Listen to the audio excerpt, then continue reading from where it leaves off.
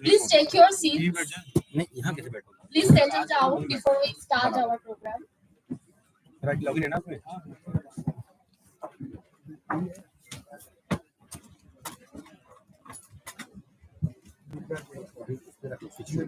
और भी कनेक्ट कर लो मांगी तो यही यही होगा ना लगाना तो यही होगा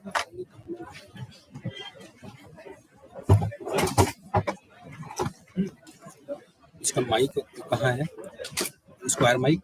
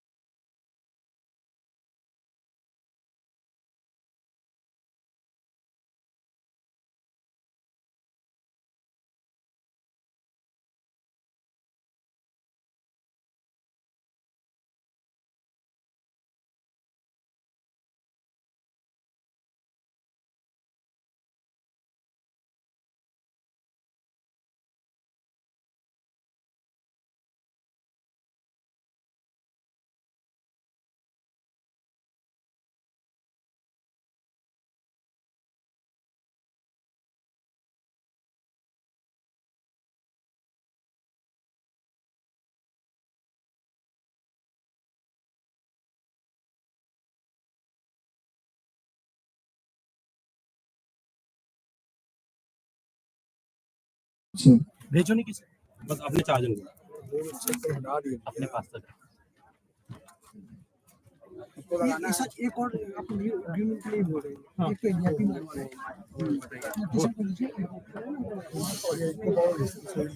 ये रखी रहिए।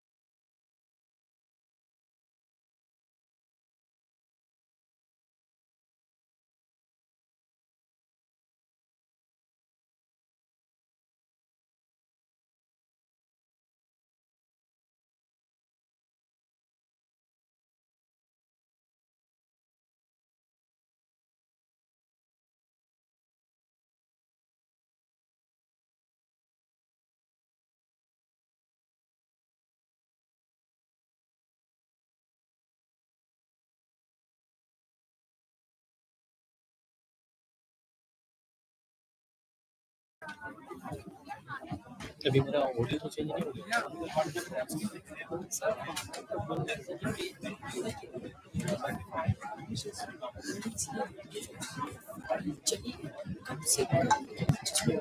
Hello everyone, welcome to 13th National Seed Congress at Uri South Ishura Regional Center, Varanasi. A warm welcome to all of you and a very good morning. I would like to request all of you who are just outside the main stage premises or in the campus or in the registration areas, please come inside and join us for the curtain raising ceremony. We are approaching today's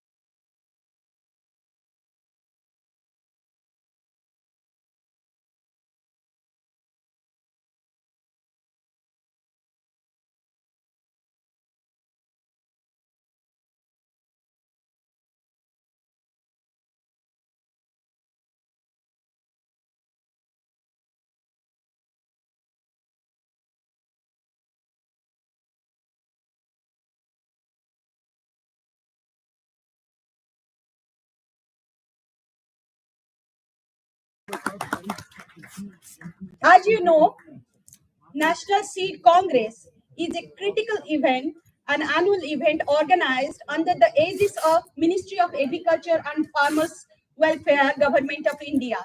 And this time, this is being co-hosted and co-organized by International Rice Research Institute, South Asia Regional Center, and National Seed Training Research Center, together in this holy city of Varanasi.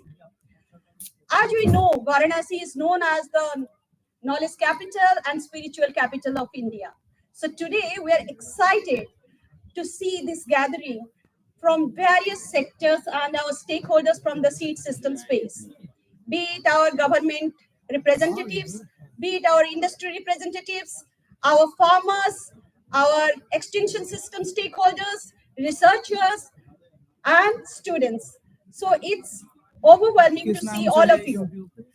This year, we have almost 700 plus participation registers, and we can already see the room getting filled up fast, and we'll be getting more people joining us over the day and of course over the 3 days of exciting events that is lined up. To separate out, this year's theme is about fostering regional cooperation, partnership, and knowledge exchange in seed sector. So basically, we are trying to breach the boundaries of countries and geographies. And we have with us our many esteemed guests who have come from Africa, Bangladesh, Nepal, Philippines, and many more countries to gather with us and part of our various expert plenary, technical sessions, and other happenings that is over these 3 days. We'll have exciting 11 plenary sessions happening this very main stage.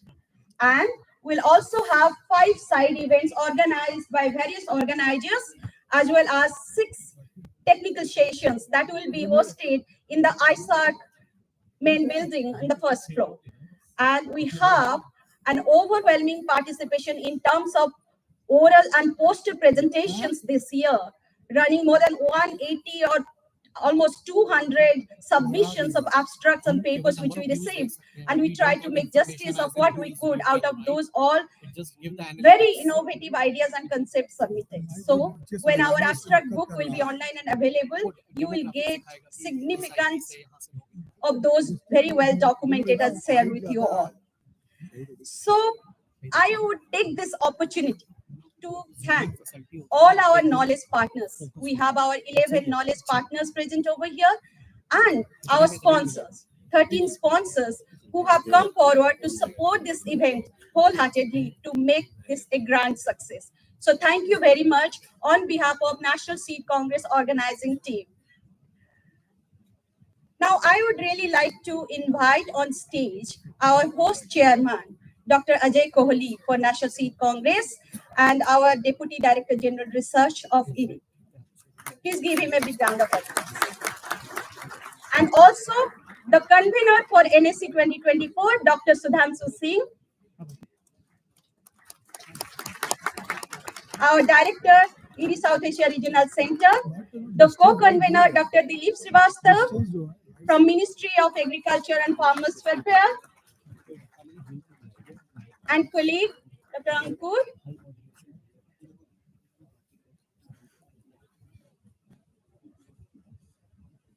Now I request NSC 2024 Chairman, Dr. Ajay Kohli, to give his welcome remark.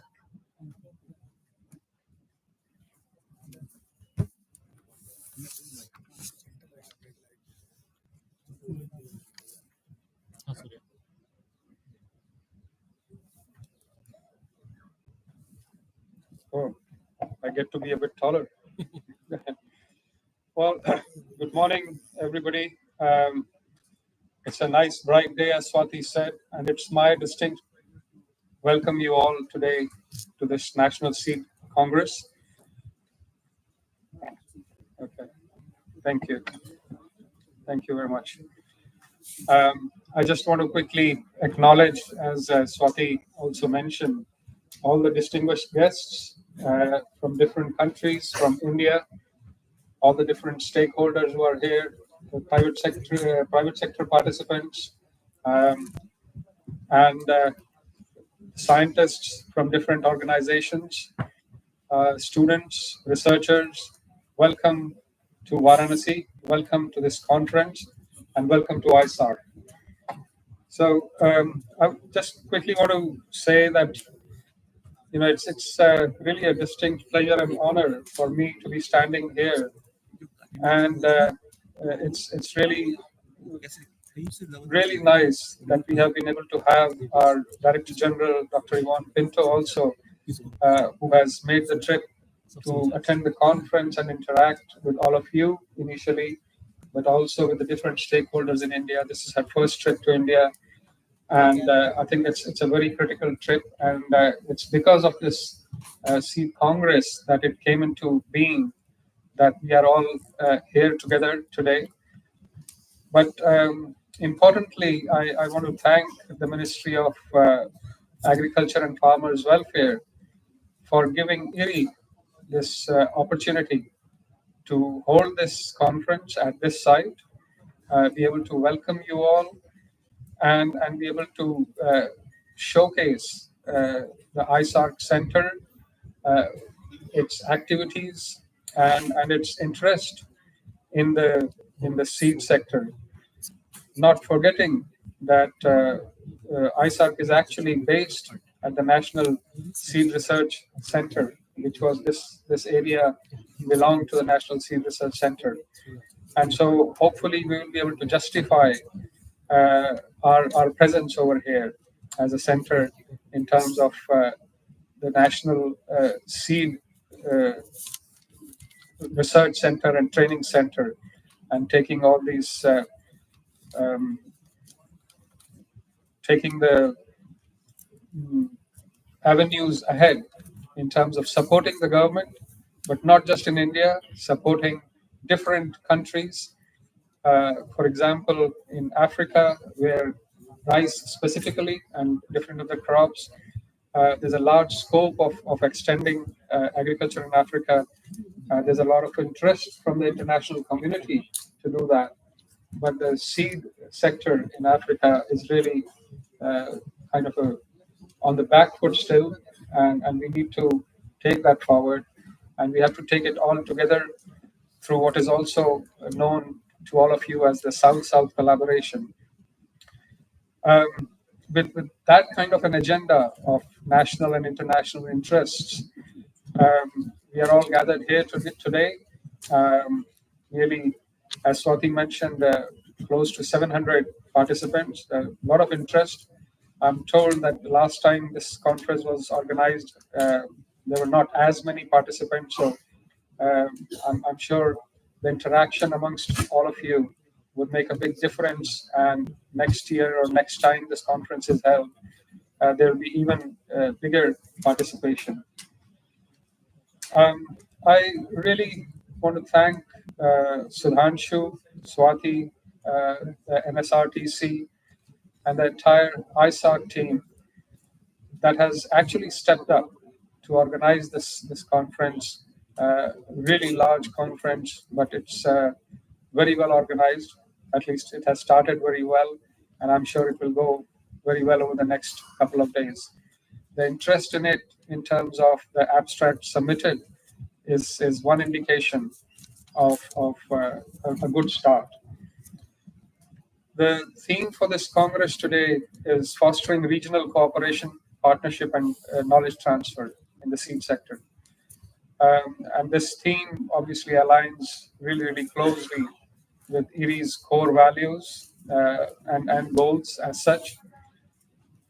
What is important is there's a lot of development going on in the agriculture sector, and a number of technologies are coming up, not least of which is really fast-tracking the variety development. Technologies such as genomic selection, which IRI has started over the last four years or so at the headquarters, and is also happening at our hub in Hyderabad. We will be starting that here at ISARC as well. Genomic selection in itself, combined with speed breeding, which is housed over here at ISARC, and which became a model for the Indian government as well. It was through the support of the Indian government, but they have realized what can be achieved through speed breeding. And they have now plans to open up 15 other speed breeding centers in different agriculture universities, and IRI is supporting that effort. If you combine genomic selection, speed breeding, and then you bring in the last frontier, well, shouldn't call it the last frontier, but one of the frontiers of gene editing, what we are looking at is really fast tracking the variety development. But all of that variety development, fast tracking of that variety development will not come to much if we do not have a very robust seed sector. Those varieties have to be taken to the farmers, through the systems, and the system really needs to be robust in that. And this conference brings together all the players that can try and ensure that the technologies that are coming up to support the farmers through the varietal development or through any other aspects are really taken forward in the form of this critical component, which is the seed. So during the next 3 days, I think this will be a place for sharing those kind of ideas, building new partnerships, and exploring ways to improve the seed sector. As I said, it has to be not just the national aspect, but also the international, especially in Africa. And the more we can have a clear structured plan, the more we can help all the different countries that we can help through having that kind of plan. Let me just quickly say once again, at least in rice, the varietal development fast tracking is unique to IRI and to ISARC. And how can we integrate that into our plans to make sure that the seeds, varieties developed here, and the seeds for those are quickly taken to all the stakeholders. So in the end, I'd just like to say that let's use this opportunity and reaffirm our commitment to building partnerships, advancing knowledge for the benefit of farmers and their communities. And once again, I thank you one and all for making the time coming here. I can see a number of distinguished guests right here in the front who have taken the time, and I'm sure their presence will also inspire us. So thank you once again. Thank you all, and I hope you enjoy the conference. Thank you, Dr. Kohli. You can join us back over here. And now I request our convener, Dr. Sudhanshu. Thank you, Swati. To say the least, I'm really overwhelmed with this strong presence of scientists, delegates all across India as well as across Bangladesh, Nepal. Just I will be very brief to take this opportunity to thank our 5 chief patrons. To begin with, our DG, IRI DG, Yuan Pinto, she is here. And she really made point to attend it in person after the active meeting. Thank you and big applause for her. Also, I would really personally would love to thank Dr. Devesh Chaturvedi, Executive Secretary, Government of India, the force behind the organization Sparsa. He has been a constant source of inspiration, guidance from last 3 months, and personally attended meetings to guide us. Also, our chief patron, Manshu Pathak, because of this Lok Sabha meeting, he couldn't come in person, but he has been very strong support for us, and especially the IPR involvement is ensured because of this strong push by Manshu Pathak. 2 of the state, UP and Odisha, was the major partner, and the Agriculture Secretary, APC of UP, Monica Gargi, as well as APC of Odisha, Secretary of Odisha, Dr. Arvind Padi. Both has been very closely involved. In this NSC, and with very strong support from both of these states. So I really thanks and in person and congratulate. Thank you. Now I request our representative from Ministry and co-convener, Dr. Dilip Srivastava. Thank you very much. Very good afternoon, all. Very good morning, all of you. On the behalf of organizer and Ministry of Agriculture, Government of India, I welcome all of you once again. As you are aware that this Seed Congress is very important event, and we are organizing this Congress every year. This time we have given this opportunity to ISARC IRI And I congratulate Dr. Sudhanshu for organizing this workshop very efficiently, very effectively. And I think almost all stakeholders of seed have been covered. Every morning I am seeing n numbers of mail from his side for inviting various stakeholders. So thank you, Daksha, for taking this opportunity to organize this workshop, this National Congress in such a way. Now, while welcoming all of you, I will request all 11 knowledge partners of this Seed Congress. First one is this ICAR, is the knowledge partner in this National Seed Congress. ICAR representative IISS, Indian Institute of Seed Sciences, MAU. Please accept come on the stage. I also invite representative of Indian Vegetable Research, Varanasi, Vegetable Research, ICR Institute, Indian Vegetable Research. Nobody here. Okay. Then BHU, representative from BHU.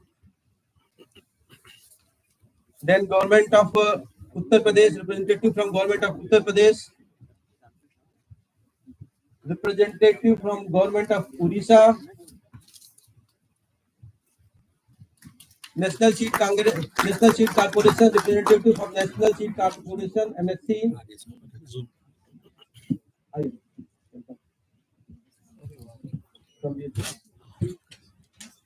Then Seed Corporation of Uttar Pradesh. Then Seed Corporation of Assam and Odisha, and representative from CGIAR. All are requested to come on the stage, please. Thank you.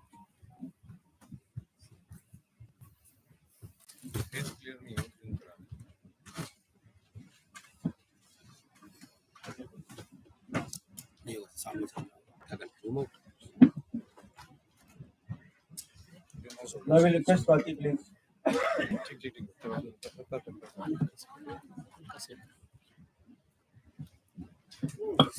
Thank you so much, all our knowledge partners, and you have been a great support in formulating this whole program. So we don't want to leave behind the team, and the team will be incomplete if we do not recognize all our sponsors. And I would really like to invite one lead representatives from all our esteemed sponsors who supported wholeheartedly this event, NSC 2024, to join us and fill the team. And I would request our Platinum sponsors, FSII, Federation of Seed Industries of India.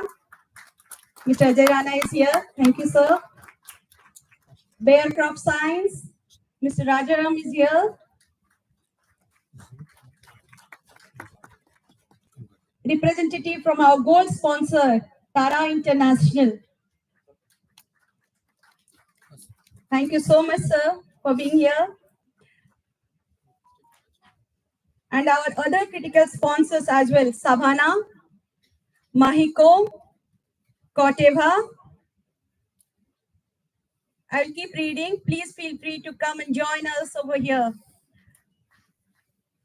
Mahiko, Koteva, Bioseed, Advanta, GMS, Unending List, Rivulis, BVSL, IFCO, Indo-American Hybrid Seeds,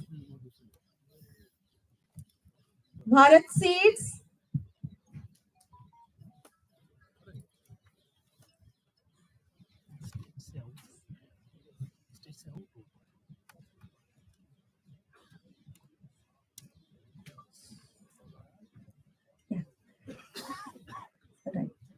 Thank you so much, sir. And so, as you know, today we have a special guest and one of our chief patron already sitting among us, Dr. Yvonne Pinto, our Director General from IRI, and we would really like to invite her on stage. And now we are getting into an exciting moment where we'll be doing a formal cotton raising through an NSC video to Dr. Pinto. Please welcome her on stage.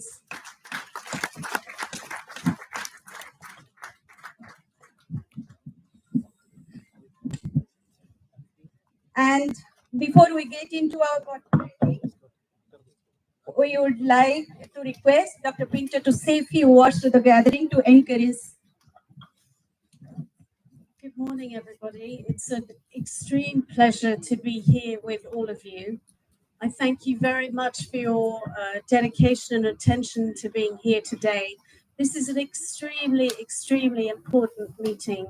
SEED is the foundation of our farmers' success globally. And I'm looking forward very much to hearing more about the deliberations today. I really want to extend my warmest thanks to all of you for being here. We look forward to having a very vibrant and exciting meeting with all of your contributions. And I'd like to thank you very much for being here today. Thank you.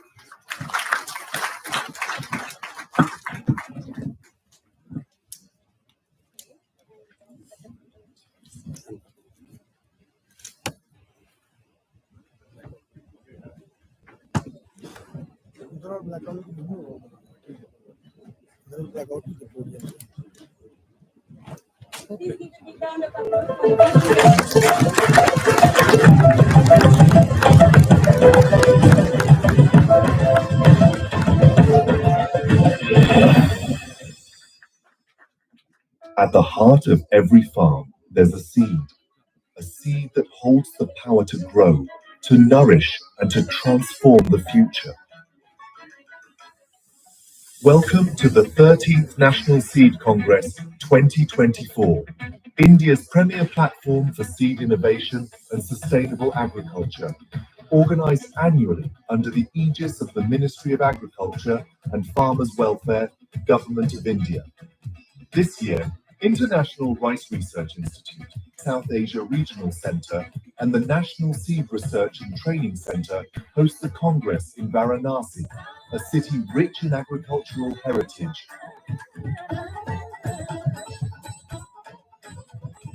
To address the challenges and opportunities shaping the future of the seed sector. For over a decade, the National Seed Congress has been a beacon of innovation and collaboration, bringing together policymakers, researchers, industry leaders, and farmers to reshape the future of agriculture.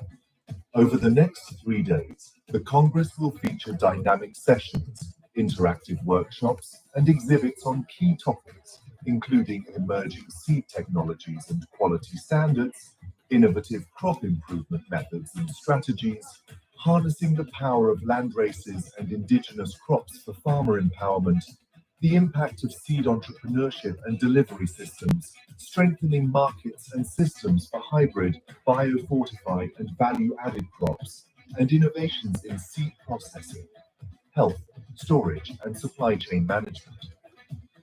This Congress is more than just new ideas. It's about connecting people, sharing knowledge, and driving meaningful change in agriculture. At its core, the National Seed Congress is about empowering farmers, inspiring youth, and fostering inclusive growth in agriculture. Together, let's plant the seeds of progress and grow a sustainable future for agriculture.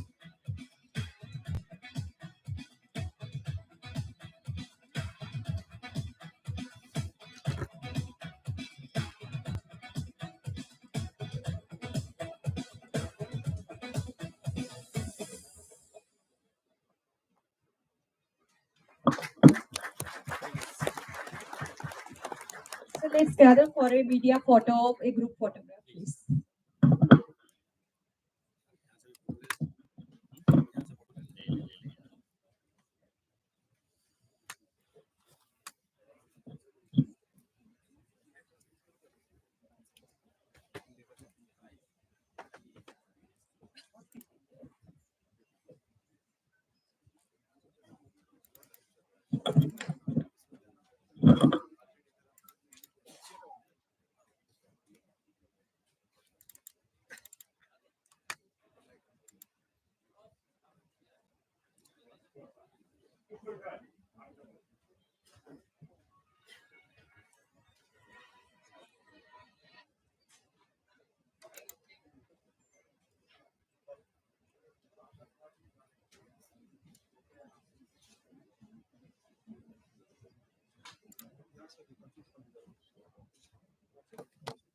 So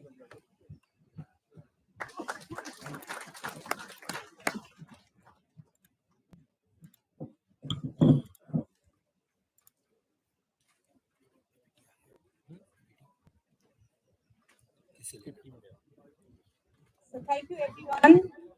I hope our organizing team's little effort to prepare this beautiful NSC Cotton Ranger video was a good experience for all of you.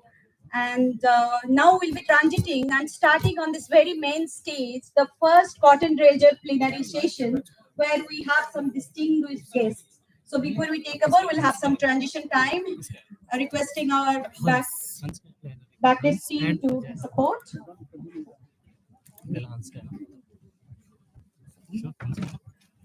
यही बोला था, हंस पहले होगा और अजय राणा उसके बाद होगा। सीक्वेंशियल वे में पहले हंस कहीं यहाँ पे सीक्वेंशियल में भी हंस ही है।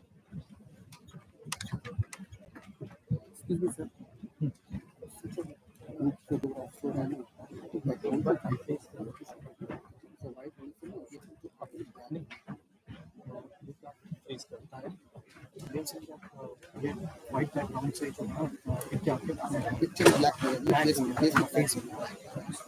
फोटोग्राफ इस चीज को नहीं आपको हो नहीं पाएगा।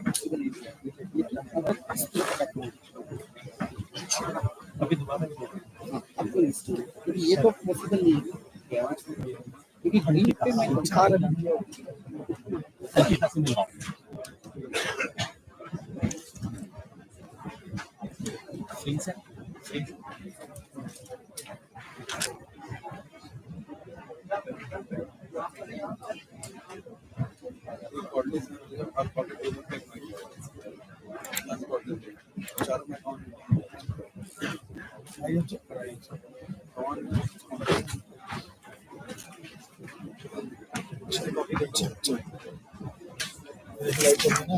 चेक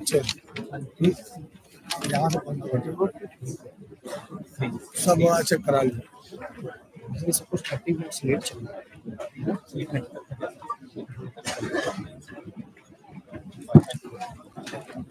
पहले मान के चले थे लेट ही थे।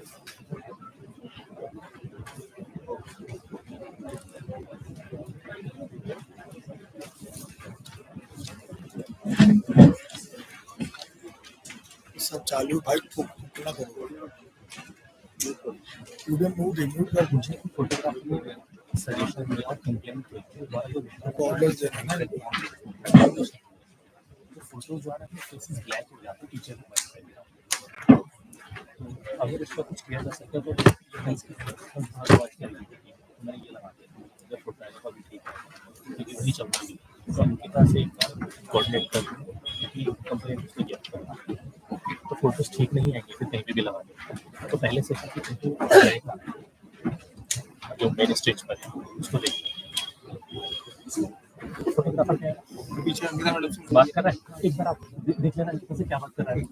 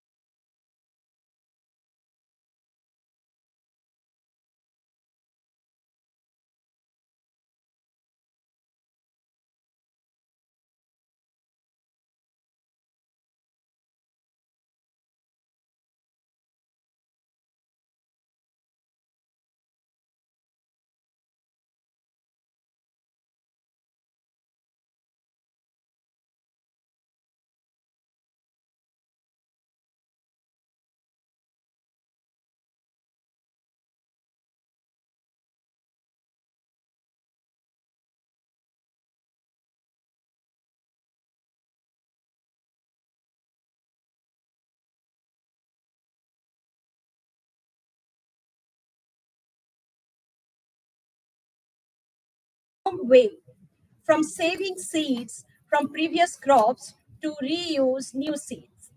Today, the Indian seed industry is the 5th largest seed market in the world, accounting for 4.4% of the global seed.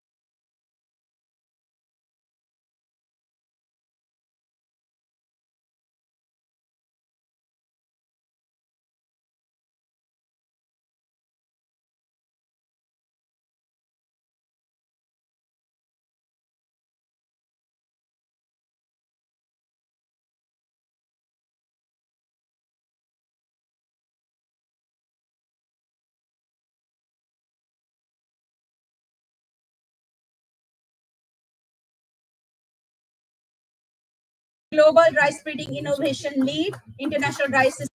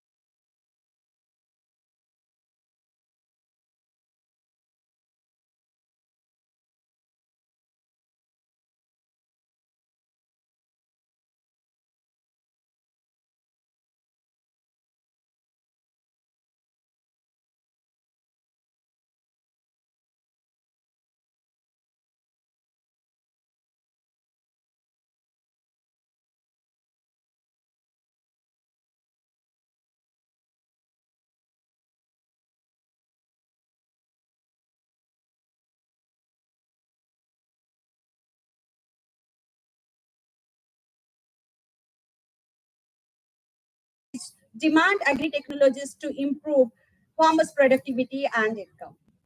So give me a big round of applause for Mr. Rana. Our next panelist is Ms. Srivali Krishnan, Senior Program Officer, Bill and Melinda Gates Foundation. With over 25 years of expertise, Dr. Krishnan specializes in agriculture innovation for farmer impact. She has worked with premier institutes like IRI, USDA, Cornell University, and now BMDA, focusing on crop research and development. Her work includes policy advocacy, scaling digital technology, and addressing global food security challenges. So we have privilege to welcome Srivali. Mr. Mohan Babu Rajaram, our next panelist, our cluster commercial lead, Bayer Crop Science, and looks after operations in India, Bangladesh, and Sri Lanka primarily. Mr. Rajaram has been a key figure at Bayer for over 24 years, driving strategic growth in agriculture across South Asia and Asia. He has led transformational initiatives to improve access to crop solutions for smallholders. His work focuses on sustainable agribusiness practices and leveraging digital innovations. Thank you, Mr. Rajaram, for joining our panel.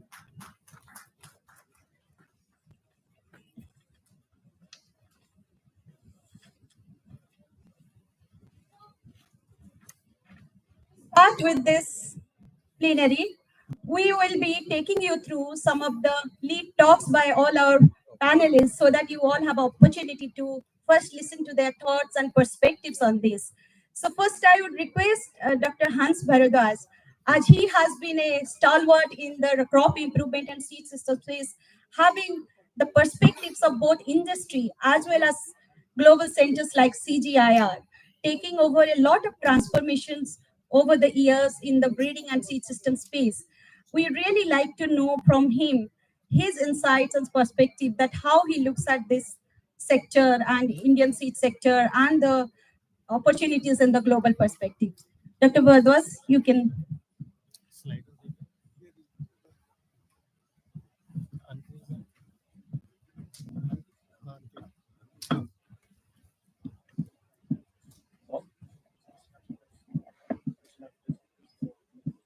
Can I see him? What is this? What does it do?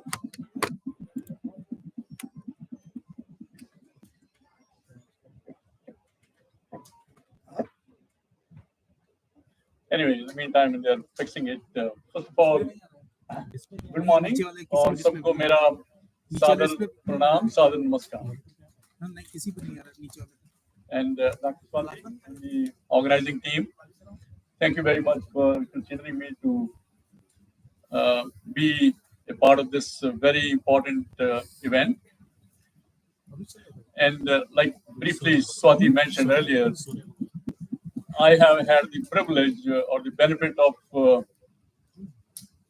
not only closely observing or watching the growth of the seed industry in India, but also I have been a part of that growth. So I have seen some of the things very closely, or also driven quite a few of things, both at the national level and the international level. So I have that privilege, and I want to really recognize and thank that opportunity. And then, over the last about 6 years, I again got the opportunity to work in the public sector, and particular organizations like CGIR and IRI. And that really has given a complete perspective, or kind of you go around and see what makes sense, what doesn't make sense, and how it works. And I think while talking about the seed, I'm sure you all know it very well and better than me, that seed is probably the most effective carrier or driver of any change as far as getting the technologies or any other new innovations to put them to use for the benefit of the farmers and the consumers. There's no other better way other than the seed, which really allows you to package all those things what you really have invented or innovated and bring it to the consumers and the farmers' benefit. So I would also like to congratulate you all who have been part of that growth of the industry in India. And many of you here, I see some of my Gurujis are sitting here. And even some of my peers, we work together. And I think we should all take a lot of pride in what you have really created. And I watched the seed industry when I was a student. It's almost now like 50 years. And then later on, like I said, I also became a part of that.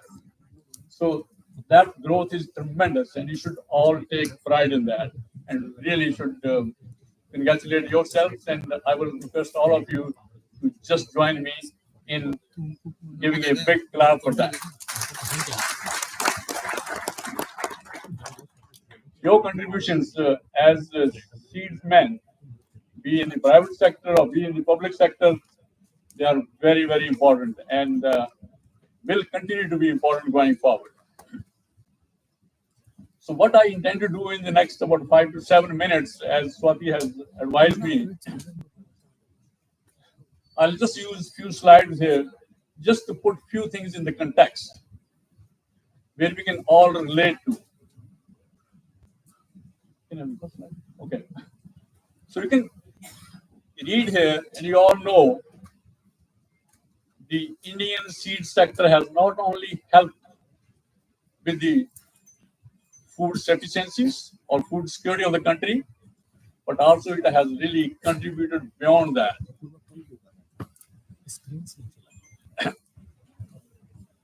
Next slide नहीं चल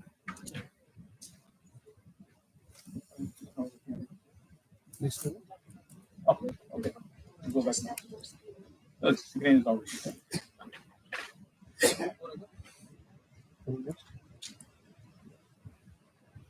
So I thought of, I didn't really refer to any history books or I didn't go to the literature search, but this is something which I knew and I had seen it.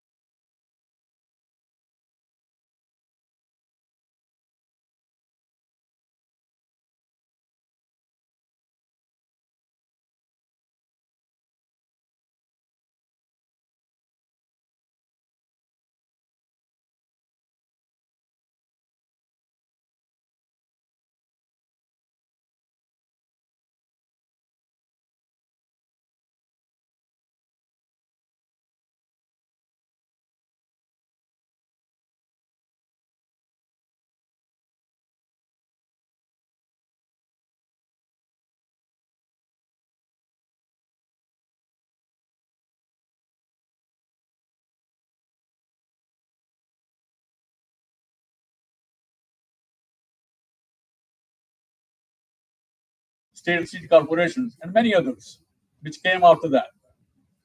So this really laid what we call or created that bedrock for the seed industry to grow. And today, of course, in the private sector, we all take a lot of pride in what we have done or how much we have moved the industry to. But still, the basic credit goes to the corporation like National Seed Corporation. And we should all be very, very grateful. That time, the people who had that vision, they created it, and it was so timely. And those who recall what happened during mid 60s, or what we call eventually that opportunity turned into a green revolution. When the Mexican wheat varieties were imported in bulk, if we didn't have NSC, this would not have been possible. Then in 1966, first Indian seed law was created. And again, that laid the foundation and the framework how the seed industry could operate in the country. The Green Revolution I already talked about.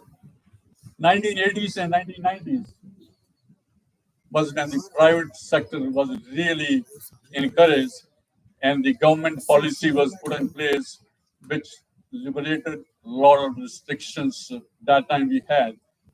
And I recall there was a time when the foreign investment, first of all, it was not allowed for some time. Later on, it was allowed only up to 40%. So if you want to bring in any international seed companies to come and work in India, you can't.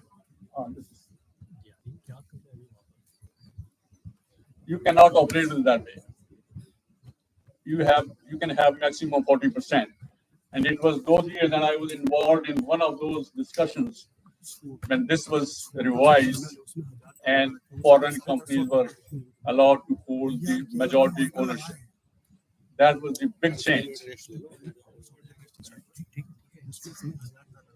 Then in the year 2000,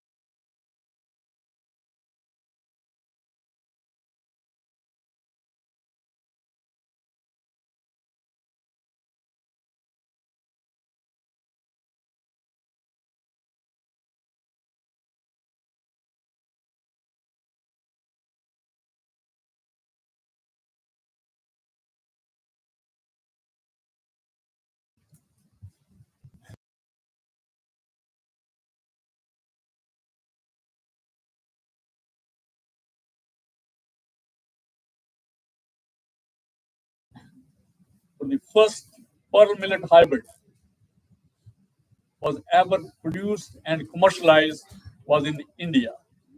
And that was in PAU Ludhiana, hybrid Bajra 1 in 1965. The second one, I already again talked about this in 1966, when they imported those bulk of Mexican wheat variety.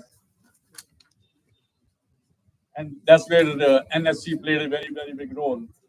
In 1990, ICRISAT was the first one to develop a pigeon pea hybrid called ICPH8. 1991, first tropical rice hybrid was developed right here in this country and released for commercialization. PHP 71, I'm sure many of you will remember that.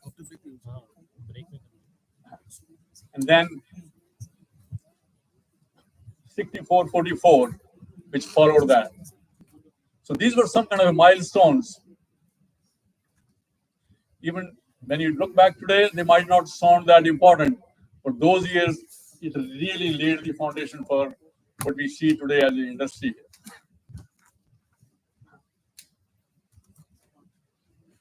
Global seed production hub. I think that's what I meant by this, that we are blessed with the environment or agroclimatic zones or the soils that you can literally produce any crop with profitable system, where both the growers and the farmers or the seed companies, they get profit out of that or benefit out of that. So that is possible in India, given the diversity what we have. And you all know, I'm sure you have those numbers better, and they don't get published generally, but we all know how much of seed gets produced here and exported outside India. Be it other South Asian countries, be it Middle East, be it even Latin America and African countries. In various crops, rice, maize, vegetables, and you name.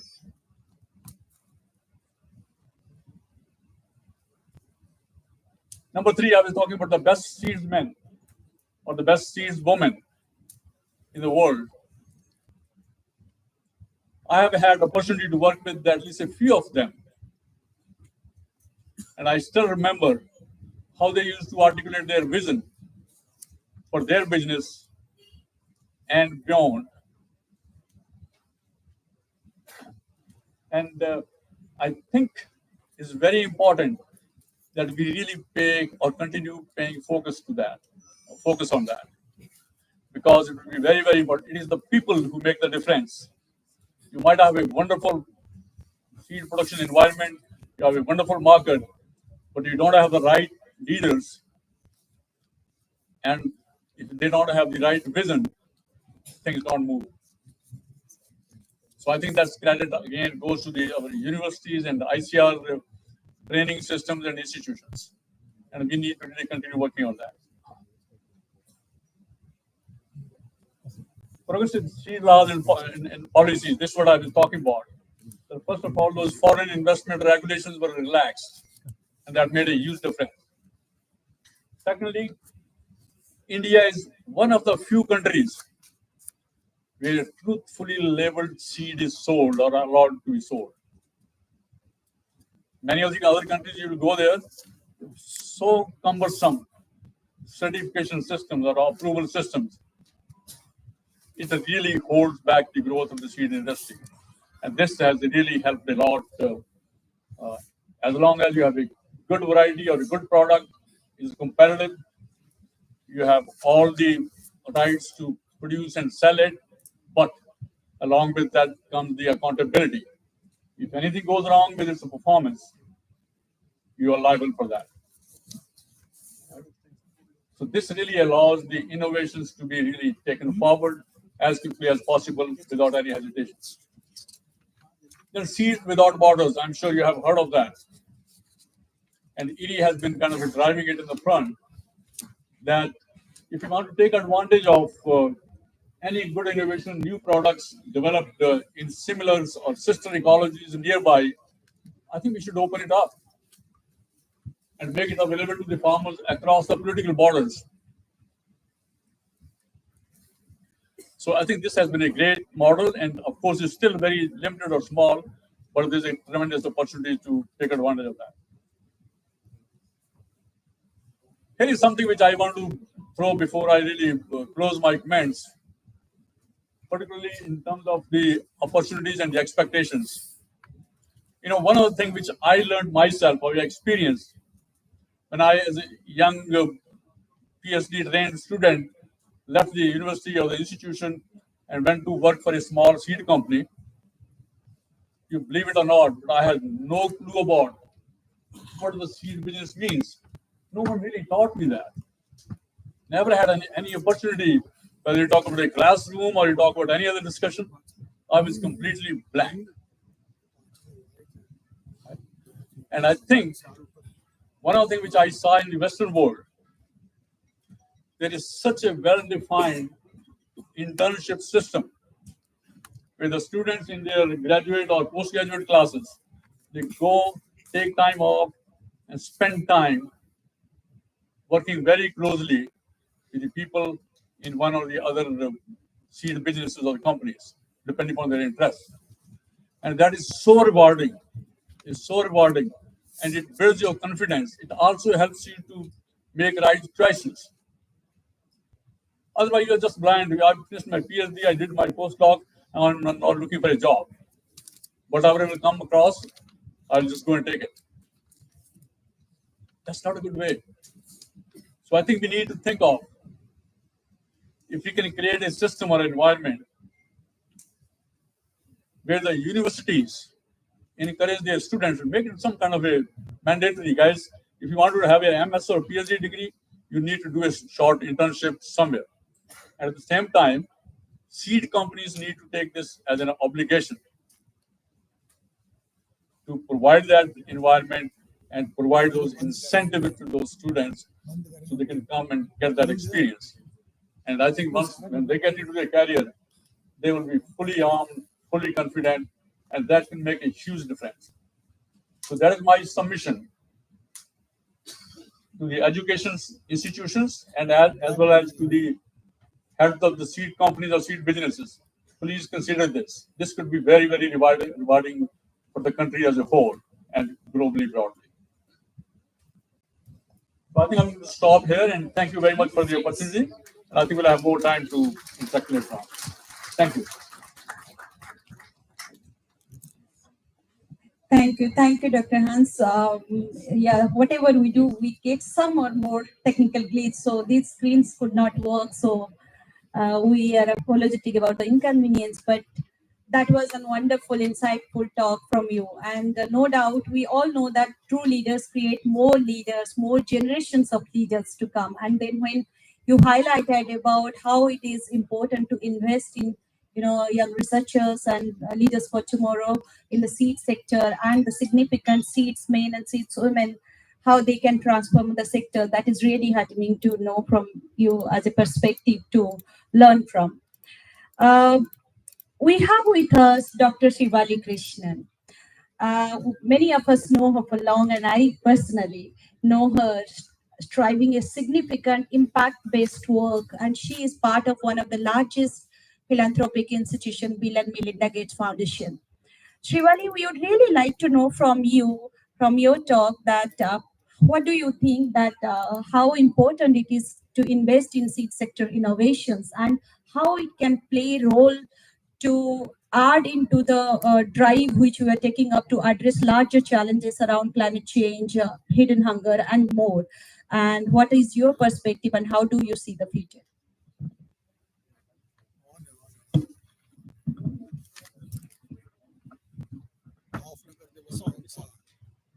It's on.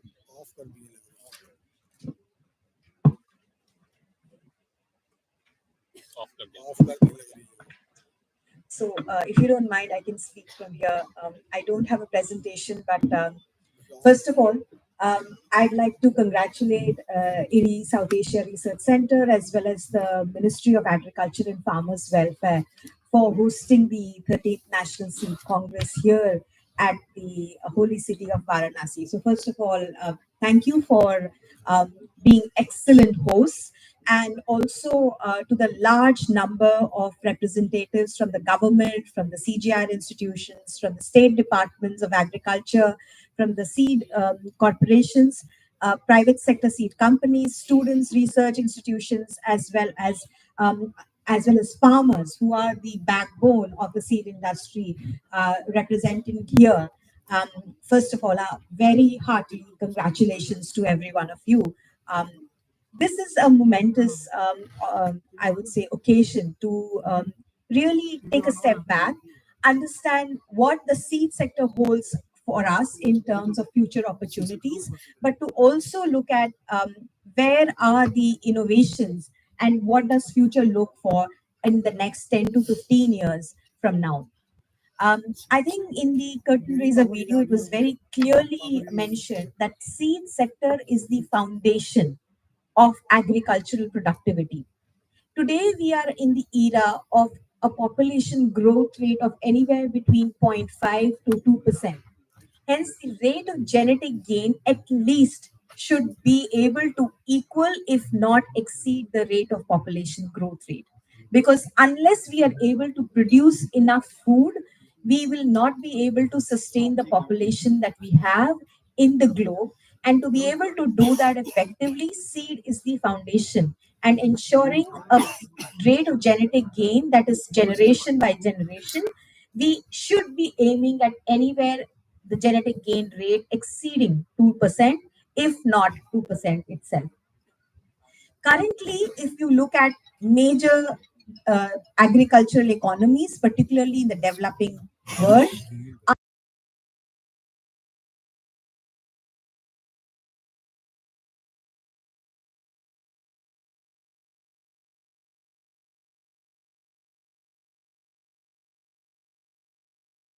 pressure on both the food and nutritional security, and also ensuring that the economic growth rate is not undermined.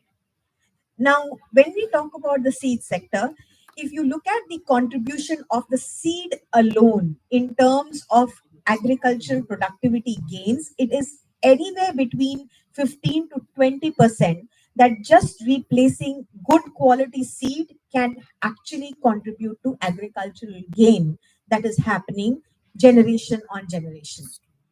We all know that every state department of agriculture, federal government, and several countries across the world are looking at seed replacement rate as one of the measures of how farmers are replacing old varieties and hybrids with newer seed. But what we also need besides seed replacement rate is varietal replacement rate. We cannot continue to grow older varieties, older hybrids, older seeds when we are looking at changing scenarios of climate, water availability, and soil nutrient. Hence, it is critical for us to understand that VRR, or varietal replacement rate, should be the metric that we actually hold ourselves responsible, and we are able to make that change globally. Now, Dr. Hans talked about the different, from the historical perspective, different era of how we were able to look at from the agricultural transformation. From 2000 to 2010, we saw a biotechnological innovation era. What we saw from 2010 was basically a lot of, lot of improvements that came in terms of technology, but also supply chain management. One of the key themes, particularly when we're talking about partnerships, which is a key theme for the National Seed Congress here, is to see how we are accelerating partnerships between the public and the private sector to ensure that newer seed is available at the hands of farmers. Now, this cannot be done by the public sector alone or the private sector alone, and hence a joint partnership is very critical. Similarly, we should not leave behind the civil society organizations, particularly in India, we have farmer producer organizations and farmer producer companies who can be a very important catalyst of change. They can actually help in decentralized seed production systems, but also an important conduit for your being able to tap into a huge farmer base that is available in the ecosystem. Secondly, when we talk about innovations in the ecosystem, I think we will also have to look at what are the technological advances that will require us to move on the innovation ecosystem faster, cheaper, and much more akin to what the realities of the world are now. Whether it is using biotechnological innovations or technologies that will be helping in development of new varieties, one should look at how we are able to bring in the technologies that are suited to that context. We cannot look at things that will work in the global north would eventually work in the global south. And for that, the innovation ecosystem needs to move to the south. And for that reason, I would urge the private sector seed companies and representatives who are here, the seed associations, the CGI organizations, to move your research and development in the developing countries, because that is where your global demand is, and that is where your global expertise can actually develop context-specific innovations. Now, another thing to really look at is how can these seed companies really benefit from global IP. And I would really like to emphasize that while we are looking at moving the R&D centers here, there is immense value in tapping into the global intellectual property regime and be able to bring in technologies, not wait for a decade to reach to countries like India and other countries in South Asia and Africa, but to be able to do so faster, at the same time at a lower cost of delivery at the end mile. And finally, I would like to emphasize that it is critical for public sector to create an enabling environment and ecosystem.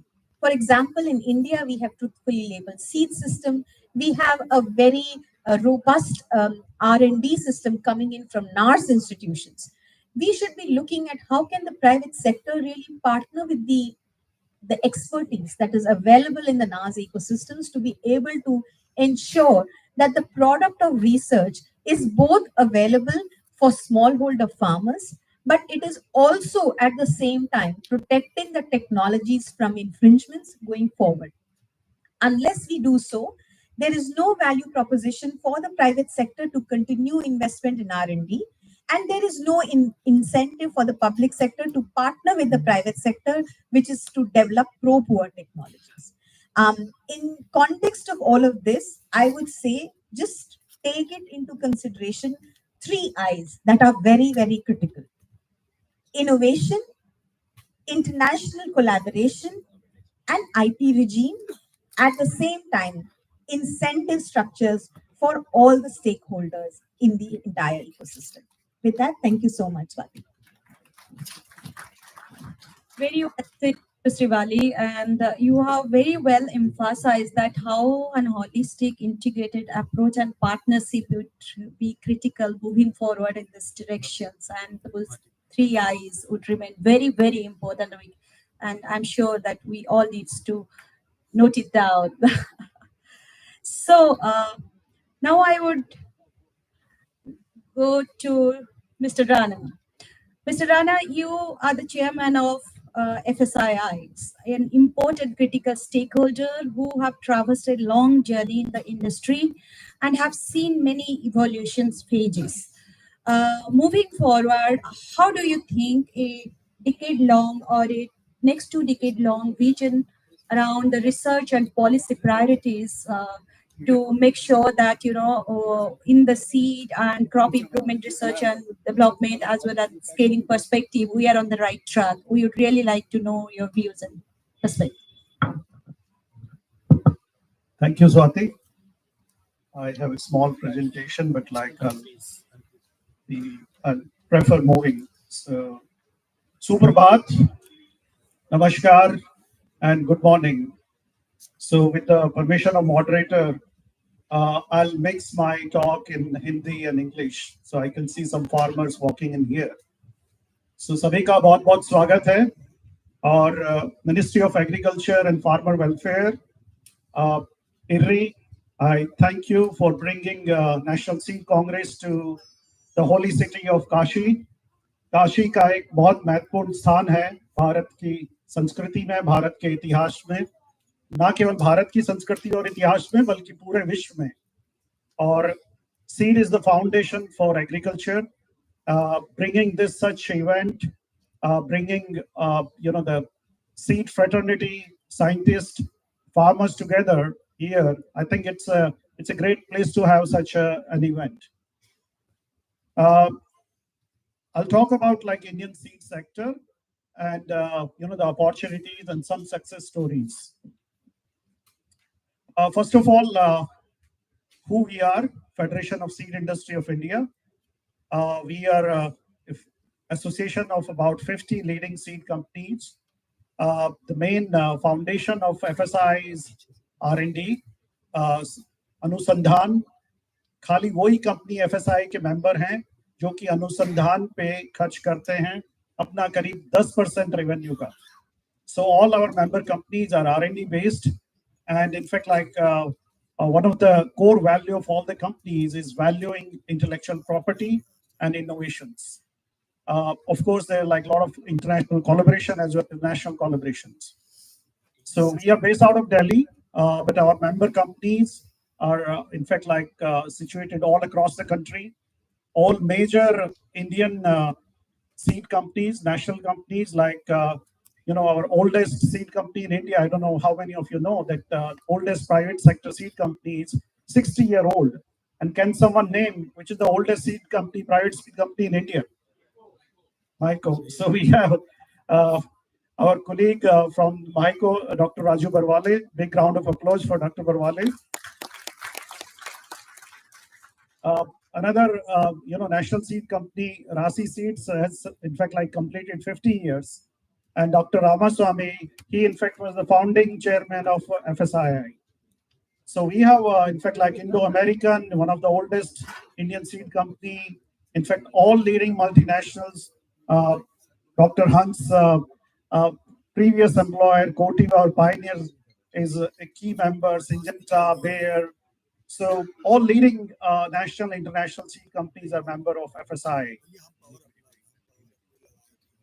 So picking up from where Dr. Hans and Dr. Shivalli talked about, this is a busy chart, but like just focus here on what has happened to land use, population, and food production. So this is a very interesting chart here. और ये बताता है कि जो modern plant breeding और seed sector का क्या role रहा है. हम 60s के बाद से अगर देखें तो जो लैंड है, एग्रीकल्चर लैंड, वो खाली 15% बढ़ा है, लेकिन पॉपुलेशन 2.5 गुना से ज्यादा बढ़ गया है, जो हमारी आबादी पूरी दुनिया में. लेकिन फूड प्रोडक्शन करीब 4 गुना बढ़ा है पिछले 60 सालों में. And what has led to such an increase in food production is modern plant breeding. In fact, round a big applause, तालियां उन लोगों के लिए जिन्होंने इसमें योगदान दिया है. And it has happened from both public sector as well as private sector.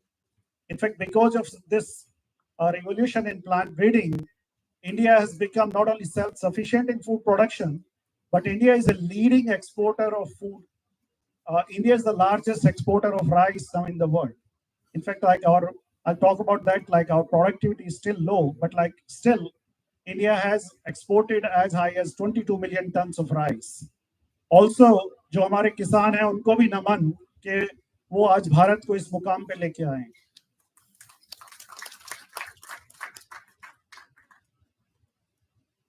Seed industry is in fact like have been evolving over the years.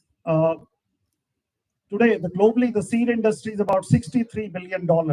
So अगर मैं रुपए में बात करूं तो करीब 5 लाख करोड़ के आसपास ग्लोबल सीड इंडस्ट्री है. उसमें इंडियन सीड इंडस्ट्री, भारत का योगदान अभी करीब $4 billion, around 30,000-35,000 crores. So we are around 5% of the global seed industry. लेकिन अगर हम देखें भारत में जो कृषि की भूमि है वो दुनिया के किसी भी देश से ज्यादा है. हमारे यहाँ 185 million hectare gross crop area है. चाइना हमारे से 3 गुना बड़ा है, अमेरिका भी करीब 3 गुना बड़ा है क्षेत्रफल में. लेकिन कृषि की भूमि जितने क्षेत्रफल में खेती होती है वो हमारे यहाँ पे सबसे ज्यादा है। अगर मैं उस हिसाब से बात करूं तो भारत का जो सीड बाजार है वो दुनिया में नंबर 1 होना चाहिए। और लेकिन होंगे हम आगे बढ़ रहे हैं। अभी हम करीब मैंने बताया 32-35 हजार करोड़ पे हैं। Sringali has talked about seed replacement rate, varietal replacement rate. In fact, like that is leading to the growth of seed industry here. Many major crops now we have hybrid varieties, hybrids, mainly cotton. In fact, like now nearly 99% of the cotton is hybrid. Corn, we have achieved around 80% of the hybridization. Rice is still, in fact, lagging behind. Only 8 or 9% of the rice is hybrid. Hybrid mustard has made great progress. In fact, like the new hybrid mustard is delivering 8 to 9 quintals per acre yields. India is a net importer of edible oil, but like we are making great progress in hybrid mustard. So the industry is growing, but like India's share in the global market is only below 3%. Some time ago in Delhi, with the previous Secretary Agriculture, Mr. Ahuja, we had a meeting, and he in fact challenged all of us. Okay, Ajay, how can we take India's share in export market to 10%? It's a good goal, but like I think we all have to work together to achieve that 10% market share. We can do that. India has all potential, all agroclimatic zones. Why there is need for innovation in seed sector?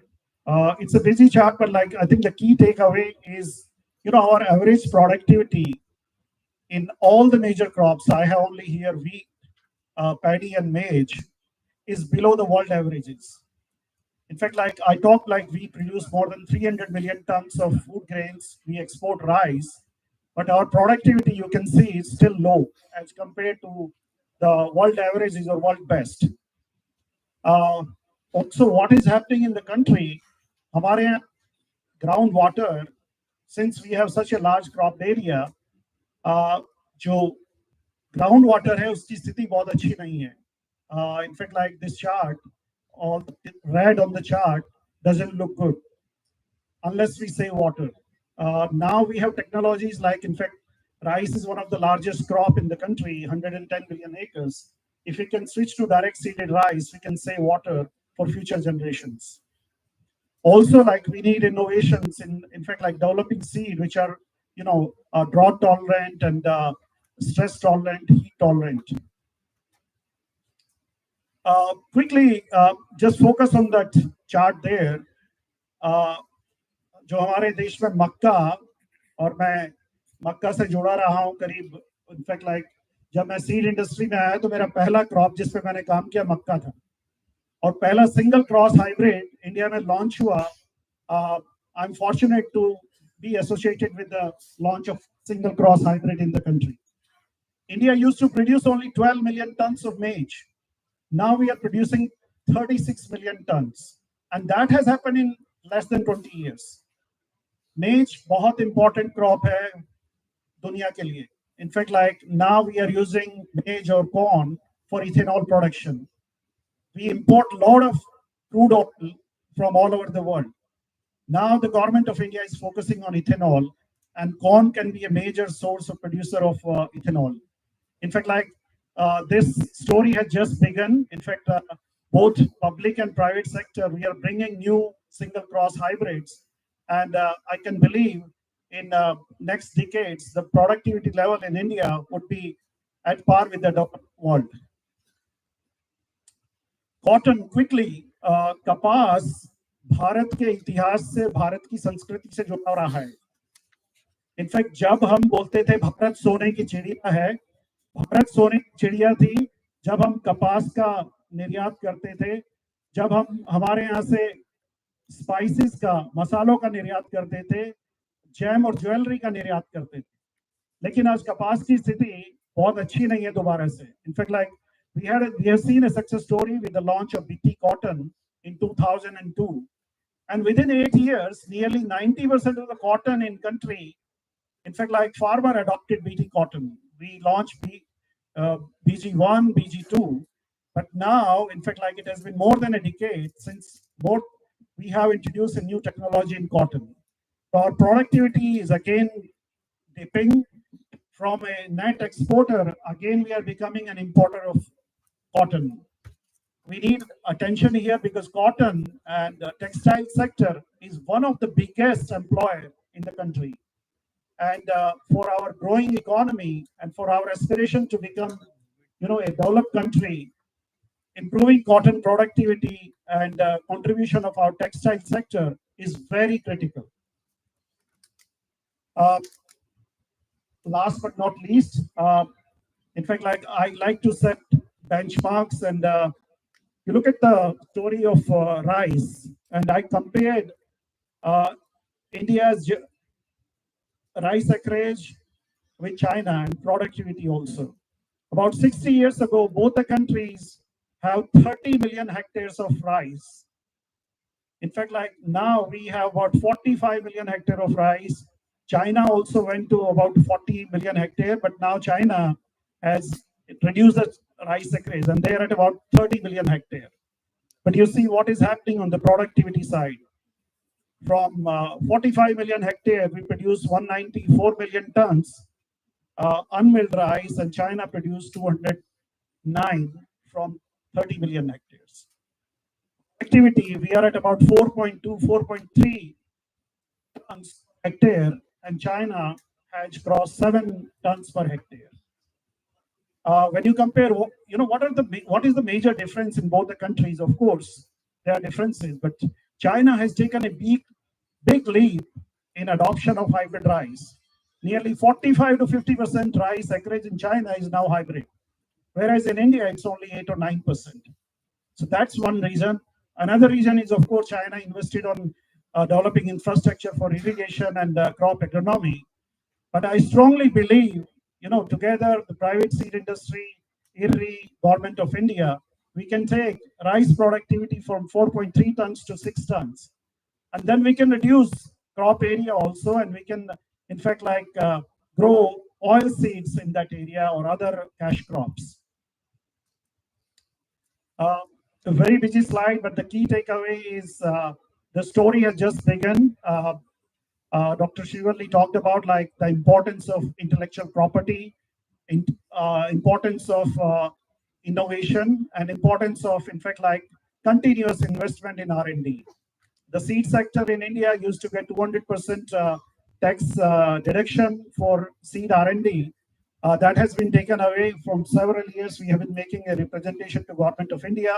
We hope they listen and, in fact, to encourage more investment in R&D, because R&D is directly linked to the country's GDP as well as agriculture productivity. In fact, there is a study from IRI, every 1 rupee spent on R&D leads to the return is 13 rupees. So that's the ratio.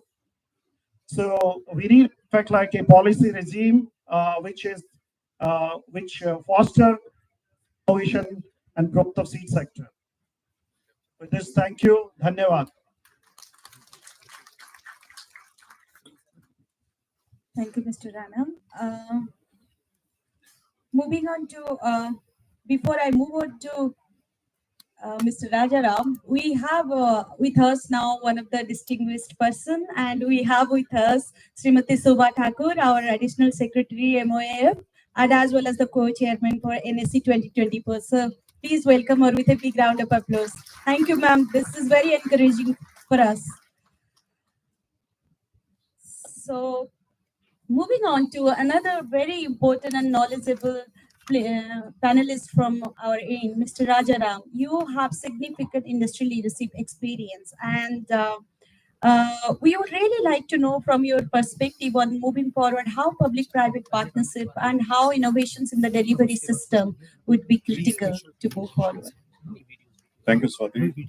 Good morning, all the dignitaries as well as eminent personalities sitting here, and it's my privilege to share the dais with known and eminent personalities whom I used to look at as idols when I was growing.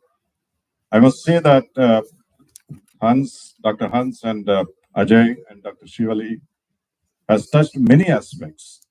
So it's good for me as a last speaker that I can touch very, very few and critical points and save some time for the good discussion and questions. I see that India has a critical role already playing in the world of seed sector, but we have the potential to be a very, very critical stakeholder in creating seed production hubs in the country.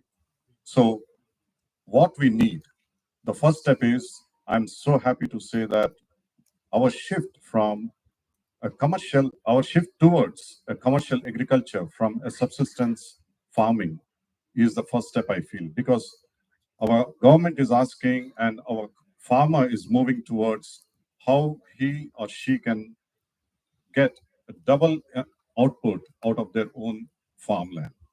That's the first thought process change that we need, and that's happening already. So with that, what we need to do is we need to bring in technological innovations, as other panelists said, and that is where a private sector like us in Bayer and also other companies are doing a lot of efforts to bring in the technological innovations. What we are lacking at this point of time to bring these innovations at a faster pace to the country is the infrastructure from the regulatory point of view, as Dr. Srivali also touched upon. IP is one of the topic, but now it has started opening up from our side also to see India as a critical player, not only from the perspective of market, but as the place where the technology can be adopted by the farmers very fast. For example, BT cotton. It has, I think the fastest adoption in the farming arena, at least to my knowledge, was hybrid from varieties. And the second one is the BT, biotechnology in the cotton. I think as Dr. Rana said, 80 to 90% of the whole cotton area has been under BT or the hybrids, right? So we see very clearly that farmer is willing to adopt the new technology if it is helpful for him to get more productivity. Only thing we need to bring towards him is the production and the products as fast as possible. At the same time, they are also ready to create a technological hubs, and they learn fast to produce the seeds in the country, because quality seed is what lacking in the countries like in the ASEAN countries, even the African countries. So we need an area or a hub from where the quality seed production can be exported in a much bigger way, and that can be India. And that's where I see very clearly, if we look forward to move or extend our seed production areas from southern part of the country to even the west, central, and even northern part of the country, where, as Ajay said very clearly, we have the natural resources. We have the people who are hardworking. We have the people who are adopting technology very fast. What we need more is the transfer of technology from the innovation hubs like the Western world. And I think this is the right time to look at it and create some platforms where we can facilitate the transfer of technology very fast. Yeah. And also one more point which I want to bring is the harmonization of the policies, like one nation, one policy for the seed adoption across the country will definitely help in the speeding up the whole thing into the next levels. And I also look at the infrastructure piece. Yes, there is a question always popping out from Western world. We have smallholders, millions of them. But for sure, if we can create the mechanical adoption at a very fast pace, which can be useful for the smallholders like drones, for example, it will be helping the farmer to ease out the labor constraint that they have today for the seed production. So these are the few points which comes to my mind, and where we at Bayers, we were working for 125 years in India to make health for all, hunger for none with a mission. And we want to continue that, not only for hunger part, but also nutrition part. So that's where I see we have touched upon rice, we have touched upon corn, we have touched upon other crops, but I would like also to bring in the focus onto the vegetables here.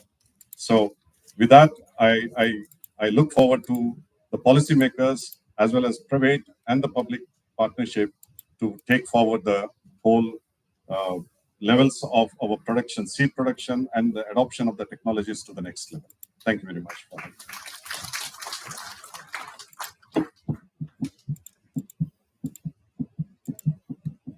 It was indeed insightful.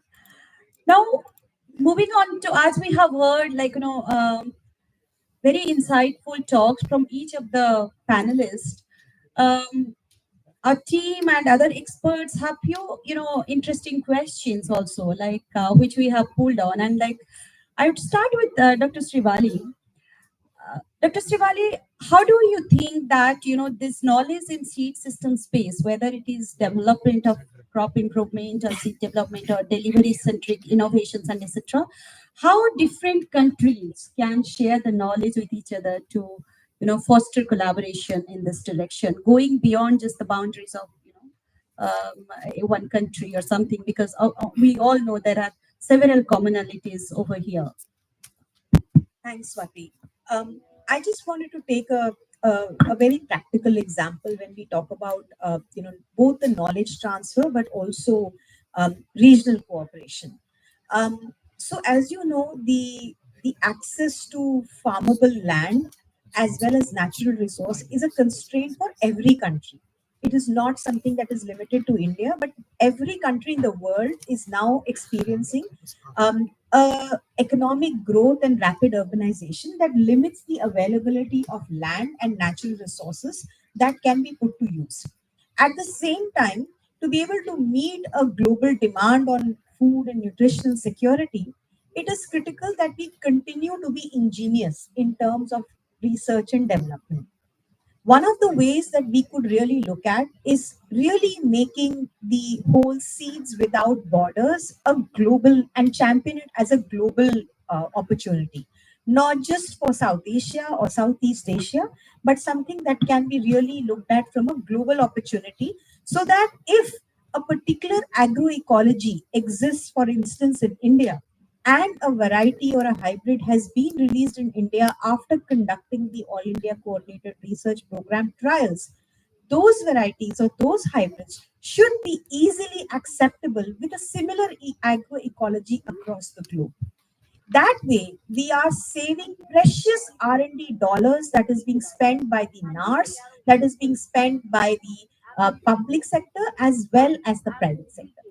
This way, we are basically ensuring that the technologies that are developed globally are available locally without the need or the lead time of 10 to 15 years for the technologies to cross the borders. And I think that's a one critical piece that we can really look at and something that can be championed. I know at the G20, we were really looking at seed sector as one of the critical areas, but this is something that we can actually champion, at least to begin with.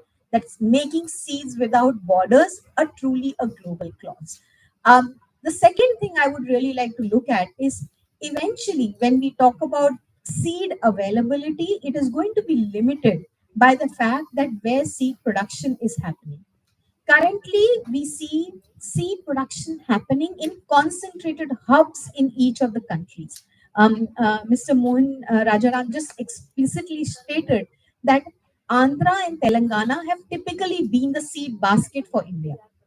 But we also know that it is these agroecologies where we had concentrated seed production systems that are facing critical challenges on water availability, on suitability of the soil, the suitability of weather patterns that will continue for the next 10 or 10, 15 years to continue this rate of seed production that has happened in the last 10, 15 years.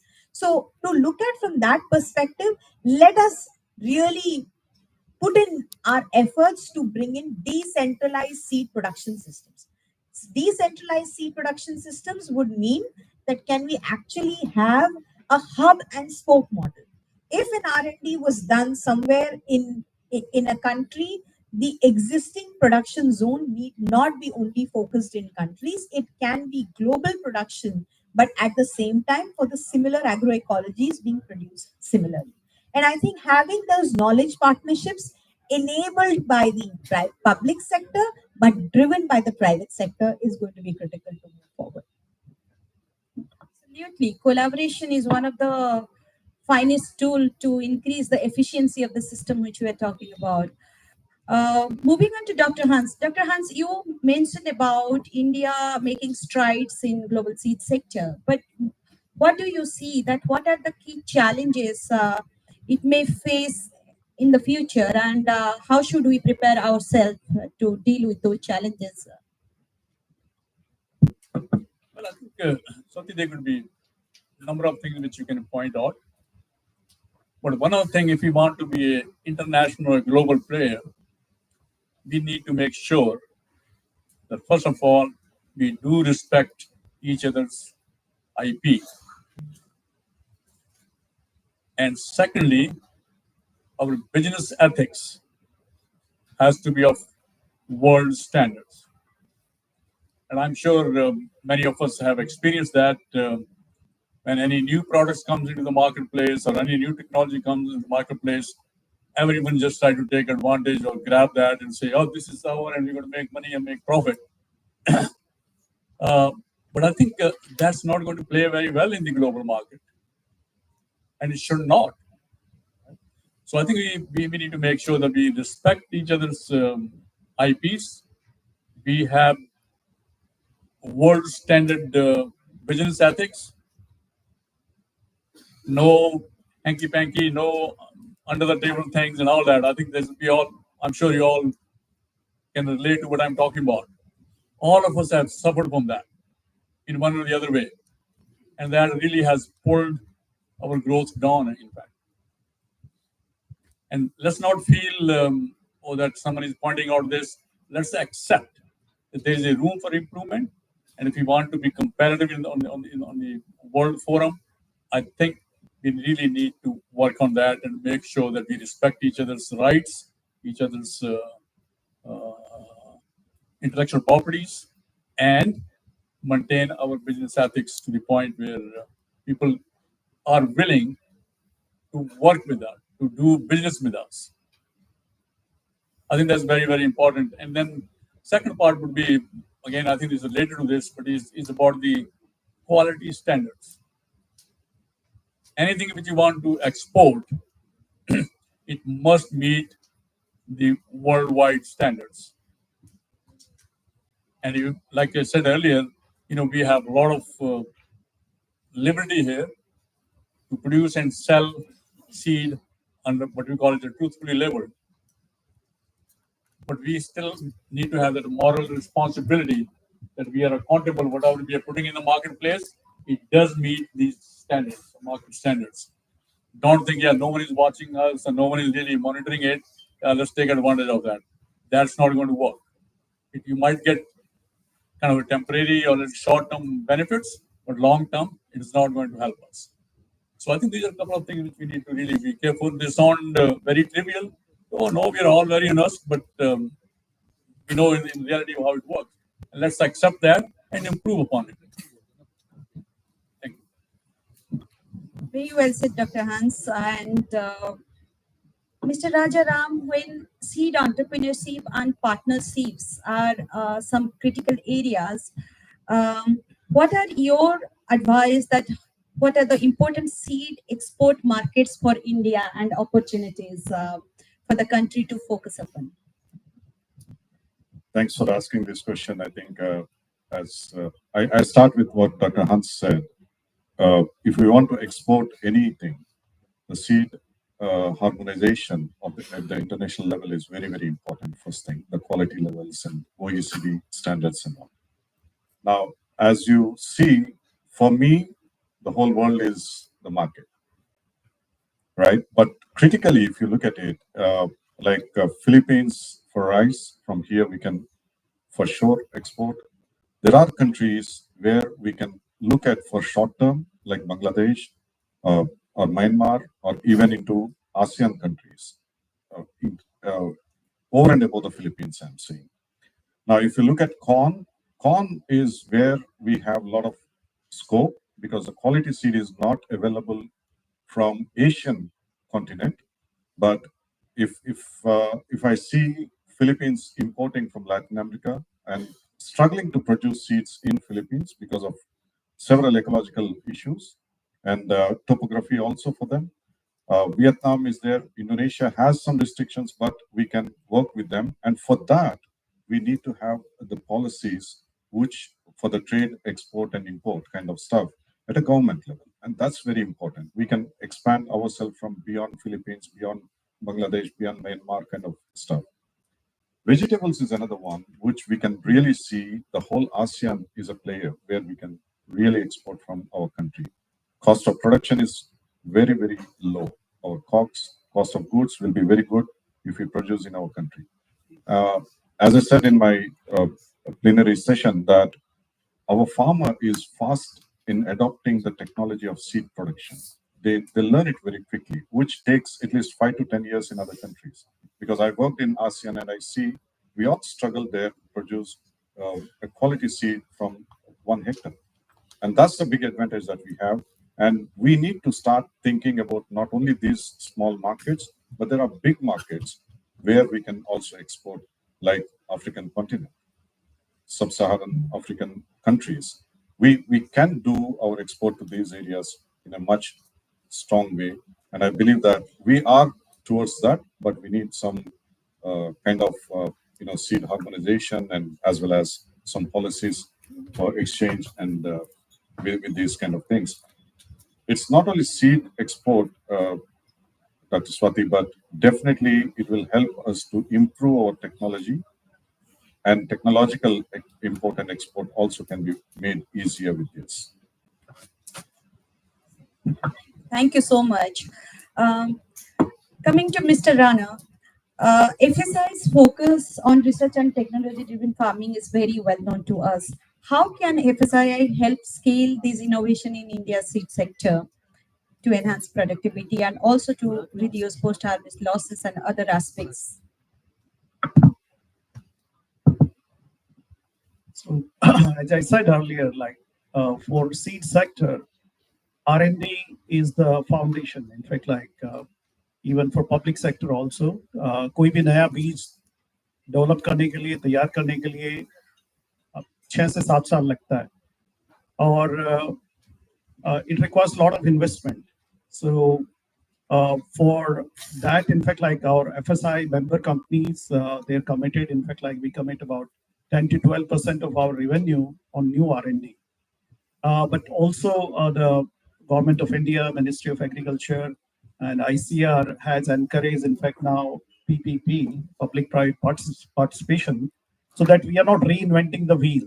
So in fact, some areas where public sector is working and they are ahead of private sector, why don't we collaborate? Same way the private sector, in fact, private sector has access to global know-how, access to global talent, and access to, in fact, global markets. So the private sector can help in bringing those latest technologies, know-how to the country. So I think that collaboration among public and private is very important.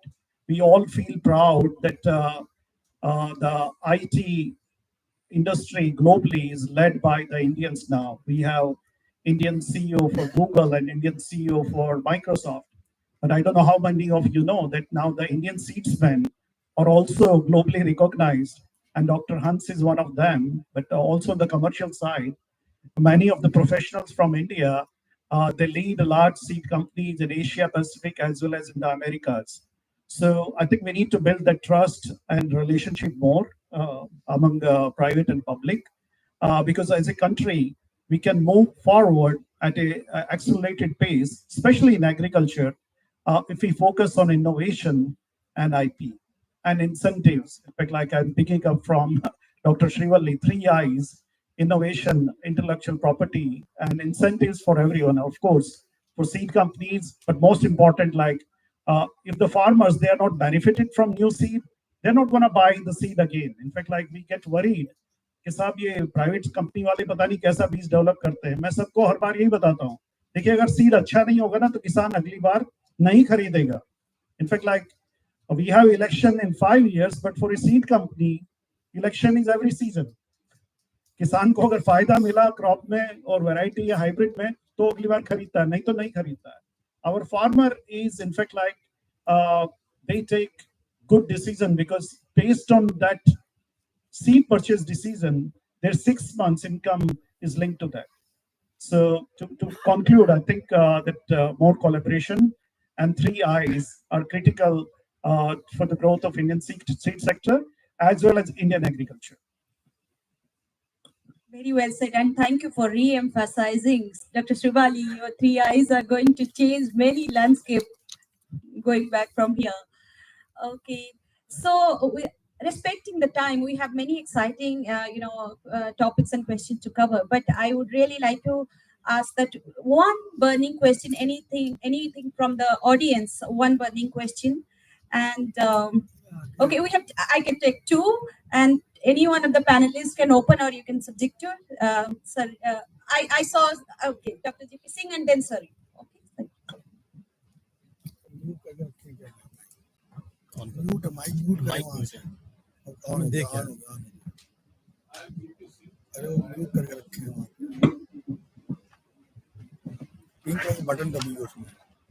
I'm J.P. Singh, Director of National Bureau of Plant Genetic Researches.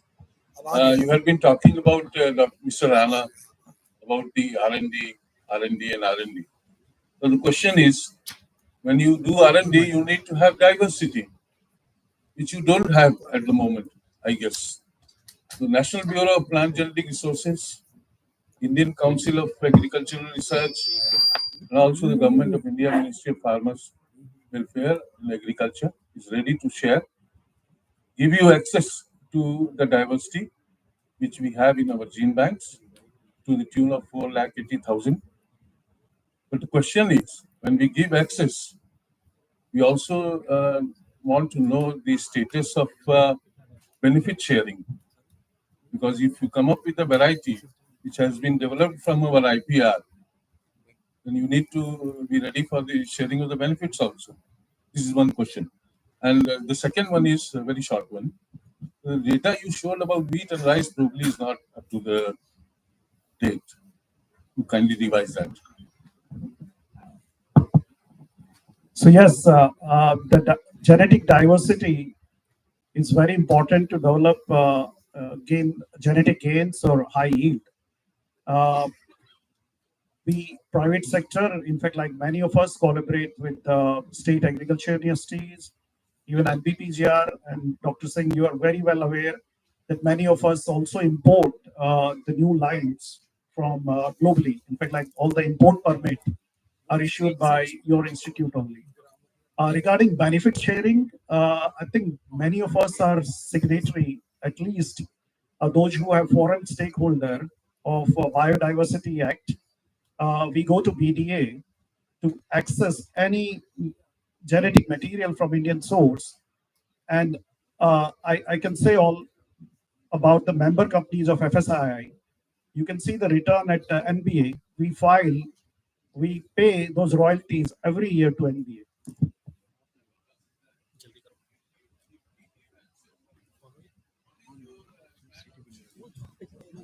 So there is a benefit sharing clause in NBA, National Biodiversity Act. So we share benefit. In fact, like there's a royalty which is shared with the NBA. We can talk separately or lunch on this. What specific question you have, Dr. Yes, the statistics on in the chart about the productivity of wheat and rice are dated. In fact, like on rice, we have 4.3 tons per hectare. And on wheat, we are close to 3.5.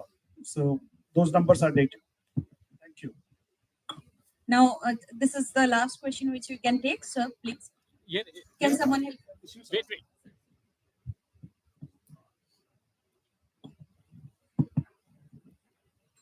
I would like to face the audience and say, this is a humble appeal which I have been making for the last 20 years, not today. 20 years, 2002 was the first occasion when the appeal was made for getting a day declared as a National Seed Day. We have a day for pizza, we have a day for idli, but we have no day for, we are all talk of seed, but we have no day for the National Seed Day. So this is an appeal which has been endorsed in many conferences, many seminars, etc. Why I am raising this first is because it is the first place where we have a large audience, and Madam Madam Shobha Thakur is here. I've been writing to almost all the secretaries and ministers. Mr. Nargis Singh Tomar, when he released NSC's book, he promised me, Shankar, I can understand your emotion. You are an 80-year-old fellow. Before you leave the world, I will definitely see that it is done. But unfortunately, it has not happened. So therefore, I am, whether it is relevant or not at this stage, whether it is suiting the audience or, suiting the session or not, but I thought I would just make the appeal. Let me see that before we conclude, we have a recommendation. And for your information, in the 12th National Seed Congress also, this recommendation was made, appeal was made, recommendation was made, and on many occasions, Indian Seed Technology Conference seminars, the Seed Association seminar, and now the Government of India National Seminar also. Everywhere it has been made, recommended, but unfortunately it has not happened. Therefore, these are... No, excuse me, sir, it is moving, it is moving. I will follow it also, Dr. Yadav is ICRE is following it up, but somehow it has not happened. And now the only option today is available is December 28th or 30th is the day when the Indian seed law was announced. Was really, I should say, passed. So we have given 5 or 7 options. I have given a detailed concept paper, but unfortunately it has not happened. So I'm sorry, I'm a bit emotional, but because I have become tired of appealing. So this is the last appeal I would like to make it perfect, sir. Please assure. Thank you so much. Thank you, sir. Thank you, sir. We all will try to assist. Thank you. So now, just to conclude this amazing plenary discussion, thank you so much, all our panelists. And I'd really like to show our token of appreciation from our organizing team for this. And I request.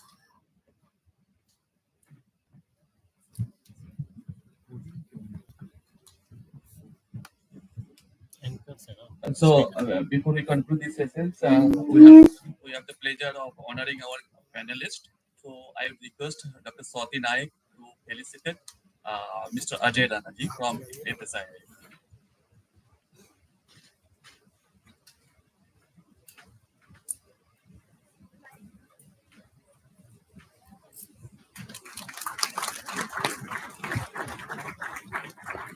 I would also again request Swati to felicitate Dr. Srivalli.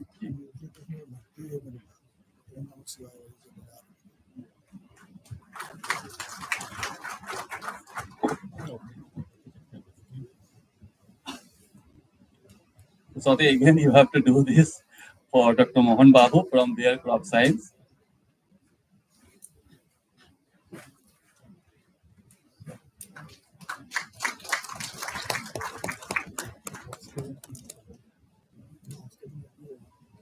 So, if I may request, Dr. Swati Naik to felicitate our Dr. Hans Bhardwaj.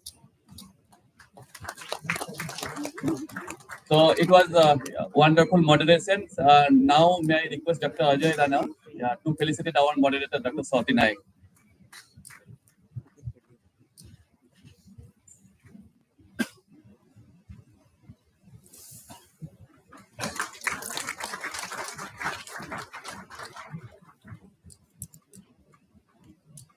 So thank you again, all these esteemed speakers.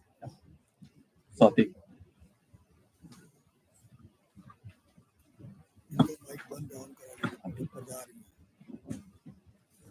So thank you very much. Thank you very much, all the panelists.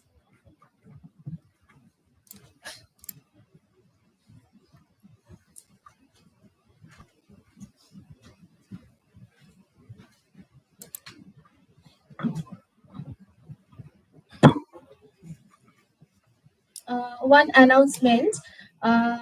Since we move to the next session, so we will serve the tea at your seat here. So we won't have to move back or move outside the premises. The tea will be served at your place, and enjoy your tea while we move to the next session. Thank you.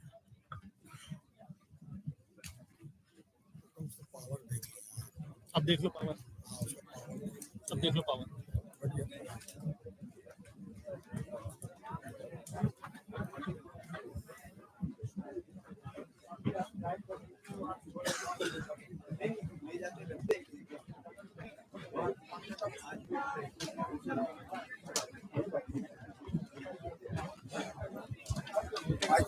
चले गए चालू करो चालू okay sir उधर को मेरे पास भेजिएगा please. Okay, so I request everyone to settle down. Teas will be served over here, and we have a special station and some screenings. And yeah, we request you to all to settle down. And the next session, which will start after half an hour, we will have two concurrent sessions, and we will be announcing the details and venues. So for a few minutes, I would request you all to settle down, and teas and etc. will be served over here. Please settle down. उधर देकर बस चले गए, मुझे बता दो कहाँ है वो। ये साइड के ऊपर ही डालो। नहीं, और क्या स्टैंड मोड पे कर लो ना। एक मिनट, फंसी गया स्क्रीन गया उसका यार। उसका स्क्रीन गया। क्या किया? देखो राजा। एक मिनट। हाँ प्लीज प्लीज। अच्छा आपको क्या चाहिए? मुझे एक कैमरा चाहिए जो मुझे अपने लैपटॉप से कनेक्ट करना है एमएक्स चलाने के लिए। कहाँ पे कनेक्ट करोगे आप? मैं यही इसी से कर लीजिए ना। तो बात सुनिए, मैं आपको पीपल लिंक दे देता हूँ, काफी अच्छा है। पीपल लिंक का कैमरा है, यूएसबी है। यूएसबी प्लग एंड प्ले है, एक्सटेंड के साथ दे देंगे। ट्राइपॉड पे मैं डबल सेलो टेस्ट स्टिक करके इसे खड़ा कर दूंगा।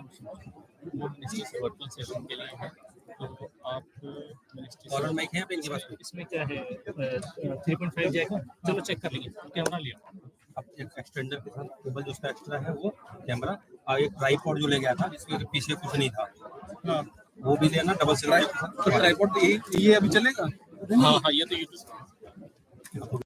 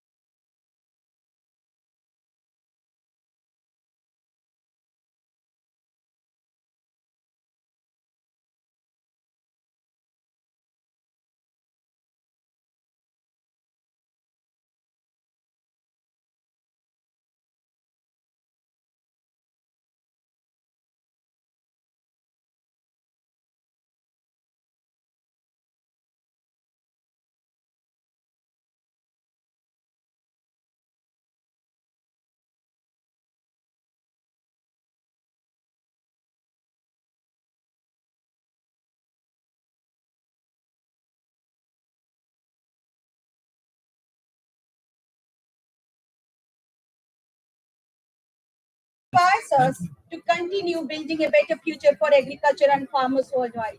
As we are talking about seedsmen and women, we consider he is one of the greatest seedsmen we ever had.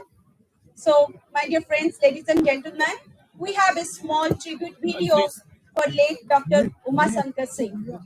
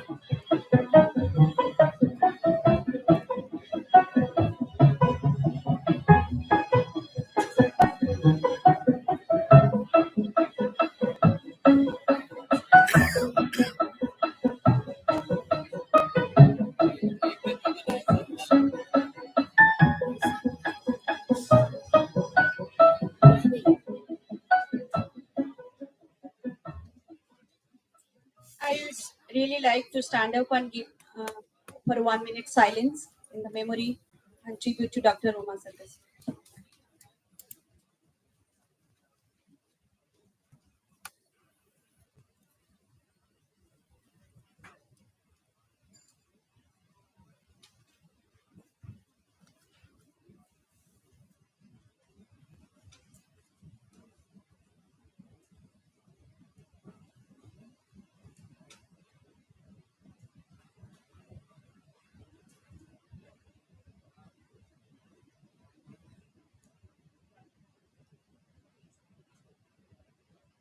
Thank you. Thank you very much. Ladies and gentlemen, moving on to our next special screening and a short talk, I would like to introduce to one global initiative, one of its kind global initiatives done by CGIR, and where he is one of the critical players, is SeedEqual. As the name says, it is about equitable and inclusive access and delivery of seeds and fostering collaborations and partnerships across the regions. So I have with me my colleague, Dr. Ajay Kohli, who is Regional Breeding and Seed System Lead from Africa, as well as the CGIR Partnership Lead. So CGIR SeedEqual Partnership Lead. So I would request Dr. Ajay Panchbhai to come on stage and introduce CGIR SeedEqual, which will now be part of Breeding for Tomorrow Initiative Mega Science Program.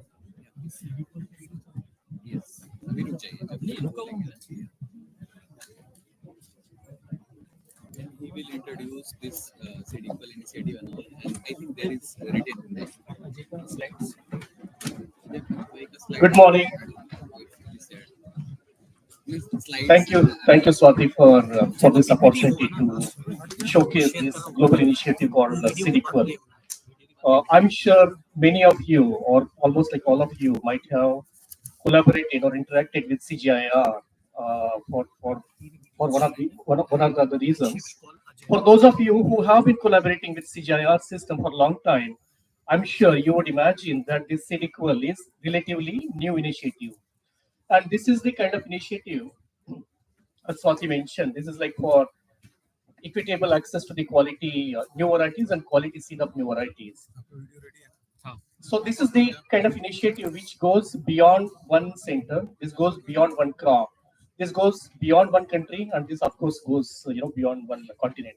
So before I further say anything about SeedEqual, our team has prepared one wonderful video. So I would request the IT support team to run that video, please. Can we have that? Thank you. Globally, climate change threatens the food and livelihood security of millions of smallholder farmers and consumers. Women, youth, and other marginalized social groups are particularly at risk. The effects of climate change are becoming more frequent and more severe, affecting agricultural production. Farmers need solutions to increase their resilience to these shocks. Improved varieties and quality seed are an important part of this solution. At CGIAR SeedEqual Research Initiative, we are building new partnerships to deliver those solutions to farming communities. SeedEqual aims to make improved varieties and quality seeds available to smallholder farmers. We engage stakeholders to make sure that the varieties and seeds address their needs and preferences. We explore new strategies to popularize nutrient-dense varieties, climate-resilient varieties, and varieties with other traits beyond just high yields. We empower women and young people to be more involved in seed entrepreneurship by equipping them with the skills and tools they need to succeed in business. And because all of this requires strong partnerships, we invest heavily in collaborating with seed system actors like seed traders, women farmer organizations, national agricultural research and extension systems, and private companies including small and medium-sized enterprises. We also work with policymakers and their advisors to explore public investment priorities and regulatory systems that promote seed sector development at national and regional levels. With all this work, CGIAR and its partners are building innovative seed delivery pathways that are seamless, inclusive, and empowering. We are cultivating solutions to some of the world's greatest challenges through seed.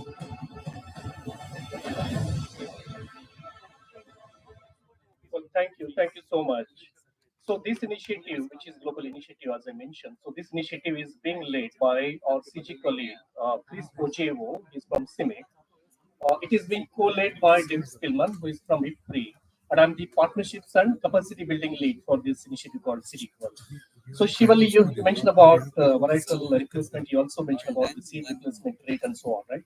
So one of the major objectives behind this initiative, which is SeedEqual, is basically to make sure that we create a catalytic framework at the entire CGIR level, so that these CG innovations can be scaled up as early as possible, and we can transfer the genetic rate of basically we can transfer the genetic gain to the farmer's field as early as we can, and that's what one of the major objectives for SeedEqual has been.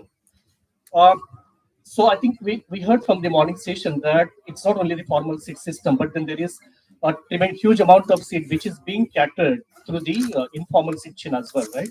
So one of the major objectives also behind SeedEqual initiative is to develop the business model or develop the capacity building model or capacity model to make sure that we also have inclusive seed system. Because when you look at the developing economies, for example, many countries in Africa, so to say, still about like 80 to 85% of the seed is still being catered through the forward managed system.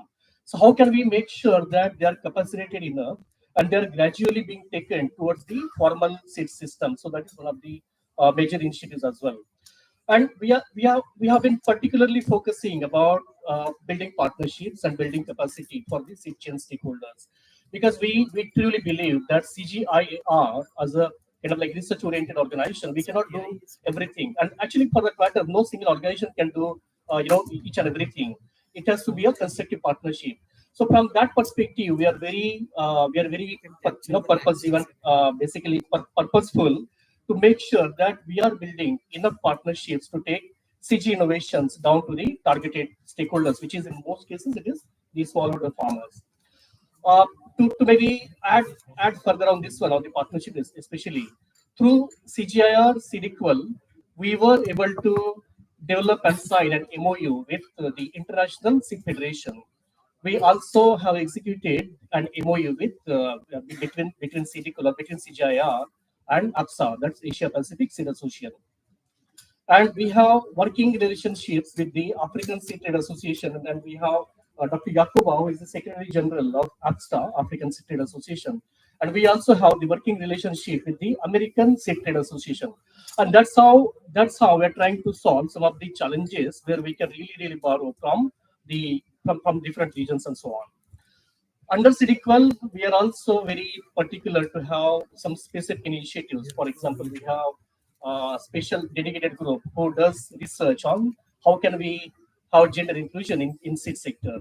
We also have one special unit which is actually doing special research on the policy side of the seed system or the seed sector.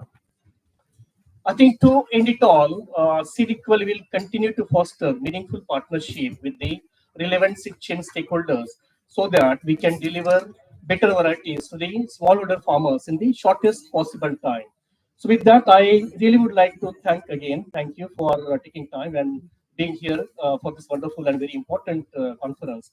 And I'm looking forward because I'm based in Kenya. I represent ERE in Kenya, and the very reason why I mentioned about Yakuba being here, we spoke about kind of the exchange that can happen between Asia and Africa. I see this as an opportunity to basically take those discussions further and to make some meaningful partnerships between Asia and Africa. With that, I stop here, and thank you so much again. How many people did register?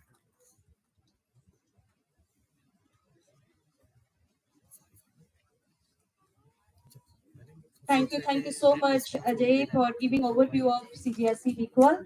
And I request to join me and stay back on the stage. So we have a very special session.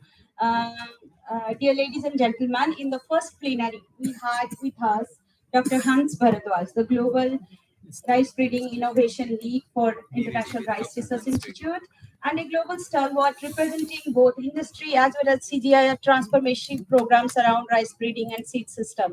So there is no one in this sector probably who doesn't know or have not heard great stories about his contribution to the sector. And I would request Dr. Hans Bhardwaj and so we have a special tribute video as he is taking up the journey toward the next phase of his life and retiring from the mainstream work life. And we have our best wishes, and we would really like to celebrate his contributions and his journey throughout. So please. Rice Breeding Innovations Platform at the International Rice Research Institute.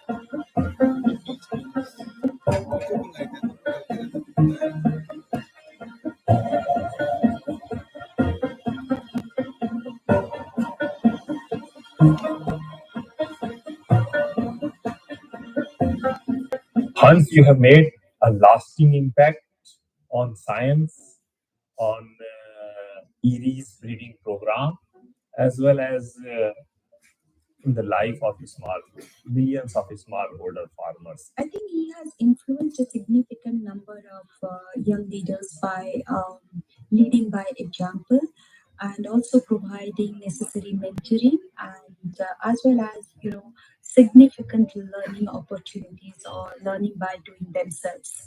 In my decade-long tenure, I can certainly tell you that confidence that he is the best leader we had so far. Hans is easily one of the coolest, most graceful leaders I ever worked with. Excellent blend of scientific vision and business wisdom. Great institution builder. Gifted with an eye for acquiring and grooming talent across the organizations. Style of leadership was so we have learned a lot from not only my personal love, whenever I interact with any members of South Asia, they are very positive, very happy whenever they interact. I learned, I could learn that he is going to retire. But as I always say, the scientist never retires. And his experience, knowledge, and passion will go on enriching the life science. Dr. Hans, your leadership, vision, and unwavering dedication have not only shaped the course of organizations you have served, but also inspired each of us to strive for excellence. You have been the cornerstone of success of many teams. Hans is like walking library. Every time you interact, you will have chance of learning new things, not only for science, but also for being a good human being. Based on my personal association for several years, I found him a great visionary person with crystal clear objectives for delivering market demand-driven products. He has energized the breeding program at international level. Apart from these, he is a good human being and always encourages everyone for bright future. The best what we can say that we will do our best, we will try our best to transfer the learnings what we have received from you to our team members, to each one of us whom we are working with, and we will not let you down. We will try our best to make you feel proud. Thank you. Incredible, Inspirational, incredible, inclusive, dynamic.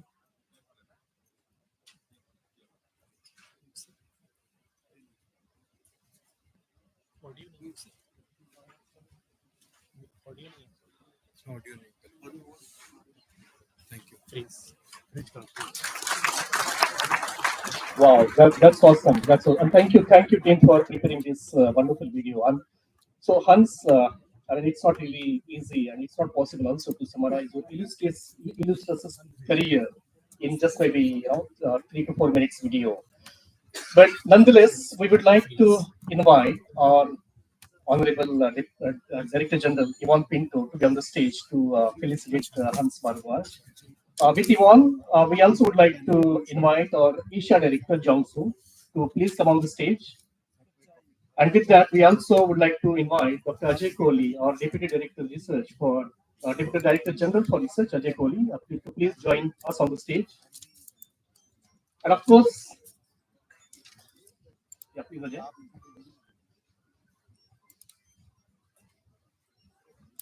Of course, Dr. Hans Bhardwaj. Now, can we please have you on the stage? Yeah, can you all please come in the center? Yeah, please come on the stage. Yvonne, Ajay, can you please come in the center? Probably, Hans, you may want to stand behind. Yeah, thank you. May we now request our Director General, Dr. Yvonne Pinto, to kindly felicitate Dr. Hans Bhardwaj.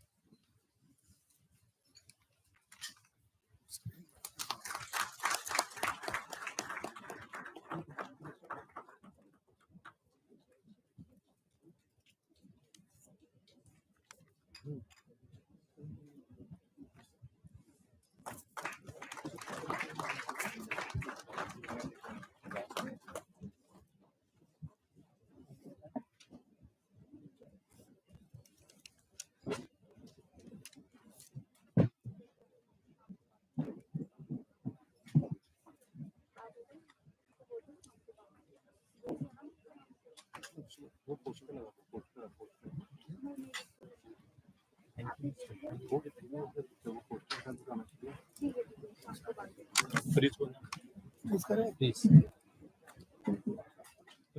Please. Unfreeze.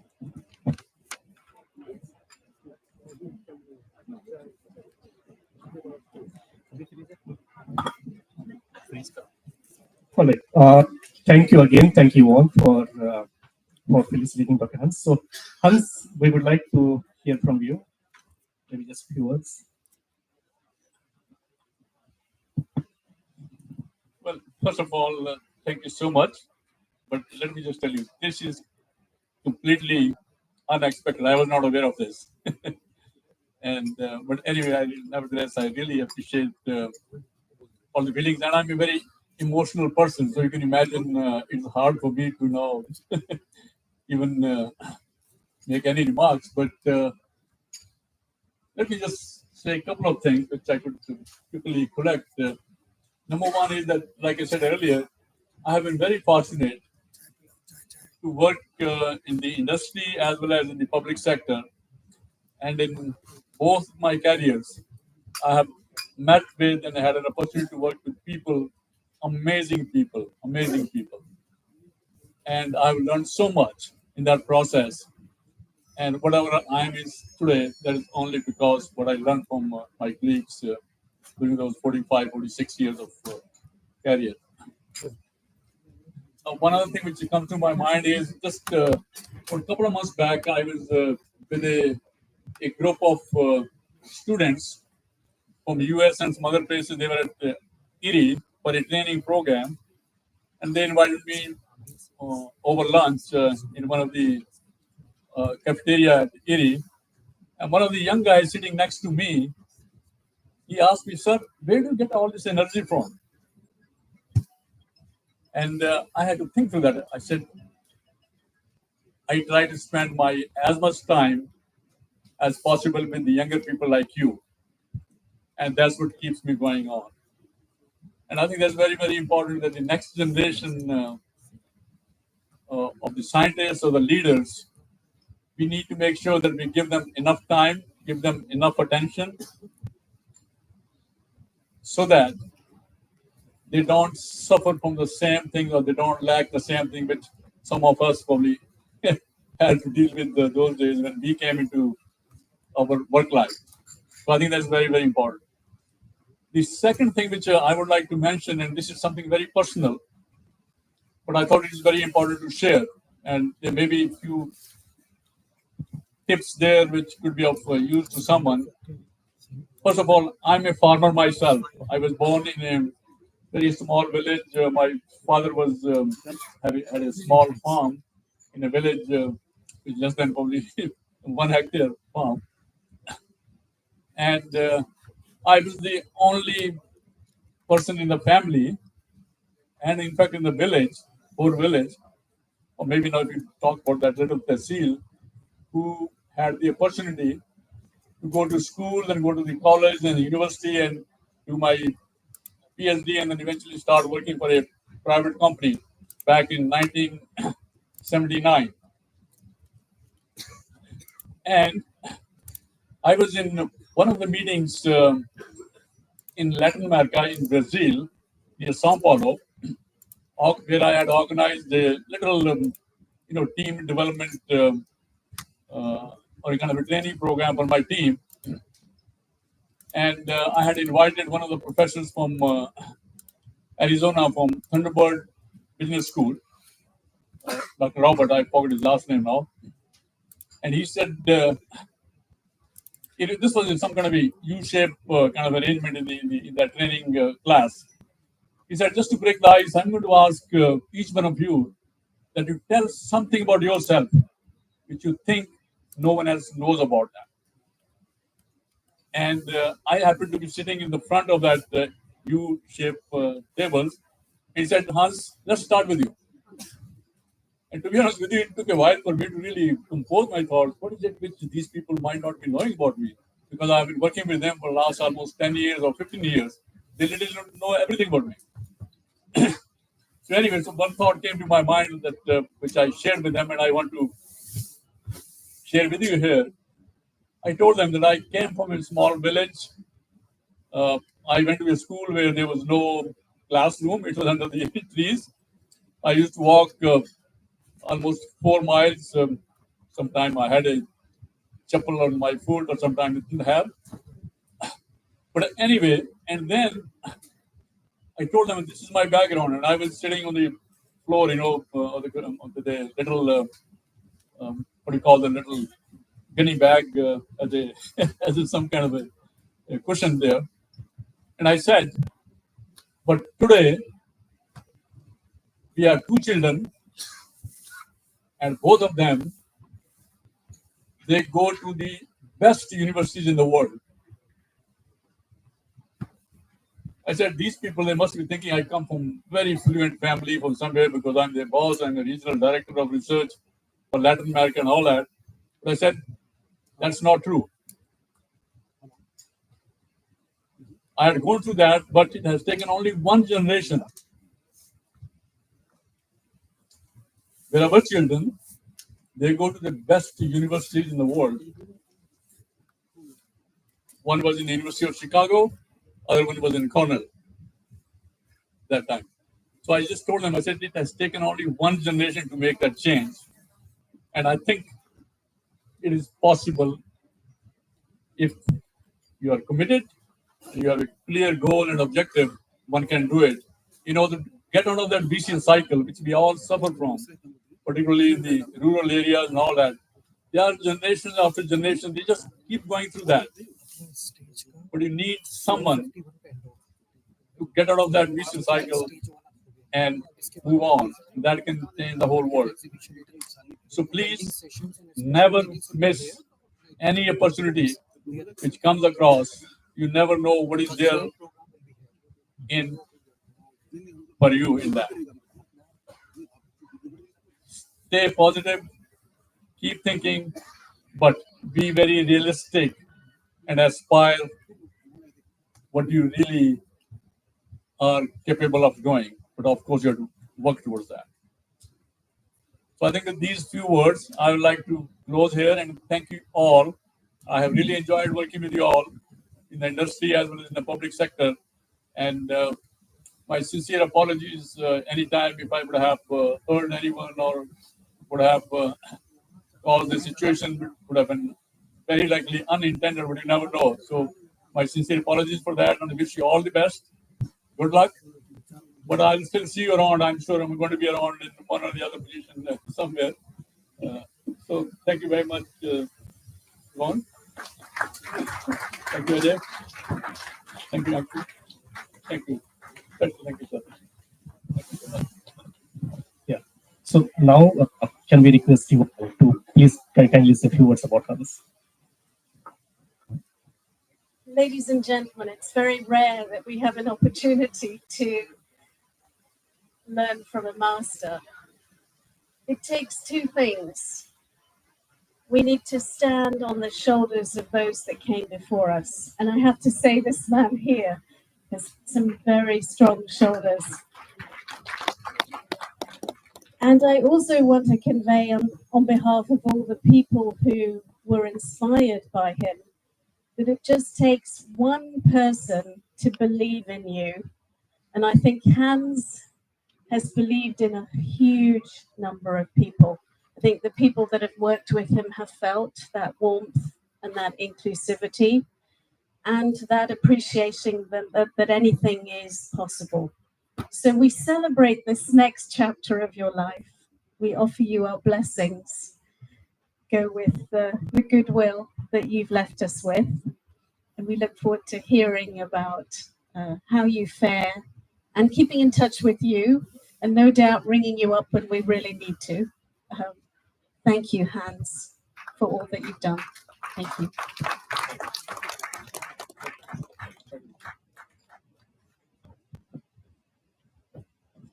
Sorry for this intervention.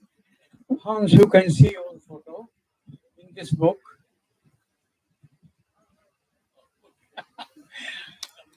So, me, Dr. Ram Chaudhary, he did mention in the beginning, he's my student, one of the brightest students whom I taught at Pantanagar. Years back, we have been in touch all the time.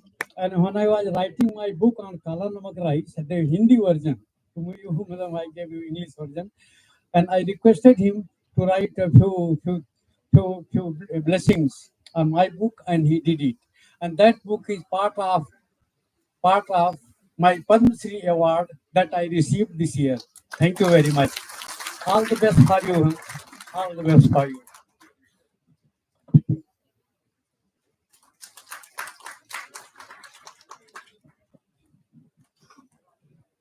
Thank you, everyone. Thank you, Yvonne. Thank you, Ajay. Hans, thank you so much. I think this was wonderful. So thank you so much. So I think we can now take our seats. Yeah, thank you.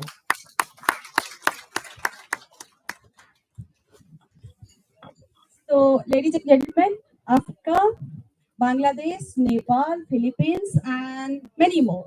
So we have delegates and participants this year joining us in this event, and we know why. Because the theme of this year is regional cooperation, fostering South-South cooperation in seed sector. So moving straight into our next exciting panel on bridging the boundaries of science and seed sector and how to foster South-South cooperation, we have our moderator, none other than Dr. Ajay Panchbhai, who is now very familiar face to all of you. So I request Ajay to take over, and we will have our next plenary session happening on this very stage. Thank you, Ajay. We have a concurrent session on rice fallows. Most of the interested delegates have already moved into it, but if anyone wants to join a concurrent session, technical session, side event, that is in PM Hall, first floor of ISARC. Well, thank you, Swati again. As Dr. Swati mentioned, the theme is basically regional collaboration and cooperation. So I have a privilege to moderate this session, which is about South-South cooperation, and I of course have a very elite panel. I'm very happy and fortunate to have this panel with me. But before we go to the panel discussion and before I invite my panel members to come on dais, I have a few slides to basically set the context about this topic. So can we have my presentation?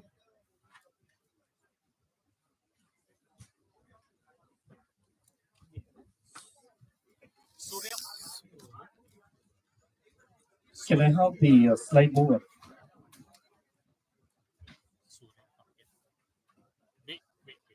Thank you.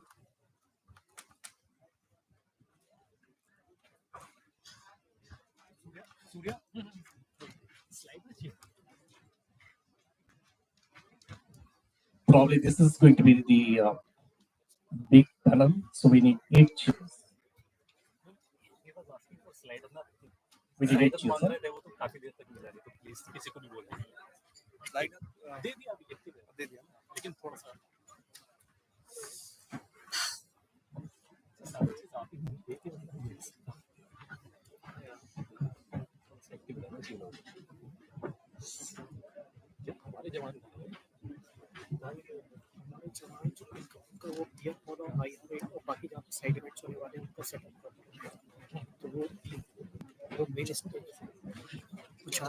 हो सकता है चीजें देख IR8 में है IR8 में 4 उसके अलावा कुछ ना कुछ एंगेज करा होगा चारों मैच जितना सेंटर में आना चाहिए नहीं बहुत side All right. Thank you so much for this setup. I think we're all set for to go ahead with this panel discussion.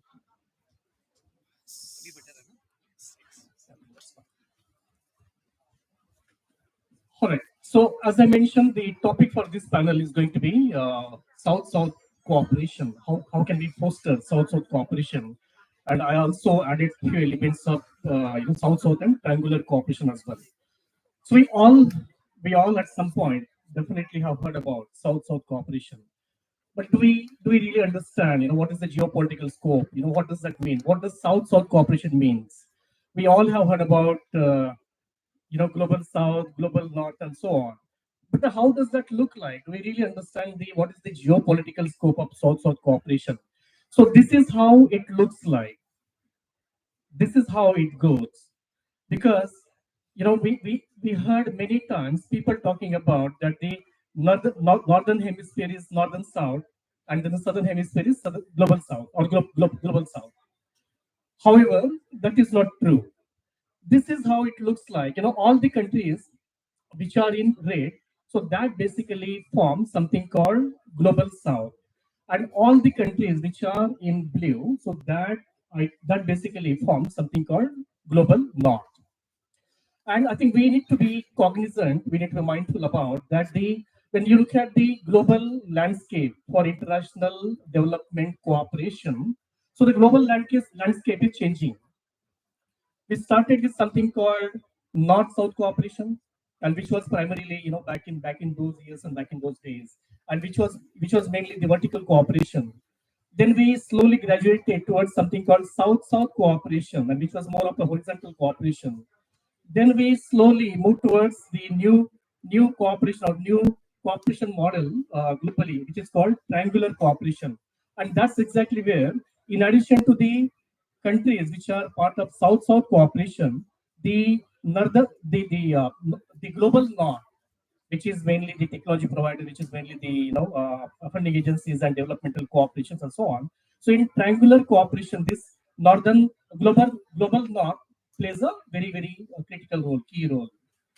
And now, going ahead, the international developmental cooperation landscape or this fraternity is now talking about something called circular cooperation. There are some very minor differences between the triangular cooperation and circular cooperation. This is circular cooperation is more like respecting each other's mandate, each other's objectives, and so on. But then this is how we have progressed. We started from the vertical, which is north-south cooperation, and now we are graduated towards the south-south cooperation, triangular cooperation, and also the circular cooperation. In terms of the partnership, the number of partnership or number of cooperative projects that are happening under the triangular cooperation. So this is how it looks like, and especially when you look at the share that is being given for the agriculture and food security, it is not small. It is about like 15% of the current partnerships that are happening under the triangular cooperation is actually for agriculture and food security, only behind the government and civil society share or partnerships. However, is that enough?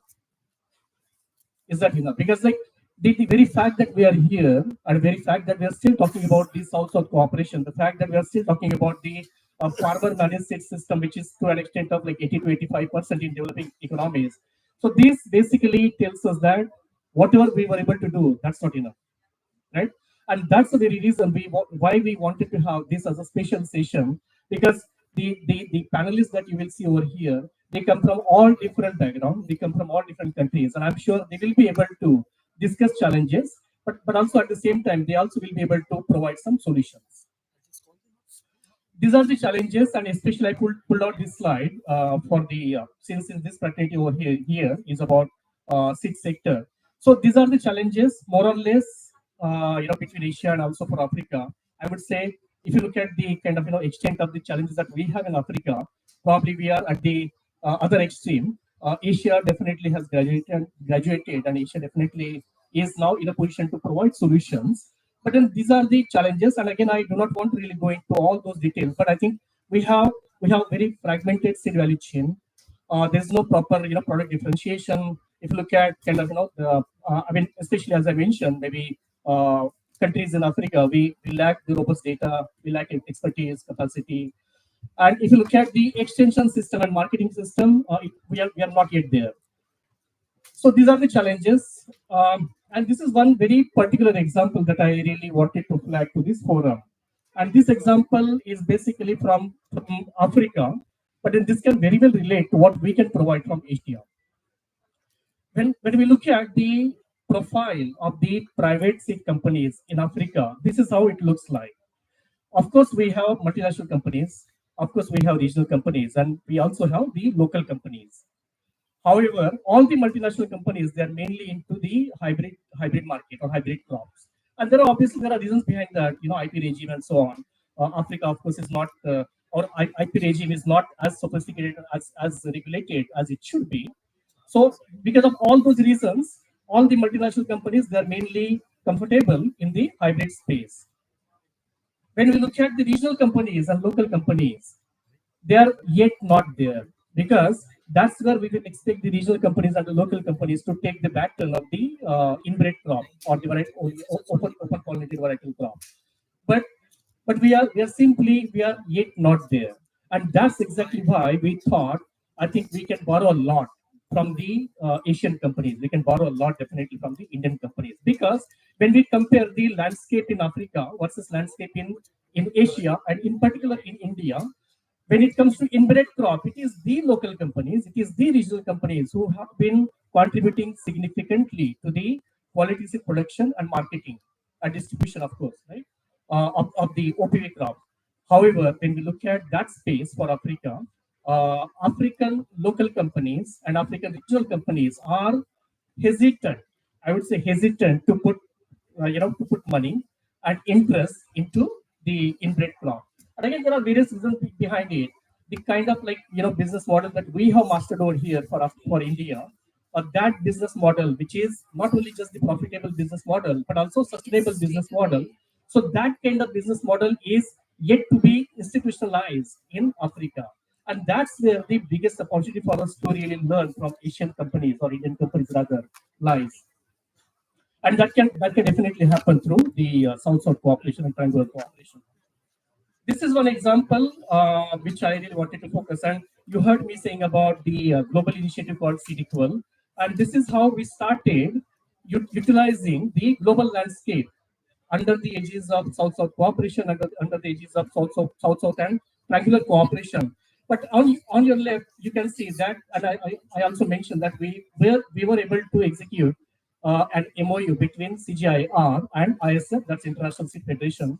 We also were able to execute an MOU between CGIAR and APSA, which is Asia Pacific Seed Association. And under the aegis of these two arrangements that we were able to make very recently, only last year, now we are working very, very closely with African Seed Trade Association. We are working very closely with APSA. Next week I'll be there for the Asian Seed Congress. And we are working very closely also with ASTA, which is American Seed Trade Association.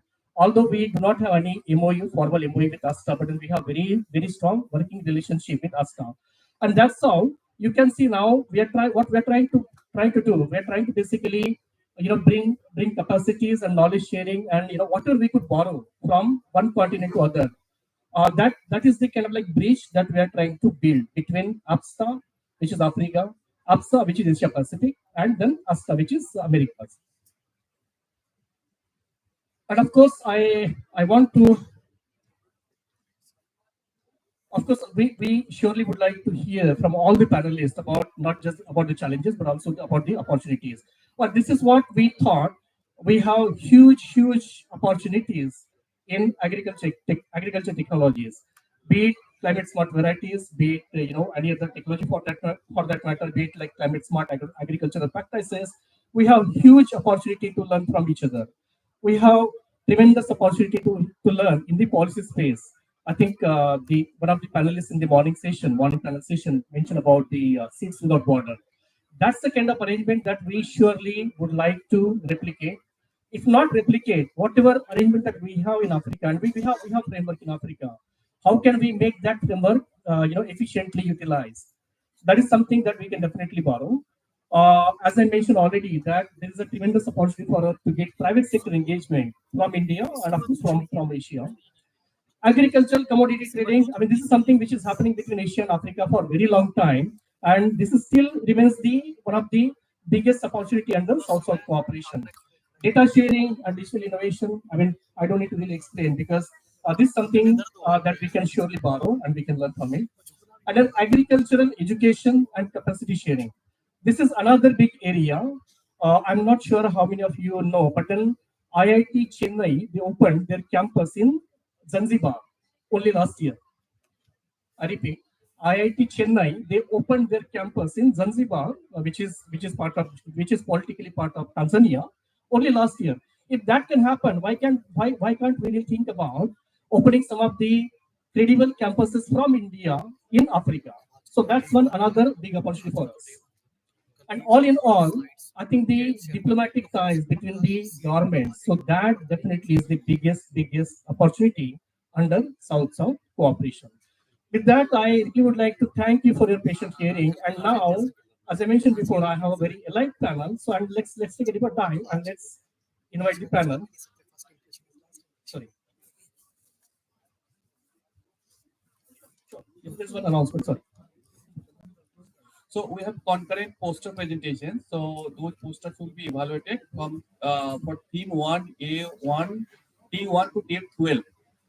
So those who are presenting under that theme, I would request to go to show your presentations to the evaluators. And evaluators are Dr. Pallavi Singh and Dr. Saban Kumar Singh from BHU. So I would request the evaluators to go to the poster side to evaluate those posters. Thank you. Thank you, Musharraf. All right, so now I would like to invite my panel over here. So may I now invite Mr. Ganga Acharya, who is the Senior Program Specialist for Priority Setting and Program Development for SARC Agricultural Center, Nepal. Mr. Ganga Acharya, can we have you on the stage, please? Mr. Ganga Acharya, he has about 27 plus years of experience in all different important areas of technical expertise, for example, rural development, gender inclusion, climate resilience, agriculture, and so on. So, Mr. Acharya, please take a seat. I now invite Dr. Muhammad Harun Rashid, who is the director for SARC Agriculture Center from Bangladesh. Please take a seat.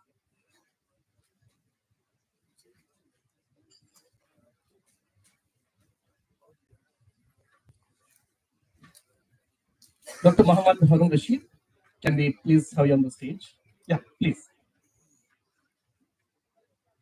Can we also have Dr. Yakuba Diallo, who is the Secretary General for APSTA, that's African Seed Trade Association.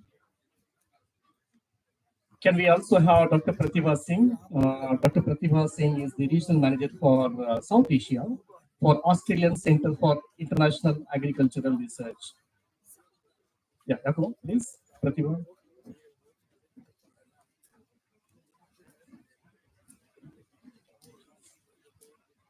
Can we now have Mr. Benu Prasad Prasai, who is the Chief Officer for Seed Quality Control Center within the Ministry of Agriculture and Livestock Development, Government of Nepal. Mr. Benu Prasad. Yeah. Can we also have Dr. Ruhul Amin Khan, who is the Chairman of Bangladesh Agricultural Development Corporation. And finally, our very own, can we also have Dr. Rabi? Dr. Rabi is the Senior Scientist for IRI South Asia Center here in Varanasi.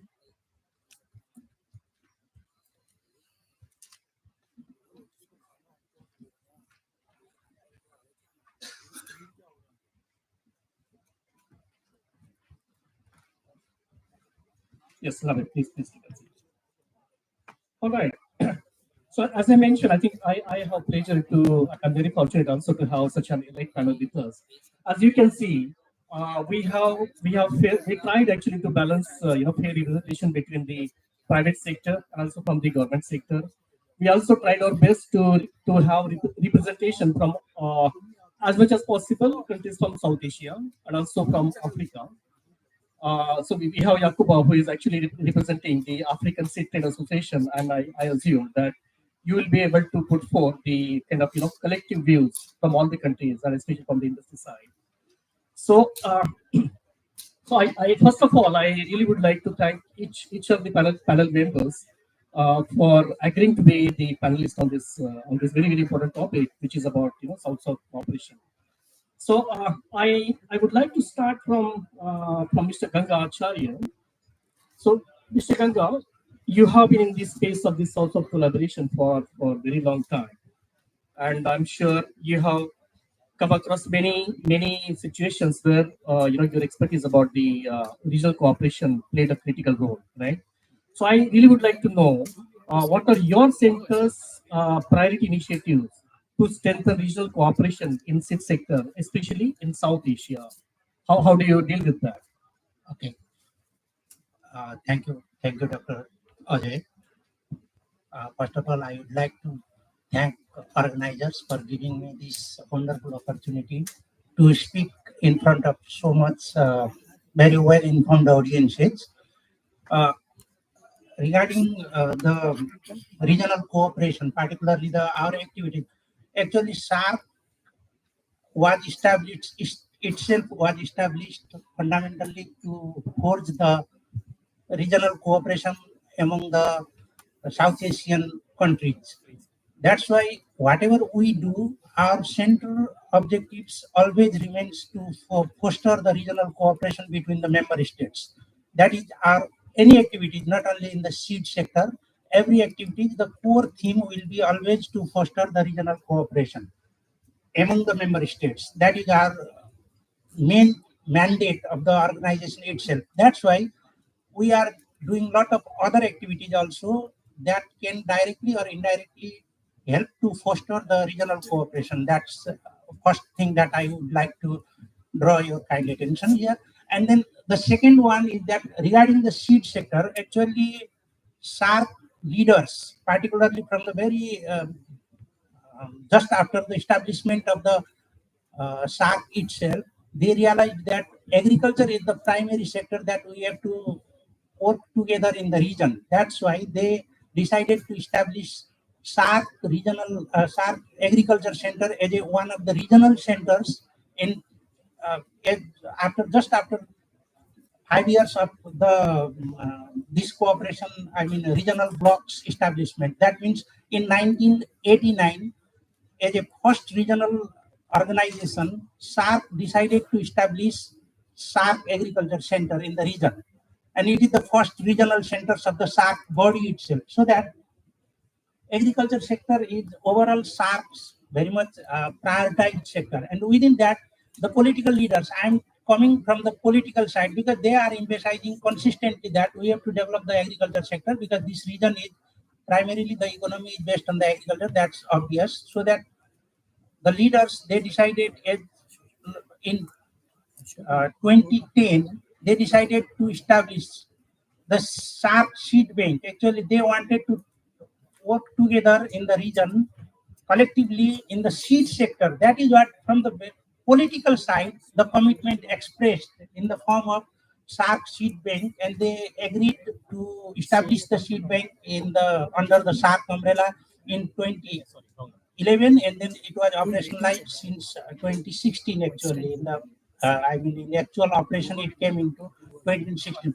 So that's why I'm I'm trying to come to the point that in every activity we are very much I mean prioritizing this sector, particularly the seed sector. We have to work here. We are trying to bring all the activities to promote the regional cooperation in this sector overall in the agriculture and in seed sector also. That is how we are working. And then regarding the new initiatives that after the establishment of the SARC seed bank, parallelly we have this seed without border framework of seed exchange also in the region. Obviously, we are working together as well. I mean, with SARC and ERI, we are working together in several other forums also. What we found, there are so many difficulties due to different in the policy frameworks and other things also. So it is not working as expected actually. So that we are from this year particularly, we are trying to I mean, push the member states to harmonize the seed policies, particularly the to facilitate the cross-border exchange of genetic materials as well as the seeds material. We are trying to assess the policies, national policies and programs, and then we are pushing how can we facilitate them to harmonize those policies. This is one area that we have prioritized. Similarly, we are trying to establish designated institutions in every member state so that they can deal more or less overall things, I mean overall aspects of the seed transaction. That is what in the institutional sector we are trying to set up that type of institutional point, nodal point where we can talk firsthand regarding the seed and the genetic materials related issues across the region. That is what we are trying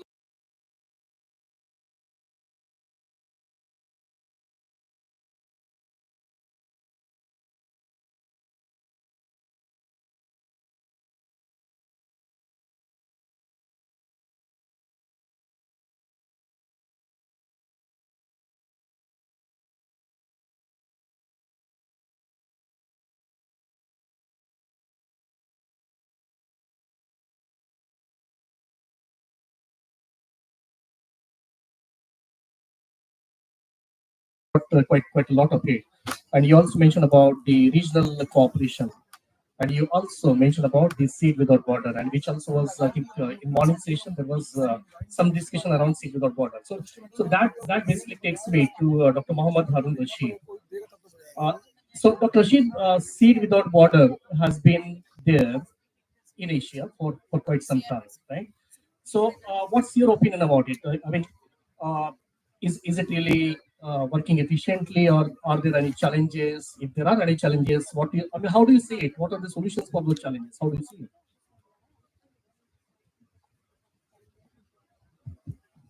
Thank you. So first of all, I would like to thank the organizer to invite us as a panelist for this multi-stakeholder SEED Congress. As I'm very much delighted that Dr. Hans already raised this issue. This is a very important issue, the Seed Without Border. I would like to highlight some of the points. As you know, in 2013, the Seed Without Border is initiated by the government of Bangladesh and also India. So there was mention about the collaboration in the seed sector. Later on in 2014, it was actually expanded in two ways. One is the horizontal expansion, that is the country added, like Nepal is added. And also there is a expansion in vertical.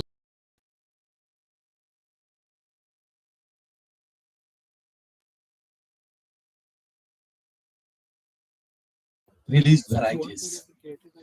So later on in this 2014, IRI also joined in this program as a Seed Without Border initiative from the IRI.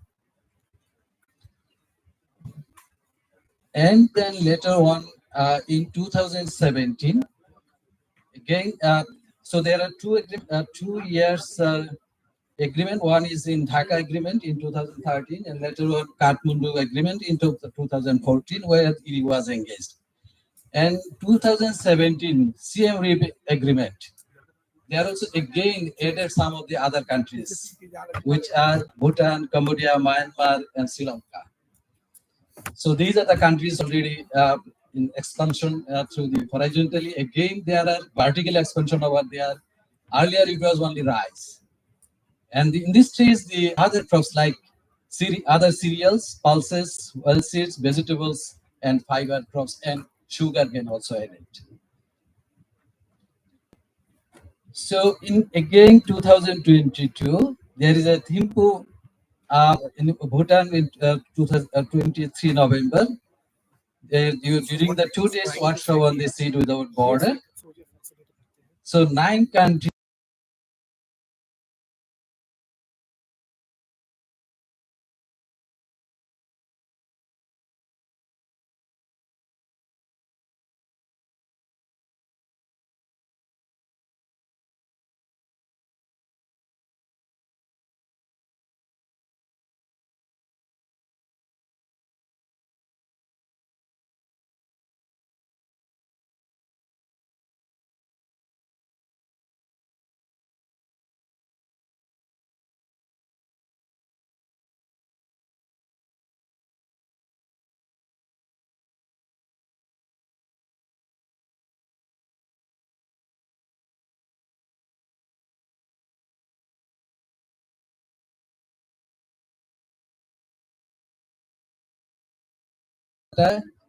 With the similar ecosystem, they can release the variety in their system. Although there is some differences in the protocol of release varieties, and then there was a intention to exchange the nucleus and breeder seed among the countries. So based on this agreement, the different years, and there is some changes, revision, we can go to the higher level of goal. So already Bangladesh has given to India 10 varieties. And these are Bridan 69, 75, 84, 99, and 1000. And also there is, the Bangladesh Nuclear Agriculture. They have also shared some of the varieties like Binadan 8, Binadan 10, Binadan 12, and Binadan 17. Similarly, there is some exchange of the varieties with India and Nepal, and also with some varieties in Bhutan. And these are just already in the place. So far we have the objective. It is little bit met, but there is some issues. As you know, the Bangladesh already exchanged the 10 varieties, or the hand over the 10 varieties of seeds, and Bangladesh also requested for the 2 rice varieties and also 2 jute varieties. These are the Sharna Samriddhi and GRR 60. And also 2 jute varieties, JRO 524 and also JRO BA3. But it is not happening.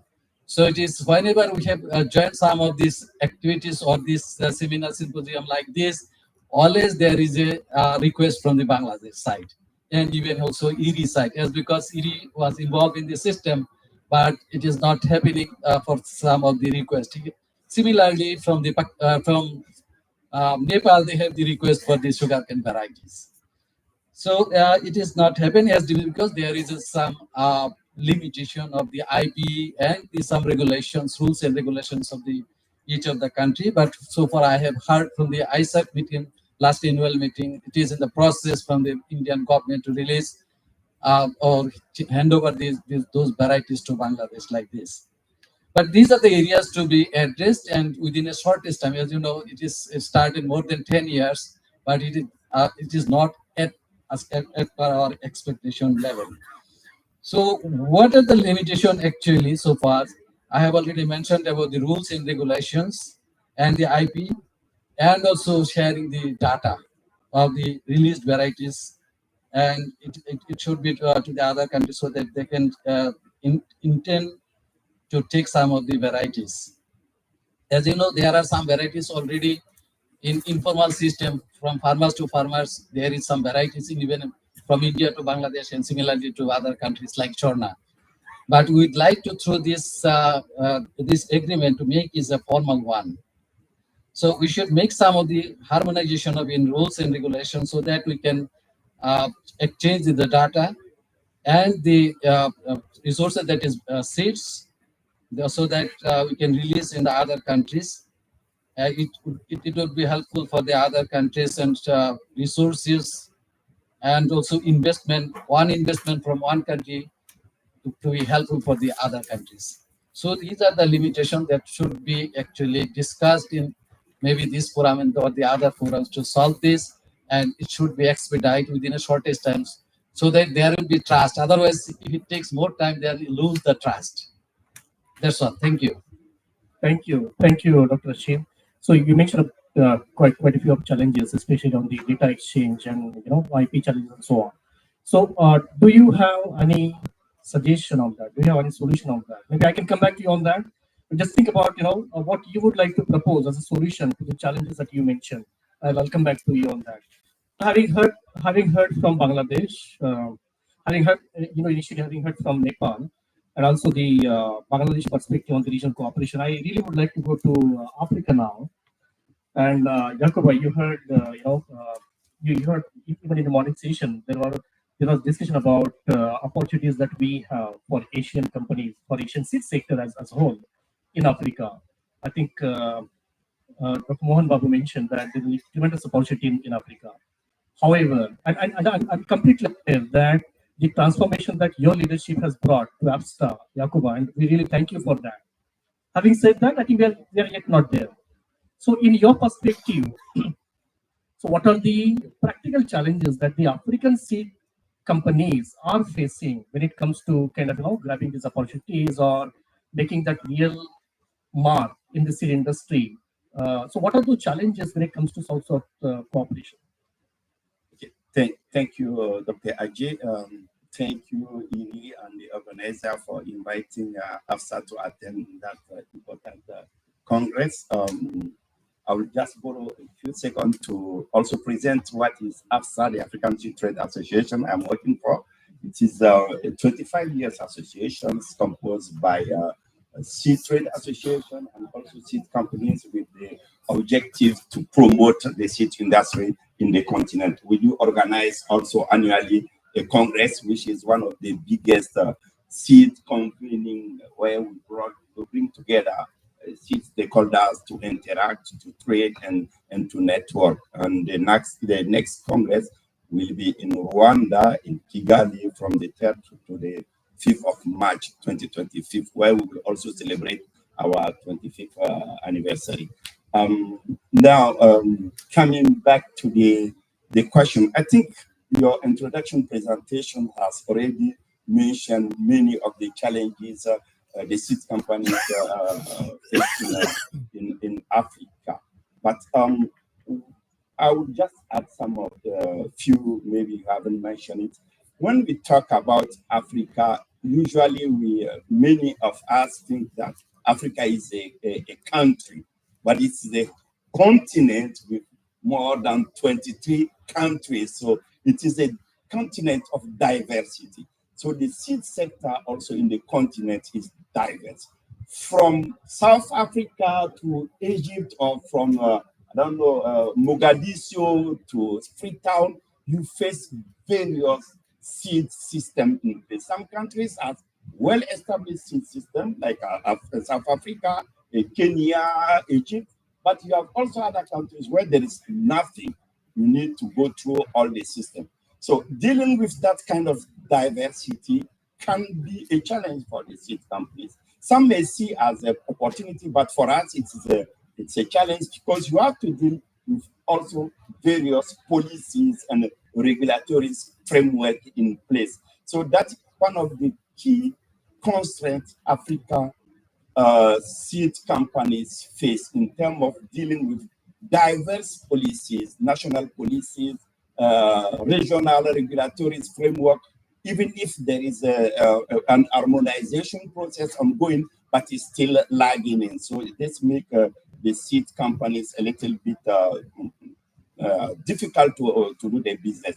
The second constraint also, which is key for the seed companies, is the fragmented market of the African seed market. So you have to deal with different stakeholders, you have to deal with different crops, you have to deal with different companies and different farmers with the specific needs. So the market itself becomes more fragmented and difficult also to forecast. This is one of the key challenges as a seed companies we face a lot in the seed system in Africa, and where we think also cooperation can support in terms of policy negotiations, dialogue, to put in place a good framework for seed business to be developed.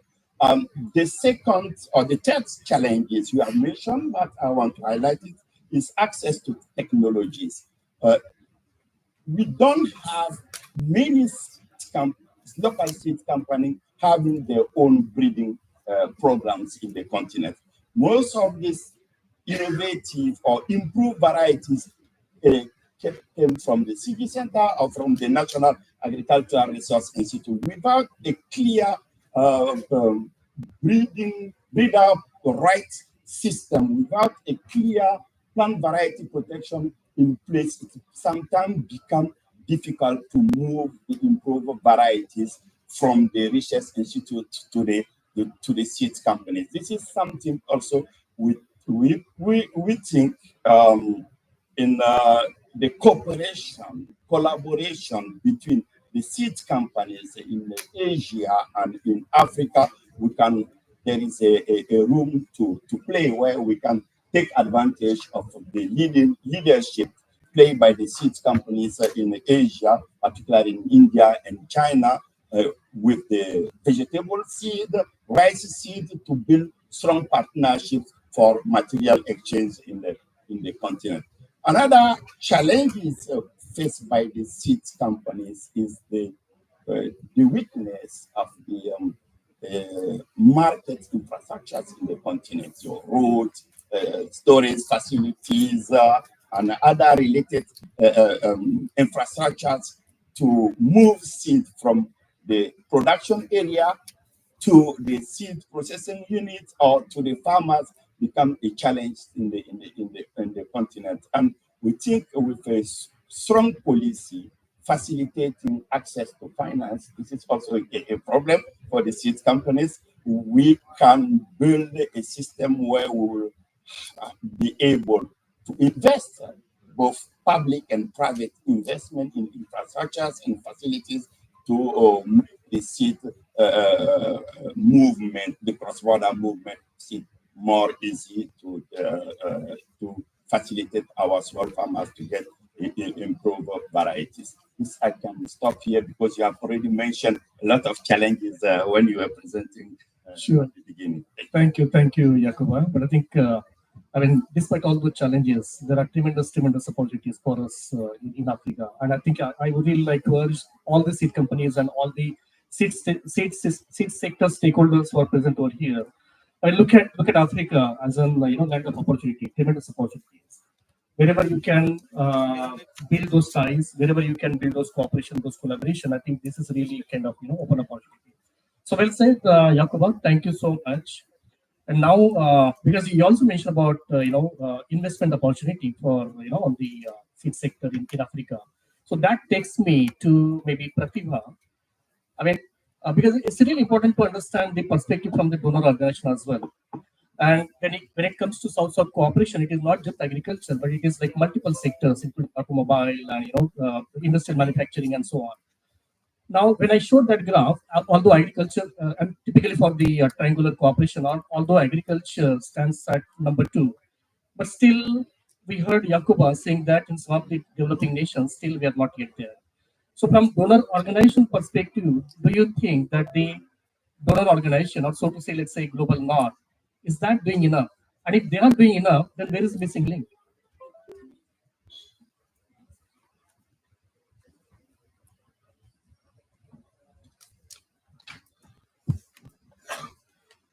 Thanks, Dr. Ajay, for this question. And my simple answer is no to this question. It's not, we are not doing enough. But just before going to my answer your question, I would like to thank organizers for inviting me, and also on behalf of my Australian Center for International Agriculture, I would like to thank for this opportunity.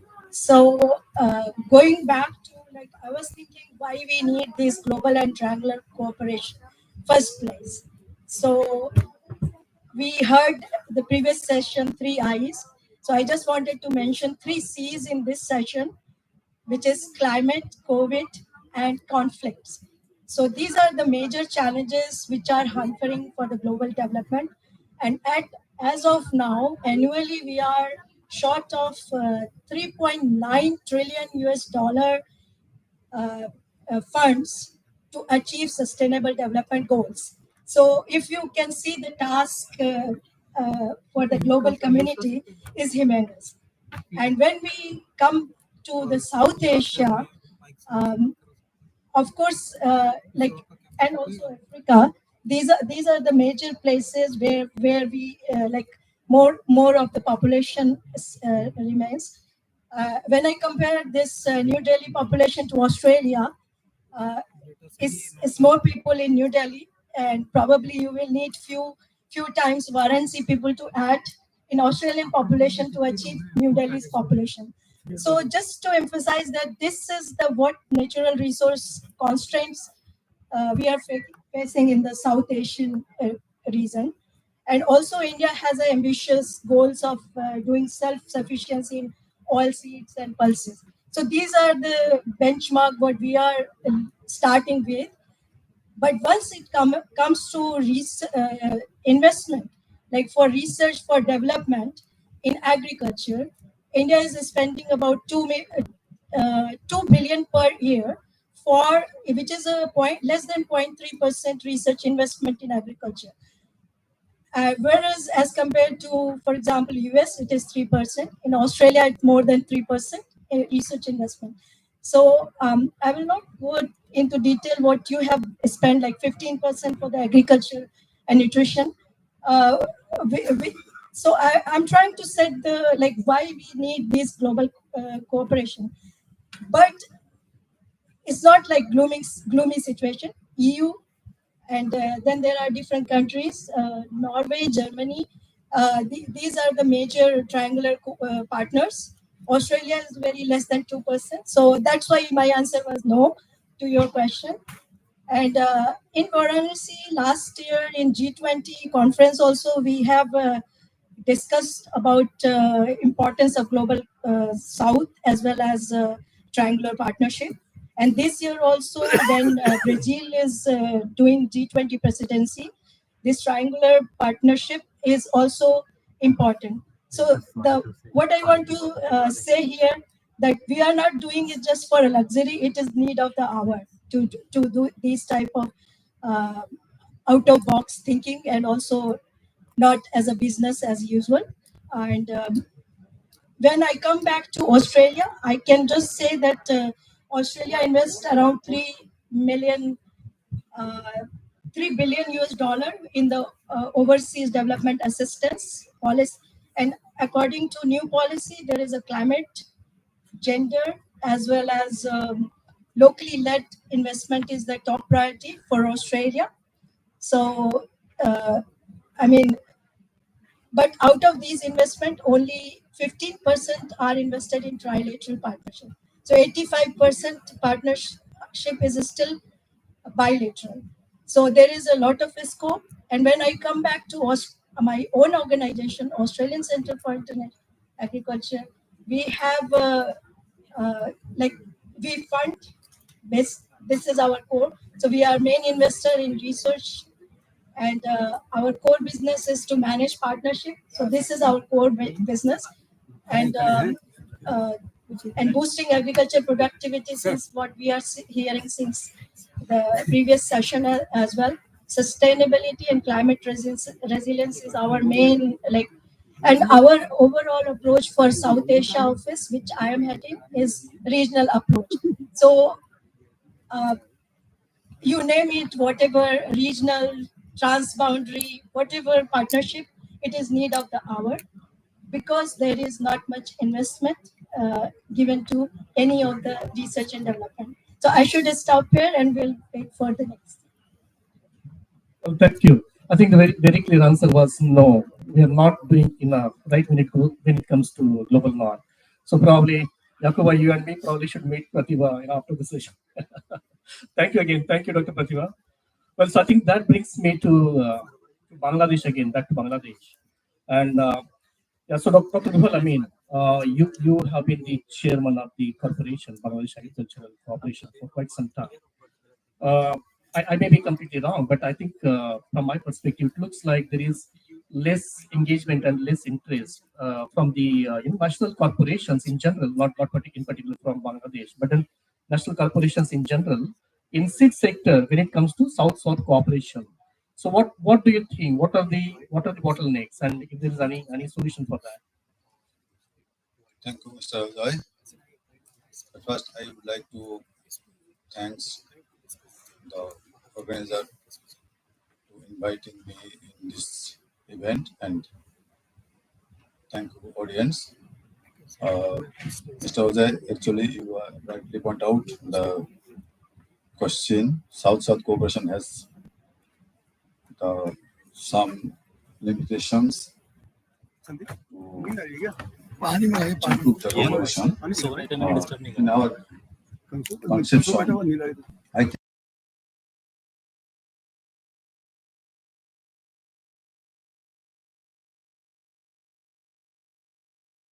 approach leverages the shared knowledge, skill, and resources of South Asia and South Africa, nurturing the spirit of solidarity and mutual advancement. You know, national cooperation in the seed sector often exhibit limited engagement in South cooperation due to several substantial bottlenecks. One primary issue is the lack of awareness and understanding regarding the benefits of such cooperation. Many national corporations are not fully informed about the potential of shared research, development, and market expansion, which lead to the reluctance to engage. Furthermore, regulatory barriers and significant challenges The diversity of seed laws create complexities, bidders' rights which aim to protect plant breeders' innovation, often causing additional friction in cross-border collaboration. Linkages are also frequently weak, with policies and approaches not being well synchronized, resulting a fragmented effort that miss out in collective stance. This issue results in a lack of cohesive policy alignment and enforcement, which is critical for fostering collaboration.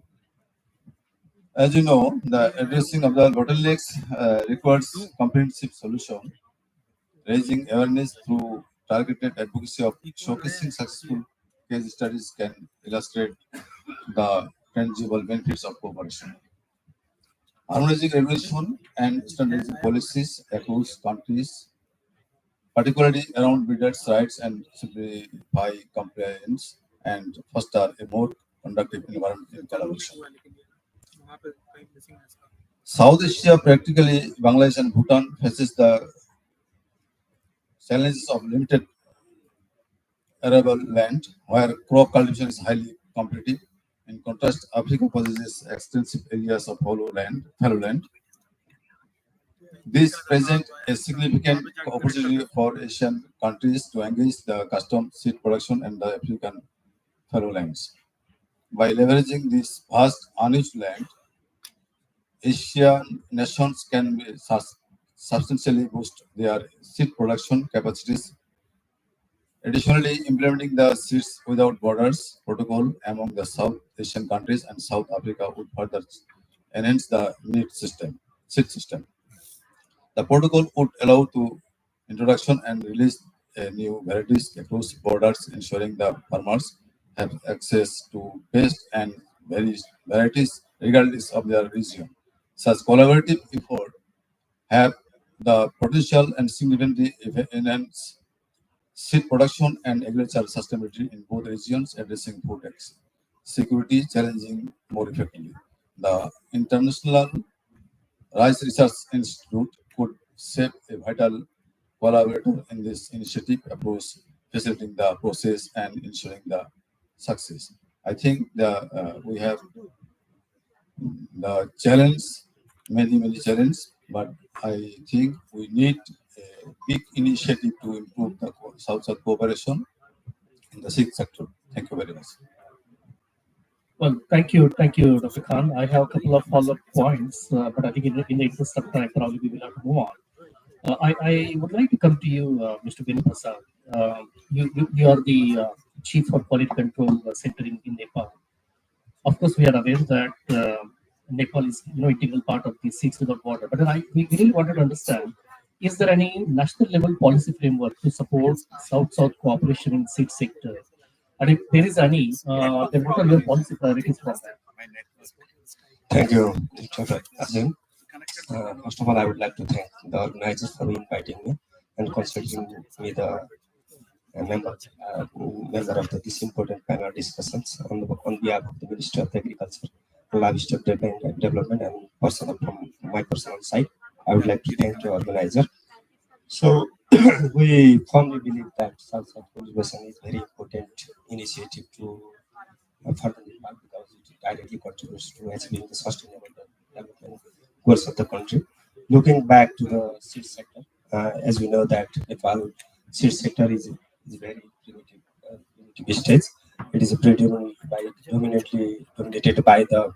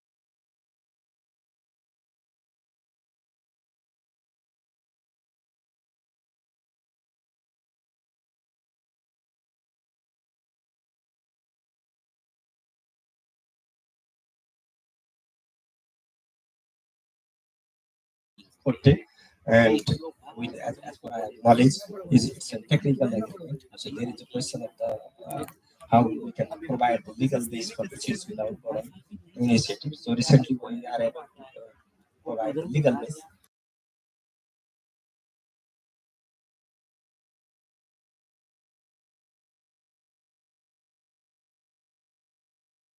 Facilitate the South-South cooperation. Another one is harmonization of the seed rules and regulation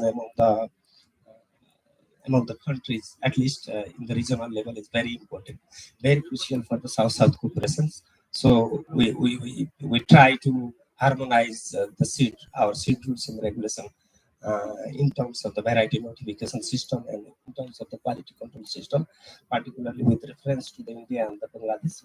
We harmonize that system, and we are going to make a field standards and seed standards as per the OECD requirement. We are working on that.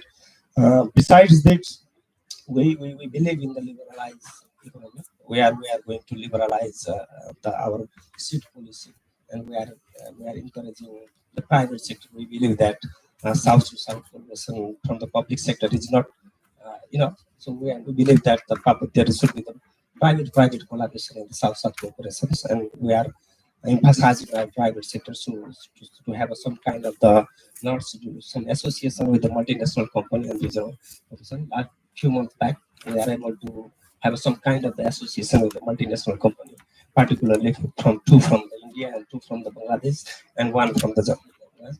So this is another one is we want the global competitive variety.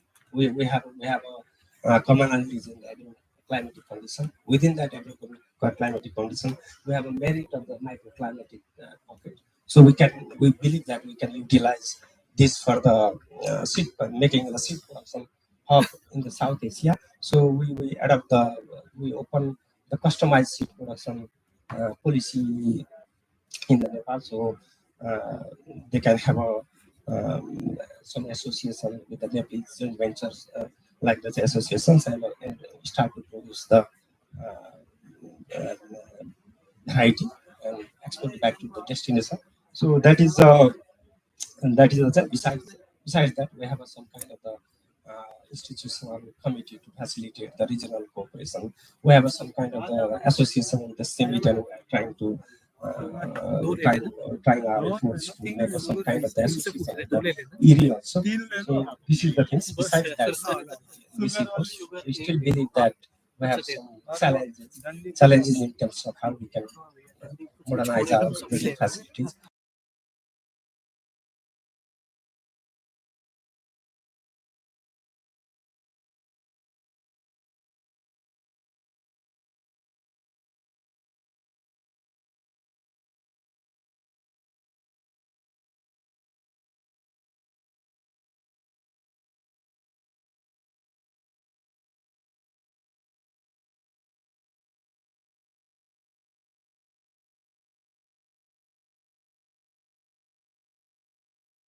Yeah, great. Thank you, Mr. Bedapasa. I think it's really great to know that there have been lots of policy reforms which are underway. Lots of like reprioritization that is happening in the country at the moment, or maybe in the days and months to come. I sincerely hope that the discussion that we are having over here through this panel would help you, think about those proper reprioritization and so on. So thank you again. So that brings me to to my own colleague, Dr. Rabe. So Rabe, as we all know, South-South cooperation is also one of the mandate for the ISARC, the South Asia Regional Hub or Regional Center. So from international organization perspective, I'm so sorry. So from international organizations perspective, what are the key gaps? I know ISARC is doing quite a lot, yeah, in terms of South-South cooperation. But then from your perspective, what are the gaps that you see in Global South, in cities, and how can ERI play a critical role to bridge those gaps? Yeah, thank you.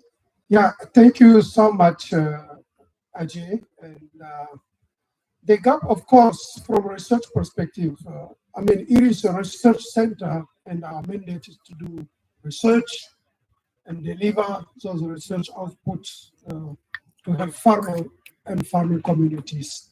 So there's certainly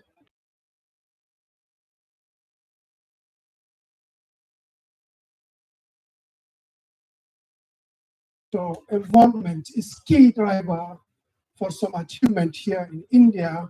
But if you look in some areas like Africa, what the sector,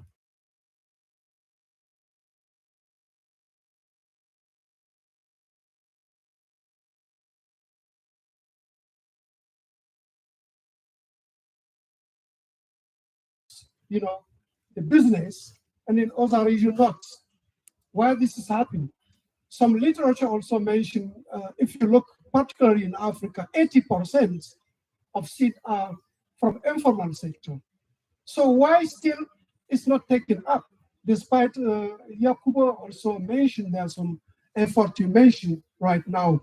So I think there's a need for more research in it. We should not also underline, the socio-cultural also aspect for accepting, seeds that are not informal, because some culture, we need really to dig dive to understand more.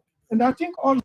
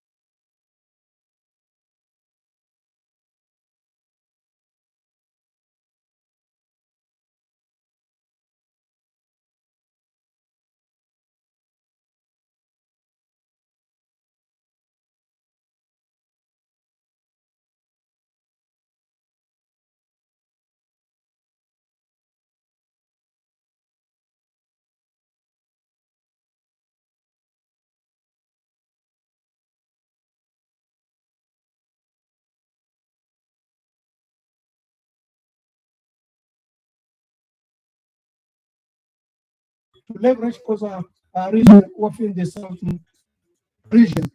Yeah. If you go further, look at the processing industry also. I think so. Speak about infrastructure. So the infrastructure used in most of those some countries. I mean, as the previous colleague Yakuba said, Africa is a continent, for example, of 54 countries to be precise. So you have a various diversity. Some are doing well, some are not doing well. And those which are not doing well, seed processing, for example, is really challenging, because if you cannot process a seed to get the best of the best, because, seed is a foundation, I usually used to say, no farmers, no nation. But I would say today, no seed, no farmers. That's fundamental. So if we really want to create those seed of the future, so we need to enhance, capacity development, but also research for better understanding and business model which are replicable across geographies. We hear today also about the seed without border. Yeah, which excellent. I hear from Bayer Crop Science, even going further. For example, saying that we need international seed without border, which is excellent. But I will challenge even to say, just imagine in the future how research can bring a seed which will go everywhere in the world, independently from the soil structure. So just you have the seed that you can take to Northern America, to Africa, or to Australia. And this is challenging, and that's where research is challenging. So as a research institution, we take those challenges, and I think that's where we need to come to really to break out. I will stop here. Thank you, Rabi. I think your point about international seeds without border is very well noted. So since I'm representing Africa, and Jacob, please allow me to do this. So in African context, we already have some of the regional frameworks. For example, we have COMESA, which is mainly on the Eastern Africa side. We have ECOWAS, which is mainly in the other parts of Africa, especially in the West Africa side. The real challenge for us, I mean, despite having the regional policy framework, when it comes to the practical, execution level, so that's where we face most of the challenges. So to replicate Seeds Without Border as such, that might not fit very well. But then to really learn from Seeds Without Border and to make sure that the existing regional cooperation framework actually goes to the operational level. So I think that should be the priority for us in Africa, right, Jacoba? So okay, so I'm also very cognizant about the timing, but this is one question that I really would like to ask everyone, all the panelists, and this is sort of like parting question. As I showed, South-South cooperation is not just between Asia and Africa, but then that also includes Latin America and so on. Probably next. Probably in next session, maybe in somewhere in next event, probably we also will try to get someone from Latin America. But as of now, let's focus on between Asia and Africa. So what are those top one or two opportunities that you see from your perspective in seed sector between Asia and Africa under South-South cooperation? I would like to start from you, Jacoba, and probably I would like each one of you to just restrict yourself in just 1 minute. 1 minute, but it's very important to get that perspective that what are those top 1 to 2 opportunities that you see between Asia and Africa? Yeah, I'll start with you and I will go all the way to Ramesh. Okay, thank you. Quickly, for me, the opportunities from the African side is now the growing demand for technologies and also the market from Africa. There is a huge opportunity for in the seed market in Africa, where I think personally, the South-South cooperation can play a big role. Africa represents only 2% of the global seed market, and we can't even reach 20% of the demand. And there is a leading seed companies in Asia who can really come and fill the gap. This is one of the points. The second one is also the demand, as I mentioned, for technologies, where you have in Asia, there are leading seed companies bringing improved technologies, where we think cooperation between Africa and Asia can come and fill that gap for technology demand and also a quality seed market for Africa. Thank you. Excellent. Thank you. Yeah, Dr. Rashid. Just in one minute. Yeah, thank you. Thank you so much. So as you already mentioned about the implementation level, there is some problem. I think we should sit together the CG centers and also the regional centers and the focal points of the countries to resolve the problems of this seed without border.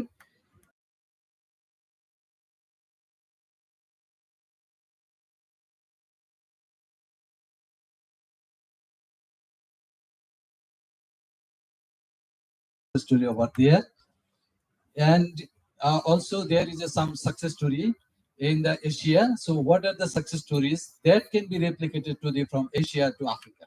That's all. Thank you. Excellent. Thank you. Yeah, Mr. Benapal. Yeah, as Nepal is a developing country, and there is always a challenge of funding of the agriculture research. So I would like to go for the policy organization that will help to import the technology seed, the globally competitive variety in Nepal. Another one is the knowledge is the power, and I believe that it's very technical thing. So I want to go with the development of the digital innovation platform and integration with the member countries and the regional level. Very well said. Thank you so much. Yes, I think in our country, Bangladesh, we have first experience about the seed production, because now we are going to establish the urbanization and the industrialization, as well as the land scarcity is occurred. In this situation, we improve our production due to our experience, I think. So we can share experience South cooperation with Africa. And another is the seed without border. This is not only word, but we established this word with government policy.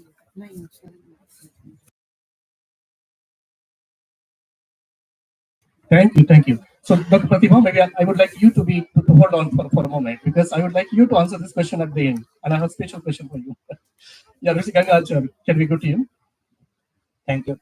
I think meaningful engagement of the private sector is one area that we can work together in the seed sector as an opportunity, emerging opportunity, I would say, based on, Nepalese context. If you, particularly if we see, there are a lot of private sector actors, but they are not meaningfully engaged in the policy process or other aspects also. So there is huge scope that we can work here.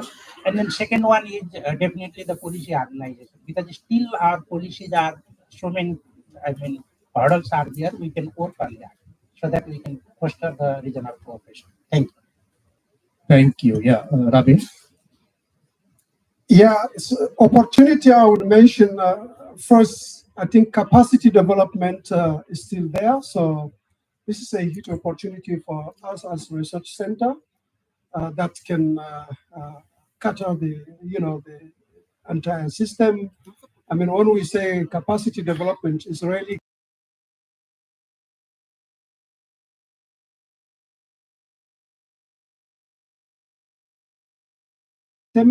systematic approach that really, because when we say seed system, it's not just about seed itself, but it's go through the entire value chain. And some countries are lacking on that. You may have the best seed, but if you don't know about your soil, for example, you may seed in a bad soil. So we need those approach to be really, aligned and trying to sell those approach to government or to policymakers. So I think those are two opportunities, big opportunity, linked, of course, with investment, in research and development. Thank you. Thank you, thank you. And a special question for you, Dr. Pratima. I mean, it's the same question, but I would like to frame it differently. So what are those top one or two opportunities in South-South cooperation that your organization would potentially like to support? Okay, so actually that was my answer to the question. Like, we are also strongly supporting Seed Without Water, which is regional seed agreement. So ACR is one of the, from the first meeting, one of the funder for this initiative. And recently, since you have given me this opportunity, I'd like to say that we can add Mungbin crop into that regional seed agreement, because then it will benefit South Asia as well as Africa. So that is, we are already supporting, and we can. It's not officially, but we like to continue to support that agreement. And then there is another technology what my organization is working recently with Pakistan as well as with Bangladesh on wheat hybrid technology with University of Sydney. So that thing is like, when we talk about 3 I's, one was innovation. So I feel like it will be a good innovative technology if it is successful in Pakistan. So that's what two top opportunities which we are already supporting. And just I wanted to take another question, which is like how to facilitate all things, like the South-South collaboration and everything, because it is a partnership. So just like any other partnership, like you have to have a diversity on the table. So not only what Dr. GP Singh was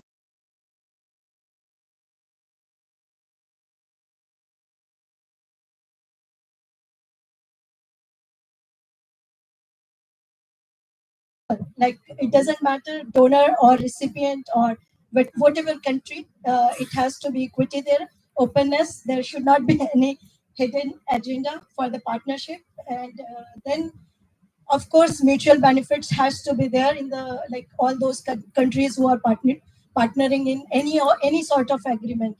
And I already said, like, there has to be enough courage in your partnership. And final, I want to mention that I feel like national governments of all, especially for the South Asian countries, needs to take more proactive role promoting this South-South collaboration, because I can say here, like, ICR has a South-South collaboration as one of the vision, but it is the last one. So it's on maybe back burner. So yeah, so I want to probably say at this platform that national government needs to take more proactive role in this. So I should stop here. Thank you. Sure. Thank you, Dr. Pratibha. Thank you so much.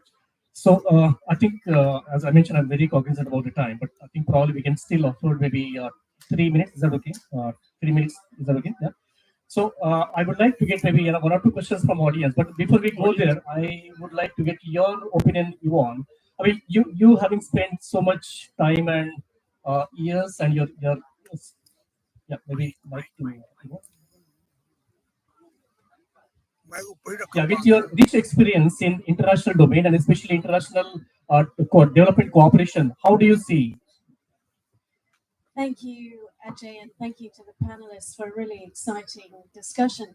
I think there are 3 or 4 levels to South-South collaboration. I think the most immediate we've heard about is really the notion of within the sort of South Asian ASEAN region. So we talk about seed without borders. We talk very much about truth labeled seed in the context of these countries. I think there is huge opportunity. I know certainly at IRI, we've seen that in rice, but this initiative is now going beyond rice. So I think potato, jute, other examples, how do we learn from that to ensure we're able to accelerate seed systems elsewhere? I think the second dimension of that, which really relates to the comment Pratibha made, is who is able to facilitate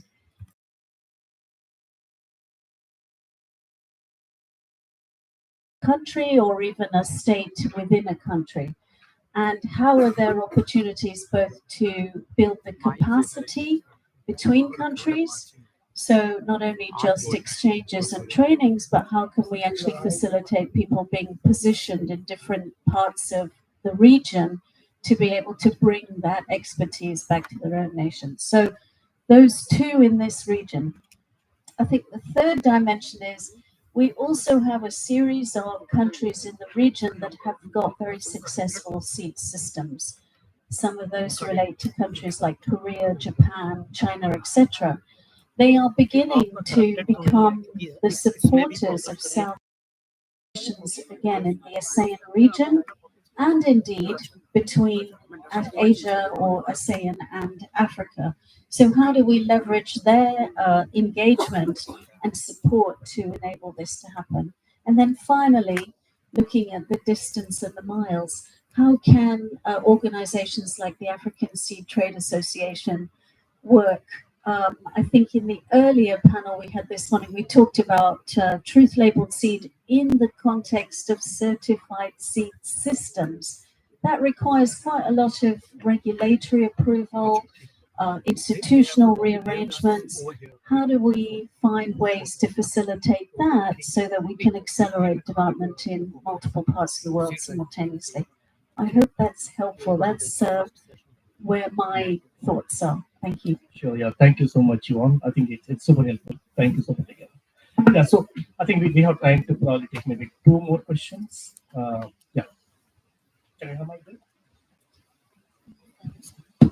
Then also that the Asian seed sector, SAARC countries seed sector have developed very well, and this is almost equal to the European seed market as a whole. So I was thinking that we are very much depending on the ISTA formulations for the quality management, the quality testing and all that. So is it not worth it to consider Asian Seed Testing Association or ISTA Regional Center somewhere, so that the problems or issues relating to Asian seed sector are quite different from the European seed market, and therefore the concentration, it will help ISTA also to speed up the attention towards the seed sector problems in seed testing, seed quality testing, and formulations, etc. It will help the ISTA to speed up the attention towards the Asian seed issues. The second point is India is the recognized body for nodal agency for the SAARC Seed Bank. So SAARC Seed Bank has been there for more than a decade now, and the Bangladesh and Nepal, of course, other SAARC countries are there. Is there any feedback about the performance of the SAARC Seed Bank because for calamities and all that? Is there any feedback for that? Third point, of course, from the Dr. Can we restrict to 2 points? Can we restrict to 2 points? Yeah. Questions? Yeah. In the interest of time. Yeah. Thank you. Thank you again. Yeah, so who would like to respond to that? I think the second question was about Bangladesh and Nepal, especially on the seed bank. Anyone from Bangladesh or Nepal, would you like to?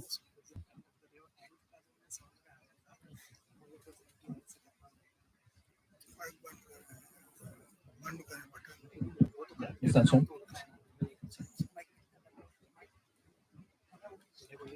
I think seed bank actually what it was expected while established, it has not been done.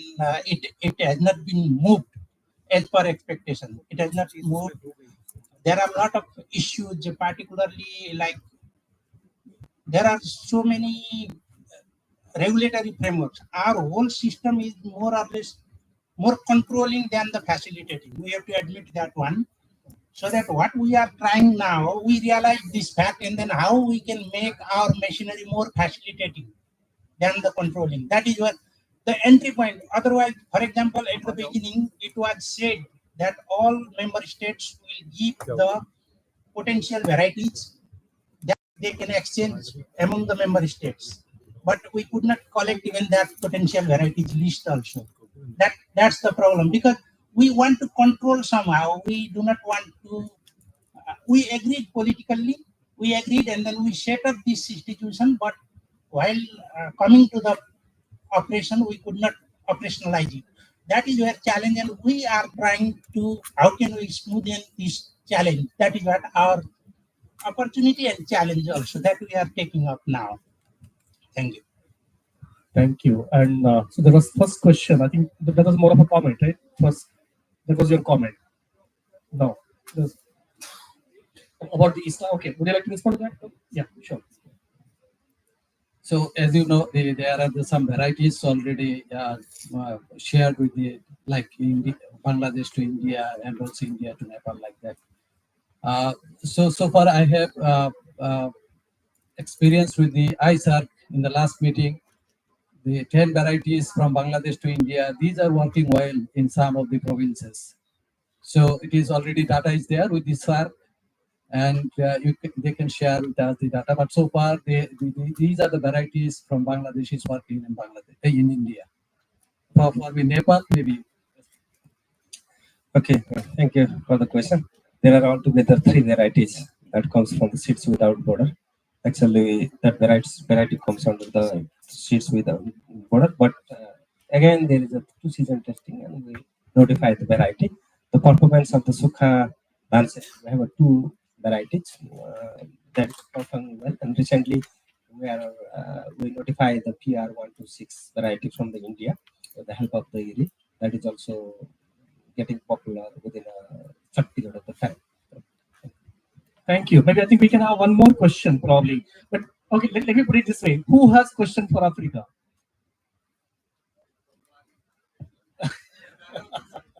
Sorry, okay, we can still have that, yeah. Please can we have like that?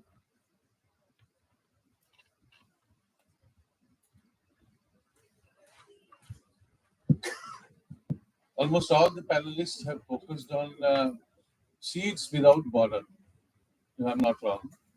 But unfortunately, for the last 8 years, I'm listening this. This has not happened. And there is no instrumentation of any kind of law and agreement between the SARC countries so that seed can move freely across the boundaries. Getting seed in India is 100 times easier than sending it out. All of you must be aware of that, National Biodiversity Authority and all those. So how you are proposing to implement this? And second thing, Madam, Australian quarantine is one of the most difficult quarantine system in the world. So how you are planning to move out and move in from Australian soil? Yeah, thank you. So Dr. Pratibha, would you like to tackle the second question first?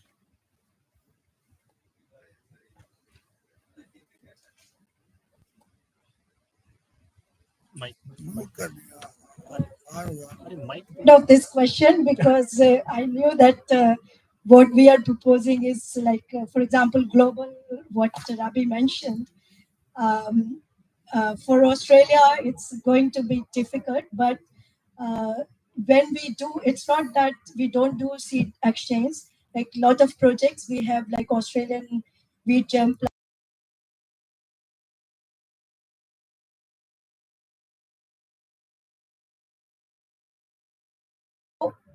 I can also go back to the question of seed without border. I totally agree with you.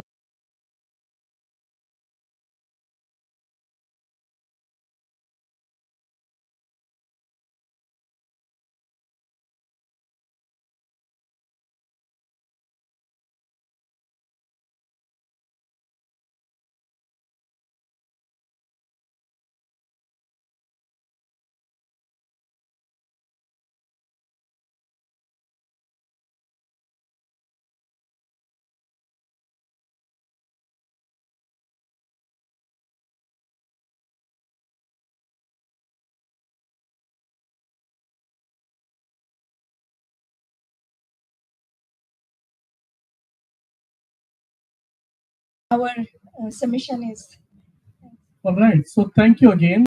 So maybe on the point of jump plasma movement from Australia to other countries, probably you can take it offline with Dr. Singh. Yeah. Okay. So with that, I think I will have to close the panel discussion over here because I think we are already 5 minutes late than the scheduled time.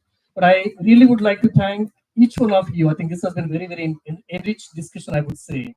And again, once again, thank you for agreeing to be on this panel, and thank you for sharing your very insightful thoughts. So thank you, and with that, I think we. Yes. Thank you, Ajay, for moderating such a wonderful and insightful session. So before we conclude, I would request to do the honor for all the esteemed panelists. So I will start with Dr. Yakuba Diallo, and I request Ajay to felicitate him. So we can give him a round of applause.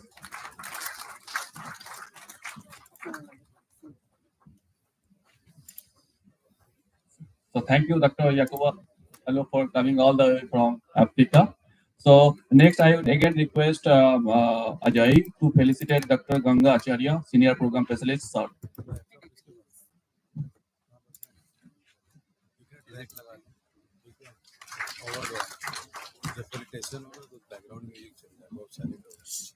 And to Dr. Pratibha Singh,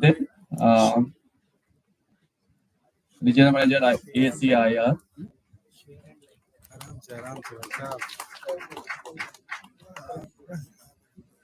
Then we have Mr. Benu Prasad Parsai, Chief Seed Quality Control Center, Ministry of Agriculture and Livestock Development, Government of Nepal.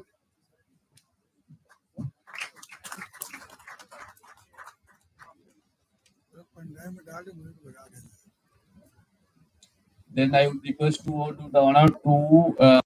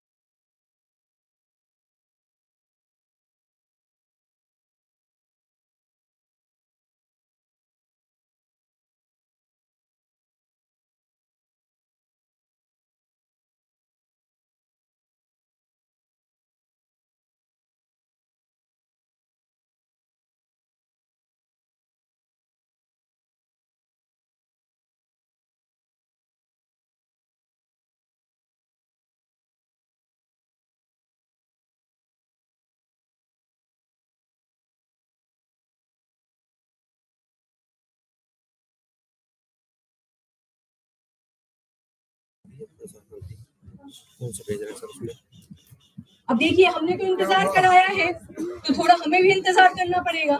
हम खाना खा रहे थे आराम से।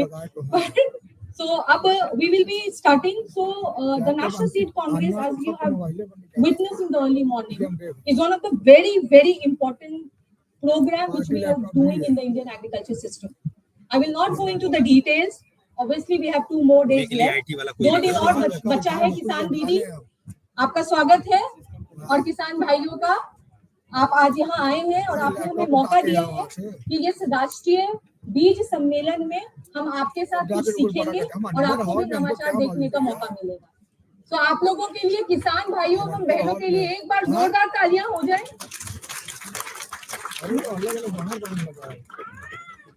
Now we have the honorable delegates arriving. A big round of applause for all of them.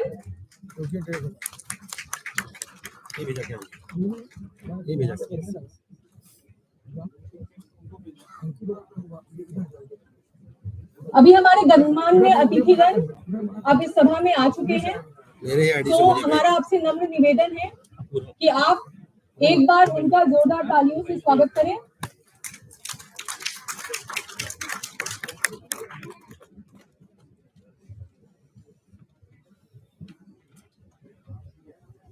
मैं doctor Sugandha Munshi ED और NSC team की तरफ से आप सभी का सादर अभिनंदन और स्वागत करती हूँ। हम बस कुछ ही देरों में, कुछ ही पलों में इनॉग्रल सेशन का विधिवत प्रारंभ करेंगे, और हमें बहुत हर्ष है कि ऑनरेबल एग्रीकल्चर मिनिस्टर भी हमें ऑनलाइन 4 बजे के आसपास ज्वाइन करेंगे। तो ये जो हमारा सत्र होगा, इसमें सारे इंपॉर्टेंट डेलीगेट्स और ऑनरेबल मिनिस्टर हमें दिल्ली से ज्वाइन करेंगे 4 बजे के बाद।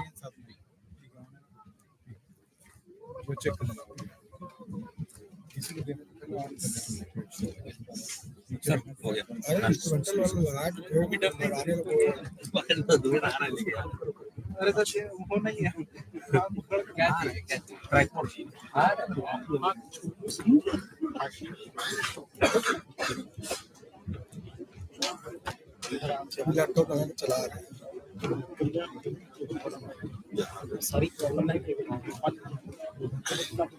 हम बोलेंगे तो वो बोलेंगे सर इसका वो चाहिए। हाँ ये अच्छा हाँ वो तो आएगा ना, उसी स्पीकर से बोलेंगे ना हम। अपने जो 2 माइक, एक्सपेंशन माइक, ये आउट 2 एक्सपेंशन माइक, तो कहीं से भी आवाज आएगी, इससे वो आउट जाएगी, और यहाँ पे बोलेंगे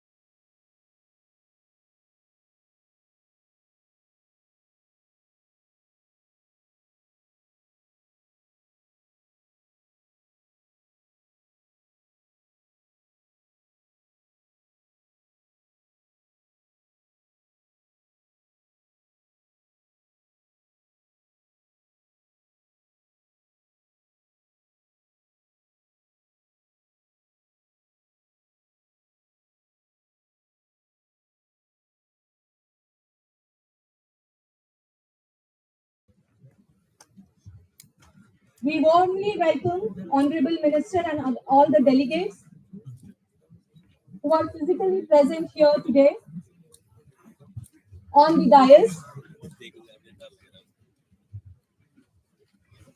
Thank you, each one of you, for making this day a memorable day. Now, moving ahead, सत्र को आगे बढ़ाते हुए मैं अतिथिगण से नम्र निवेदन करूंगी कि वो दीप प्रज्वलित कर इस सत्र का विधिवत प्रारंभ करें। The lighting of the ceremonial lamp signifies the start of a journey toward knowledge and enlightenment. All the dignitaries stepping forward for the lamp lighting will show us the pathway and enlighten the National Seed Congress this year. May this event shine a light on the path of innovation and sustainable growth in the seed sector. औपचारिक दीपक की रोशनी ज्ञान और आत्मज्ञान की ओर एक यात्रा की शुरुआत का प्रतीक है। अंधेरे पर प्रकाश की विजय की याद दिलाती है और सकारात्मकता, शांति और सद्भाव को बढ़ावा देने का एक तरीका भी है। इस दीप प्रज्वलन के साथ हम यह प्रार्थना करते हैं कि कृषि एवं बीज से जुड़े नवाचार विकास के मार्ग को आज की यह रोशनी ज्ञान से प्रज्वलित करेगी। एक बार जोरदार तालियों से हम इस पवित्र पल का अभिनंदन करते हैं, स्वागत करते हैं सारे अतिथिगण का।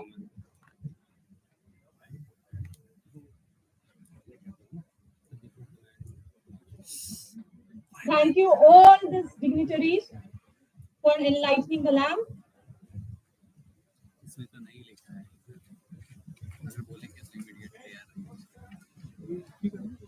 हाँ वो हमने किया हुआ है। हाँ ठीक चल रहा है। कर्टेन रेजर के लिए तैयार है ना? हाँ कर्टेन रेजर रेडी। ये रिमोट वही है क्या? यस।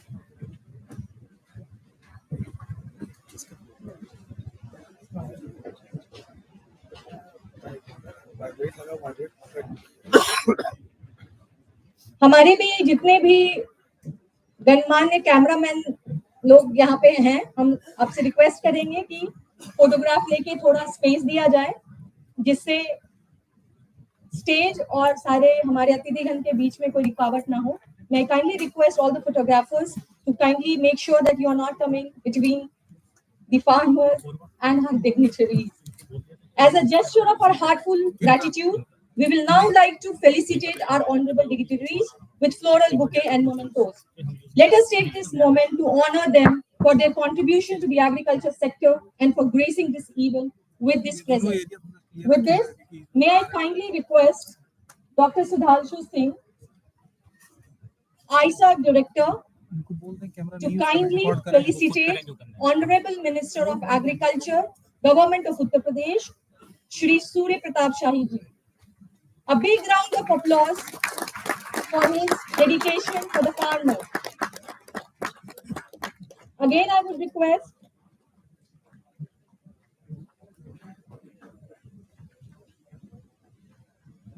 आपका स्वागत है sir. Again, I will request Dr. Singh to kindly felicitate Secretary Agriculture, Government of India, Dr. Divesh Chaturvedi ji. You are most welcome to this auspicious day, sir, and we are humbled and honored to have you here. May I now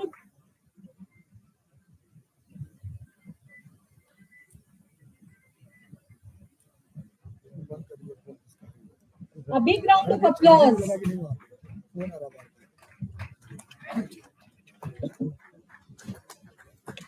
A big round of applause for felicitating our Honorable Minister with a token of gesture from our side. May I now take this opportunity to request Dr. Sanjay Kumar ji to felicitate Director General EV, Dr. Yvonne Pinto. Thank you so much, sir, for your precious time. Thank you, Dr. Pinto, for gracing us on this auspicious day.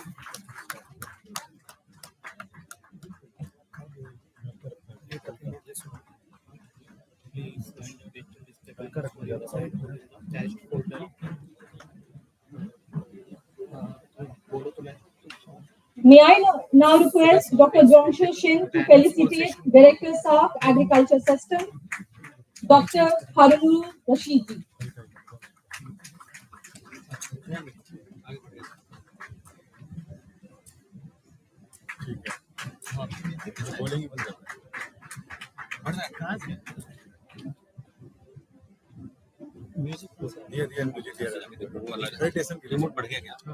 A big round of applause for him. Now may I request Dr. Ajay Kohli, our DDGR, to felicitate Additional Secretary, Admin Crop and Seeds, Ministry of Agriculture and Farmers Welfare, Government of India, Srimati Shubha Thakur ji. Ma'am, you have been the pillar of this day, and we really welcome you and are humbled to honor you. A big round of applause, तालियों की गड़गड़ाहट होनी चाहिए.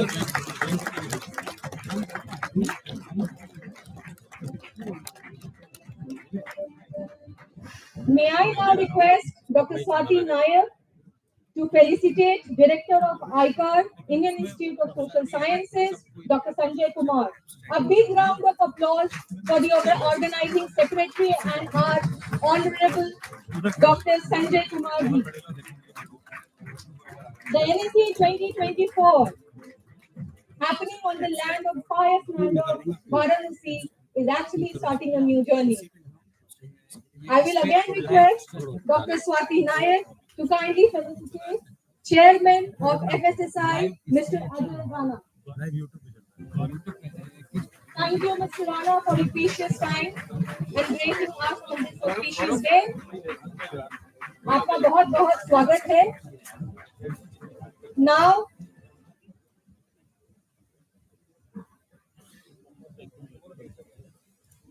thank you, Dr. Rana. Thank you, Swati. Now, last but not least, the pillar of the Indian agriculture, for whom we all are sitting here. May I kindly request Dr. Dilip Srivastav ji to felicitate Padam Shri Chandrasekhar Singh ji. The farmers, किसान भाई और किसान बहन भी हमारी agriculture कृषि seed हो या कोई भी तकनीक हो उसकी नींव होते हैं. हमें काफी हर्ष है आपको आज इस मंच पर हम सम्मानित कर पा रहे हैं. आपके सानिध्य के लिए हम हमेशा आपके आभारी रहेंगे, आदरणीय चंद्रशेखर जी. A big round of applause for all the farmers. श्रीमान चंद्रशेखर जी संपूर्ण भारत के किसान भाइयों एवं बहनों का नेतृत्व यहाँ कर रहे हैं. A big round of applause with all of you. With this, अब हमारे अतिथि गण के स्वागत के बाद मैं निवेदन करूंगी doctor Swati Nair, organising secretary से, कि वो एनएससी की परिपाटी और इसके बैकग्राउंड, इसकी परिकल्पना को हम सबसे साझा करें. I will request Swati to kindly enlighten us with the NSC. Thank you. सम्मान्य मंत्री महोदय जी और मंचासीन अतिथिगण, all the dignitaries, guests, once again, in presence of august presence of all our dignitaries, I welcome you all to National Seed Congress 2024. This is the 13th edition of national seed Congress. और इस seed Congress में अनोखी बात यह है कि ना कि हमारे देश के सारे सीड सिस्टम के स्टेक होल्डर हमारे साथ जुड़े हुए हैं, बल्कि भिन्न भिन्न अलग देशों से भी लोग आके यहाँ पे जुड़े हुए हैं. चाहे वो अफ्रीका हो, चाहे फिलीपींस हो, हमारे बांग्लादेश हो, या फिर नेपाल हो, या अन्य भिन्न भिन्न देश जो है वहाँ के अधिकारियां जो सीड सेक्टर में काम करते हैं वो सब उपस्थित हैं. So we thought we will make this 13th edition of National Seed Congress a little different from what has happened and breach the boundaries of science and seed sector by bringing in platform so that we can share the knowledge and collaborate better and bigger way. So, ladies and gentlemen, we have prepared a cotton ranger video for the National Seed Congress. और हम वो जो cotton razor video है माननीय मंत्री जी के उपस्थिति में उसको दिखाना चाहेंगे. हमारी ऑर्गेनाइजिंग कमेटी ने इसको आपके लिए खास करके बनाया.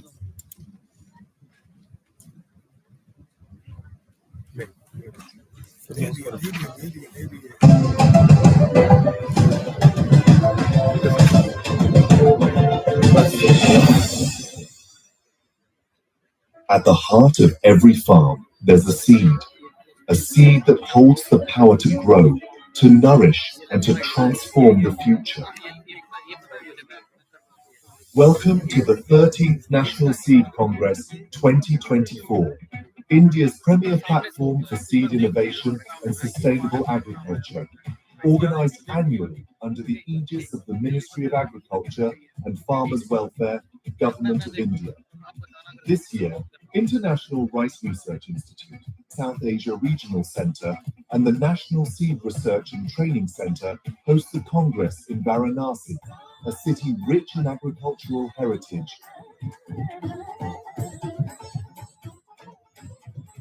To address the challenges and opportunities shaping the future of the seed sector. For over a decade, the National Seed Congress has been a beacon of innovation and collaboration, bringing together policymakers, researchers, industry leaders, and farmers to reshape the future of agriculture. Over the next 3 days, the Congress will feature dynamic sessions, interactive workshops, and exhibits on key topics, including emerging seed technologies and quality standards, innovative crop improvement methods and strategies, harnessing the power of land races and indigenous crops for farmer empowerment, the impact of seed entrepreneurship and delivery systems, strengthening markets and systems for hybrid, biofortified and value-added crops, and innovations in seed processing, health, storage and supply chain management. This Congress is more than just new ideas. It's about connecting people, sharing knowledge, and driving meaningful change in agriculture. At its core, the National Seed Congress is about empowering farmers, inspiring youth, and fostering inclusive growth in agriculture. Together, let's plant the seeds of progress and grow a sustainable future for agriculture.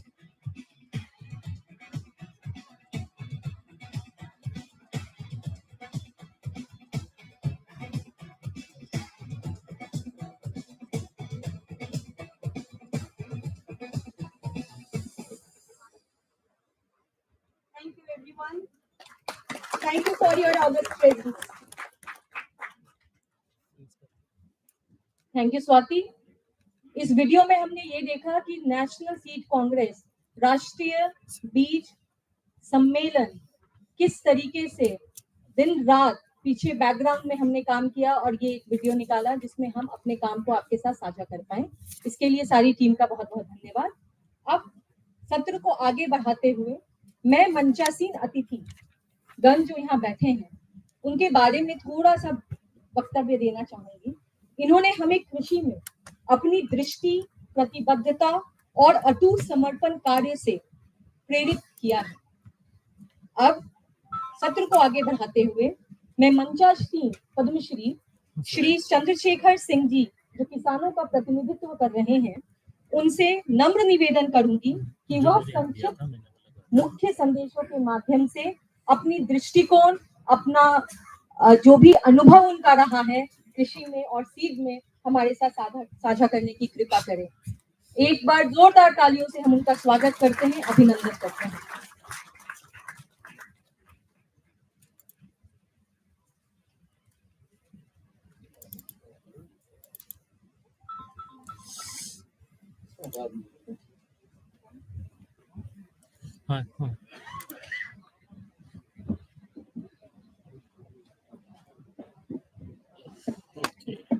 सबको नमस्कार।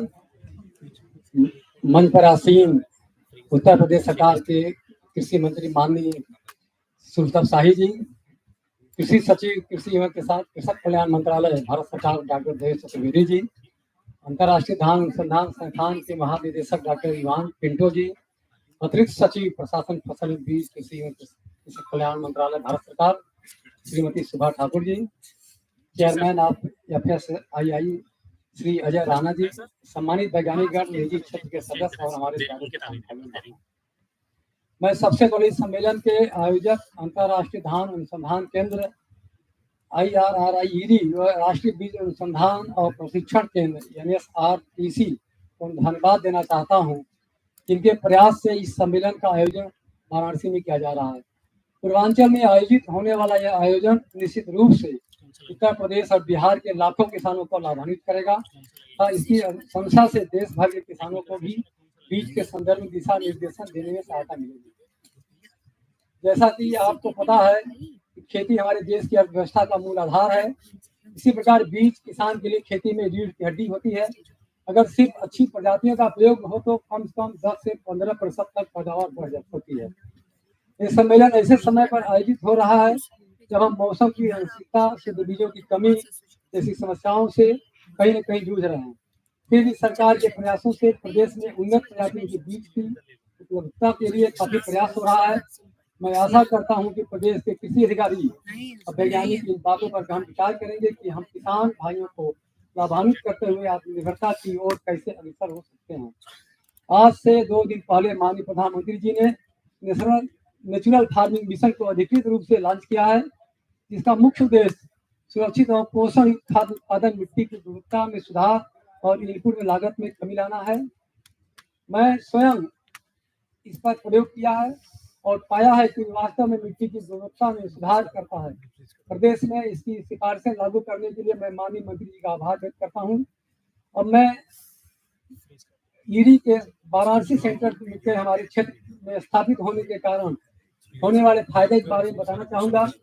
इस संस्थान ने अपने स्थापना के 6 वर्ष में किसानों के बीच में अपनी पैठ बना ली है। यहाँ पर किसानों को धान की खेती से जुड़ी नवीनतम तकनीकों जैसे कि धान की सीधे बुआई, बिजाई, जल संचयन के लिए गीला और सूखा करना और कटाई उपरांत के प्रबंधन, किसान भाई यहाँ से प्रशिक्षण लेकर जाते हैं और अपने खेती में इस तकनीकी का प्रयोग करके अधिक उत्पादकता प्राप्त कर रहे हैं। इसके साथ साथ यहाँ के वैज्ञानिकों ने हमारे किसान भाइयों के खेत में अपनी उन्नत तकनीक का परीक्षण भी करते रहे हैं, जिससे उनके मन में इसके प्रति विश्वास पैदा होता है। मैं अपनी बाड़ी को विराम दूं, इसके पहले मैं एक छोटी सी घटना बताना चाहता हूँ। मंत्री जी बैठे, ऐसा मौका नहीं मिलता है। 22 जनवरी को अयोध्या में श्री राम भगवान का जो है प्राण प्रतिष्ठा होने जा रहा था, उसमें मैं भी बुलाया गया था। उसके पहले श्री राम भद्राचार्य जी की कथा वहाँ हो रही थी, जो 14 जनवरी शुरू थी, तो उसमें भी मैं बुलाया गया था। तो हम लोग जो 14 को पहुंच गए थे अयोध्या में, और दरबार जी रहे वहाँ पर काफी 22 जनवरी बाद आए। तो दिल्ली से नलिनी कमली सारे लोग नाम जानते हैं, कथक नृत्यांगना है, दोनों को पद्मश्री मिला हुआ है। तो हम लोग कई दिन रहे थे, साथ हो गए, परिचय हो गया। तो मैं अपने फॉर्च्यूनर से गया था। तो नलिनी छोटी है, कमली बड़ी है, तो नलिनी नाम बड़े नाम रहता है। उन्होंने बड़े आश्चर्य से कहा कि मैं पहली बार वीआईपी किसान देख रही हूँ जो कि फॉर्च्यूनर से चलता है। तो हमारे मोदी जी प्रधानमंत्री जो कि चाहते हैं कि हमारे किसान की इनकम दुगना हो, और हम लोग उद्यमी हैं। सीड प्रोसेसिंग प्लांट हमारे पास 3 प्लांट है। मैं कहता हूँ कि किसान अगर उद्यमी बन जाएगा तो दुगना नहीं, 10 गुना नहीं, 100 गुना ज्यादा इनकम अपना बढ़ा करके देश का किसान सफल करेगा।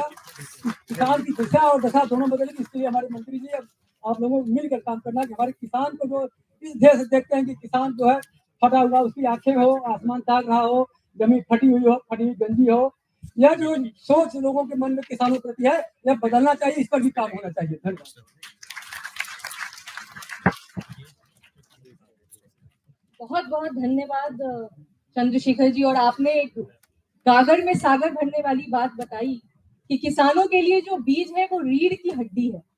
इसमें आपने सब कुछ समग्र कर दिया कि भारतीय कृषि में बीज की क्या महत्वता है।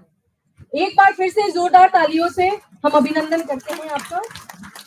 आगे बढ़ते हुए मैं अनुरोध करूंगी director ICAR Indian institute of seed science doctor Sanjay Kumar ji से, जो कि आईकार को रिप्रेजेंट कर रहे हैं, हमें संबोधित करें। Thank you.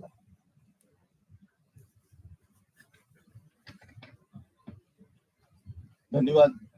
आप सभी को बहुत बहुत नमस्कार, प्रणाम।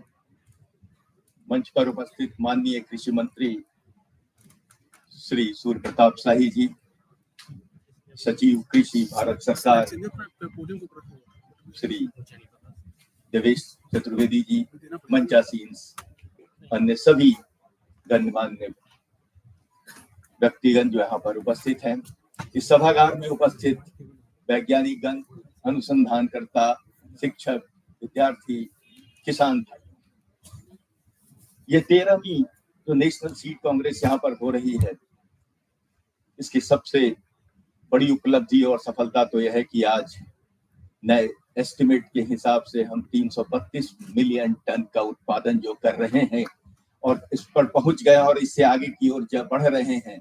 ये सब आप सभी किसानों का इसमें भरपूर सहयोग के कारण जो ये है। और इस उपलब्धि में हम सभी जानते हैं कि बीज का कितना बड़ा रोल रहा है, बीज का कितना बड़ा हिस्सेदारी रहा है।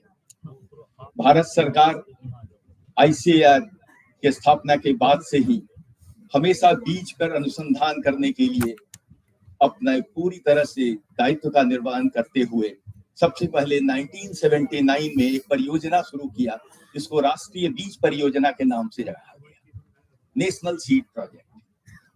और उसी को आगे बढ़ते हुए 2004 में एक केंद्र की स्थापना हुई, डायरेक्टरेट ऑफ सीड रिसर्च, जिसका मुख्य हेडक्वार्टर इस वाराणसी से 100 किलोमीटर की दूरी पर मऊ में स्थित है, जहां पर मैं अभी पर कार्यरत हूँ।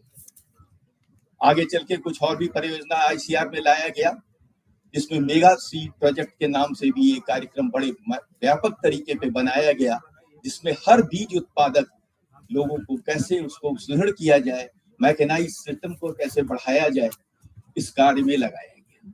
और सर, मैं यहाँ पे बताना चाहूंगा कि इतने साल में इस सारे कार्यक्रम की जो उपलब्धि रही है, उसका परिणाम आज ये है कि जो हम अनाज के उत्पादन में आगे बढ़े हैं, लेकिन बीज के पैमाने पर अगर अलग अलग पैमाने पर अगर हम बात करें, चाहे वो सीड रिप्लेसमेंट रेट हो, चाहे वेराइटल रिप्लेसमेंट रेट हो, या वेराइटल मिसमैच की बातें हों, हम बहुत ही अच्छे आगे बढ़ते चले जा रहे हैं। आज से करीब 11 साल पहले जो उत्पादन की जरूरत होती थी, मैं ब्रीडर सीड की बात कर रहा हूँ, जिसको प्रजनक बीज कहते हैं, जिससे आगे सारी बीजों का निर्माण होता है, उसमें मिसमैच हमें क्या उत्पादन करना था, क्या हमने किया, वो 34% से ज्यादा था। आज के दिन में वो 11.3% है। हमारी पूरी कोशिश है कि आने वाले 5 साल में हम उसको 5% से कम पे ले आए। वेराइटल रिप्लेसमेंट रेट, जिसमें हम देखते हैं कि नई किस्मों का वेराइटल चेन में जो सीड सिस्टम है, उसमें कितना रोल है, कितना उसका हिस्सेदारी है। तो जो नई किस्में हैं 5 साल से कम जिसकी है और 10 साल से कम है, 2 पैमाने आते हैं। 10 साल वाले में ज्यादातर फसलों में हम 90% से ऊपर वेराइटल रिप्लेसमेंट रेट है, और 5% में हम 40% से ज्यादा हम बढ़ चुके हैं। कुछ राज्य, कुछ क्षेत्र और कुछ फसलों के कारण कहीं कहीं कमी और अलग अलग इसमें आती है, जिसके संशोधन के लिए हम लगातार लगे रहते हैं।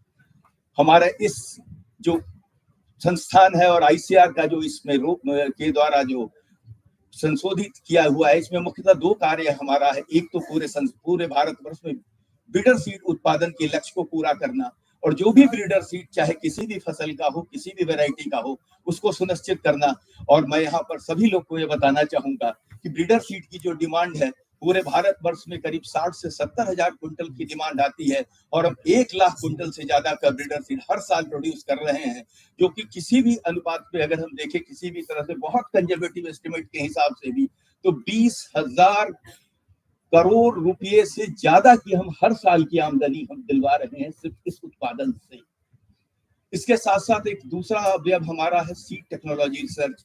बीज के क्षेत्रों में मैं किस्मों की बनाने की बात नहीं कर रहा हूँ। जब नई किस्म बन जाती है, वो उसकी अनुमोदित हो जाती है, उसके बाद उस बीज की गुणात्मक में कैसे उसकी हम क्वालिटी को इम्प्रूव करें, कैसे उसके रखरखाव को इम्प्रूव करें, कैसे उसमें हम बीज जो स्टोर करते हैं उसमें कीड़े न लगे, उसमें बीमारियां, जो सीड में जो बीमारियां आती है, बीमारियों में जो सीड के द्वारा बनते हैं, उसको कैसे रोकथाम करें, इन सारे कार्यों पर हमारे वैज्ञानिक जो पूरे देश में करीब 65 केंद्रों के द्वारा, जितने भी यूनिवर्सिटीज हैं, एग्रीकल्चर यूनिवर्सिटी और ICAR institute, total 65 centers are all across the country.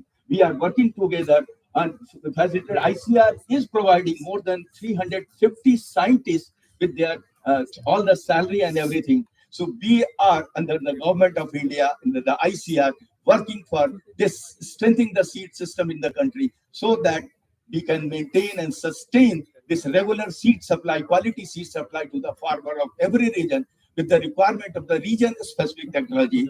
So धन्यवाद, बहुत बहुत आप सभी को धन्यवाद. Thank you.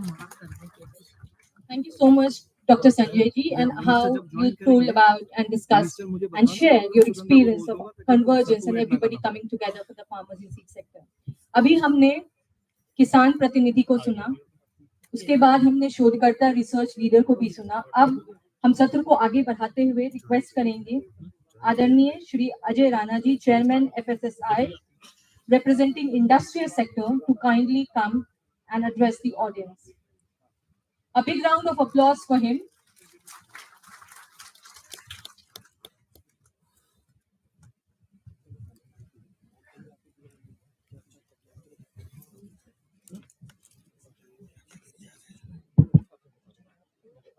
एक बार फिर नमस्कार। मंच पर उपस्थित उत्तर प्रदेश के ओजस्वी कृषि मंत्री माननीय श्री सूर्य प्रताप शाही जी, भारत सरकार के secretary agriculture Shri Devesh Chaturvedi ji, madam शोभा ठाकुर जी एडिशनल सेक्रेटरी, और मंच पर मौजूद और सभी गणमान्य व्यक्ति और जितने भी आज साइंटिफिक कम्युनिटी से, मीडिया से और स्टूडेंट्स, किसान यहाँ पे आए हैं।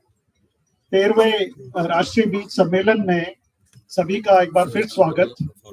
मंत्री जी, आपसे हम थोड़े दिन पहले दिल्ली में मिले थे, हमारी एजीएम थी दिल्ली में, और आपने सीड इंडस्ट्री को आमंत्रण दिया था कि आइए आप लखनऊ में आइए, हम सीड पार्क बनाएंगे। और मंत्री जी ने जो हमें न्योता दिया था उस पर काम चल रहा है। इनफैक्ट ऑलरेडी उत्तर प्रदेश सरकार ने टेंडर इशू किया है, in fact expression of interest issue किया है कि उत्तर प्रदेश में सीड इंडस्ट्री को डेवलप करने के लिए। सर, ये बहुत महत्वपूर्ण कदम है। मैं भारत का जो सीड इंडस्ट्री है, federation of seed industry of India, उसको रिप्रेजेंट करता हूँ।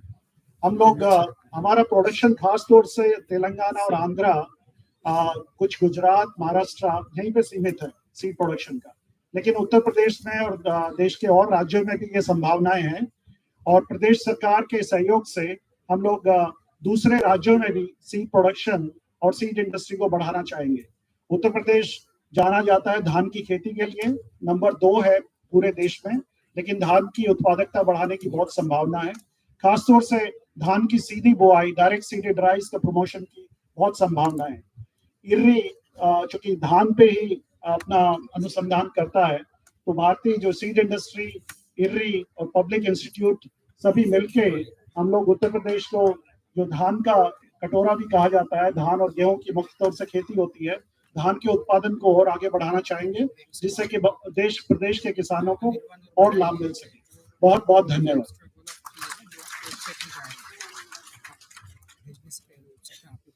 Thank you, Mr. Janana, as you share your pious effort for reviving the agriculture, the seed sector of Uttar Pradesh. Now, moving ahead, I would request our Honorable Director General, Dr. Yvonne Pinto, to kindly come and address us. A big round of applause for her for her time and her gracious presence. Over to you.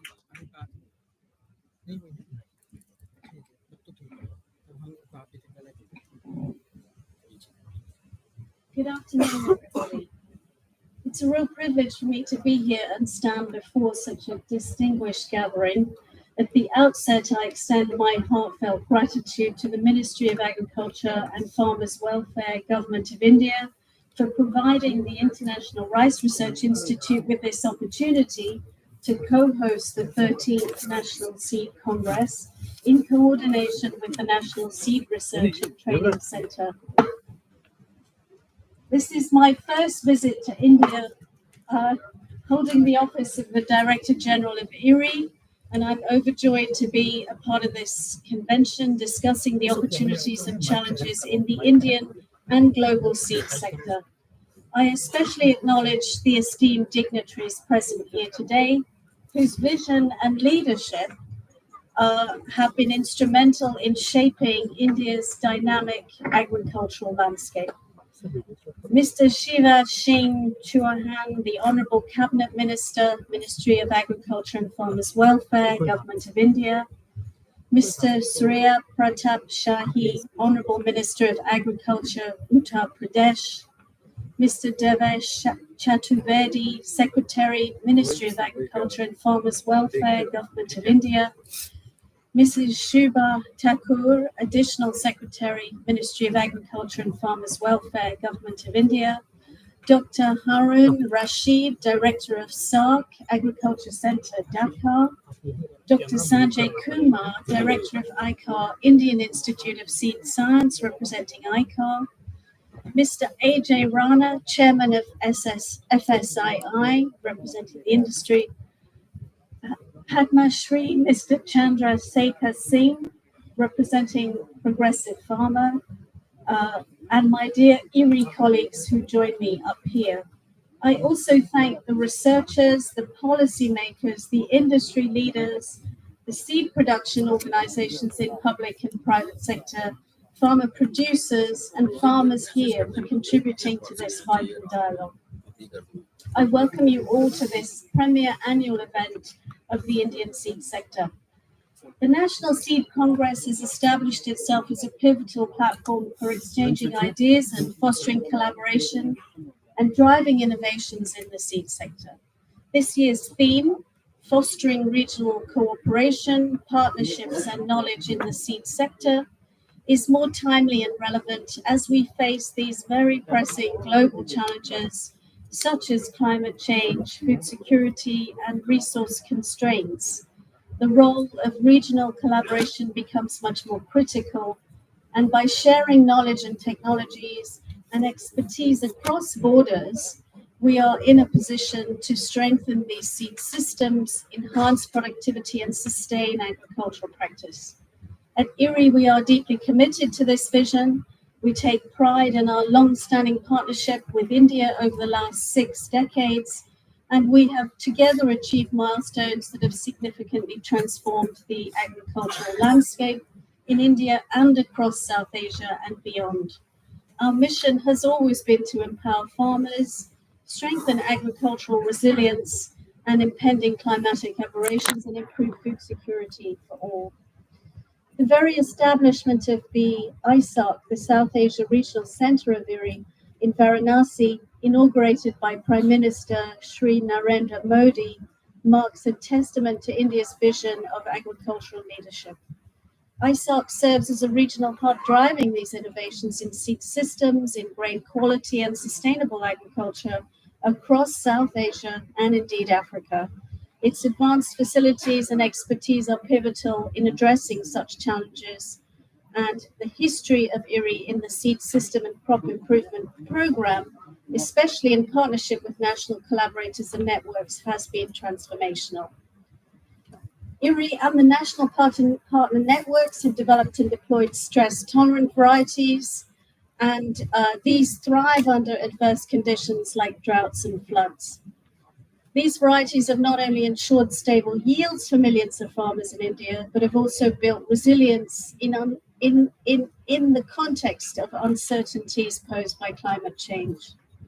In recent years, IRI's One Rice Breeding Network model has paved the way towards transformative approaches in public breeding, and the Speed Breed has advanced the breeding platform developed at ISARC. We've also been successful in developing low and ultra-low glycemic index, as well as nutritionally enhanced rice varieties that address both growing health concerns of consumers whilst ensuring farmer profitability. IRI has been a driving institution, advocating cross-border policies through Seeds Without Borders and facilitated transnational exchanges.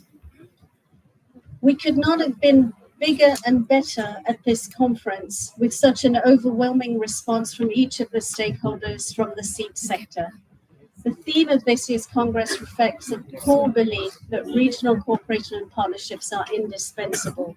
The global public-private partnerships have proven to be transformative in enhancing the scaling of technologies.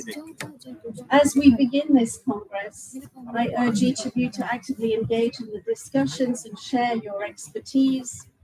This is more than a meeting, but a call to action.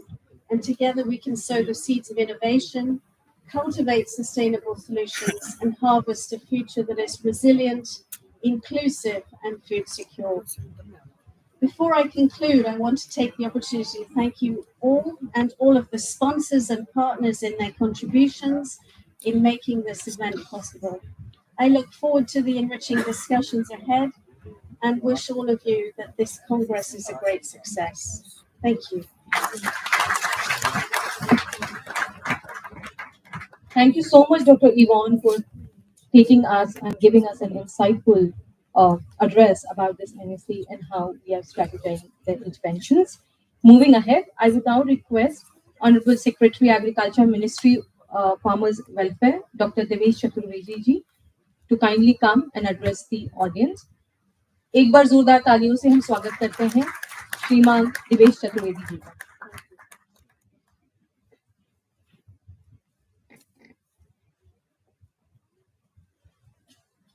इस 13वीं national seed conference में आप सभी का स्वागत है। सम्मानित उत्तर प्रदेश के कृषि मंत्री जी, respected Dr. Vivian Pinto, DG of IRRI, we welcome her to India and to Varanasi. Dr. Mohammad Harun Rashid, Director, SARC Agriculture Center, BARC, coming from Bangladesh. Dr. Jay Kohli, DDG IRI, Dr. Chandrasekhar Singh जी, पद्म श्री, इस वाराणसी के रहने वाले प्रगतिशील के साथ हमारे अपर सचिव Shiva Thakur ji, Ajay Rana FSSAI के अध्यक्ष डॉक्टर संजय कुमार ICAR के और डॉक्टर सुधांशु सिंह जिन्होंने मिलकर ये कार्यक्रम को आयोजन किया है। ये बहुत महत्वपूर्ण 3 दिन का कार्यक्रम है जिसमें वैज्ञानिक, किसान भाई बहन, हमारे इंडस्ट्री के लोग जुड़े हुए हैं और कृषि मंत्रालय की तरफ से उनके मदद से हम लोग ये कार्यक्रम आयोजित कर रहे हैं, जिसमें IRRI का जो यहाँ का वाराणसी का सेंटर है उनका भी सहयोग है, पूरी तरह पार्टनरशिप है। जैसा कि हम सब जानते हैं कि इस देश ने ग्रीन रेवोल्यूशन से जो हरित क्रांति से जिस प्रकार से आत्मनिर्भरता पाई है विभिन्न फसलों में, विशेष रूप से गेहूं में, धान में, चावल में, और करीब करीब हमने आत्मनिर्भरता प्राप्त कर ली है दलहन में। तिलहन में हम लोग का भी चैलेंज चल रहा है और तिलहन में सबसे बड़ी जो इशू है, या दलहन की भी बात करें, दोनों की बात करें, तो अगर बात होती है कि भी वातावरण अनुकूल होने के बावजूद भी हम लोग क्यों नहीं compete कर पा रहे विश्व के स्तर की प्रोडक्टिविटी और कॉस्ट से, तो उसका मूल कारण होता है बीज। हमने बिजली की समस्या काफी हद तक रिजॉल्व कर ली है पूरे देश में, हमने खाद की समस्या भी काफी हद तक रिजॉल्व कर ली है। ग्लोबल क्राइसिस के बावजूद हम लोग खाद किसानों तक पहुंचाने में सफल रहे, हर प्रकार के चुनौतियों का सामना करते हुए। जो असली चीज जिससे प्रोडक्टिविटी बढ़ सकती है और हम ज्यादा कॉम्पिटिटिव हो सकते हैं वो बीज है।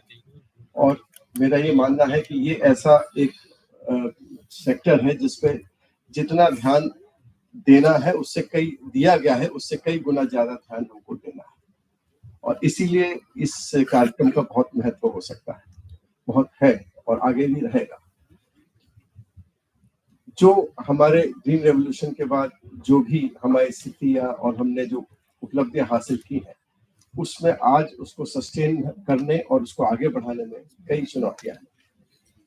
जैसा कि माननीय प्रधानमंत्री जी ने एक विजन दिया है 2047 के विकसित भारत का, जिसमें विकसित भारत का एक विजन एग्रीकल्चर के लिए है कि भारत विश्व के लिए एक ग्लोबल फूड बास्केट होगा। India will be the global food basket of the world. Global food basket होने का महत्व ये है कि ना केवल हम अपने 140, 150, 160 करोड़ जब 2047 में हमारी आबादी होगी, उनको पूरा हम लोग ना केवल संपूर्ण भोजन बल्कि पौष्टिक भोजन पहुंचा पाएंगे, बल्कि हम विश्व को भी ये एक्सपोर्ट करके ये जो है उपलब्ध कराएंगे। और हम जानते हैं कि हमारा लैंड मास जो है वो बढ़ेगा नहीं, अर्बनाइजेशन से वो घटेगा ही एग्रीकल्चर का। तो एक ही तरीका उसको, इस लक्ष्य को, इस विजन को पूरा करने के लिए हो सकता है कि हम विभिन्न खाद्य पदार्थों की फसलों की प्रोडक्टिविटी बढ़ाएं। कंपीटिंग डिमांड्स भी रहेंगी, हॉर्टिकल्चर भी बढ़ेगा, फिशरीज भी बढ़ेगी और एनिमल हस्बेंड्री भी बढ़ेगी। एनिमल पशुपालन के लिए चारे की भी जरूरत पड़ेगी, और वो हम जानते हैं कि पशुपालन और फिशरीज सेक्टर में आय ज्यादा तेज बढ़ती है एज कम्पेयर टू क्रॉप आज की जो स्थिति है। तो इस कंपीटिंग डिमांड में हमको अगर इंश्योर करना है कि फसल भी अच्छी चले, तो निश्चित रूप से हमें प्रोडक्टिविटी बढ़ानी है, और प्रोडक्टिविटी बढ़ाने के लिए और इस जलवायु परिवर्तन की स्थिति का भी सामना करना है। तो बीज में अनुसंधान करके उसको किसानों तक पहुंचाना, ये बहुत बड़ा एक चैलेंज है जिसे हमको मिलकर पूरा करना है। हमारे शोधकर्ता उचित श्रेणी का बीज बना रहे हैं, जैसे हमने बात की, क्लाइमेट चेंज की इशू को देखना है, बायो फोर्टिफिकेशन को देखना है, बेहतर सीड ऐसे पैदा हो जो उसमें हर तरह के पौष्टिक तत्व पहुंचे। जैसे मैडम ने बात की जीआई वैरायटीज, जो लो जीआई वैरायटीज राइस की आ रही हैं, फोर्टिफाइड वैरायटीज राइस की आ रही हैं, व्हीट की आ रही हैं, गेहूं की आ रही हैं, इन सब को। और एक बहुत अच्छी बात जो हुई है अभी हाल में वो है इस केंद्र के स्थापित होने से हाई स्पीड ब्रीडिंग फैसिलिटी, जो शोध 7 से 8 साल चलता था, उसको हम आधे समय में पूरा कर सकते हैं, क्योंकि स्पीड ब्रीडिंग हम लोग ने व्यवस्था न केवल यहाँ पैदा की है, जबकि कई अन्य केंद्रों पे भी हम लोग कर रहे हैं। तो ये जो बीज निकलेंगे वो जल्दी से जल्दी सीड चेन में पहुंचे हमारे सरकारी तंत्र के माध्यम से, और साथ ही साथ हमारे प्राइवेट सेक्टर के माध्यम से उसको हम पहुंचाएं किसानों तक जल्दी से जल्दी, जिससे वो प्रोडक्टिविटी जो लैब पे प्रॉमिस की जाती है और जो जमीन पे जो हकीकत में आती है उसका गैप कम हो जाए। आज सबसे बड़ा चैलेंज ये है कि जब हम कोई सीड वैरायटी रिलीज करते हैं तो उसकी एक प्रोडक्टिविटी लेवल प्रॉमिस की जाती है कि हर चीज अनुकूल रहेगी, तो ये प्रोडक्टिविटी होगी। लेकिन जब किसानों के पास पहुंचती है तो वो प्रोडक्टिविटी उतनी पहुंच जाए, ये बहुत बड़ी चुनौती हमारे लिए होती है। और ये इसमें कई कारण हो सकते हैं। वातावरण अनुकूल हो, जो सीड पहुंच रहा है उसकी सर्टिफिकेशन क्वालिटी तरीके से की गई हो, और किसानों ने जो पद्धति अपनाई है वो भी जो गुड एग्रीकल्चर प्रैक्टिसेस या पैकेज ऑफ प्रैक्टिस है उस हिसाब से उनको जानकारी हो।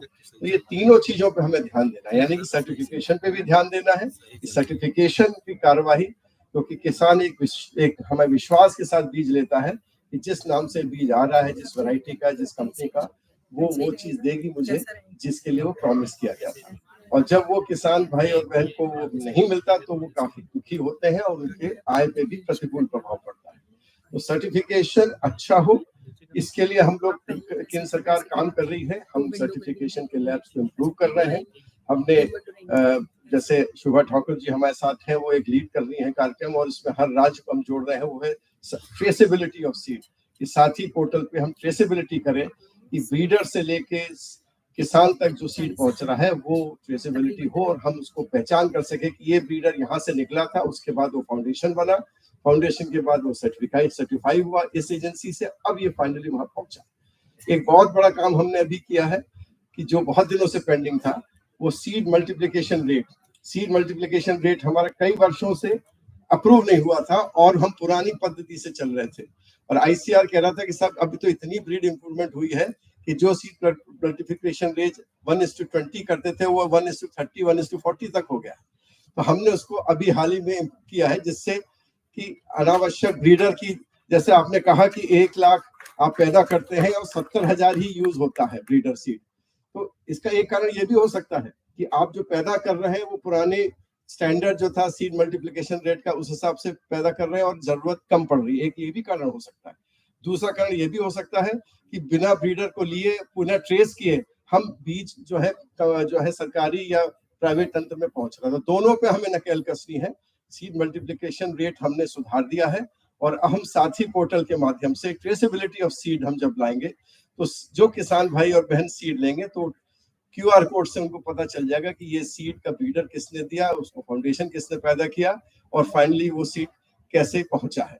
तो ये एक बहुत महत्वपूर्ण सुधार हमारे विभाग कर रहा है, और उसके लिए सीड सर्टिफिकेशन लैब में जो भी अपग्रेडेशन होना है हम लोग कर रहे हैं। हम लोग की योजनाओं से हम राज्य सरकार को मदद कर रहे हैं, उनको ट्रेनिंग देने का कार्य हम कर रहे हैं, और साथ ही साथ फिर ये भी कोशिश कर रहे हैं कि जो हाई क्वालिटी के सीड्स, अभी 109 वैरायटीज माननीय प्रधानमंत्री ने कुछ दिनों पहले ही अगस्त में रिलीज की थी, वो 109 वैरायटीज में ज्यादातर वैरायटीज जो थी क्लाइमेट रेजिलिएंट वैरायटीज थी, उनको हम कैसे जल्दी से जल्दी किसान भाई और बहनों के पास पहुंचा सकें। क्योंकि जरूरी ये है कि हम नई वैरायटीज को पहुंचाएं। पुरानी वैरायटीज में कई बार अच्छी होती है, लेकिन उससे बेहतर वैरायटी आने के बाद भी वो चेंज नहीं आता, जिसकी वजह से बाद में वो नुकसान देने लगता है।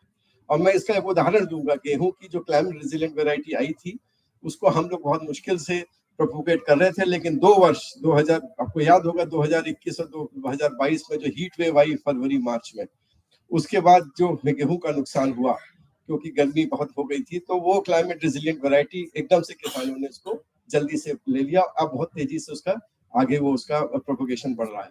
तो हमको कोशिश साइंटिस्ट के रूप में, एक्सटेंशन वर्कर्स के रूप में और निजी सेक्टर के रूप में हमें प्रयास ये करना चाहिए कि नई वैरायटीज को हम अधिक से अधिक पहुंचाएं और पहुंचा के उसका प्रोडक्टिविटी बढ़ाएं, जिससे कि किसानों की आय बढ़े और जो जितनी आवश्यकता है रिसोर्सेज की उससे ज्यादा हम लोग पहुंचा सकें। तीसरा महत्वपूर्ण है सस्टेनेबिलिटी। सस्टेनेबिलिटी का मतलब ये है कि हमारे संसाधन इतने नहीं है कि हम जिस तरह से इनको दोह रहे हैं। विशेष रूप से जो हमारा ऐसे शुगर केन है या धान है, इस तरह के जो प्रोडक्ट्स हैं वो बहुत ज्यादा जल ले लेते हैं। तो बहुत ऐसी नई टेक्निक्स आई हैं जिस पे सब लोग कार्य कर रहे हैं। डायरेक्ट सीडिंग ऑफ राइस है हमारी, ये तो राइस के लिए, बाकी के लिए माइक्रो इरिगेशन की व्यवस्थाएं हैं। इस तरह के फिर हमने जैसे बताया क्या कि माननीय प्रधानमंत्री जी की प्रेरणा से नेचुरल फार्मिंग, प्राकृतिक खेती का मिशन लॉन्च किया है।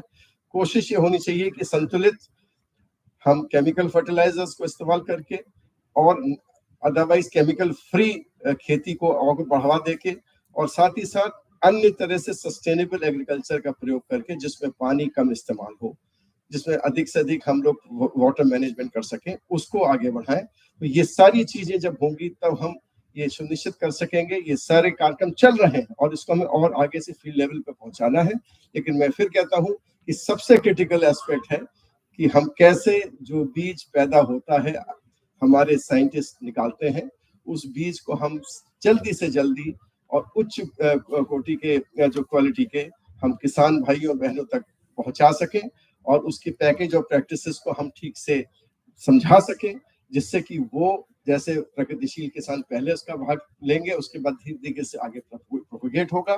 जो सीड वैराइटल रिप्लेसमेंट रेट है, जो सीड रिप्लेसमेंट रेट है, इन दोनों को हम जो लक्ष्य है उस तक पहुंचा सकें।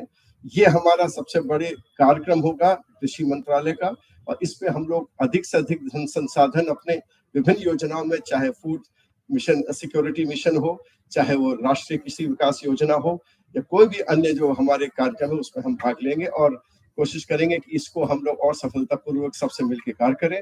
मैं इतना ही कह के आज इस मुझे पूरा विश्वास है कि जो सत्र पहले हुए हैं जो भविष्य में होंगे अभी 2 दिन, उसमें इन सब इश्यूज पे डिस्कशन होके एक पॉलिसी नोट हमारे डॉक्टर सुधांशु सिंह और बाकी आयोजक मिलके हमको देंगे, उपलब्ध कराएंगे कि क्या ऐसा और योजनाओं में इंक्लूड किया जाए या ऐसा उसको सुधार किया जाए जिससे इन सब इश्यूज को हम लोग ध्यान में रख के और उनको एड्रेस करके चैलेंजेस को हम बेहतर से बेहतर टेक्निक्स और बेहतर से बेहतर बीज जल्दी से किसान भाइयों और बहनों को पहुंचा सके। इस पे अगर चर्चा हो के कुछ निकलेगा, सुझाव निकलेगा, तो हम निश्चित रूप से उसको अमल करवाने पे अपना पूरा जो है ध्यान रखेंगे। और इसी के साथ मैं सभी आयोजकों का आभार व्यक्त करते हुए, धन्यवाद करते हुए और इसका भी धन्यवाद करते हुए कि माननीय कृषि मंत्री जी जो अभी हमारे राज्य के हैं और हमारे केंद्रीय कृषि मंत्री जी भी अभी आपका आशीर्वचन अपना देंगे, वो अपनी बातें कहेंगे, उसको ध्यान में रखते हुए हम आगे की रणनीति तय करेंगे। बहुत बहुत धन्यवाद।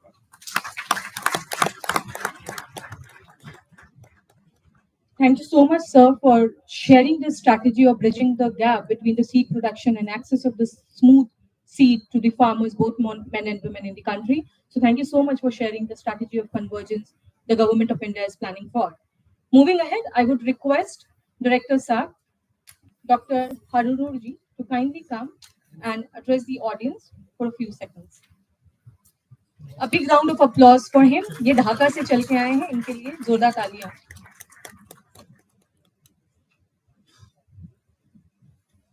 Thank you so much. So, Honorable Minister and the dignitaries, high officials of the Indian government, stakeholders of the seed sector in India and the outside, and the ERI headquarters, the DG, DDJ, and the ISARC officials, and the National Seed Research and Training Center officials. Good afternoon. Actually, I'm very much privileged to be here as a panelist and sitting with you, learning from here. As you know, India is the leading country in the SAARC regional center. And if we learn India, we can learn the whole region. So it is privilege to me to learn what are the opportunities are there and how can you replicate the success story of the seed sector of India in the region of the SAARC region. And also, as you know, we have this initiative, particularly from SARC Agriculture Center, from SARC and also IRI, Seed Without Border, and we have this SARC Seed Bank, Seed Forum. I believe the learning from you will help from my for my center for the adoption of the best things learning from the India. Thank you so much. Thank you, Doctor, for talking about seed without border. And that's the need. We need to have the seed without border and seed reaching out to all the farmers across the globe, right? And India will be the epicenter of that, I'm sure about it. Moving ahead, I would request Honorable Minister, किसानों की उन्नति और उनकी विकास के लिए समर्पित हमारे आदरणीय मंत्री महोदय जी से मैं अनुरोध करेंगी कि वो आए और हमें संबोधित करें। एक बार जोरदार तालियों से हम आपका स्वागत करते हैं सर, और आपकी कृपा के लिए हम हमेशा कृतार्थ हैं कि आप इस नेशनल सीड कांग्रेस में आए और अपना समय दिया। A big round of applause for him.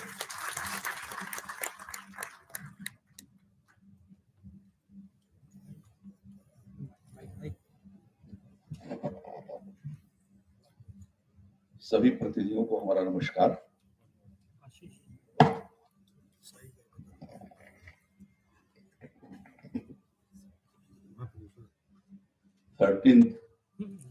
National seed Congress की इस कार्यक्रम में यहाँ पर उपस्थित भारत सरकार के कृषि कल्याण सचिव आदरणीय डॉक्टर देवेश चतुर्वेदी जी, इस कार्यक्रम में उपस्थित अंतरराष्ट्रीय रिसर्च सेंटर के महानिदेशक doctor Ivan Pinto ji, deputy director general Shri Ajay Kohli ji, Bharat सरकार की अपर सचिव कृषि कल्याण श्रीमती सुभा ठाकुर जी,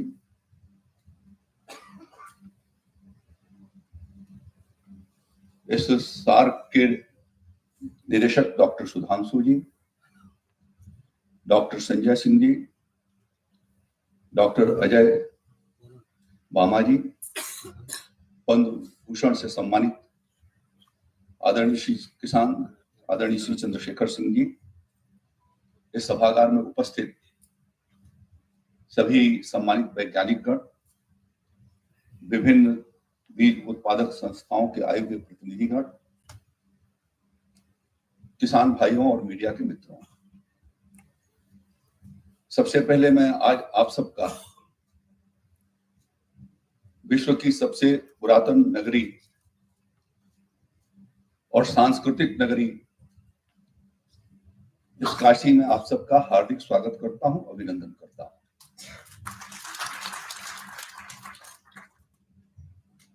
मैं धन्यवाद देता हूं इरी को कि जिनके सहयोग और पहल पर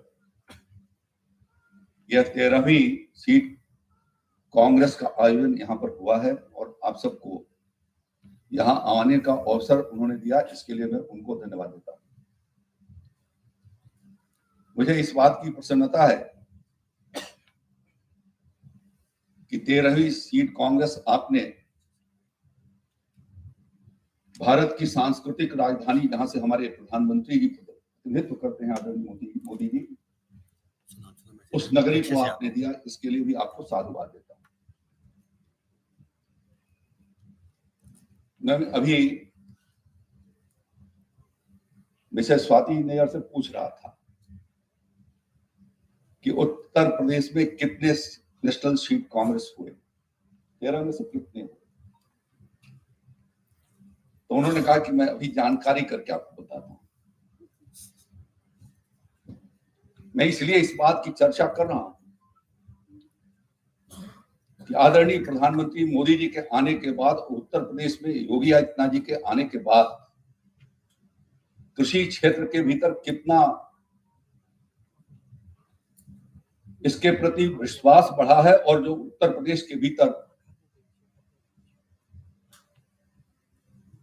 असीमित पोटेंशियल है, उस पोटेंशियल को देखते हुए पहली सीड कांग्रेस उत्तर प्रदेश के भीतर 2018 में हुई, जब देश के प्रधानमंत्री मोदी जी थे और उत्तर प्रदेश के मुख्यमंत्री योगी जी रहे।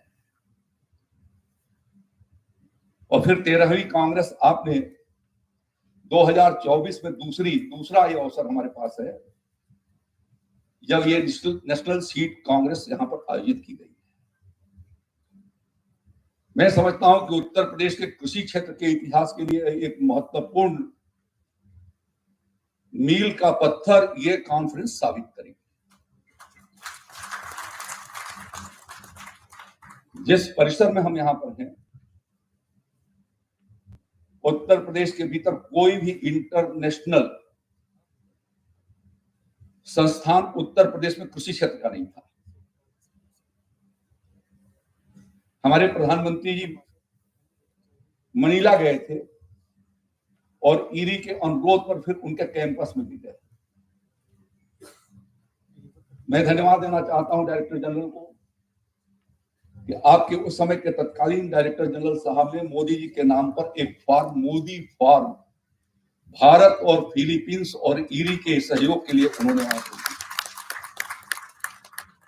उनसे उसका उद्घाटन कराया था। और उनके आने के बाद मैंने ईरी के लोगों से संपर्क शुरू किए और इस बात की हम लोगों ने कोशिश किया कि काशी के भीतर प्रधानमंत्री जी के क्षेत्र में अंतरराष्ट्रीय रिसर्च राइस सेंटर का एक साउथ एशिया कैंपस यहां पर स्थापित कर दिया जाए।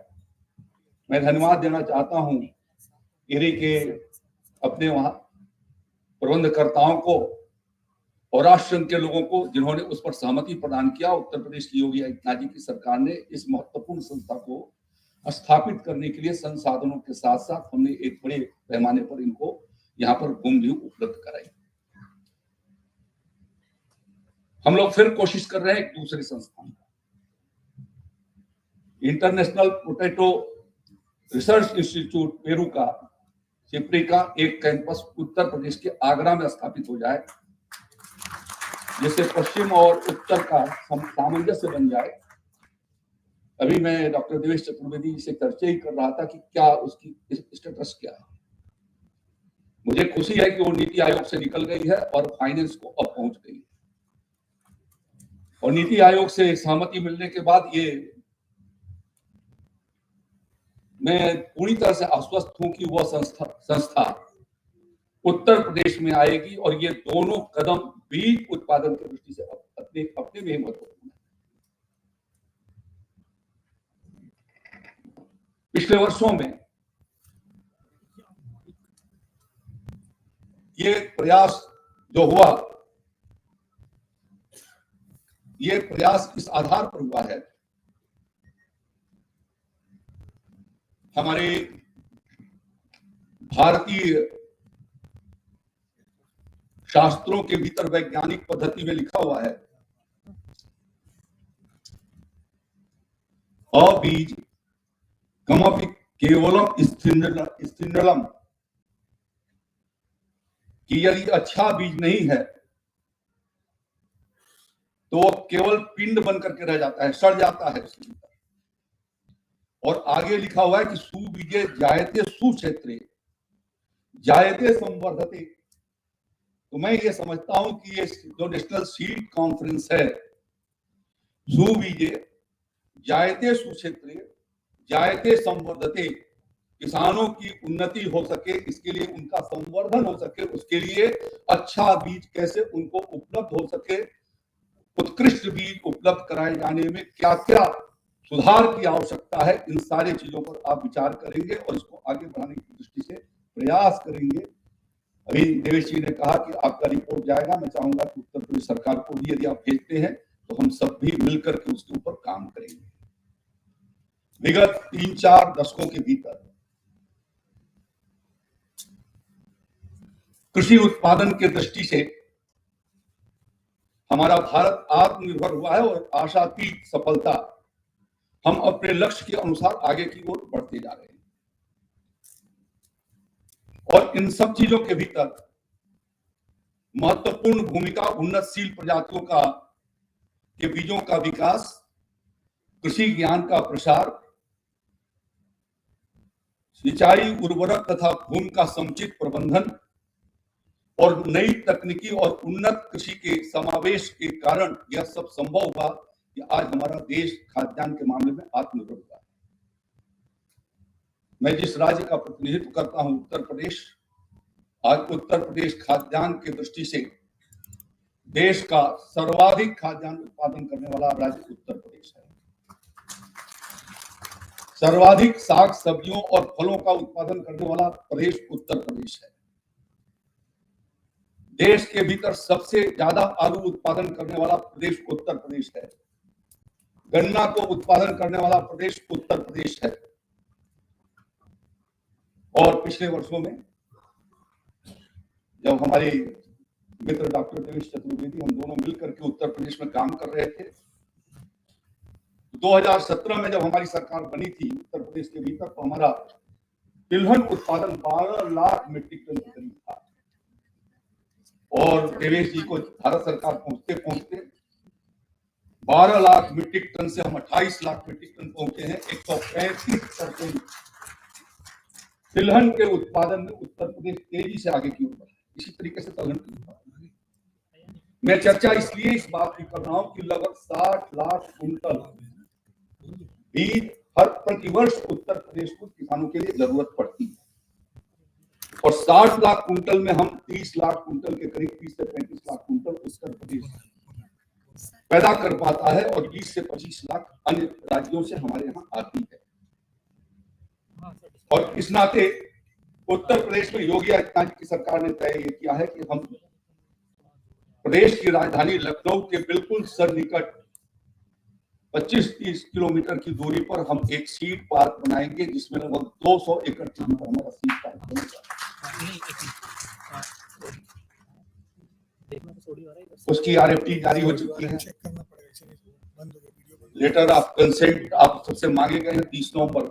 आज मैं बोल रहा हूँ 28 तारीख को, 30 नवंबर उसकी आखिरी तारीख।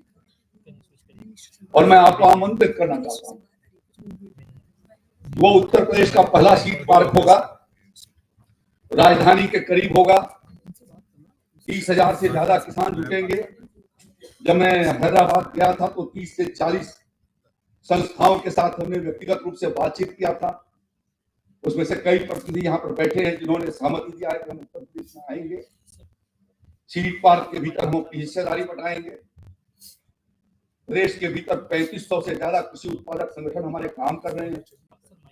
और ये सब इसलिए हो रहा है कि अच्छा अभी उत्तर प्रदेश बीज के मामले में भी आत्मनिर्भर हो जाए और दूसरे राज्यों को भी निर्यात कर सके और दुनिया के दूसरे देशों को भी हम भेज सकने में सक्षम हो सके। उसमें आपका योगदान मिले, इसके लिए मैं आपको आमंत्रित करता हूं। हमारे राज्य के भीतर राज्य सरकार के द्वारा 4 कृषि विश्वविद्यालय संचालित हैं। एक सेवी गवर्नमेंट चलती है प्रयागराज के भीतर 5वां, 6ठा हम कुशीनगर के भीतर महात्मा बुद्ध कृषि विश्वविद्यालय स्थापित करने की दिशा में आगे कदम उठा सके। 50 करोड़ रुपया हमने उनके लिए जारी भी कर दिया है। काम उसके शुरू हो गए हैं। 2 साल के भीतर हम खड़ा कर देंगे। अगली कोशिश ये हमारी है कि इसी साल से हम वहां पर एक क्लास ला दें। प्रधानमंत्री जी के अनुकंपा से हम महारानी लक्ष्मीबाई केंद्रीय कृषि विश्वविद्यालय झांसी में स्थापित हो सका। 6ठा कृषि विश्वविद्यालय मिला। आप जहां पर आए हैं काशी हिंदू विश्वविद्यालय के भीतर यहाँ का कृषि संकाय वो अपने में एक महत्वपूर्ण संकाय के रूप में है। स्वाभाविक रूप से मैं जब देखता हूं देश के भीतर तो अधिकांश कृषि वैज्ञानिक जो मिलते हैं विभिन्न जगहों पर वो उत्तर प्रदेश के कृषि वैज्ञानिक, और इस देश का सौभाग्य है कि डॉक्टर स्वामीनाथन जैसा कृषि वैज्ञानिक ईरी का महानिदेशक हो सका। और डॉक्टर अजय मूलतः हमारे लखनऊ के रहने वाले हैं, उत्तर प्रदेश के डिप्टी डायरेक्टर जनरल ईरी के अभी भी काम कर रहे हैं, उसी पर कर रहे हैं। उत्तर प्रदेश का वैज्ञानिक कितनी ऊंचाई पर। मैं जब गया तेलंगाना, तो डॉक्टर गोपाल रेड्डी से मुलाकात हुई। डॉक्टर गोपाल रेड्डी जब मैं पढ़ रहा था विश्वविद्यालय के भीतर यहाँ, तो उस समय वो हमारे साथ पढ़ते, जो वहां के सीड कॉर्पोरेशन के एमडी रहे। डॉक्टर प्रभाकर राव काशी हिंदू विश्वविद्यालय के छात्र रहे हैं, जो बीज उत्पादन के दृष्टि से एक महत्वपूर्ण भूमिका अदा करते हैं। मैं इसलिए इसकी चर्चा कर रहा हूं कि जो हमारा बैकग्राउंड है, उत्तर प्रदेश का बैकग्राउंड, उस बैकग्राउंड को देखते हुए आप सब उत्तर प्रदेश में पधारे और उत्तर प्रदेश के कृषि विज्ञान के क्षेत्र में हम आगे की ओर अपना सहयोग दें। हम बीज उत्पादन के दृष्टि से महत्वपूर्ण काम की दिशा में आगे बढ़े। आदरणीय प्रधानमंत्री जी को मैं धन्यवाद देना चाहता हूं कि उन्होंने जो वैरायटी निकलने में, रिसर्च होने में लगभग 10-11 साल लगा,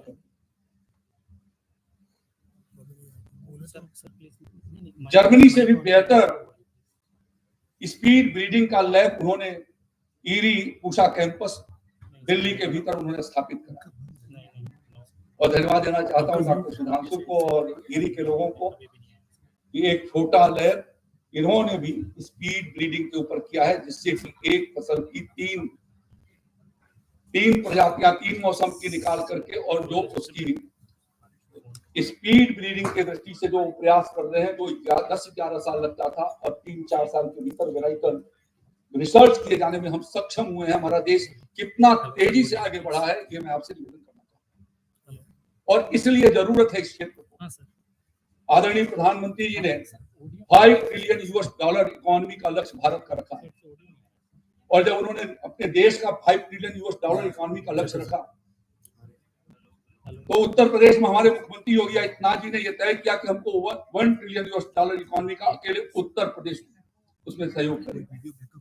और उत्तर प्रदेश में जो हमारा कृषि क्षेत्र का प्राइमरी सेक्टर है, इसकी भूमिका और ज्यादा बढ़ जाती है कि उत्तर प्रदेश के जीडीपी में लगभग 25% से ज्यादा रोल यदि किसी का है तो हमारे एग्रीकल्चर सेक्टर का है। और इसलिए जब तक ये सेक्टर आगे की ओर नहीं बढ़ेगा, तब तक $1 ट्रिलियन क्या हम करने में पूरा नहीं कर पाएंगे।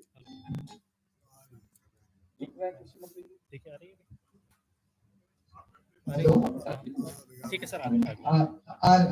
और इसलिए हम लोगों ने निरंतर $1 ट्रिलियन इकोनॉमी के ऊपर प्राइमरी सेक्टर के लिए एक ठोस हम लोगों ने पेपर तैयार किए हैं, और उसके भीतर ये तय कर रखा है कि स्टेप बाय स्टेप कितना आगे बढ़ेंगे।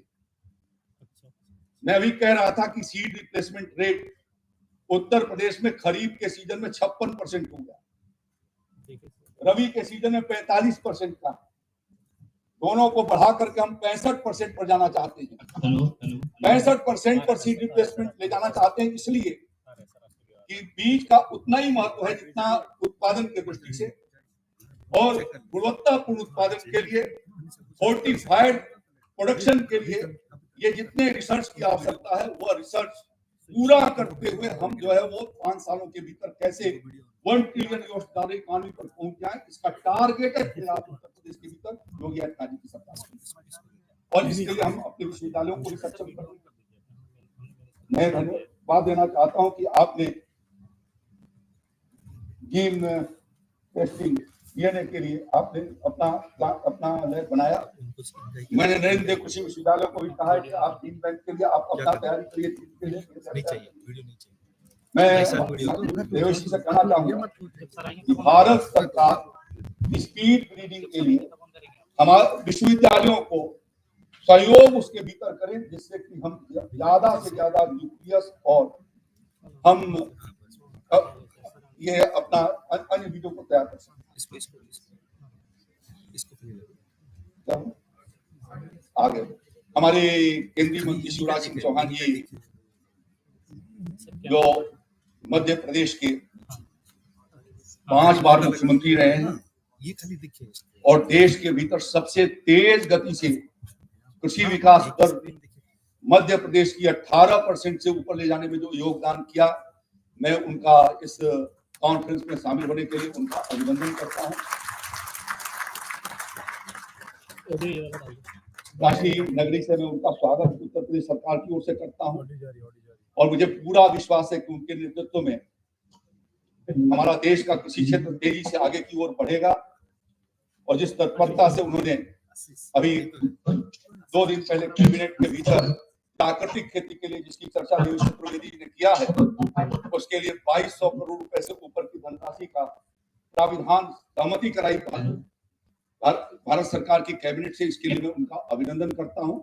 प्राकृतिक खेती भी आज के लिए अब परम आवश्यकता है कृषि के क्षेत्र में बढ़ने के लिए।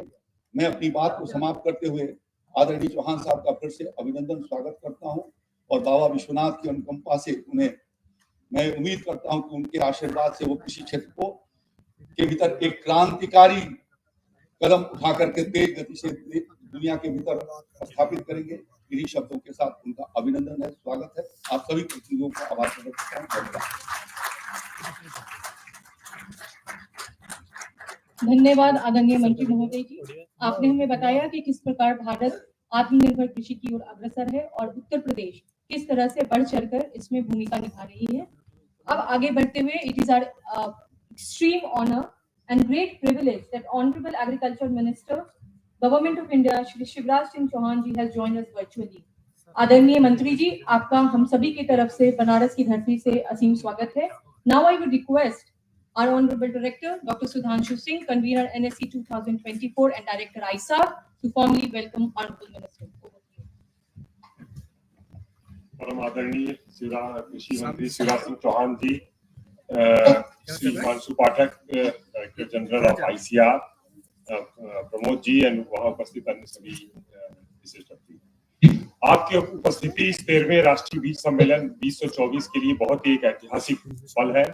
हमें ये बताते हुए बहुत हर्ष है कि इस बार यह सम्मेलन ईरी और NSRTC जो कृषि मंत्रालय भारत सरकार के अधीन एक इंस्टीट्यूट है बनारस में, दोनों के द्वारा ज्वाइंटली इसी प्रांगण में किया जा रहा है और जिसमें देश और विदेश के कई राष्ट्रीय और अंतर्राष्ट्रीय ख्याति प्राप्त वैज्ञानिक, शोधकर्ता, किसान भाई बहन, FPOs, निजी संस्थान, प्राइवेट कंपनीज बहुत ही बड़ी संख्या में यहाँ उपस्थित हुई है। सर, इस बार लगभग 600 से ऊपर डेलीगेट का रजिस्ट्रेशन हुआ पेड, जो कि अपने आप में सीड कांग्रेस का एक इतिहास है और हमें रजिस्ट्रेशन बंद करना पड़ा, इतनी ज्यादा इसकी डिमांड रही इस बार। इस सभी के लिए काफी दिनों से प्रयास होता रहा। आपकी उपस्थिति हम सभी के लिए प्रेरणादायक है। मैं आपकी तरफ से और ईरी की तरफ से, NSRTC की तरफ से और यहाँ उपस्थित सभी कमेटी की तरफ से आपका हार्दिक अभिनंदन और स्वागत करता हूँ। मैं श्री मेहता जी से अनुरोध करूंगा कि वो कृषि मंत्रालय की तरफ से माननीय कृषि मंत्री जी का स्वागत शाल और पुष्पगुच्छ के द्वारा करें।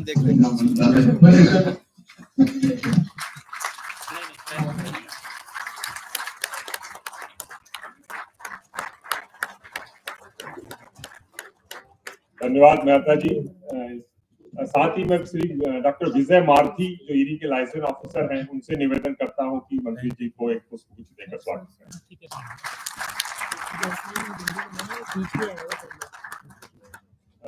ज्यादा टाइम न लेते हुए मैं सीधे ही माननीय शिवराज सिंह चौहान जी से अनुरोध करना चाहूंगा, जो हम सभी के प्रेरणा दे रहे हैं। मेरी पढ़ाई भी जबलपुर से हुई है और मैं बचपन से जानता रहा हूँ सर को, कभी मिलूंगा। आप अपने आशीष वचनों से सभा को संबोधित करने की कृपा करें। धन्यवाद। माननीय कृषि मंत्री उत्तर प्रदेश श्रीमान सूर्य प्रताप शाही जी, डॉक्टर इवान पिंटो जी, महानिदेशक IRRI, डॉक्टर देवेश चतुर्वेदी जी, कृषि सचिव, श्रीमती शोभा ठाकुर जी, एडिशनल सेक्रेटरी कृषि मंत्रालय, डॉक्टर मोहम्मद हारून रशीद, निदेशक सहायक कृषि केंद्र Bangladesh, doctor Ajay Kohli, chairman NSC, DDG IRRI, Sudhanshu Singh ji, doctor Sanjay Kumar ji, Ajay Rana ji, Sushil ji, आदरणीय चंद्रशेखर जी, पद्मश्री प्रोफेसर किसान है शिवन योगी जी और कॉन्फ्रेंस में भाग ले रहे सभी मेरे प्रिय मित्रों, मैं आप सबका नेशनल सीड कॉन्फ्रेंस में हृदय से स्वागत करता हूं, अभिनंदन करता हूं। और ये और आनंद का विषय है, ये सीड कॉन्फ्रेंस काशी विश्वनाथ की नगरी में वाराणसी में संपन्न हो रही है। मित्रों, हम सब जानते हैं कि खेती केवल भारत के लिए नहीं, संपूर्ण विश्व के लिए सबसे आवश्यक है। हमारी खाद्य आवश्यकताओं की पूर्ति के लिए भी, और भारत जैसे देश में तो आज भी बड़ी आबादी अपनी आजीविका खेती से ही चलाती है। भारत में तो कहा जाता अन्न ही ब्रह्म है। कृषि अत्यंत महत्वपूर्ण है, हमारी अर्थव्यवस्था की रीढ़ है और किसान उसकी आत्मा। और हम जानते हैं भारत विश्व बंधु भी है, वसुधैव कुटुंबकम की परिकल्पना भी हमारी। आजकल हम केवल हमारी खाद्य आवश्यकताएं पूर्ति कर रहे हैं, बल्कि दुनिया के कई देशों में अनाजों का, फल सब्जियों का निर्यात करके हम उनको भी सहयोग कर रहे हैं। लेकिन हम सब जानते हैं खेती में सबसे अहम अगर कोई चीज है तो अच्छी खेती के लिए बीज है, बीज। भारत में हमने अभियान चलाया हुआ, उत्पादन बढ़ाना है, उत्पादन की लागत घटाना है, उत्पादन के ठीक दाम देना है, नुकसान हो जाए तो भरपाई भी करना है, कृषि का विविधीकरण भी करना है। और जैसे कृषि मंत्री उत्तर प्रदेश श्रीमान सूर्य प्रताप शाही जी कह रहे थे, अभी 2 दिन पहले ही भारत ने प्राकृतिक कृषि मिशन को कैबिनेट ने मंजूरी दी है। हमको अपनी धरती को आने वाली पीढ़ियों के रहने के लायक भी बने रहने दें। अधिकतम और अनियंत्रित असंतुलित केमिकल फर्टिलाइजर और विशेषकर कीटनाशकों के उपयोग के कारण धरती का स्वास्थ्य, मनुष्य का स्वास्थ्य दोनों खराब हो रहे हैं और जीवों के अस्तित्व पर प्रश्न चिन्ह लग गया है। तो प्राकृतिक खेती पर भी भारत बल दे रहा है, जोर दे रहा है। प्रधानमंत्री श्रीमान नरेंद्र मोदी जी की इच्छा है कि लोगों को शुद्ध आहार मिले, फल सब्जियां, अनाज, वो मानव शरीर के लिए भी उपयोगी हो और धरती का स्वास्थ्य भी बेहतर बना रहे। लेकिन हमको खाद्य आवश्यकताएं पूर्ति करनी है, उनकी दुनिया का पेट भरना है, तो जरूरी है उत्पादन बढ़े। और उत्पादन बढ़ाने का सबसे बड़ा माध्यम है अच्छे बीज, उत्तम बीज, गुणवत्ता युक्त बीज। अभी पिछले दिनों ही ICAR ने प्रधानमंत्री श्रीमान नरेंद्र मोदी जी के हाथों 109 नई किस्में बीजों की उनको रिलीज करवाया था, जो जलवायु के अनुकूल भी थे, कम पानी और कम समय में जो फसल आ जाए। बाजरा की एक किस्म ऐसी कि 120-115 दिन के बजाय 70 दिन में पक के तैयार हो जाए। धान की एक ऐसी किस्म की जिसमें 30% पानी कम लगे। तो बीज प्राण है खेती की। अच्छे बीज अगर हम अपने किसान को उपलब्ध करा पाए तो इससे बड़ी सेवा खेती की और दूसरी हो नहीं सकती। और इसलिए मैं मानता हूं कि सीड कांग्रेस बहुत महत्वपूर्ण फोरम है, जिसमें हमारे बीज से संबंधित, चाहे वो हमारे उपयोग करने वाले किसान हो, बीज निर्माता कंपनियां हो, व्यापारी हो, सब मिलकर बैठते हैं, सोचते हैं और विचार करते हैं। लेकिन मेरा एक आग्रह जरूर है, बीज को हम महत्वपूर्ण मानते हैं। एक उच्च गुणवत्ता युक्त बीज, 20% तो हम उत्पादन बीज से ही बढ़ा सकते हैं।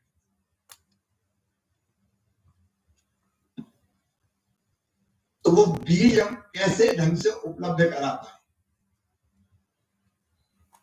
और बीज भी किसान कई बार शिकायत करते हैं कि इतना महंगा मिलता है कि कई बार उसकी पहुंच से बाहर होता है। एक बीज की उपलब्धता, रोड मैप ऐसा बनाना कि अगर आईसीआर ने या और कहीं दुनिया में कोई अच्छी किस्म विकसित हुई है तो किसान तक पहुंचने में वर्षों ना लगे। लैब टू लैंड विज्ञान से किसान कैसे यथाशीघ्र हम पहुंचाने का काम कर पाए, एक प्रयत्न हमको ये करना पड़ेगा, गुणवत्ता प्रभावित ना हो, कम पानी में और जल्दी कैसे फसल आए, और उसके साथ साथ हमको वो किसान की पहुंच में भी रहे। कई बीज पिछली बार कई शिकायत आई कपास के बीज, रेट इतने बढ़ गए कि किसानों को, छोटे किसानों की जो पहुंच थी उससे बाहर हो गए। तो बीज निर्माता कंपनी पर्याप्त मात्रा में बीज, क्योंकि इसमें प्राइवेट सेक्टर का भी रोल है, हमारी एग्रीकल्चर यूनिवर्सिटी इसमें महत्वपूर्ण रोल अदा करती है। एक तो पर्याप्त मात्रा पर समय पर हम बीज इतना बनाए उनको ठीक से उपलब्ध करा पाए। बीज निर्माता किसानों की या कंपनियों की, विशेषकर किसानों ने मुझे कई बार कहा कि वो बीज बना तो लेते हैं लेकिन बीज के जो पेमेंट्स है वो इतने डिले होते हैं कि कई बार तो रोते ही रहते हैं राज्य सरकारों को ये काम करना पड़ेगा कि अगर कोई बीज उत्पादक किसान है तो अच्छे बीज भी दे रहा है, उससे आजीविका भी चला रहा है, उसको उसके परिश्रम का परिणाम जल्दी मिलना चाहिए, भटकना नहीं चाहिए, तब तो वो उत्साहित होकर और अच्छे बीज को उत्पादित करेगा। तीसरी चीज, घटिया बीजों की समस्या बहुत आती है, शिकायतें कई जगह से मिलती है। किसान शिकायत करते कि बीज बोया, अंकुरण नहीं हुआ, उतना जर्मिनेशन ही नहीं हुआ, खराब बीज था, पौधा ठीक नहीं उससे तैयार हुआ। मैकेनिज्म हमारा ऐसा रहे कि घटिया बीज किसान के पास ना पहुंचे। घटिया बीज, गुणवत्ता विहीन बीज एक अपराध है कि किसान की जिंदगी तो बर्बाद होती, उत्पादन भी हमारा, उसका भी लॉस होता, उत्पादन हम उतना नहीं कर पाते। ऐसे मामलों में क्या करें, इस पे कॉन्फ्रेंस विचार करें। मुझे बहुत लंबी बात नहीं कहनी है, इतना मैं जरूर कहूंगा कि कर्मकांड ना बने कि एक बार कर ली और अच्छे अच्छे भाषण हो गए और फिर हम अपने अपने घर चले गए। मैं ये चाहता हूं कि पिछली जो 16 आपकी सम्मेलन हुए, 12, जब मुझे आज जब ब्रीफ करने आते तो 16 बता दिया, ये 13वां है, ठीक है। 12 जो 12 ने क्या किया, 12 सम्मेलन के बाद कुछ हुआ या चाय नाश्ता करके घर निकल लिए?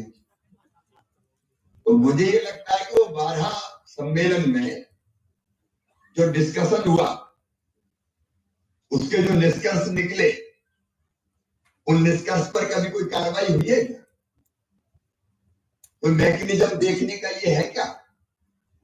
इतनी अनुशंसाएं की है, सिफारिश की है, सुझाव दिए हैं, उनमें से लागू करने वाले कौन कौन से, और जो लागू करने वाले उस पर कोई काम करे। नहीं तो एक सम्मेलन के बाद दूसरा, दूसरे के बाद फिर तीसरा। मैं ये भी चाहूंगा कि 13वां जो आपका सम्मेलन हो रहा है उसमें आप कॉन्क्रीट ठोस चीजें तय करें। कई तरह के बीज के क्षेत्र में समस्याएं हैं, उनके समाधान के लिए नंबर 1, 2, 3, 4, 5 ये कदम उठाए जाने चाहिए। केंद्र सरकार को, ये राज्य सरकार को, ये हमारे बीज निर्माता, बीज उत्पादक कंपनियां, अलग अलग किसको क्या करना चाहिए वो तय होना चाहिए।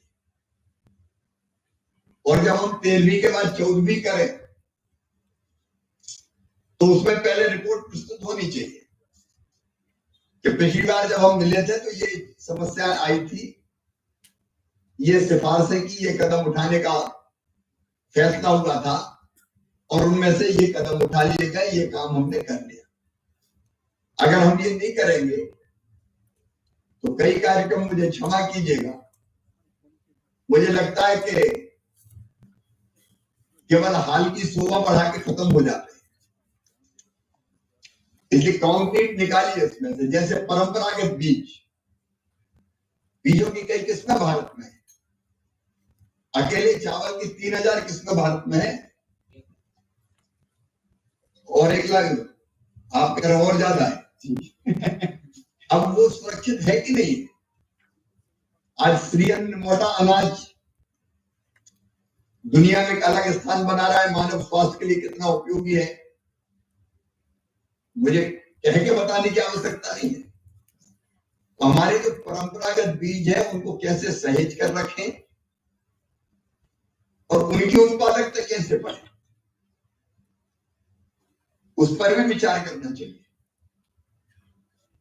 मुझे पूरा विश्वास है कि जो विद्वान आए हैं उनकी विद्वता का हम पूरा लाभ उठाएंगे, क्योंकि विचार तो वो प्रकट कर देंगे। उनकी जानकारी, उनका ज्ञान, उनके टैलेंट का पूरा लाभ हमको उठाना है और फिर बाद में उस पर एक्शन प्लान कुछ बन जाए। तो जब अगले साल मिले तो एक्शन टेकन रिपोर्ट प्रस्तुत होगी। इतनी चीजें बातें हुई थी और ये हमने कर दिया, तो मुझे लगता है कि इसकी सार्थकता और बढ़ेगी। एक बार इस कॉन्फ्रेंस में आए सभी विद्वानों का, प्रतिनिधि मित्रों का मैं हृदय से स्वागत करता हूं, अभिनंदन करता हूं और मुझे पूरा विश्वास है कि कॉन्फ्रेंस अपने उद्देश्यों की पूर्ति में पूरी तरह सफल होगी और अगली बार सफलता की कहानी जब अगली कॉन्फ्रेंस होगी तो बताते हुए हम उसको प्रारंभ करेंगे। बहुत बहुत धन्यवाद, नमस्कार। बहुत बहुत धन्यवाद आदरणीय मंत्री जी। आपने हमें यह बताया कि अच्छी बीज जो है वो खेत की प्राण है और सजग किसानों की सेवा का एक माध्यम। आपके इस मार्गदर्शन के लिए हम आपका साधुवाद करते हैं।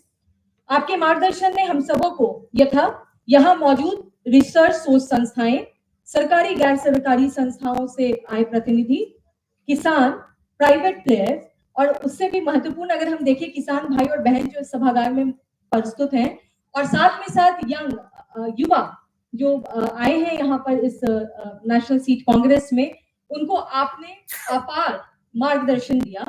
हर्ष के साथ आदरणीय मंत्री महोदय जी, हमें यह काफी हर्ष से सूचित कर रहे हैं कि राष्ट्रीय बीज सम्मेलन के पटल से हम कृषि के क्षेत्र में 3 महत्वपूर्ण ज्ञान संसाधनों को लॉन्च करने की भी आपसे, आपके कर कमलों से रिक्वेस्ट करेंगे।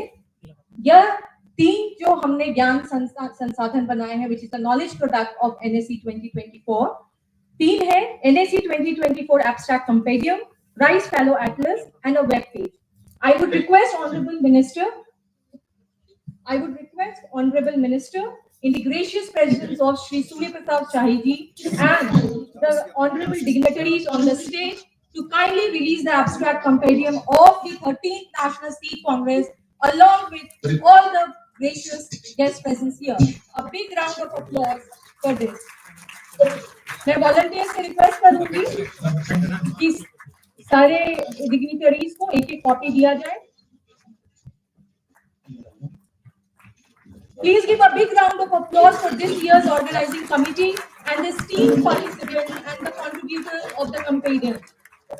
We are proud to share this compendium capture more than 190 exciting innovation and efforts from seed system, which will remain as an asset for the Indian agriculture system.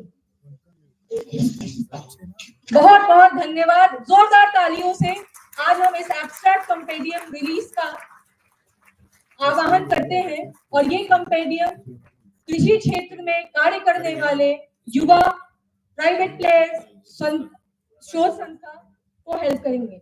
और हम आपसे ये भी अनुरोध करेंगे कि राइस फैलो एटलस, जो कि 4 states of India, West Bengal, Chhattisgarh, Jharkhand and Bihar की में डेवलप किया गया है through the project support from ministry of agriculture and farmers welfare under the valuable guidance of Srimati Shubha Thakur ji and her team, along with the technical leadership from ISARC scientist Mr.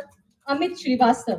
The Rice Fallow Atlas, which you can see right now on the stage, will be useful in identifying the rice fallow areas within the suitable areas for targeting interventions. A big round of applause for this.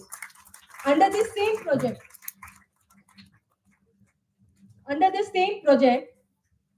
IRI has developed a user-friendly web platform encapsulating spatial database, which is going to act as a significant decision tool for the different agriculture stakeholders to target rice fallows and foster crop diversification efforts. Most humbly, now I will request Honorable Agriculture Minister Shri Shivraj Singh Chauhan ji and Honorable Minister of Agriculture Uttar Pradesh Shri Surya Pratap Shahi ji to formally launch the web page by pressing the button. May I please request you to highlight this on the screen? A warm has funded and aligned with gesture the to all the International Rice dignitaries, Research Honorable Institute to Minister, support the for intervention releasing of all the addressing the three rice valuable fallows. The knowledge to light. initiative, through geospatial technology, helps target suitable rice fallow areas to increase cropping intensification, productivity, and profitability for the farming community. The project started in 2022 and has been implemented in the states of Bihar, Jharkhand, West Bengal, and Chhattisgarh, where geospatial technology has been used to extract information We are on rice just showing area, this. rice You fallow can go area, and soil moisture availability. You can go through this website and access it whenever you want. Thank you everyone for this great program and a big round of applause for everyone. Now, I would request Dr. Sudhanshu to kindly come and do the vote of thanks and formally conclude this inaugural ceremony. Thank you. Respectable Agriculture Minister Sri Shivraj Singh Chauhan ji, Honorable Minister of a State UP Sri Sahi ji, Agriculture Secretary Devesh ji, Director General of IRI Ivan Pinto, Shubha Thakur ma'am, the Pramod Mehta ji, and all the delegates sitting on the dais, including the Chandrasekhar Singh ji, Ajay Rana ji, and others. It's really today was the great day for not only for ISARC or NSRTC, but the entire delegates who has joined this workshop. That Honorable Minister has joined and blessed us with his remarks, as well as has launched 3 very innovative products. This is and I would like to take this opportunity first to thank all the chief patron, namely Devesh ji, Himanshu Pathak ji, IRI, my own IRI Director General Ivan Pinto ji, the 2 host state, Monica Garg from UP, APC, and Arvind Padi from Odisha, who has contributed immensely from last 4 or 5 months in planning and supporting us on organizing this workshop. I extend my sincere thanks to the organizing committee, especially this Additional Secretary, Admin, Crops and Seeds, Srimati Shubha Thakur, with whom we are working like a team from last many months on very minutely planning each and every aspects. And I really take this opportunity to convey, Honorable Minister, sir, that we have already been instructed and we are planning to have a really good outcome from this workshop in a manner of presentable what policies need to be incorporated after the discussion. Also, I would like to thank Dr. Ajay Kohli, DDG, for guiding us during the entire, as well as NSRTC Director, Sri Manoj Kumar ji. Most importantly, my sincere thanks to all of the panelists, keynote speaker, learned scientists, policymakers, all those sponsors who have come together to join this event. Sir, this event has made a history in terms of, as I already told, the registration that has crossed more than 650. I promise you from this organizing committee behalf that next 2 or 3 days we shall be very actively engaging with all those partners and will come up with a very strong recommendations after the workshop. Thank you, sir. Thank you for the joining this event, and a special thanks to Dr. Himanshu Pathak and all the senior delegates from the ministry who have joined us. Thank you, sir. Sir Chauhan साहब को special बहुत बहुत धन्यवाद, और शाहिद जी और देवेश जी और सभी लोगों की तरफ से भी काफी धन्यवाद. Thank you.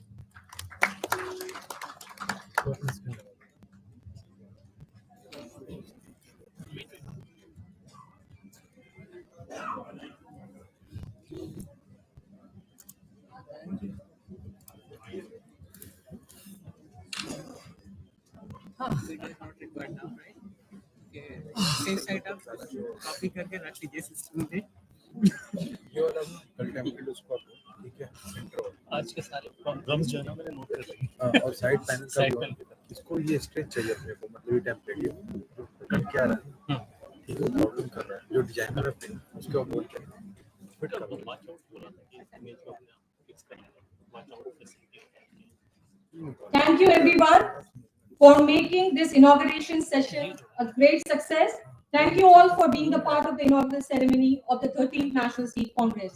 We are now transitioning into the plenary and technical session, which will provide valuable insight and forthcome meaningful discussion. Meanwhile, I would request Director ISARC, Dr. Singh ji, to kindly accompany Honorable Minister Shri Surya Pratap Shahi ji and all the esteemed dignitaries to the exhibition area for the inauguration. I request all the exhibitors to kindly go to their respective stalls, which will be shortly inaugurated by our Honorable Minister. And of course, we are here for the knowledge creation. I also request all the attendees to stay back here to witness the next insightful plenary session on strengthening seed sector through private-public partnership in this hall. Parallelly, I will request my volunteer team to kindly spot all the participants and the delegates who want to be the part of the session, Emerging Seed Technologies, Quality Assurance and Regulatory Standards, which will happen in the ISARC building, IRA Training Hall, first floor of the ISARC main building. Feel free to take guidance on the pathways from all the volunteers available here. Thank you all of you. Yeah. Please stay back in this room for the next panel on public-private partnership, which will start shortly, and we are just arranging the dais. So the moderators and the speakers are requested to be around, and all other participants. Yeah.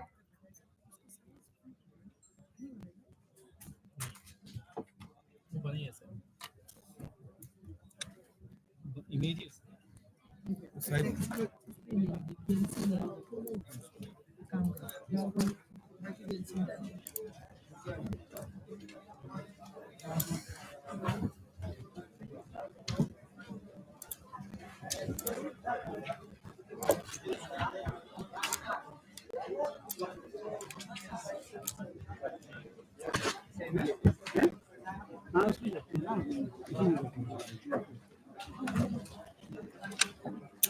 Yes. कहाँ गया ये? Hello everyone. Hello our delegates and dignitaries. We are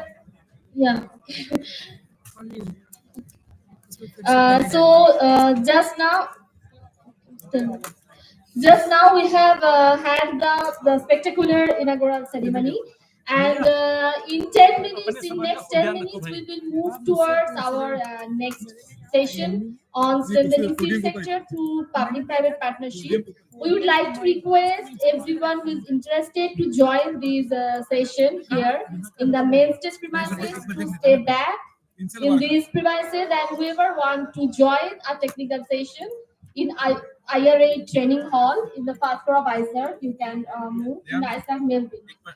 We would like to request everyone whoever interested to the next session, which is going to be placed in the next 10 minutes. अगला 10 minute में हमारा next session चालू होने वाले हैं, जो है आपका पब्लिक प्राइवेट पार्टनरशिप के ऊपर. जो इंटरेस्टेड है, हमारा अनुरोध है कि आप यही स्टे बैक करें. हम और 10 मिनट में शुरू करने वाले हैं हमारा next session. Thank you so much everyone. अभी क्या है आपने? ये वाला है ना? इसमें डाउन करके रख लीजिए और जब लोग जनरली बोलेंगे तभी चला लास्ट में. शुरू में एक मॉडरेटर का है, ये किसी पैनलिस्ट का नहीं है. जब डॉक्टर जौहर बोलेंगे तब चला. Hello everyone, we are requesting you not to leave the hall. Whoever is interested to stay back for the next session on public-private partnership, to stay back in these main stage premises to attend the session. Simultaneously, our one technical session will be going on in IRA training hall in the first floor of ISARC main building. Who are interested to attend that technical session, you can move to that IRA training hall. The concerned experts and interested participants, I would like to request to stay back here to attend our next plenary session on strengthening seed sector through public-private partnerships. Thank you, everyone. हाँ sir. Left right कर दो. ठीक है. We are going to start our next session in next 10 minutes. Copy करवा दीजिए. मैं खुद से कर दूं? हाँ प्लीज. कहाँ पे कॉपी हुआ? ये लीजिए. अच्छा हमारा क्या बनाएंगे? कल्चरल इवेंट के लोग आ जाएंगे. 5:30 में आएंगे. जी हाँ जी. मतलब उसमें क्या करना है बताइए. सुबह को मिलवा दूँ. साउंड वगैरह का थोड़ा सा करना है, टेस्टिंग करके. Sure sir. 5:30. 5:30 6 नंबर बुला लिया. ठीक है. मैं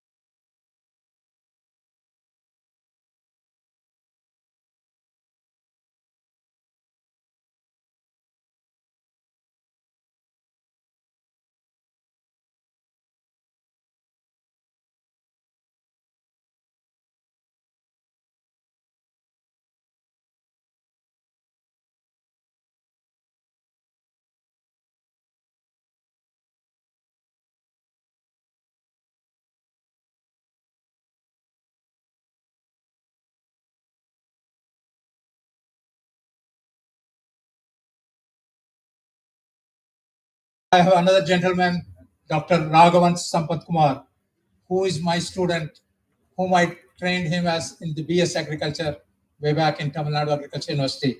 I am so proud of him that he is risen to this Executive Director of the Federation of Seed Industry, Indian Seed Industry, Seed Industry of India.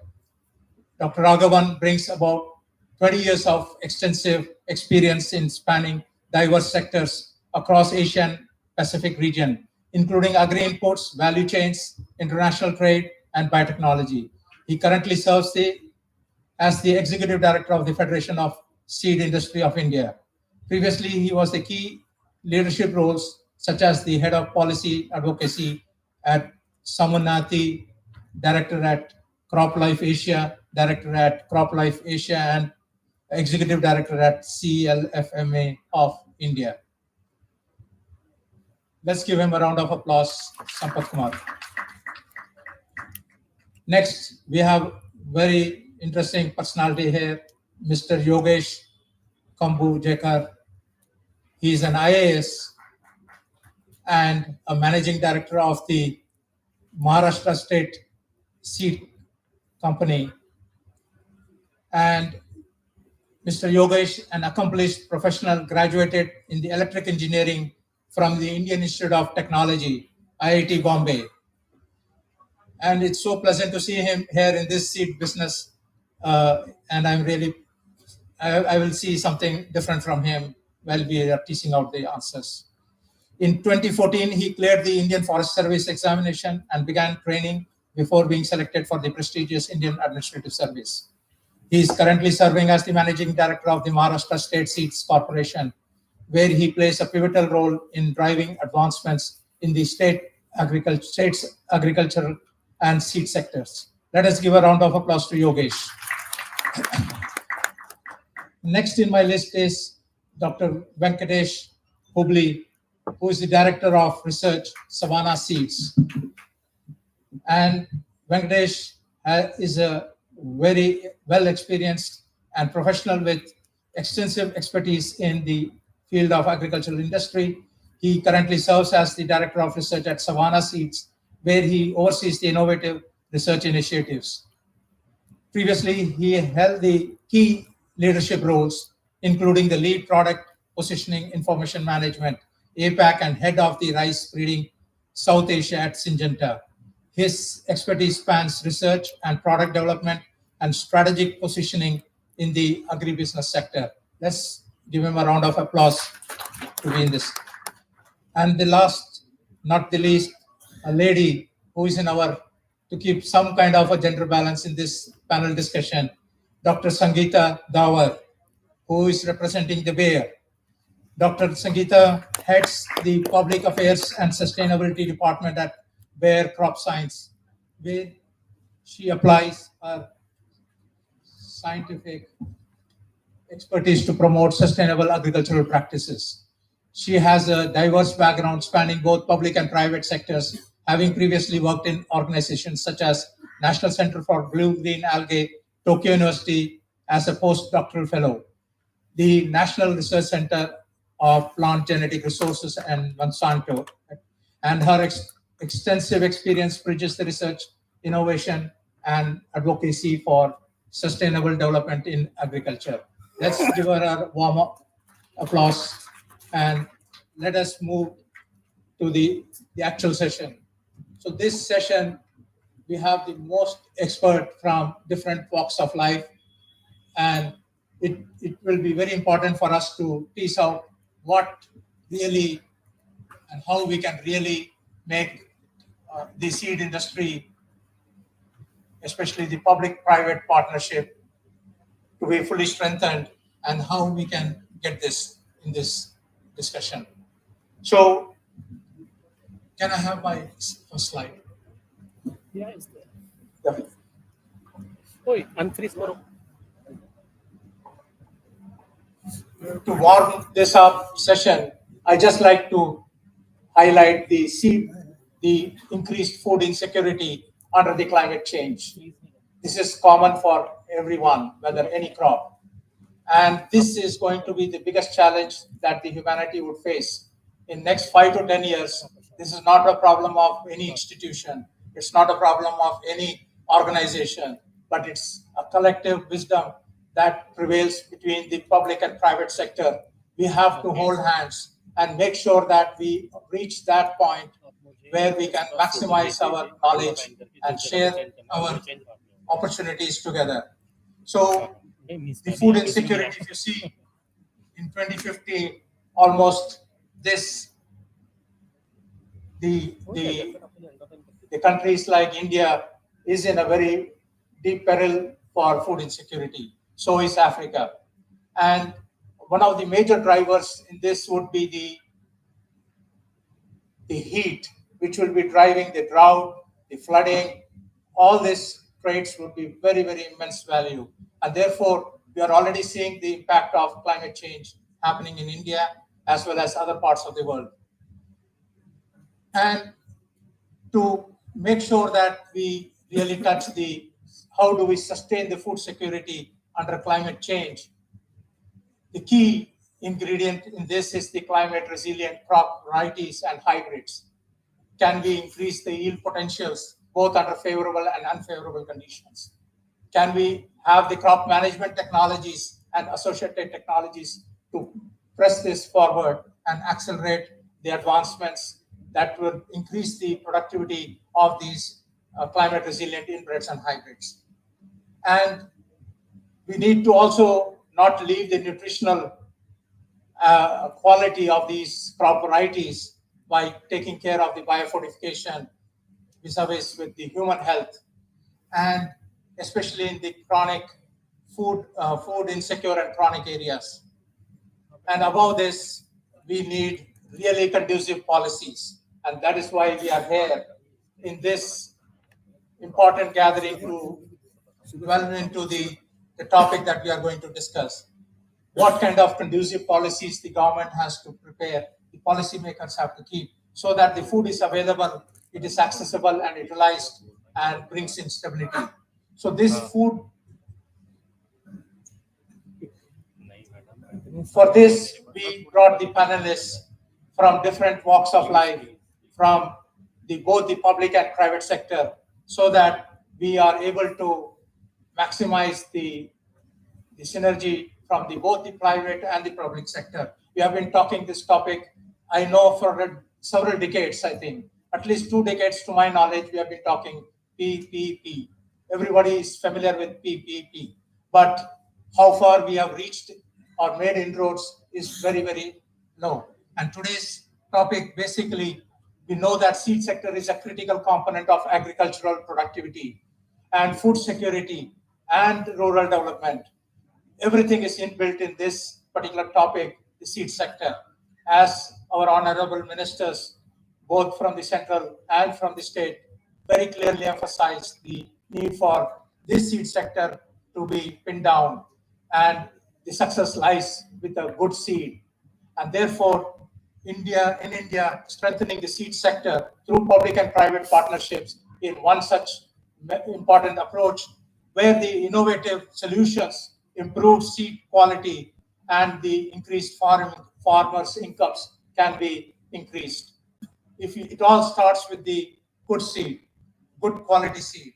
And for this, today we'll be talking on the strategies for fostering the effective public-private partnerships to enhance the Indian seed sector. And with this, I will take the questions to the August on the dais, the people who will be answering some of these questions. So the first important question that comes to my mind basically is that what are the challenges that face this particular private partnerships? Let us tease out that first question.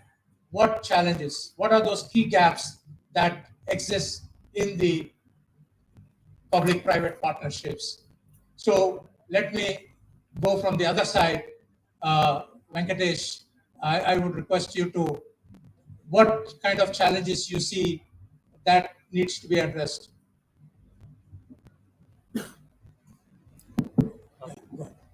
Thank you, Dr. Can you hear me?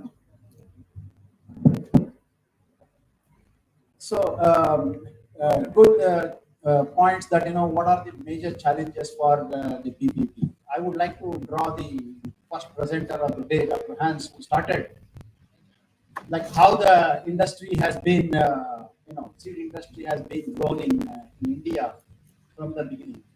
And it was like, it was a standard that, the seed companies used to attend the workshop, and government organizations have the data and the information that to share. That was the forum that we had the platform. It's not really a PPP, but if you really see from there, though there was not a PPP model, but I would like to say the visionary of Dr. B.R. Bhardwaj, Senior Bhardwaj, who initiated a sort of a private public partnership by contributing to ICR about 3 crores every year, 1 crore, and then trying to add 1 more ton of rice by initiating the hybrid rice, technology. From there onwards, if you really see, we have been working together, but there is no partnerships. And the real discussion happened in 2004 and 2005, when there is ICR and government agencies have to start working and discussing about a lot of PPP. At that time, there was a discussion, but since then to here, there is a lag with which we have not progressed in terms of really the PPP models to take shape and do. So I would say that, so this time lag is one of the things, and more actions from both sides is required for the perspective of making this PPP more successful model. Thank you, Venkatesh. Now I will ask Bhardwaj to respond to what he initiated, how Senior Bhardwaj was one of the pioneers of public-private partnership. I too remember that incident where 3 crores was offered to the ICR for the hybridized technology way back in early 1986. You can imagine how early the private-public partnerships initiated. So the thing is that he can elaborate on that. Plus, what are the challenges that you think public-private partnership what exists? And I think instead of the challenges, we can talk on the positive note and then come to the challenges. Well, he just mentioned about my father contributing, coming forward to contribute to hybrid rice research in India. Of course, that was not a partnership, but it was his desire that the hybrid rice research work should gain momentum with that. He was a great believer in partnerships, and I can share with you that a very significant part of our business comes through partnership today. When I say partnerships, it means we have partnerships with universities, with some of the ICR institutes, with foreign universities in various areas of agriculture. And partnerships have been of various kinds. One, of course, very straight partnership is about licensing. You license germplasm, you license a product, or you license a technology, where the licensor will provide you the details, and then you take it from there and incorporate it into your germplasm or use it in program to make a product. There are, of course, other kinds of partnership.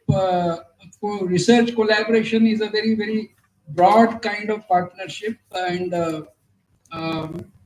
many times, individual companies may find it very challenging to do it. In my view, the whole cycle of developing a product for the farmer is a very complex process, and becoming more complex with biotechnology and gene editing. And therefore, collaboration is a must. It has to happen, but many companies may not necessarily come forward for that because it is more complex. And then, of course, we have a lot of partnerships of, you can custom produce seed for somebody. Like in India, we are producing, in one of the lectures, somebody said that we have become the seed production hub. We are producing hybrid seeds for literally the whole world. So that is also a kind of partnership. Now, of course, any partnership is there are many challenges. And I think the biggest challenge we face is the lack of clarity on what do we want to achieve through the partnership. Now, Dr. A.K. Singh is sitting next to me. I don't want to take this one, but IRA developed the non-GM herbicide tolerant rice technology. And he was very clear in his mind what he wants to do. He went through his process, got his boss's approval, whatever was required, and then he caught hold of the industry. And he said that I am now going to work with this X number of companies and going to make a collaboration. And he pursued all those companies, vigorously, including me. And means like he was calling every other day, kya ho gaya, kya kiya aapne, kya kar rahe hai, things like that. And then as a consequence of that, I think IRI was successfully able to license that technology on terms which were acceptable to IRI, to the government, and to the private sector. So lack of clarity on what is it that we want to achieve in a collaboration on both sides is probably the first challenge. And then, of course, the number of other challenges would be who must get what. And normally in the industry, it is very simple principle. Who puts in more effort, who takes more risk, must be rewarded more. Now, of course, somebody would say, I want 40%, somebody would say 30%, things like that. But that's a matter of discussion and debate. And that challenge is easier to solve. Excellent, excellent. I think he put the things very clearly. Now he pointed to A.K. Singh, so I will catch now A.K. Singh to put his perspective from an Indian agricultural major lead institution point of view, where he has what he's mentioned on the herbicide tolerant varieties. Please, Ashok. Thank you, Dr. Johar. I must mention here that one of the first initiative of public-private partnership started with development of hybrid Pusha RX10, which we developed in 2001. And Wayne Freeman, who used to work with Mahiko, at age of 94, he came with Dr. Amarjit Singh with his team.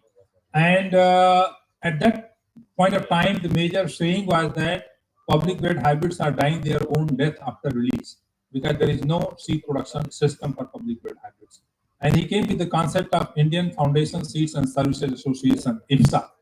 Through that, we got together, and the job of Mahiko was to produce foundation seed of the parental lines, A line and R line, and then make it available to whomsoever was interested in taking a seed production. We did that partnership with more than 30 companies, and we had our experiences from both sides, good and bad. I think there is a question coming up. I will take up that. But to come to the main core issue, that what is the system that Indian Council of Agriculture Research and National Agriculture Research System has in order to promote public-private partnership. And to address this issue, ICR constituted a committee which was chaired by me, and we had members from all different institutes. And the committee has submitted report, and now it is almost implemented. Through that process only, some of the partnership we have been able to do. Now, this committee takes into account licensing of release variety, which was very simple that we were doing here and there. Then trait-specific novel germplasm, which could be transgenic events, it could be genome-edited events, or it could be a novel trait even created through mutation breeding. For example, the mention was made about herbicide-tolerant rice varieties we have developed through mutation. And there were two aspects. One is that we have developed two basmati rice varieties with ST, commercialization of those varieties. And second, if private sector wanted to deploy the trait of herbicide tolerance in their proprietary material. And that's where I must thank Raju ji, who was so proactive that he came forward, also Bayer, then Corteva, and Nujibiru, that we worked out the terms and conditions as to how we go for deployment into proprietary material of private sector, hybrids and varieties, including OP varieties. And we set out the terms and conditions where the licensing fee was set as 30 lakh rupees one time, and then up to 25% of the price difference with trade and without trade. Suppose if a hybrid without ST was selling for 200 rupees and with ST it is selling for 250 rupees, the difference of 50%, 25% of that will come as a trade royalty to the institution. So all those things have been put in place. Then collaborative and contract research guidelines are available, crop-specific consortia and platforms, sharing pre-breeding material, advanced breeding lines, and parental lines are available. There was no system earlier. So there were a number of dropouts which will reach to, AVT2 stage. And my personal experience was that many of these dropouts, they will excel. Many of these varieties, including our own variety, Pusa Basmati 112, and it was dropped from national system. It was released by Delhi state, and then it went on to become a mega variety. Likewise, Pusa 44, it was never released by national system. So such materials which get, for some reason, they are not promoted, but there is a value and the partners want to evaluate their value, we can share the material. They can come back to us. We have Sriram here, and then a number of partnership model of this kind are happening, for which we are quite open. At the same time, even varieties which are not notified to SeedEqual, they can also be protected with PPBFRA, and after protection, we can go get them in national register and we can go for sharing the material. In addition to that, having the student exchange program from the industry as an intern is a capacity major area, training and capacity building. And of course, the farmers, producers, organizations, and cooperative, they are going to play a major role in future. And the government is also pushing hard on this aspect. So I would like to say that the partnership model for all activities is pretty much in place now. And we welcome with open arm the industry to come forward and have partnership and take technology to the farmers. Thank you, Ashok. Let us now, thank you. Let's listen to Yogesh, who is an IITian, and I'm sure he will have a different viewpoint of all this, what you're talking. Let's listen to Yogesh. First of all, I want to thank Dr. Zohar and all the organizers for inviting me to be part of this panel. From what I understand, electrical engineers are rare participants at National Seed Congress. So glad to be here. And since I'm representing a public sector company, I just want to give a brief introduction about Mahabij. It is the Maharashtra State Seed Corporation. The company was founded way back in 1976. It was part of a World Bank project under National Seed Program, and now it has grown to be associated with more than 40,000 seed growers throughout Maharashtra, and the annual volume of seeds that we sell, it is somewhere in the range of 6 lakh quintal.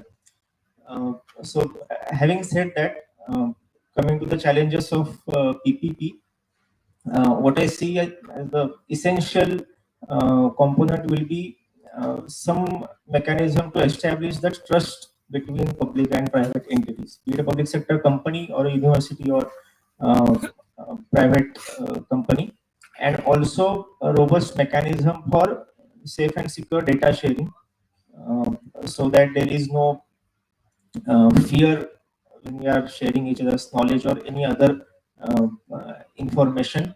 And as Honorable Hans sir, during the inaugural session, he said that if Indian seed sector is expected to go global, then we need to adhere to highest ethical standards. So that is, I think, applicable even in this case. Both entities, they need to adhere to at least the most basic ethical standards. Only then we can expect the partnership to really scale up and go to the scale where we are expecting it to.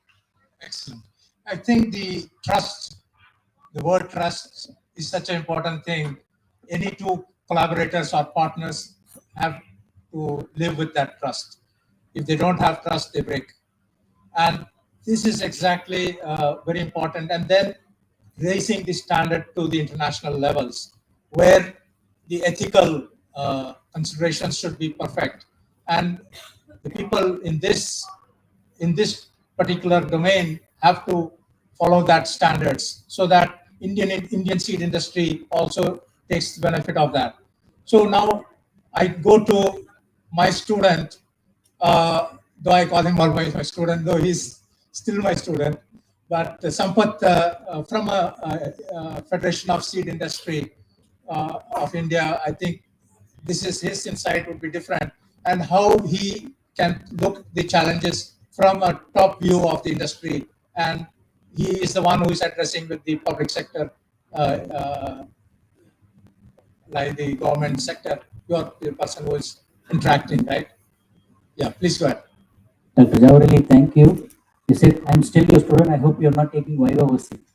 I feel like answering your questions is just like YOC. But I mean, with seniors around and veterans, see, we have sufficient learnings. We learned that, to me, the key words are trust, as Yogesh mentioned, trust. With trust comes transparency. And when transparency comes, the partnership is more predictable. And it helps in the dialogue, as Mr. Bhardwaj said. So the key words for me, if I have to share, trust, outcome orientation. If say for example, the partnership is licensing out varieties, unless the varieties which are developed and released are demanded in the market by the farmers, how would you expect anyone to come forward and take them to the market? So outcome orientation is definitely the single most criterion for ensuring success in any partnership. So before coming together, as Dr. A.K. Singh mentioned, he had a clear vision about what he wants to do, what he wants to achieve, and whether there is a demand in the market. Yes, there was a demand, and they started working backwards. So that is essential. The third is synergy. When we say PPP, it is actually filling up each other's lacuna or lack of anything, lack of resources, lack of funding, or lack of commitment, anything. So synergy is the important thing here. Excellent. I think this is what I could get, the synergy word. Now, synergy is by far the most important in the seed industry, where we need really that synergy to augment the public-private partnership. And having The said last that, one. yeah, please go ahead. The last one is commitment. Commitment from both the sides. I mean, we all know that institutions will remain, the leaders will change, but there should be a strategy or a vision and a commitment to stick to that vision, irrespective of the change in the leadership, irrespective of the situation that's around both the institutions, say either public and private. So trust, outcome orientation, synergy, and commitment are the key learnings, I would say, the success. So the microphone stopped you. Anyway, thank you.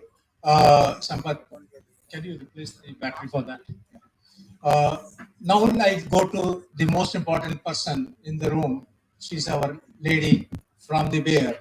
Now, from a Bayer's perspective, she's actually dealing with the public affairs, how the technology that we are talking of, which is to be negotiated between the public and the private, that product should be really viable and really the best product that will bring the change.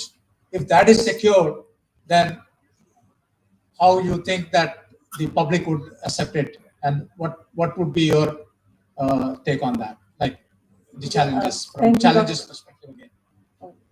Thank you, Dr. Johar, and thank you, organizers, for this great panel and opportunity.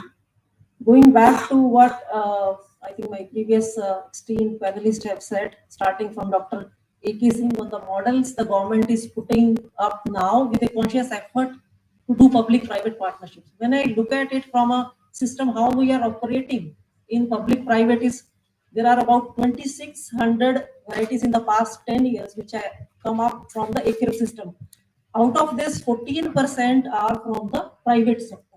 So the participation is happening in the testing place, and these varieties or the hybrids are now in the public domain, which have come out of a common collaborative testing mechanism. There are about 1,000 MOUs which are signed in the past 3 years between the private sector. So what is happening in the last 3 years, I see this change and these more conversations around the public-private partnerships. After COVID, this convergence which is coming up to collaborate more to build up the ecosystem for the overall well-being. That is one. The number two part is, as a bear, we see it as PPPP. I'll add another P, which is peasant. So we cannot see farmer standalone. So Bayer's major focus in this whole area is the smallholder empowerment, with a commitment that we will be enabling about 100 million smallholder farmers with a lot of initiatives working together in a public-private partnerships model. So there are a lot of private partnerships we have set up, both with the ICR, SCU system, and also with several of the private companies. Because we cannot just stay alone if there are a lot of extension and scale of activities. And also I'll give you an example of one very big initiative we have been kind of doing very passionately about is the rice new cropping system called direct seeding of rice. So in this space, for the last several years, it has been working a lot and a lot of other CG centers, etc. However, to build a different transformation, Dr. Singh has been very actively working also in bringing up very achieve varieties for this. So for bringing up the transformation and adoption at a larger scale, we would require a mass capacity building, which cannot be done standalone. So as a Bayer, this is a concerted effort to take along ICR, to take along Ministry of Agriculture, to take along the relevant ecosystem partner, be it the mechanization people, be it the new digital platforms. Because what we need to do as a system now, we are talking about seed for sure, but this is an ecosystem enablement to bring a better sustainable agriculture we are talking.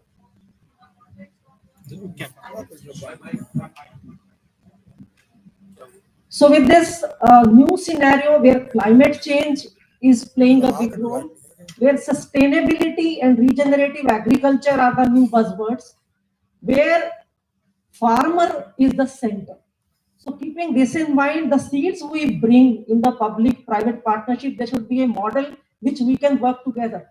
At this point in time, and rightly so, most of the research is, basic research is with the public sector. But let us explore model in a challenge mode where public and private partners can come forward in developing that product, and then private takes that drive to commercialize it together. Thank you. Thank you, Sangeeta. Then the word collaboration comes from there. The collaboration, basically, we need what kind of collaboration models we are talking. How this PPP can be taken, with what kind of the collaboration models can be talked about. So let me listen to each one of you. What kind of collaboration models that can be thought of, that can strengthen to accelerate the innovation and market delivery of improved varieties through PPP.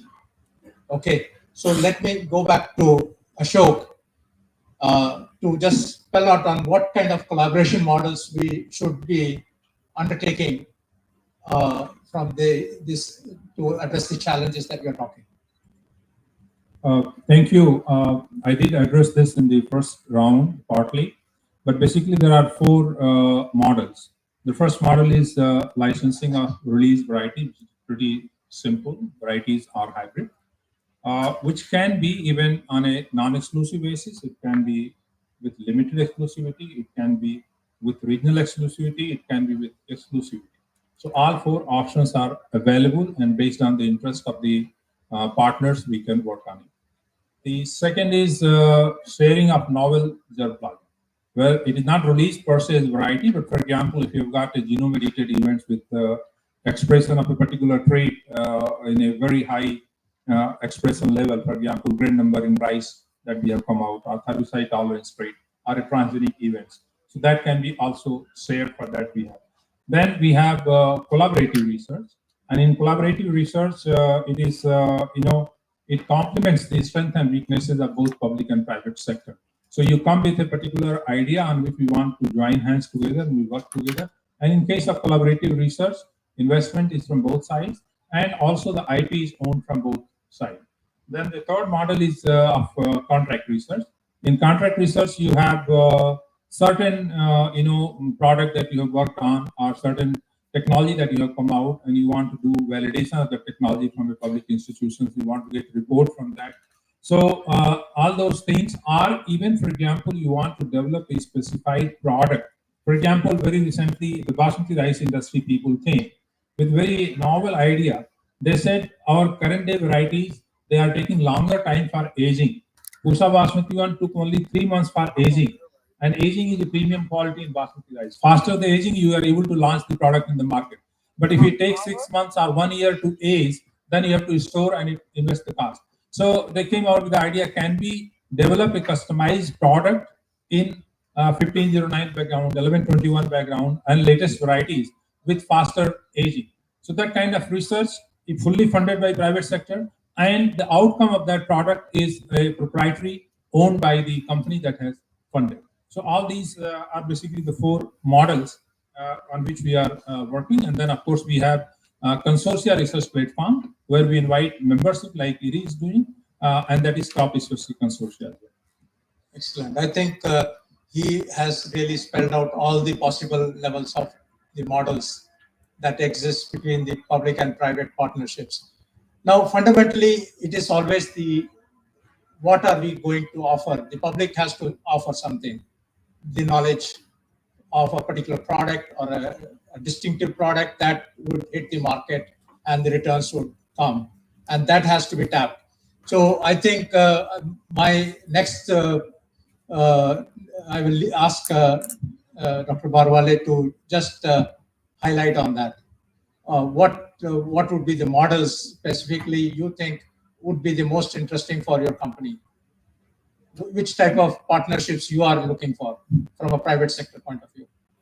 Well, I think, the what you are looking for is primarily driven by the market. Yes. So, like we talked about non-GM herbicide tolerance, that was one of the areas. And I think as the product comes closer to the market, I think there will be greater interest. Then, all the models, what Dr. A.K. Singh described, all the models are of interest. Different companies may like to have different kind of models. I mean, they may show interest in contract research, few companies. And I think one more probably collaboration avenue which is there, which we talked about, is capacity building. The private sector, many times we have like people who are working with us who might have done masters and then they want to do a PhD on the job. So it's basically capacity building. We have had a lot of discussions with the public sector on that, with ICAR, and they are drafting guidelines, and industry has said that okay, we'll do 20 PhD students, or we'll fund research which will be conducted by the student, which will be on a subject which is of interest to the industry. I'll give an example, like how can we make seedling pots in millions instead of doing it in thousands. See, when you talk about providing seedling to the farmers, the numbers you require are extremely large, and it has to be done in a very short period of time. So now that's not a problem anybody has envisaged, but industry would like to do that kind of thing. So all the areas would be of interest. Different companies may have interest in different areas, etc. And I think, but the key point which I would like to emphasize is that there is a great need for collaboration. And primarily why? Because the process of development from research stage to the farmer is very complex. It is very expensive. It is very risky. So the more collaboration you have, you reduce cost, you reduce risk, and you reduce the time for delivery of the product. So it is very important that the private sector as well as the public sector work very aggressively developing collaborations. Thanks. Thank you, Raju Bhardwaj, for putting this perspective of how the capacity building is so important. And this is where public sector can easily help, and that gap of knowledge can be fulfilled for what is required by a particular company on a particular topic even. And this can be a good model to look at it. I think this was something different from what Ashok mentioned. So let us move further. I take the next question on what mechanisms can be implemented to ensure intellectual property rights and benefits are shared equitably between the public and private stakeholders. So what mechanisms can be implemented to ensure the intellectual property rights and benefits are equitably shared? I will go with Sangeeta because she has the international perspective, how this can be.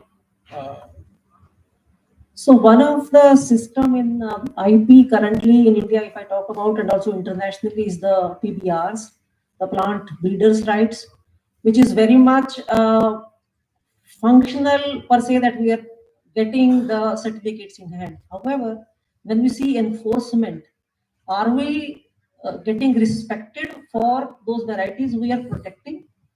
I think most of us would agree that we are still not there. So how do we kind of put up a system where we can also stop the infringements and also respect the intellectual property coming from a public and private sector? That will be a big boost for the private sector to bring up with new technologies faster, because there's a lot of innovations, there's a lot of investment which goes while bringing up new technologies. So just give you an example, most of the, even the seed products or the new pesticide or biofertilizers which are introduced in India, or the new technologies like the new traits or new biotech traits. So government is talking about where the patent is already expired. So there was I'll give you an example. There had been a lot of discussions with ICAR to bring a soybean GM trait for import.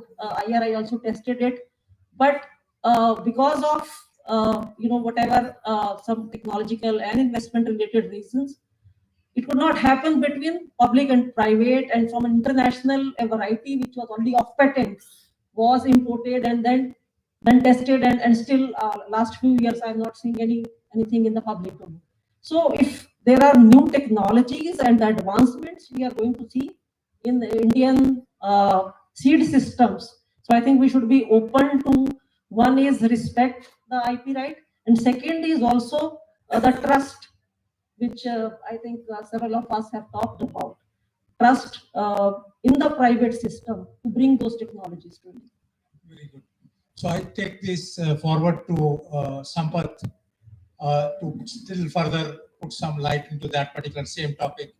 What mechanisms can be implemented to ensure the intellectual property rights and benefits are shared equitably between the private and the public sector? We can learn from systems that exist in countries like Korea.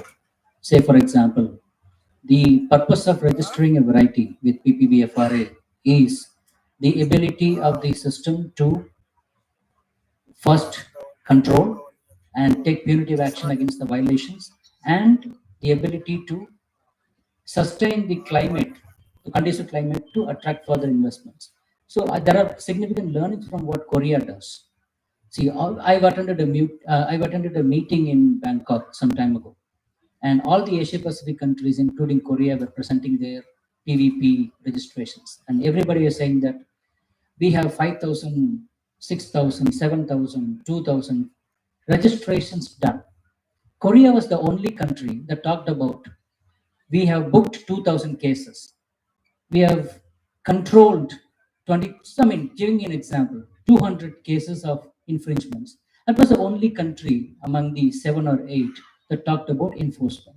So mechanism per se, we have all the laws, the rules. Enforcement on the ground remains a challenge that needs to be taken care of. And that is exactly they're doing. Korea is doing it with a special PVP force. And they have a human, I would say, they have manpower.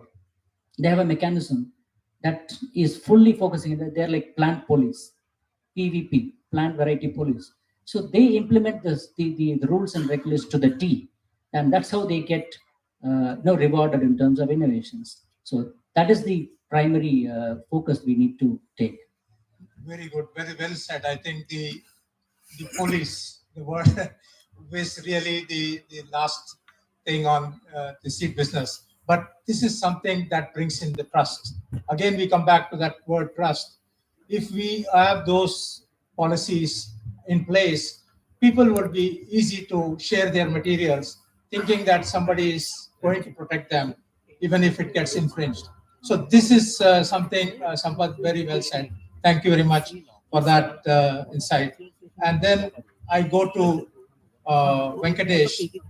How can the different models of collaboration between public sector institutions and private sector enterprises be fostered for accelerating innovation and market delivery of improved plant genetics to farmers?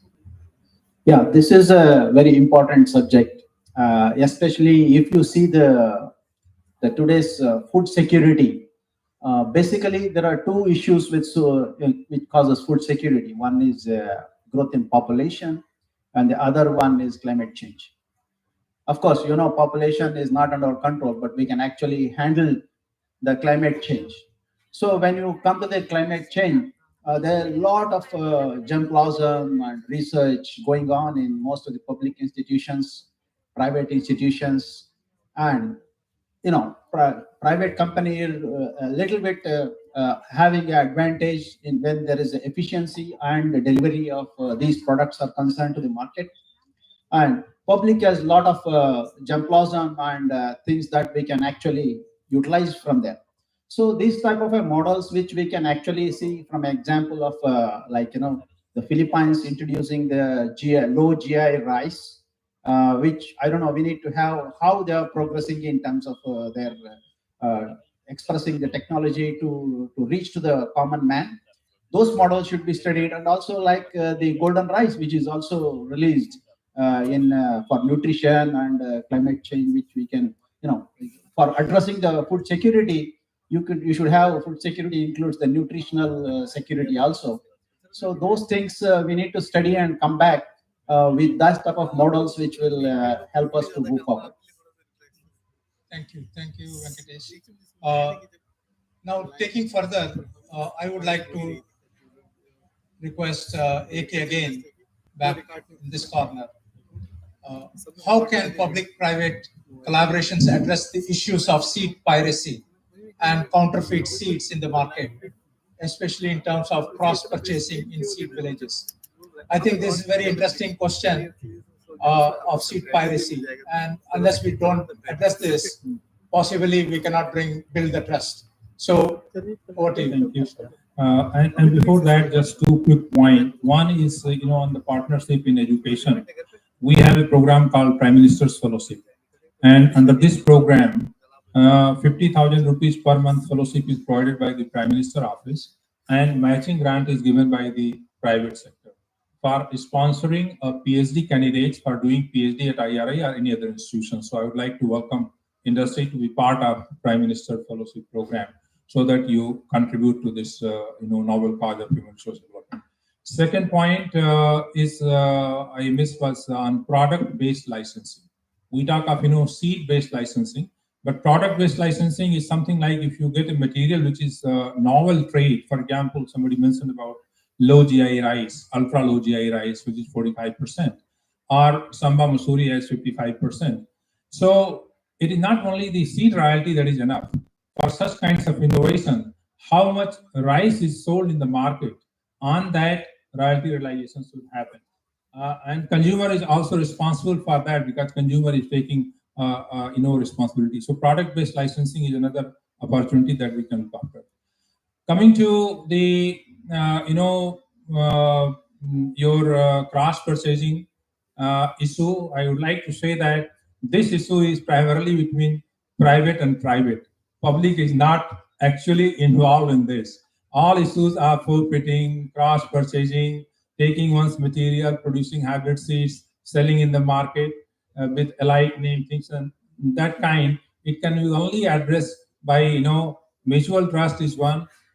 This was time and again it was discussed. I think we have to ethics we have to bring in. And then, of course, the mechanisms like the Protection of Plant Varieties and Farmer Rights Authority, which has got a provision for benefit sharing. And if you are able to clearly demonstrate that your material has been used in developing some new varieties, or your material is being copied and marketed, you make a case and PPVFRA will sue the person who is doing that, and this can be stopped. But so far, people are not coming forward because probably they think getting into litigation, it is a long battle, and it's something. Many times we do sub-license the product. Of course, that happens officially to different companies, so that also is happening. But primarily, this issue is between private, and this needs to be addressed. PPVFRA has a mechanism. One point I would like to mention here is in relation to the investment coming from private sector in the crops of food security like rice, wheat, edible oil. We talk about soybean. We have got 3 million tons import every year. All 100% GM soybean oil is coming. But we are not able to bring those technologies of herbicide tolerance trait in India, and Sangeeta was mentioning about it. We access this technology. You see, like in chemical molecules, the off-patent molecules are being manufactured and provided by Indian companies. So why not the off-patent molecule genes, particularly from the overseas market, can be, because if you take off-patent molecule and commercialize, this is by no legal opinion a violation of IP, because the IP provides a provision 20 years after the patent is freely available to everybody. So there is no violation in IP. We must respect that. So if we do that, we got it. We have transferred the herbicide tolerance trait to as many as 7 varieties of soybean. This is Roundup Ready Flex. Those varieties are ready to go unless the GM issue is solved by the Supreme Court. But till that time happens, it is already ready with us. But then the conditions which has been put by University of Missouri, who gave the material, is so restricting that it will not be possible to go ahead with in terms of insurance of the University of Missouri. And that clause is so heavy that you end up paying a huge amount of money to insure them and insure your institutions from any liability clause that will happen, like cancer issues and things of that kind. So those are coming into way. But if our patent molecule can be made available in breeding program, Indian companies will benefit a lot, I think. And also the big player in seed industry should realize that if a gene has become off patent, it should go. If somebody is interested in taking it forward, fine. You come with a technology, you are investing, you will get money for that. So I think there is nothing wrong with that. Off patent molecules should become available. Sorry, just 1 minute. I wanted to say one thing I forgot. You see, one of the clauses in Protection of Plant Varieties and Farmer Rights Authority, which is about researchers' right. Now, this clause is so restrictive for investment by the private sector in key crops like rice, wheat, and soybean, where pure line varieties are cultivated, because farmers can use the saved seed. And researchers' right says that any variety protected under this act with a novel trait, it could be a transgenic event, it could be a genome-edited event, can be transferred to any other variety by any other breeder, and it can also be commercialized for seed production. So this is one clause which is highly restrictive for bringing investment by the private sector. And I think we need to work together, find out some ways so that the IP is respected. By protecting, you are allowing, and you are agreeing to allow under researcher's right clause your protected material to be used in breeding program. As a donor, you need only one time cross. You don't need repeated cross. So the trait can be easily taken out. So that's a major limitation that needs to be addressed. Well said again, Ashok. But when you said that this particular topic is with private to private, then I see Bhardwaj out here who should be asked that question. What is your take on that, especially the topic on seed piracy and counterfeit seeds? No, I think the answer to that is very simple. My co-panelists have already spoken that, see, when I got in the business, there was no PPVFRA. And we have been talking about it. So now we have multiple levels of protection. We have the PPVFRA, and as has been said, it is working, it is taking varieties, it is registering them, and now they are announcing that we have registered so many varieties and etc. there is a patent act, so it allows you to patent, GM events, and because I'm not yet clear about whether gene-edited events can be patented. There is a sequence change, and so we're still discussing with lawyers whether it can be done. Then you can also patent, means you can also have copyright. When you sell a product, you can have a copyright. You sell it in a brand, etc. So in all these cases, what we have felt that enforcement of the law is the best solution. And we find, as has already been said, enforcement of PPV-FRA is poor, I may say so. Let us take an example. Now, Dr. A.K. Singh has licensed the non-GM herbicide technology to 4 companies. Now, if a 5th company takes the material from production field, transfers the trait, and they start selling without recourse to IARI, what is IARI going to do?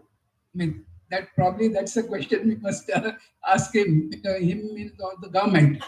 So, in our distance licensing, I said that you have to enforce your rights.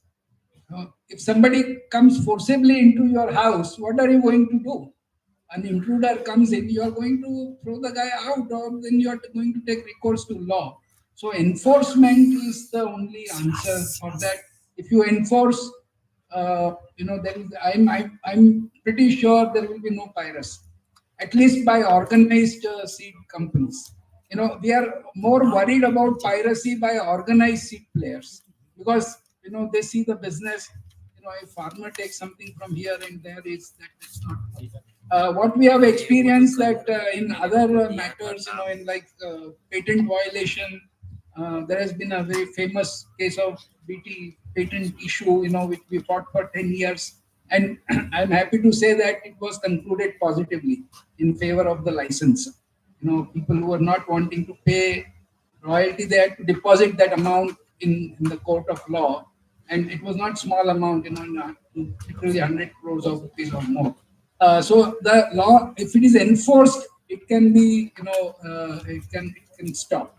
Same way is with copyright. If somebody copies your brand, now see, if you don't protect, if as a company I don't protect, then nobody is going to help me. I allow people to copy and all that, and I have a recourse in law, then I have to make sure that I protect my property. So enforcement and PPV-FRA, we find that enforcement has to be very much there. If it is done, then I think, and I think one related point, in today's whole discussions, in the inaugural session also, everybody said that variety is released and it comes to the farmer after 10 years. Why? If new technology is developed somewhere and it is not coming to India, why? Because people feel that they have invested so much, they will not make any money, so let time go.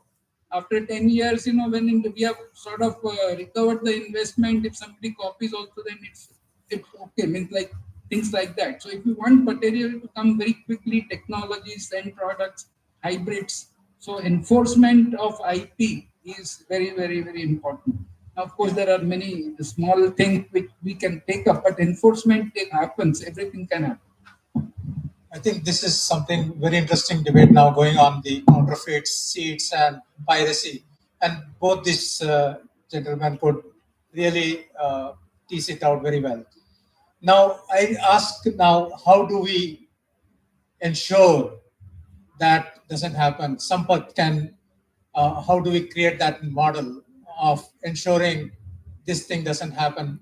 The regulatory things are protected and fast tracking of that, not that if you put a case there and 10 years later you are getting the answer.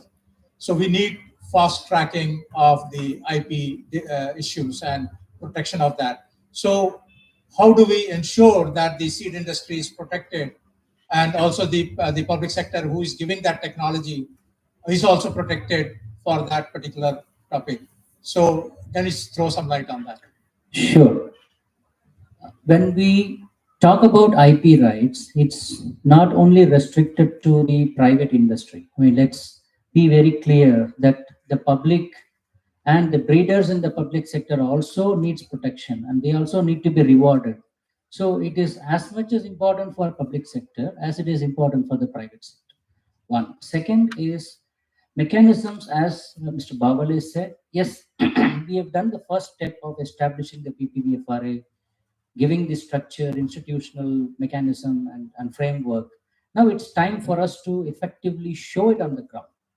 I mean, we have come from a very difficult time in the 1960s. Now we have progressed so much. Now the pace of progress needs to be double or triple. For that, we are at a stage where we need to ensure that our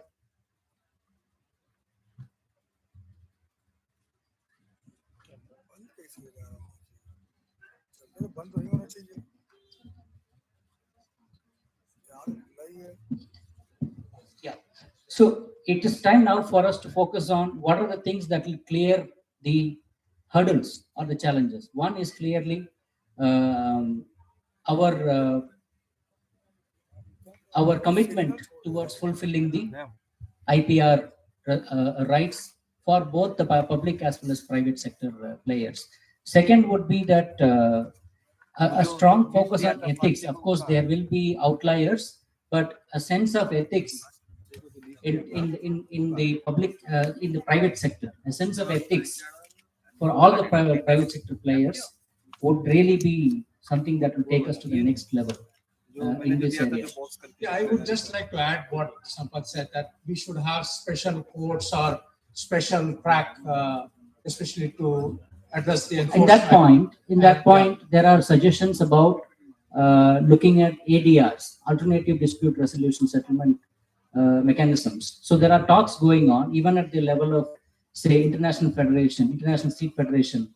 There are efforts to establish ADR mechanism in key countries, at least even not at the national level, at least the regional level. So the bottom line is, if we take the legal route for any issue between two companies, we probably will not end up benefiting anyone. So rather than that, ADR would be a good mechanism to sort out, especially the IP issues. So that's where the industry is also moving. Yeah, I'd like to ask Sangeeta the same question. So I think all very valid points, and since this comes majorly from the policy space, and public sector has a larger role in enabling those policies. So one of the initiatives which, if we could do it well, is the traceability. So the traceability mechanism, which not only tracks for the quality of the seed in the market, but it can also be used for from where the seed is coming. So there is a Sathi portal, which digitally, if you scan the QR, which is becoming mandatory. So if we can implement this system very transparently across center and states, so we can clearly track from where the seed is produced and where it is sold, and the farmer can scan that picture on the packet where it is, from where the seed is coming. I think most of the issues related to this counterfeiting can be solved. However, it requires a lot of commitment and a lot of I think synergy between industry and also the investment from both the government as well as from the private sector. And so I think this is a very collaborative PPP which we can work on. Yeah, I think that is something which can be done, because if we have the like-minded people at both sides, the enforcement policies can be addressed. I asked Venkatesh to. Yeah, I have a little bit different perspective on PPVFRA, because I was one of the person who filed PPVFRA applications in 2007, May 20th, along with Mr. Deshpande, who is sitting here.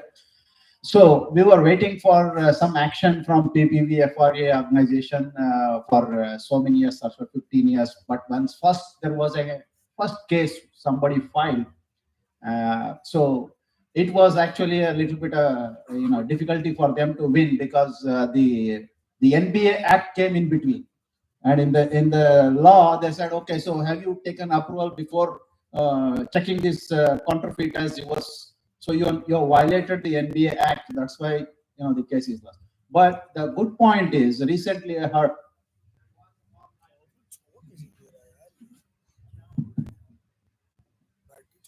So there was a case of similar copycat of corn hybrid from one of the company, and they took a case to court, and it is cleared in 1 week. So this is already acting, what I feel, and gives a good perspective.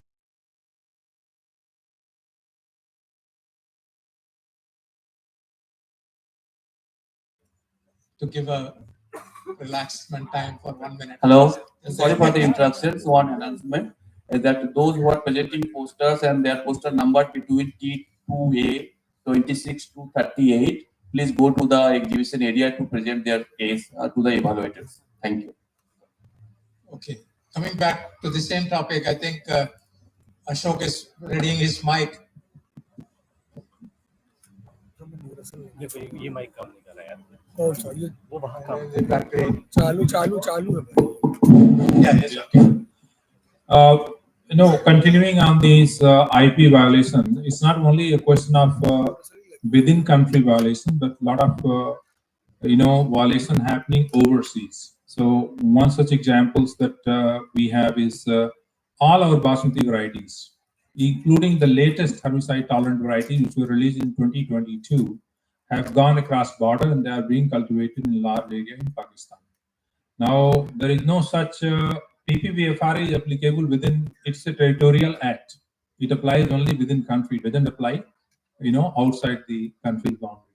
So there is no such redressal mechanism for such violation, which directly hits our commercial interest, because if our varieties are produced there and traded outside, then it is going to hit our commercial interest. So I think there is a lot of need. There is a necessity, in fact, the private sector, industry people to sit together with PPVFRA and try to see what all modifications are required in terms of rules. Bring out these issues, because as far as current situations are concerned, you have to prove that your material has been stolen by somebody.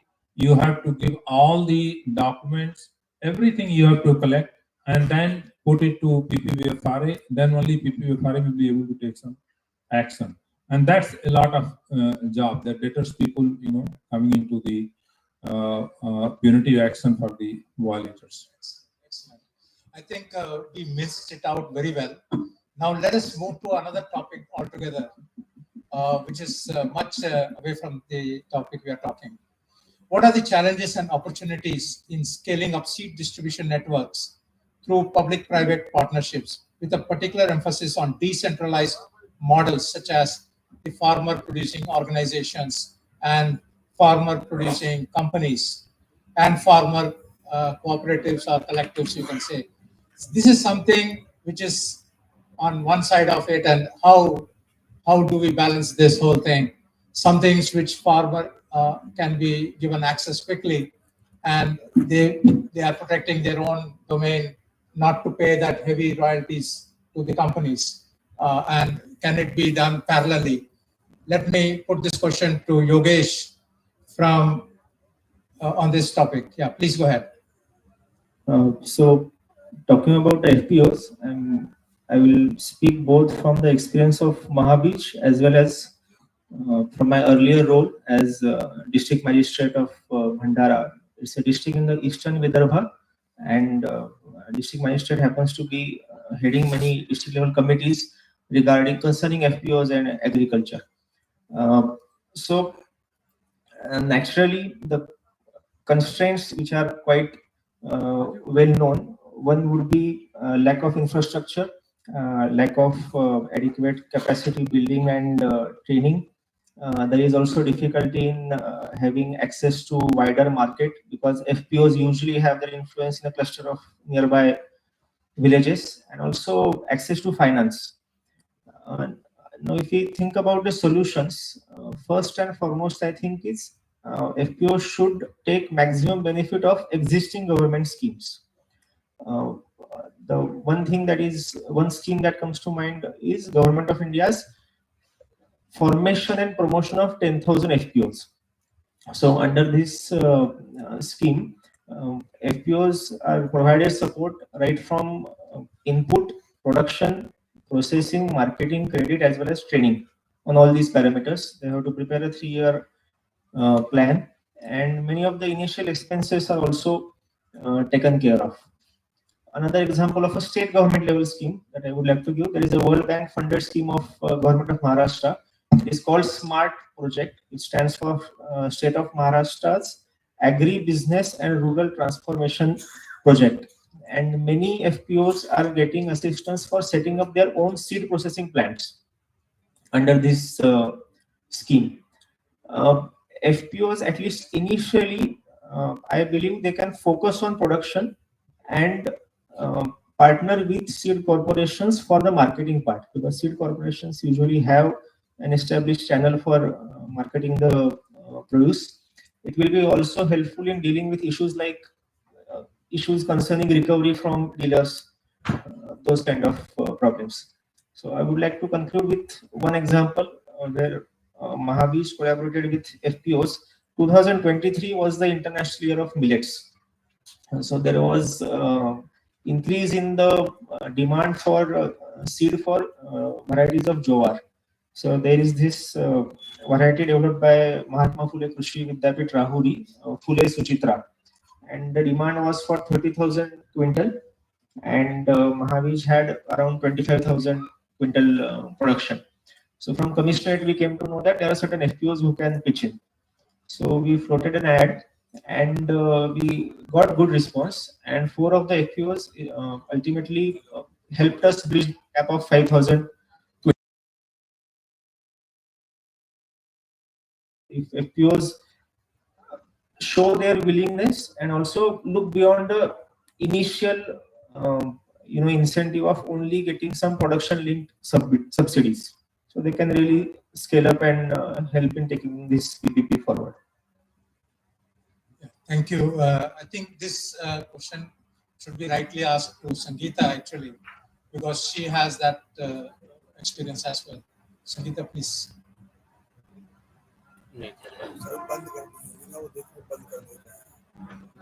So farmer producer companies, so Bayer is also actively, if I give an example of Bayer, so we are supporting about 3,000 farmer producer organizations or companies. So out of this, around 50 are from the SFAC.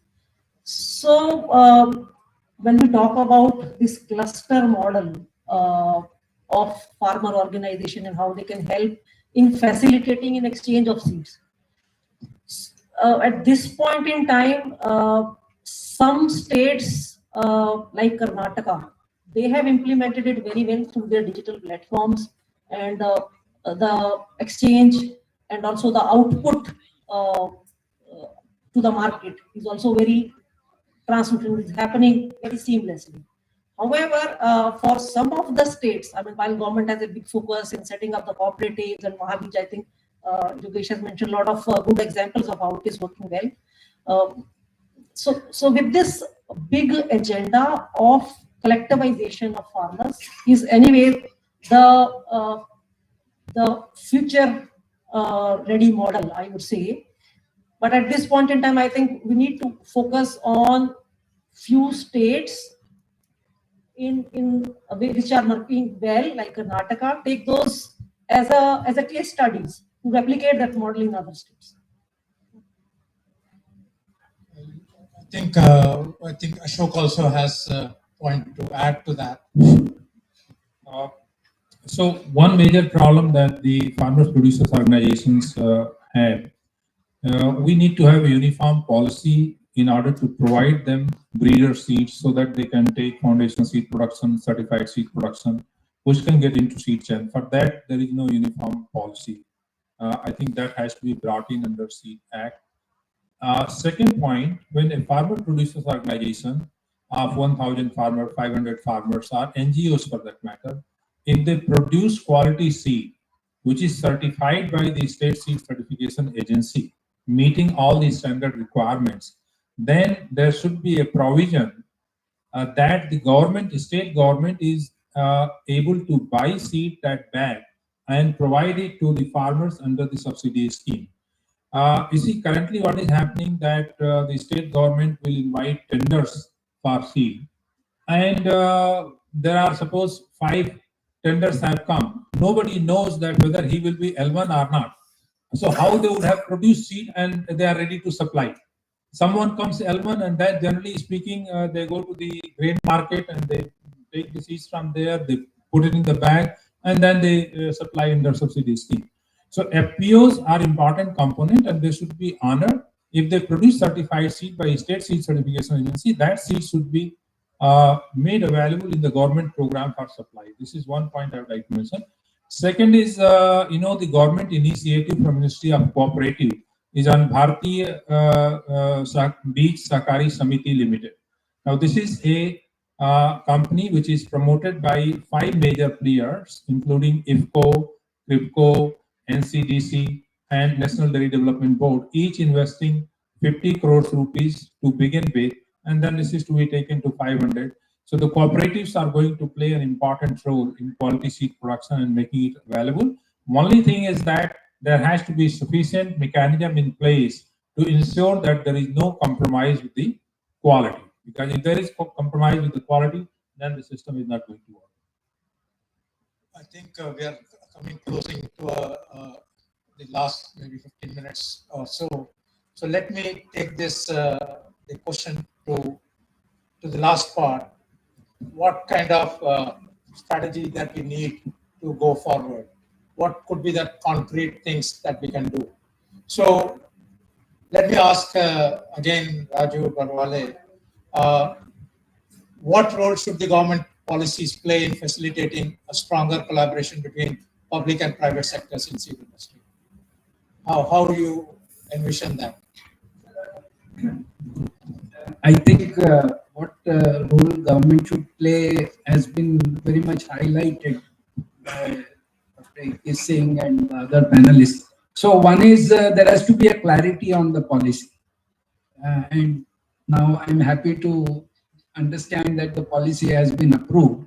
So now the government should take it up, publicize it as much as possible, maybe hold, as we call, marketing meetings, call the private sector, call the other sectors, inform them that you can do it. And I think more important constituent is that they must inform their own institutes also that this is the policy. I was, recently, some time back, ICR held a public-private meeting, for collaborations. And one of the horticulture sector, I was participating. So there is a lot of discussion and opportunities available. Then all the directors said, sir, we need clear policy directions. What can we do? Whether we can sign an MOU? What are the commercial terms? Are we at liberty to sign or not? So clarity, I think, as government brings in the policy and it publicizes it more and more, should be the first step in taking it forward. I think once that is done and a little bit of marketing effort from the government side, and of course, our associations like Federation of Seed Industry, etc., also can play a very active role in promoting with industry, popularizing the scheme and then getting more participants. I think that is primarily what is required. I don't think the industry is looking for any subsidy or etc. from the government. The industry is looking for good, reasonable commercial terms and the environment to be able to work. And I think the public sector people, counterparts also are wanting to have that. In informal discussions, people share that, if I do something, inquiry ho jayegi. So people are not, they wouldn't take that initiative. Well said. I think this takes us to another very interesting topic. I don't want to, because already Ashok and Bhardwaj had mentioned that. But I would like to listen to Yogesh quickly.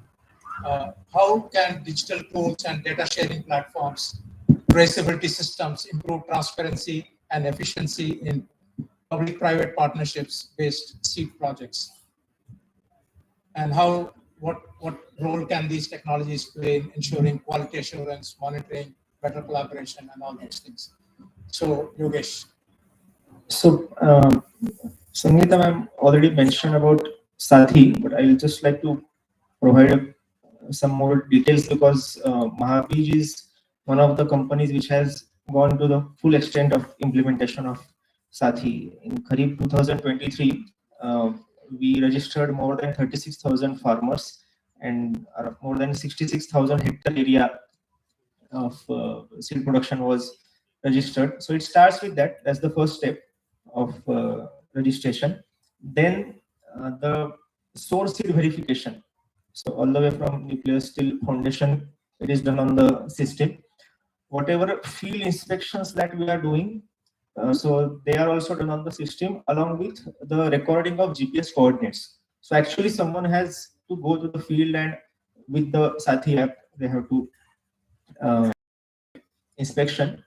After the harvest is done, the agriculture field officer will again go to the field, and whatever bags have been packed, so he will put a QR coded seal, and then he will, from his account, he will register that particular QR code to that seed grower.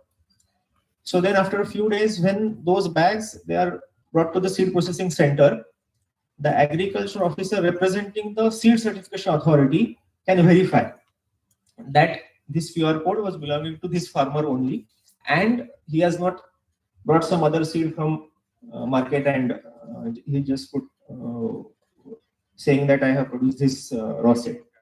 After that, and after all the certification tests are done, the release order is also issued on Sathi, and then we'll send it to the dealers, and from there it is sold to the farmer. And after scanning the QR code on the certificate, the farmer can trace all this entire journey. So I believe that if all major seed companies are brought on this platform, and not just certified, even truthful production also is covered under Sathi, then many of the issues can be resolved, because you actually have a log. And when you have the traceability and this log available online, then it will certainly help in conflict resolution, and also will provide some sort of a mutually agreed database for whatever data sharing that you want to do. Another important digital public infrastructure that now central government with the help of state governments is working on is the AgriStack.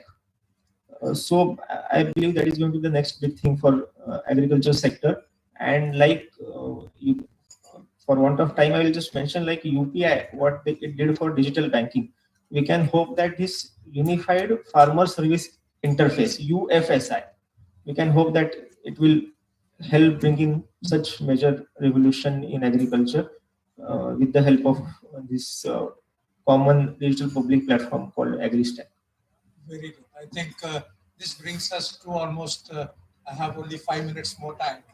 I would just show you a few more slides before I end it. I put this before this discussion, what would it end like? Let me see how much we captured during this discussion. If you look at the first thing to strengthen the overall the seed sector through public-private partnership, the first thing is collaborative research and development, establishment of joint research initiatives.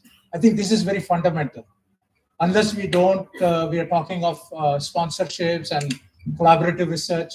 That first topic, the bullet point, establishing joint research initiatives, can be a long way, can help many companies to work alongside with the public sector and international institutions like IRI and CIMIT and other places where targeted activities can be done.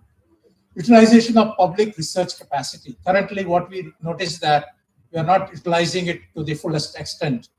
The public sector, sometimes their activities are not fully visible to the private sector, what's going on in their shop. And that visibility and transparency of what is happening is very fundamental to the private sector to pick on those ones to make sure that inroads can be made. The next is the intellectual property and the technology transfer. I think this is what we have been discussing very well, that how we will be able to ensure the intellectual property and the technology transfer can be done in very, very stable manner, provided we have all the elements in place trustworthiness, the transparency, and especially the framework of IP sharing. If it is very well documented, what would be the IP looks like at the end of the day, and what who gets what, who is the co-owner, or is it the joint product? Is it the developer is getting recognized for that, and all those things. Policies facilitating the technology adoption. Even if that technology is there, how do we make sure that technology is fully adopted and some commercial value comes out of it?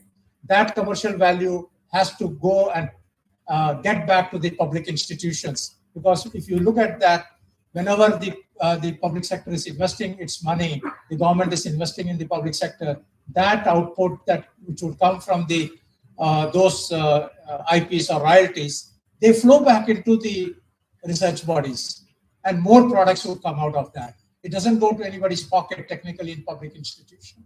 It is basically goes back to more better research. So people in the private sector should also appreciate that money they are paying as royalties at whatever percentages they are giving, it's not going to anybody's pocket, but it's going to the targeted research products, and more products would be generated out of it. And this is something very important to, and we have to see what facilitates those policies for technology adoption. Financial incentives and support mechanisms. Now, unless we don't have these financial initiatives, incentives, if somebody is delivering on something, what kind of rewarding system? The society doesn't have that rewarding system, whether it is in public or private. The people take the benefit, and somebody else benefit out of it. But the people who created those technologies in the first place should be also recognized, and the incentives should be provided. I think these are already well said. Institutions like IRA have a very defined, even ICR has a defined plan how to share the revenue generated out of the royalties and how they can be taken further. I think the other thing is who funds the PPP projects. When the private sector is ready to fund a particular targeted activity, how that can lead to the overall objective of solving a particular target issue. Risk mitigation programs. Even if what kind of risk management or mitigation options do public and private sector has. As long as the product is doing good, everybody's happy. But if the product is not doing good, what is the defense plan there? We are not talking even about that. We are thinking everything in a positive way. But there can be technologies that will not take its route, and it may have detrimental effect on the overall domain.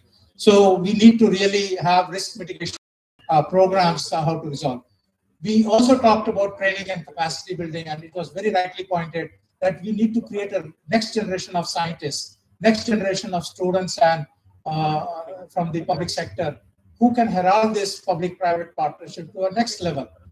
Because this early on student internships, what Hans in the morning also mentioned, that the private sector should open their arms to invite the students to their places to work alongside as interns, or allow the company students who are sponsored by them in public institutions and resolve a particular topic. I think this is very important for skill development programs, engagement with the farmers. I think these are some things which we can talk about in length.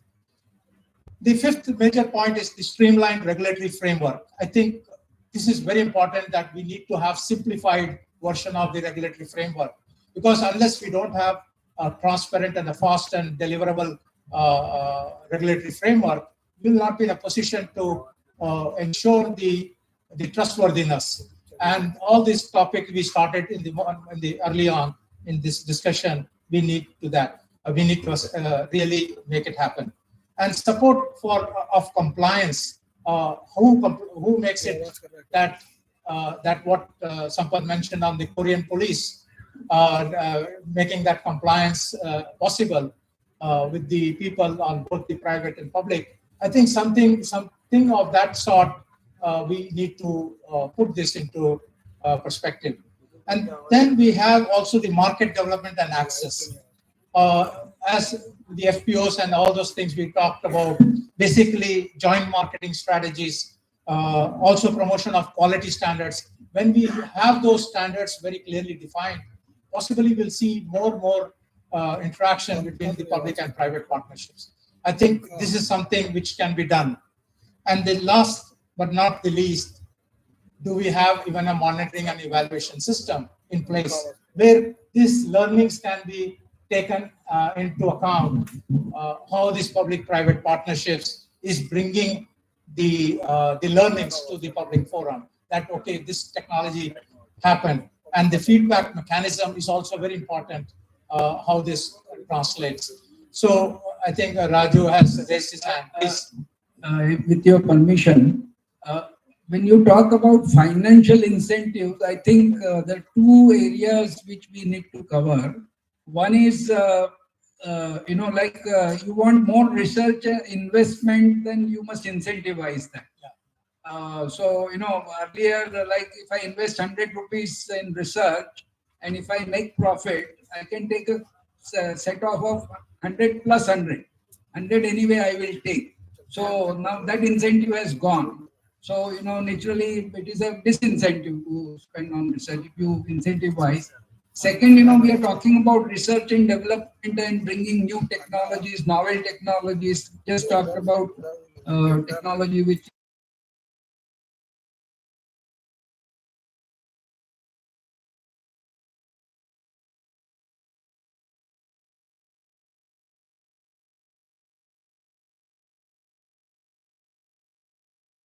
towards pricing, which is what we will call as market-driven pricing. Now, the concept of a farmer is a poor farmer, and he has to be given everything at low price or free, does not make him a commercial farmer. He will always keep him poor. So I think these are also very important aspects in the fiscal side, which needs to be, and even for making a public-private partnership successful, that would be very important. If let's say this technology, you subsidize it, what will happen? There will be no revenue stream for IRI.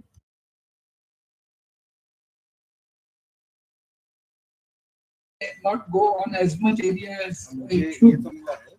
So I think those are also important points on the fiscal side. I think you well said it. Actually, the market forces determine the product ultimately. And the pricing goes along with that. It's well said. I think I totally agree with that. So this brings to the last and the most important that bracket that you see.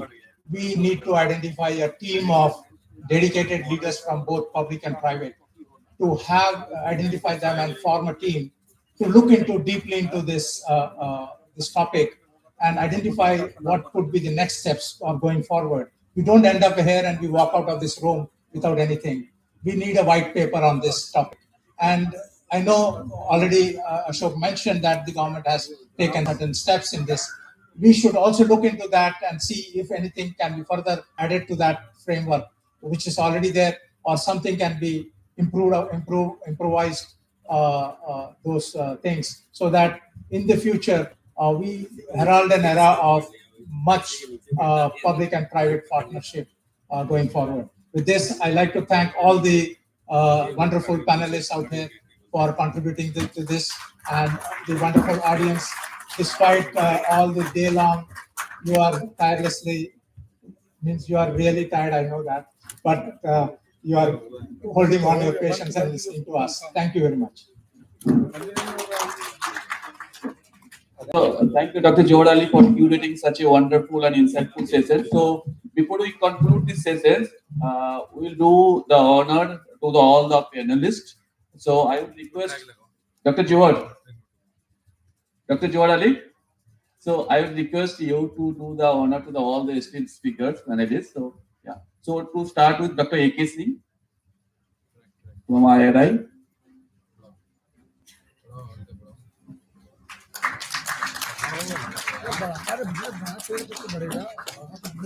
Yeah. Then yeah.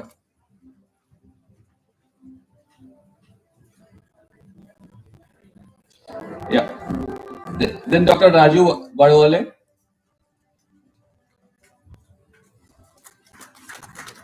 Mr. Jogesh Kumbeskar.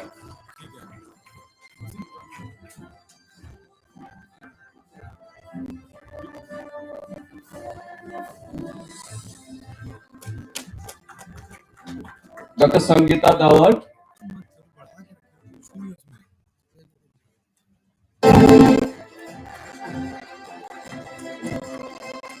Dr. Raghavan Kumar.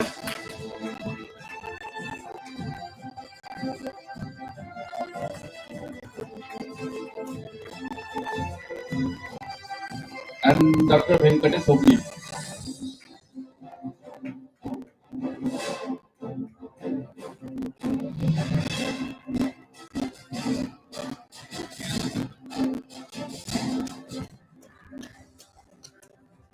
So I now request Dr. A.K. Singh to felicitate Dr. Johar Ali for this wonderful session, moderating this wonderful session.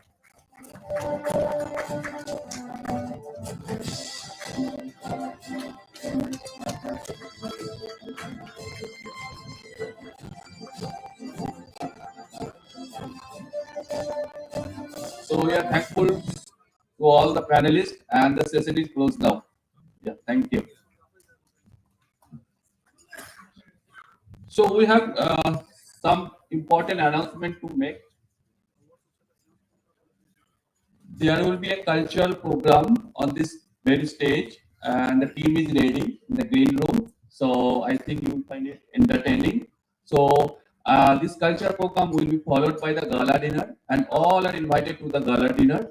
And in between, there are poster presentations also. If somebody is interested, can go to that poster side area to see that there are different poster work and stall also. Yeah, thank you.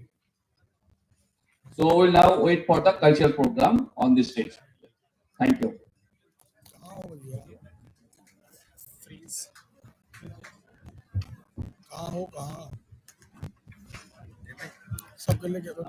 Sound से कोई काम unfreeze हाँ अब बताओ sound से कोई आदमी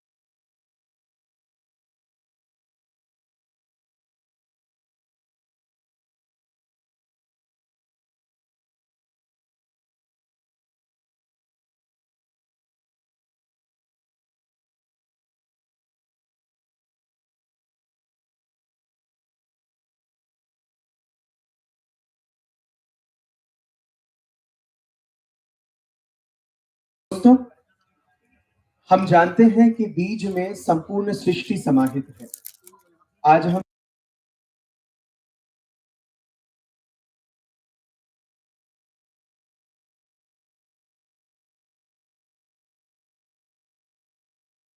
और इनका जन्म बीज से होता है।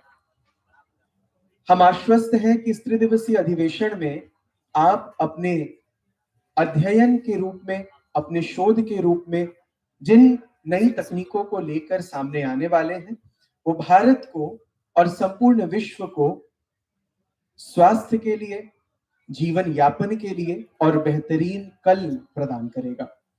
और अब हम इसके साथ बनारस के संगीत की गलियों में चलते हैं। हम जब बात बनारस की करते हैं तो उस्ताद बिस्मिल्लाह खां साहब, पंडित रविशंकर, पंडित किशन महाराज, सितारा देवी, ये सारे कलाकार हमारे जहन में घुलते हैं। हम जानते हैं कि बनारस संस्कृत और साहित्य, संगीत की राजधानी है। और इसी कड़ी में आज हमारे कलाकार, जो कि बनारस से तो है लेकिन बनारस के संगीत को विश्व के अनेक मंचों पर लेकर जाते हैं, वो आज आपके समक्ष अपनी मंच प्रस्तुति हेतु आ रहे हैं। मैं सबसे पहले मंगल ध्वनि का नाम सुनते ही जिस साज यानी जिस यंत्र का नाम हमारे जहन में घुलता है, शहनाई, शहनाई वादन के लिए कलाकारों को आमंत्रित करने जा रहा हूं। मैं मंच पर विख्यात शहनाई वादक कलाकार मोहन लाल जी को बड़े आदर के साथ आमंत्रित कर रहा हूं।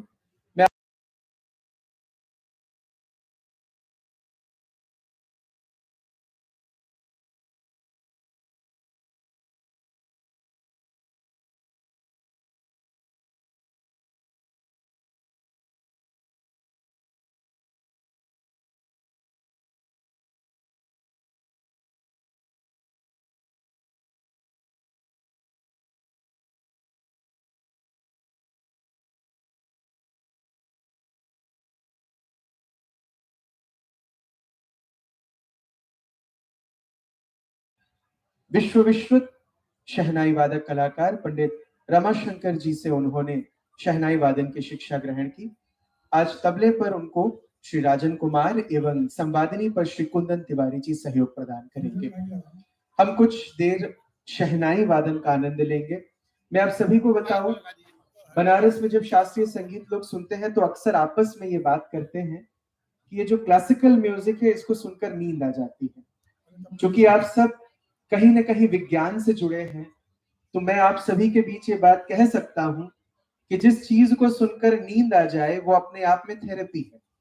आप शोर में सो नहीं सकते, लेकिन अगर कोई संगीत बज रहा है और आप सो गए, इसका मतलब ये ठीक शरीर में उस लौकी, करेले और परवल जैसी जरूरत है जिसको हमें और हमारी जुबान को शायद नहीं पसंद होता है, लेकिन बार बार डॉक्टर और वैज्ञानिक कहते हैं कि इसका रसास्वादन लीजिए क्योंकि आपके शरीर को इसकी जरूरत है। क्लासिकल म्यूजिक ठीक उसी तरह है कि हमारे शरीर को, हमारे इंद्रियों को इसकी जरूरत होती है। तो आपने दिन भर बहुत ब्रेनस्टॉर्मिंग किया है, आपकी उसी चर्निंग को हम थोड़ा सा और कैटलाइज करते हैं कि वो अपने गंतव्य तक पहुंच जाए। हम शाम को आपको संगीत का आनंद देने के लिए यहाँ उपस्थित हैं। राग पूरिया से आज की अपनी मंच प्रस्तुति शुरू कर रहे हैं आदरणीय मोहनलाल जी। शहनाई वादन के बाद हम कथक नृत्य की प्रस्तुति के साक्षी बनेंगे और उसके बाद बहुत ही जोश और ऊर्जा के साथ हमारे बीच वाद्य वृंद की प्रस्तुति हेतु कलाकार आएंगे। बहुत संक्षेप में आप सभी तक शास्त्रीय संगीत और बनारस की परंपरा को पहुंचाने का एक प्रयास किया जा रहा है। आप लोग अगर हौसला अफजाई करेंगे तो कलाकारों को जरूर बहुत अच्छा लगेगा। मैं मंच समर्पित कर रहा हूं मोहनलाल जी को।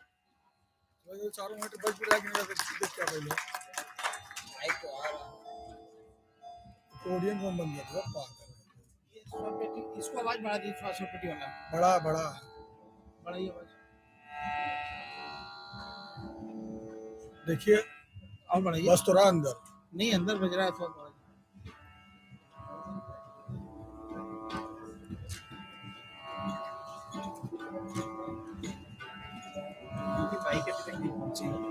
मोहनलाल जी की मेन परफॉर्मर का भाई ये कॉलेज लगा तो चुटकी में भैया ने पूछो वो तीन ही में आया, पूछिए आया बंदर।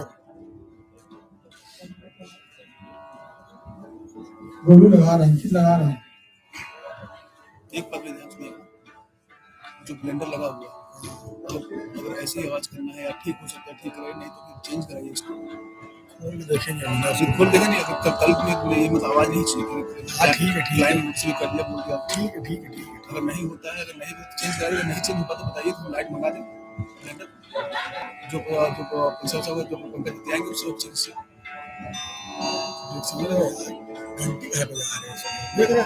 हेलो। ऑर्गेनिक चीजों में थोड़ा समय लगता है, आप जरूर इस बात को समझते होंगे। तो ये माइक लगाना, साउंड लगाना, ये बहुत ऑर्गेनिक काम है। हम जानते हैं, हम दुनिया में कहते हैं कि हमने ईश्वर को नहीं देखा, उस पर विश्वास करते हैं। हमने जादू करते हुए किसान को सामने देखा है।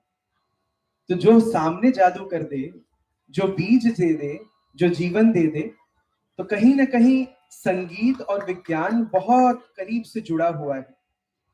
बनारस को घाट का शहर कहा जाता है, तो बनारस घाट, ठाट और चाट का शहर है। आपको बनारस के घाट पर ज्ञान मिलता है, कबीर को गुरु मिलते हैं। बनारस की ठाट ऐसी है कि बनारस की साड़ी से लेकर गुलाबी मीनाकारी तक पूरे विश्व भर में प्रसिद्ध है, और बनारस के चाट के क्या ही कहने। तो ये सारी चीजों का एक मिक्स फ्रूट जूस, जिसे हम बना हुआ रस कहते हैं। One of the oldest living cities in the world, Kashi, जिसको हम वाराणसी के नाम से भी जानते हैं, अभिमुक्तका के नाम से भी जानते हैं, एकमात्र ऐसा शहर जिसने पूरे विश्व भर को एक ओपन लैब बनकर आने के लिए न्योता दिया है। आपको मौका मिले तो जरूर घाटों पर जाइए, आपको दिखेगा कि किस तरह से अलग अलग स्टाइल ऑफ आर्किटेक्चर एक दूसरे के बगल में ठीक उसी तरह से बैठे हैं जैसे आप अभी बैठे।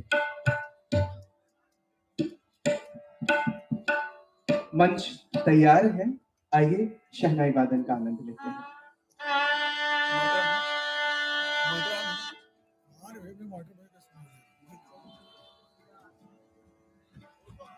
मॉनिटर शहनाई देना है, डाल देना, शहनाई चाहिए।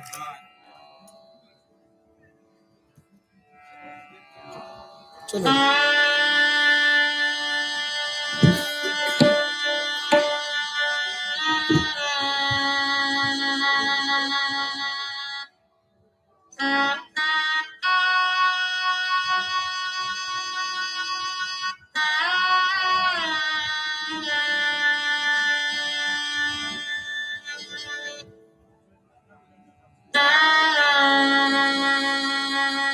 सेट कर दो हारमोनियम ना, 2 नंबर का ना, अपने को सेट कर लो ना, यहाँ हो गया हो गया।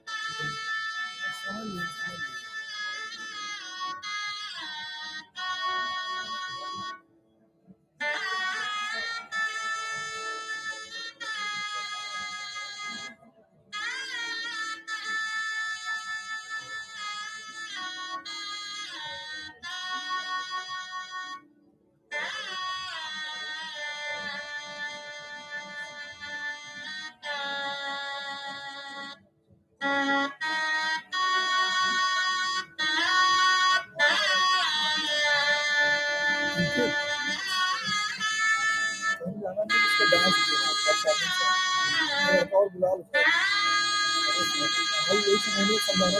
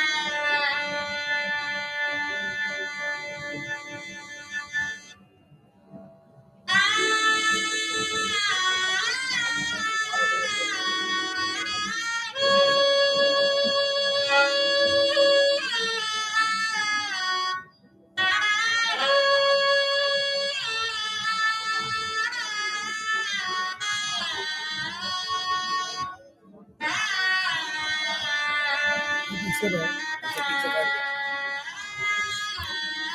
पीछे जा कर कोई दिक्कत थोड़ा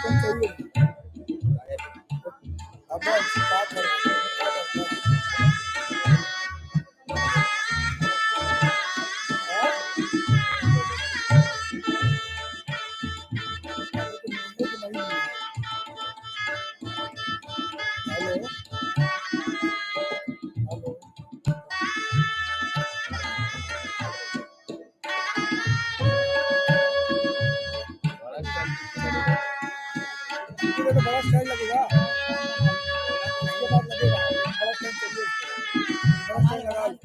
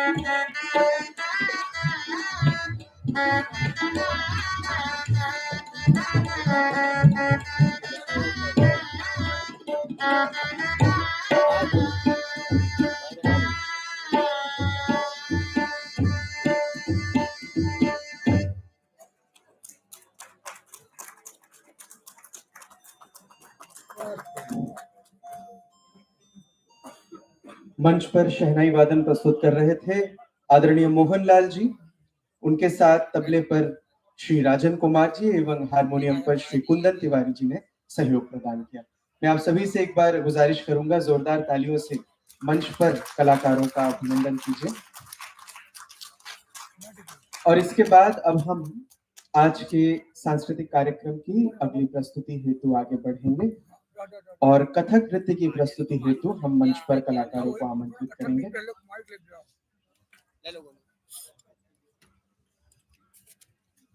मैं हमेशा ये बात कहता हूं कि जब भी कोई अधिवेशन होता है बनारस में, ये सबसे सुखद क्षण होता है जब हम अधिवेशन के अंतर्गत बनारस की झांकी, आप जब भी किसी भी शहर में जाते हैं तो आप वहां की खूबसूरती को देखना चाहेंगे, आप वहां की विशेषता को देखना चाहेंगे। और बनारस की विशेषता को हम एक शाम में आपके बीच में लेकर आ सकते हैं, और वो है किसी भी सांस्कृतिक कार्यक्रम के जरिए, क्योंकि आप कलाकारों के जरिए देख सकते हैं कि बनारस का जो इंसान है, बनारस की जो शैली है, वो कितनी सरल सहज है। वैसे भी बनारस में थाली नहीं परोसी जाती, बनारस नाश्ते का शहर है। आप सुबह भोर में 5 बजे उठते हैं तो भी आपको एक जायका मिल जाएगा, आपको मक्खन और मलाई की टोस्ट और चाय मिल जाएगी। और हर 2.5 घंटे के बाद बनारस की दुकानों में अलग अलग किस्म के जायके यानी खाने की चीजें नाश्ते के तौर पर मिल जाती हैं। ये बनारस कभी पूरा पेट नहीं भरता किसी का, वो आधा छोड़ देता है जिससे कि हम ज्ञान के साथ पेट भर सके। इस शहर को कभी किसी ने आकर पूछा कि भाई क्या है तुम्हारे पास, क्यों आते हैं लोग तुम्हारे पास खींचे, तो वो कहता है कि जिसने भी छुआ वो स्वर्ण हुआ, सब कहे मुझे मैं पारस हूं। गोस्वामी तुलसीदास जी का नाम आप में से कितने लोगों ने सुना है? बहुत खुशी की बात है। हनुमान चालीसा से लेकर रामचरितमानस से लेकर विनय पत्रिका से लेकर सब कुछ दिया है इंसानियत को उन्होंने। तो तुलसीदास जो चित्रकूट में जन्मे थे, उनकी कर्मभूमि बनारस होती है। कबीर को कबीर बनाया इस शहर ने। हमारे जैन धर्म के 4 तीर्थंकरों की जन्मस्थली है बनारस। बुद्ध को बोध तो हुआ बोध गया में, लेकिन पहला मंत्र, पहला ज्ञान उन्होंने सारनाथ में दिया। तो किसी एक धर्म का नहीं, ये विश्व धर्म का आश्रय कक्ष है।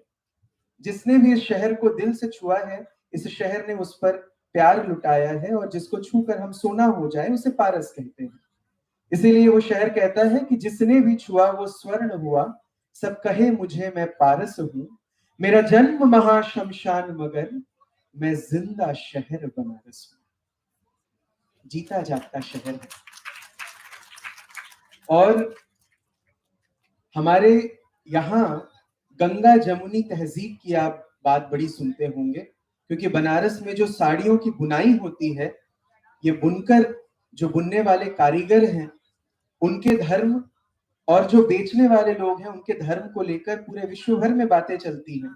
हिंदू मुस्लिम की बात चलती है, और बनारस में वहीं किसी गद्दी पर एक कारीगर साड़ियां लेकर आता है और कोई हिंदू की गद्दी पर आता है तो बोलता है आवाम यहाँ बैठ के चाय पियल जाए।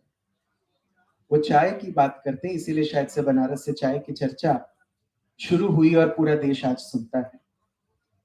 तो बनारस में तुलसीदास के लिए नजीर बनारसी एक शायर थे, उन्होंने एक बेहद खूबसूरत बात कही। क्योंकि आप सब सुनने और समझने और प्यार करने वाले लोग हैं, इसीलिए मैं आप सभी के बीच ये बात कहना चाहूंगा कि गोस्वामी तुलसीदास के लिए नजीर बनारसी साहब ने एक शेर लिखा। उन्होंने कहा कि तुलसी की तरह गमक गमक के तुमने, तुलसी का पौधा महकता नहीं है, गमकता है, तुलसी की तरह गमक गमक के तुमने, भक्ति का वो मैदान किया सर तुमने, जिस राम को वनवास दिया दशरथ ने, उस राम को पहुंचा दिया घर घर तुमने। तुलसीदास है जिन्होंने राम को राम बनाकर हमारे घर में भेजा। तो ये वो शहर है जिसने सिर्फ प्यार लुटाया है।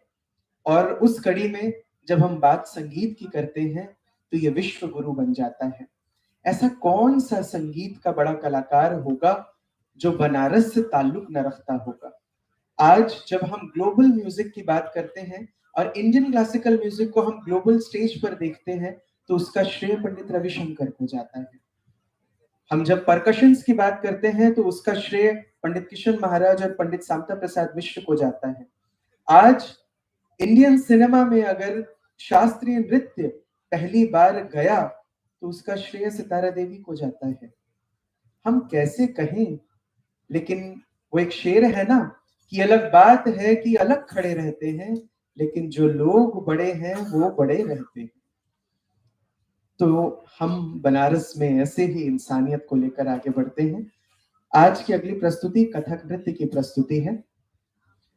2 बेहद युवा लेकिन प्रतिभाशाली कलाकार मंच पर आ रहे हैं, विशाल सिंह एवं अर्पिता अग्रहरी।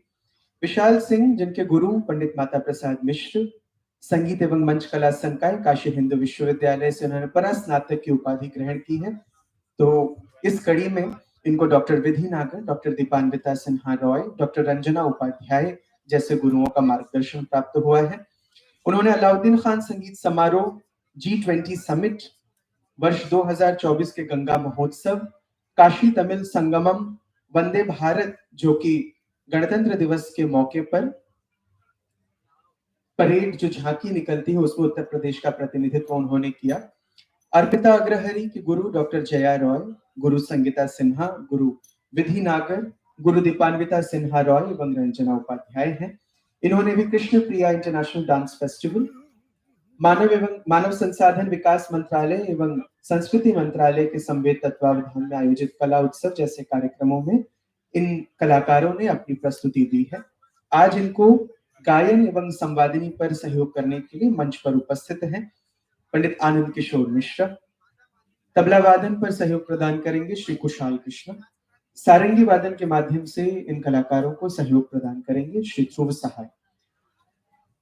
भारतीय शास्त्रीय संगीत की 3 शैलियां हैं, गायन, वादन एवं नृत्य, और उसमें से एक शैली है जो दर्शनीय है, वो है नृत्य, जिसे हम देख सकते हैं और कभी कभी उसमें भाव ऐसे होते हैं कि हमें निराकार की, देखिए हम सगुण की धरती पर हैं, विश्वनाथ सगुण हैं, लेकिन निराकार के जीवन में हम आगे बढ़ रहे हैं, यानी संगीत जिसे हम दिखते नहीं हैं।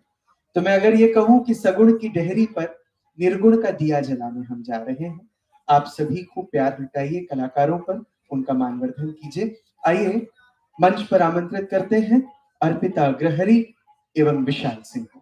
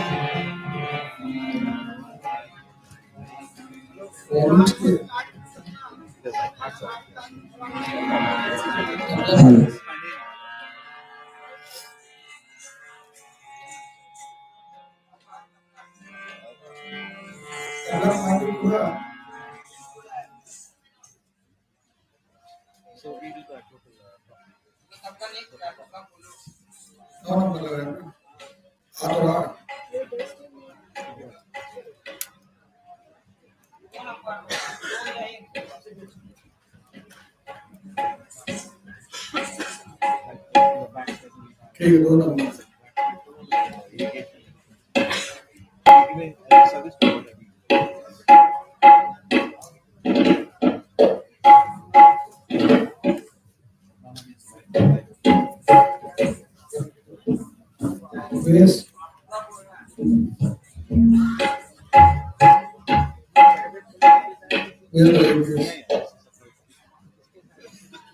Now we are doing with the pay of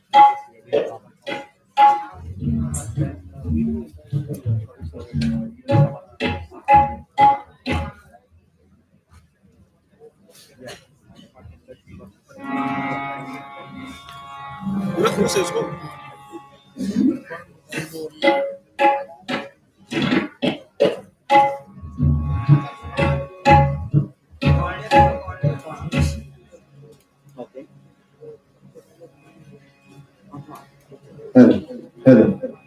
Hello, check.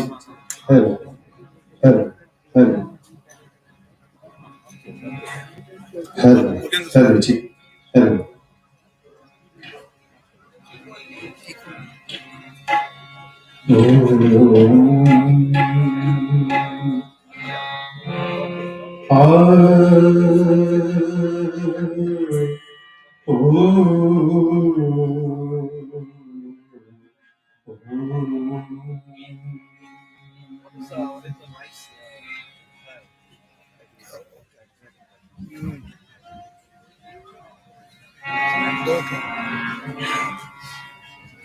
कितना का दे रहा, 2 किलो हल्का तबले पे लिवरपूल दो और बेस तबले पे बेस और वो खोल दिए हारमोनियम सारंगी चेक करो। सारंगी को कई नंबर लगा वही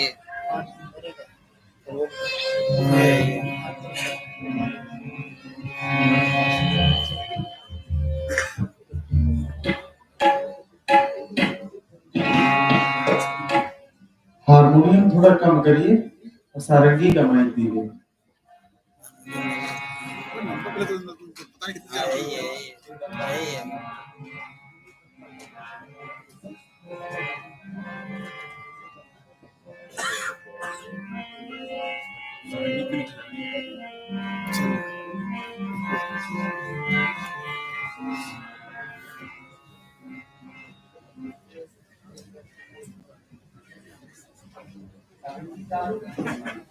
क्या नंबर लगा बता 3 नंबर मिनट ही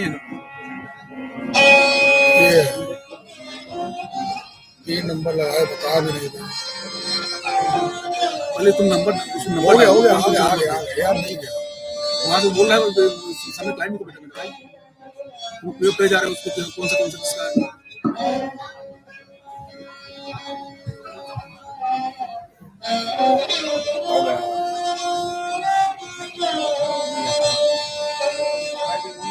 तबले को सारा नहीं बोल रहा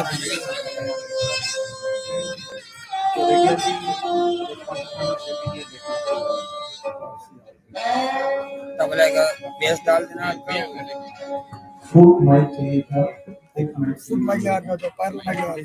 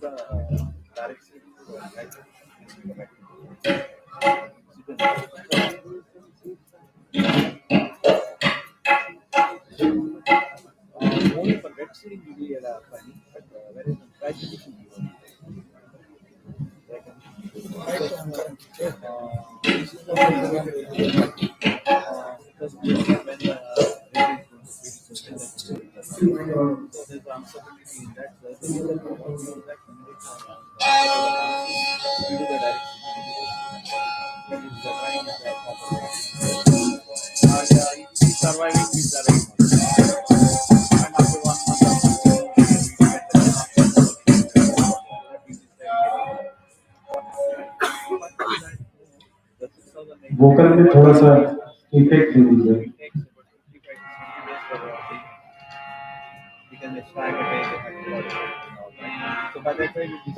हेलो जी, हेलो। तो लीजिए आपके समक्ष द्वितीय प्रस्तुति के रूप में कथक नृत्य, जिसमें कि सुश्री अर्पिता अग्रणी और विशाल सिंह जी द्वारा कथक प्रस्तुति में सर्वप्रथम भगवान गणेश की आराधना से अपने कार्यक्रम को शुरू कर रहे हैं।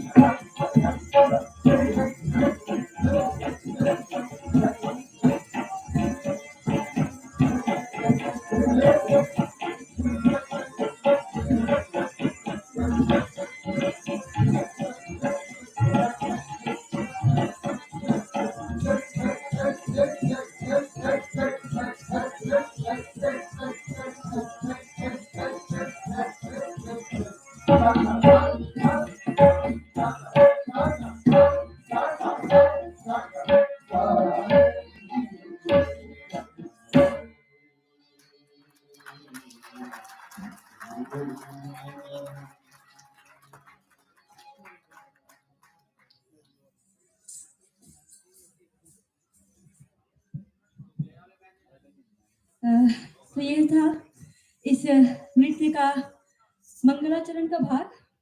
अब हम अग्रसर हो रहे हैं इस नृत्य की कुछ परंपरागत बंदिशों की ओर, जिसमें हमने चयन किया है ताल, तीन ताल का।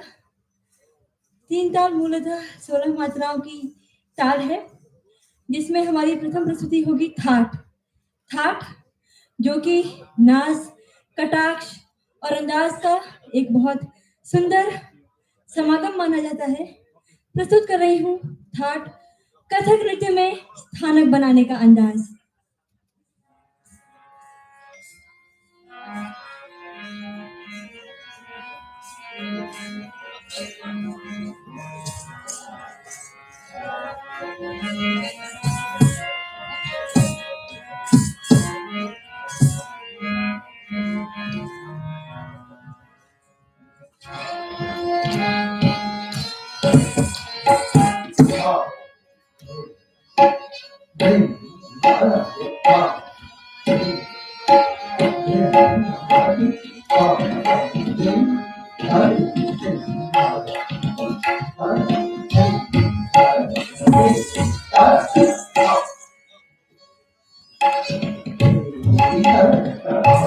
तबला बना, तबला सही नहीं आ रहा है।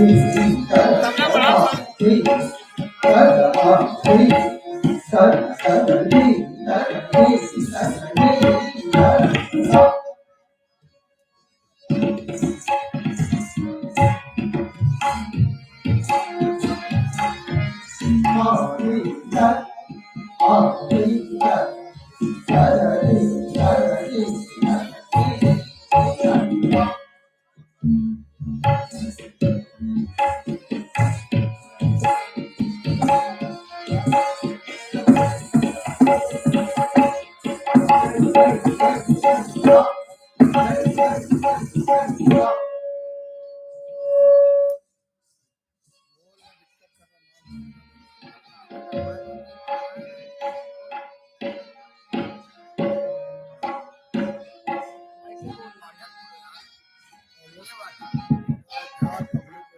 कहते हैं ये एक ऐसा नृत्य है जिसमें घुंघरुओं का विशेष महत्व माना जाता है।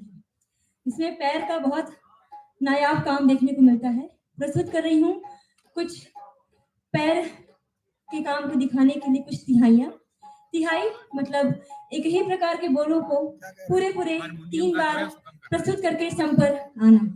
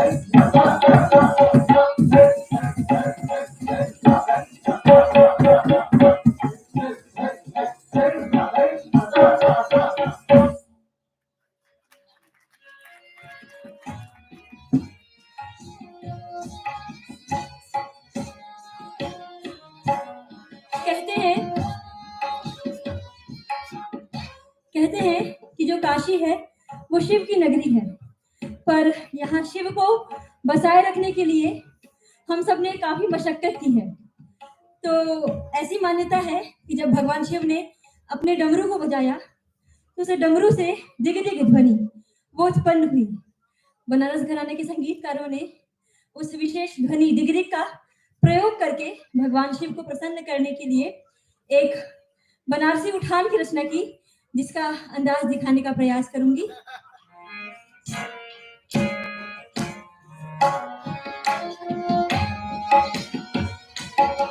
दिग दिग थई थई थई दिग दिग थई थई थई ताती ताती डरते याते याते डरते थई थई थई थई तत्दा तत्दा तत्दा तत्दा तत्दा तत्दा तत्दा तत्दा तत्दा।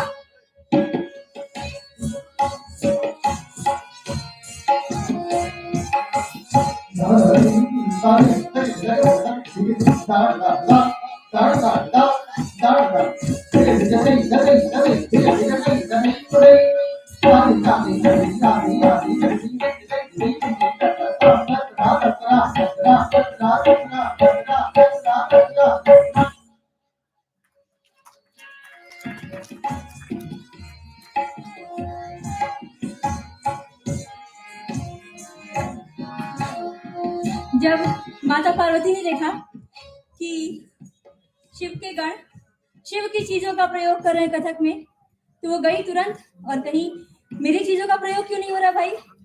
शिव का आदेश, सभी पुरुषों को डर होता है उनकी पत्नियों का, तो उनका आदेश भाई कुछ ऐसा प्रस्तुत किया जाए जिसमें मेरी अर्धांगिनी का भी आधांग हो।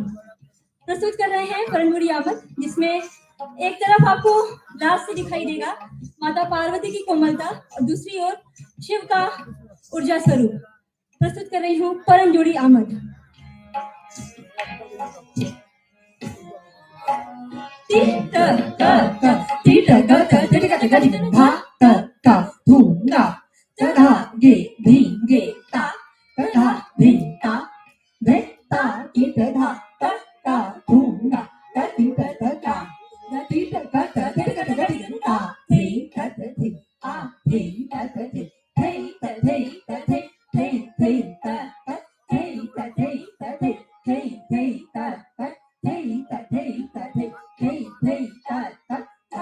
Dhula, Nagi, Nigeta, Navinda, Vita, Gita, Dhula, Gita,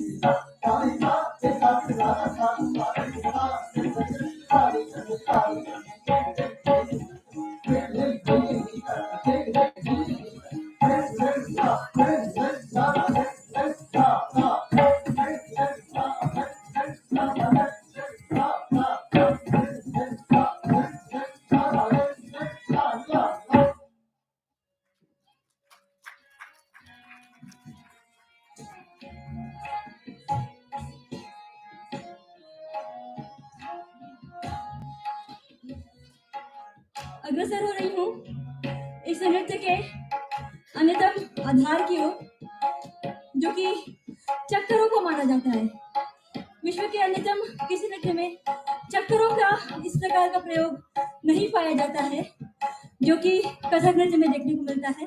प्रस्तुत कर रही हूँ अनवरत 25 कंटिन्यूसली 25 स्पिन्स का एक टुकड़ा। Dinda, dindinda, dindinda, dindinda, da, dindinda, da, dindinda, dindinda, dindin, tatta, tay, tay, tatta, tay, tay, tati, tay, yati, tay, tay, tatta, 1, 2, 3, 4, 25, 25, 25.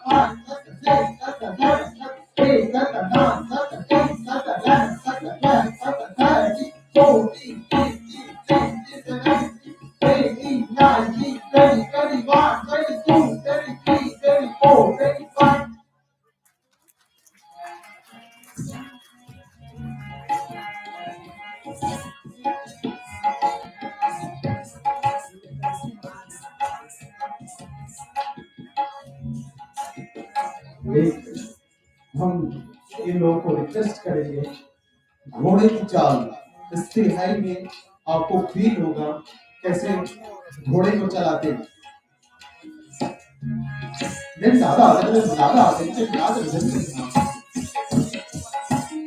एक बार बोलेंगे फिर करेंगे।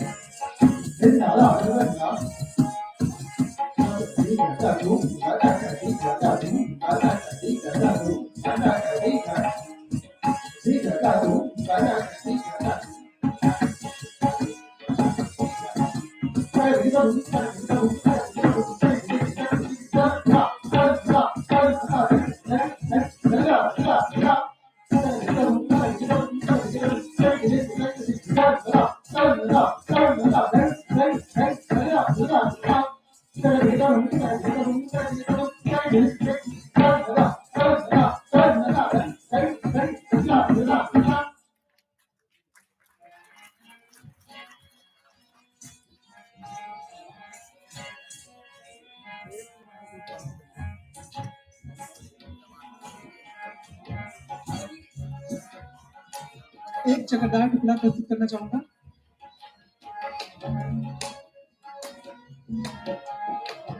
तिरंधई तत्त तत्त तत्त तिरंधई ताते ताते ताते तिरंधई तिरंधई तिरंधई ताते तिरंधई तत्त तत्त तत्त तिरंधई ताते ताते ताते तिरंधई तिरंधई तिरंधई ताते तिरंधई तत्त तत्त तत्त तिरंधई ताते ताते ताते तिरंधई तिरंधई तिरंधई ताते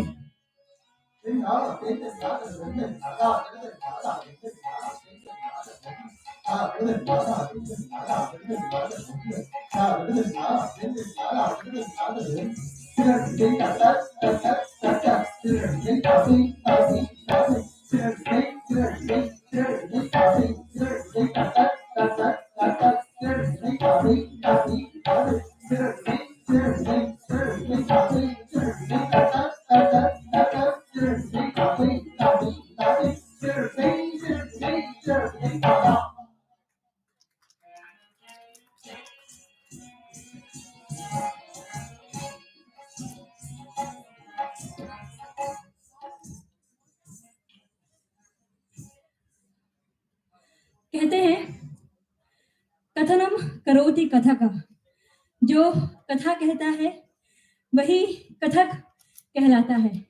तो मूलतः कथावाचन की शैली से उपजा यह नृत्य, जो कि भाव बिना अधूरा माना जाता है। नृत्य को भाव बताने का सुगमतम माध्यम मानते हैं।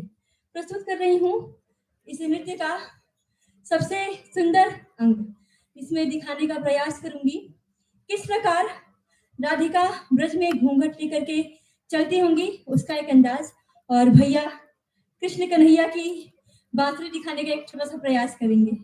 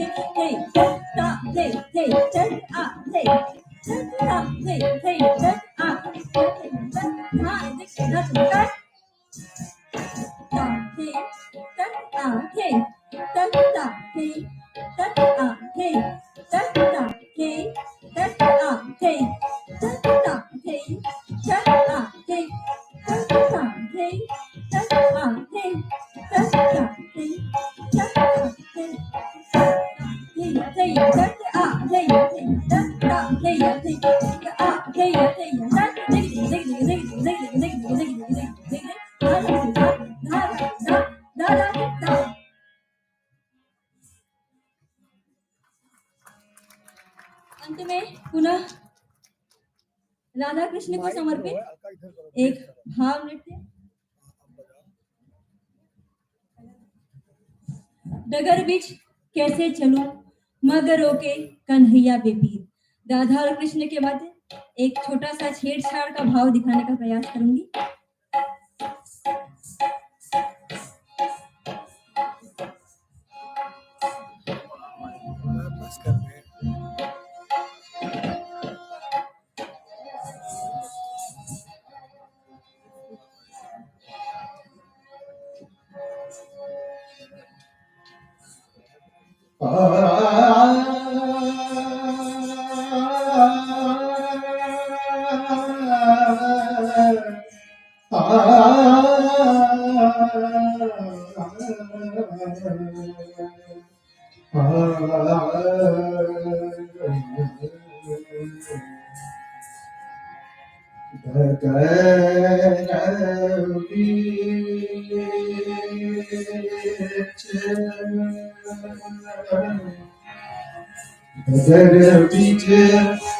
डगर बीच कैसे चलो मगरों के कन्हैया बेपीर। डगर बीच कैसे चलो मगरों के कन्हैया बेपीर। डगर बीच कैसे चलो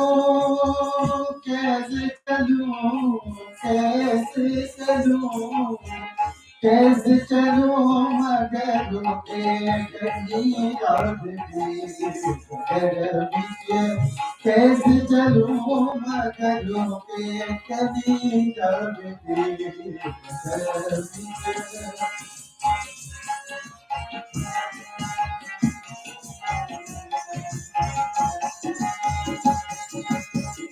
मैं जब भरन जात देवी। मैं जब भरन जात देवी। भरन जात देवी। भरन जात देवी। मैं जब भरन जात देवी। भरन जात देवी। भरन जात देवी। माड़ जमुना के तीर सती माता। माड़ जमुना के तीर सती रोके कन्हैया बेपीर। कैसे चलो मगरों के कन्हैया बेपीर।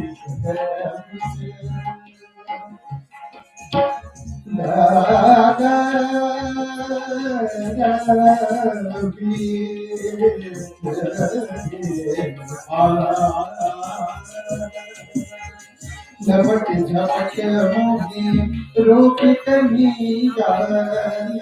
झपट झपट झपट झपट झपट होगी रोक कन्हैया। रोके कन्हैया। रोके कन्हैया। झपट झपट होगी रोक कन्हैया। रोके कन्हैया। हार गई मोरी चीरे सती मन। हार गई मोरी चीरे सती रोके कन्हैया बेपीर। कैसे चलो मगरों के कन्हैया बेपीर। कैसे चलो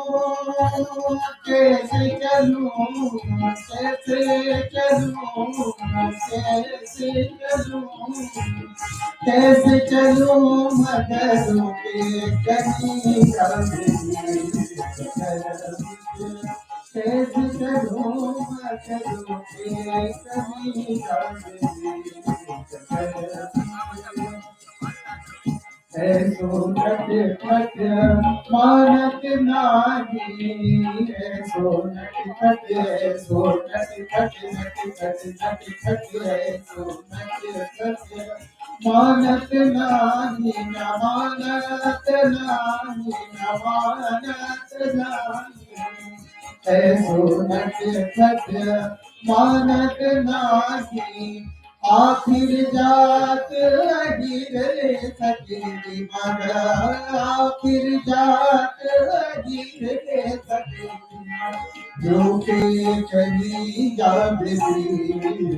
डगर बीच कैसे चलो मगर के कहीं का दिल कैसे चलो मगर के कहीं का दिल कैसे चलो।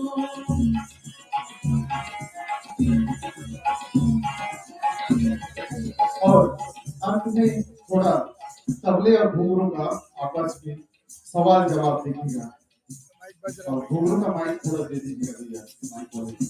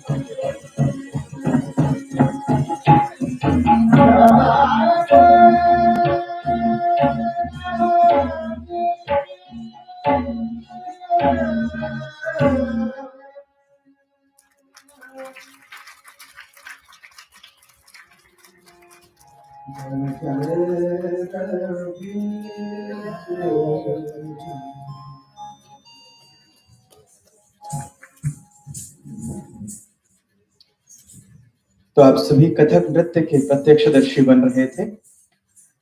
कथा कहे सो कथक कहलाए, ये अभी हमारे कलाकारों ने भी आपसे कहा।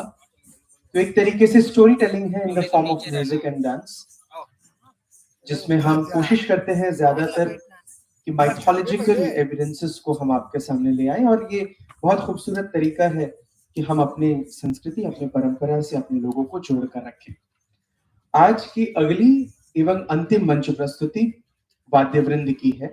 हम जानते हैं कि शो स्टॉपर सबसे अंत में आता है, तो जिस एनर्जी के लिए हम सभी यहाँ आए हैं, जो अगले और 2 दिन तक आपको चाहिए होगी, तो as a music, as a therapy आपके साथ रहे, इसीलिए मैं वाद्यवृंद के सभी कलाकारों को बुला रहा हूँ। और मैं खासकर कहूंगा कि इसके लीड और आज के जो पूरी कल्चरल प्रोग्राम के लीड हैं वो है आदरणीय दिलीप शंकर जी, जो कि बहुत बहुत विख्यात बांसुरी वादक, शहनाई वादक और संतूर वादक कलाकार हैं।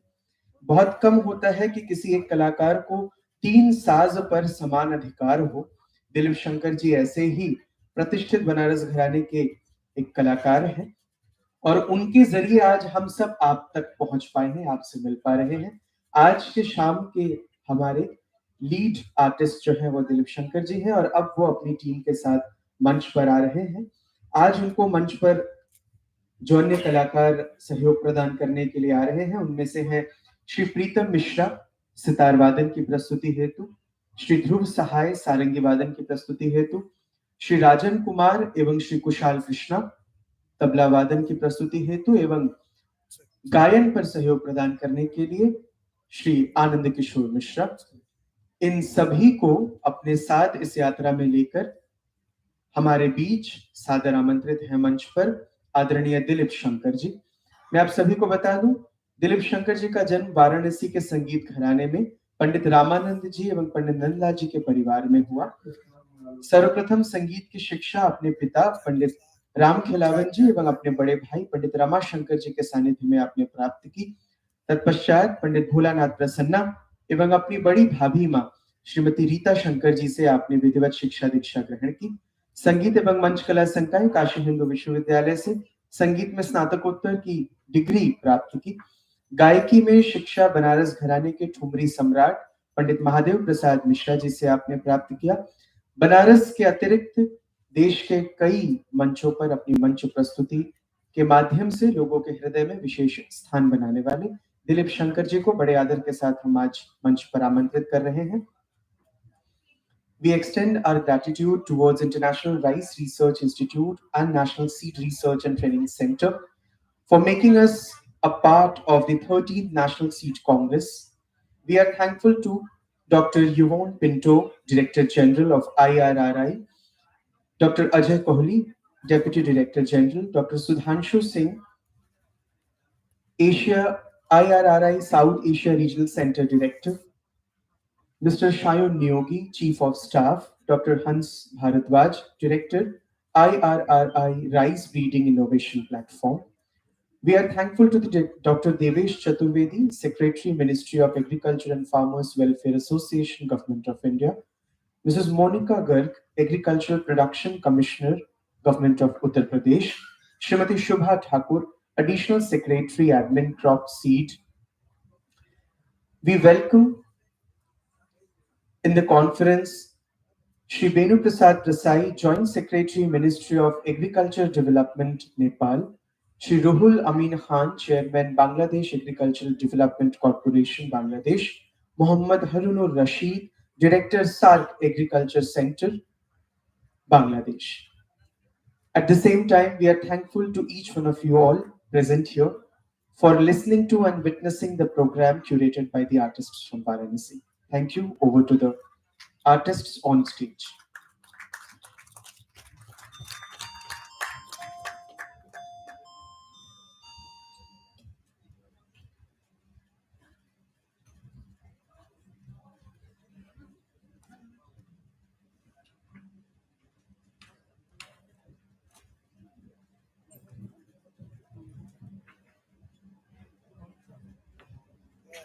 बहुत हलवा लगा।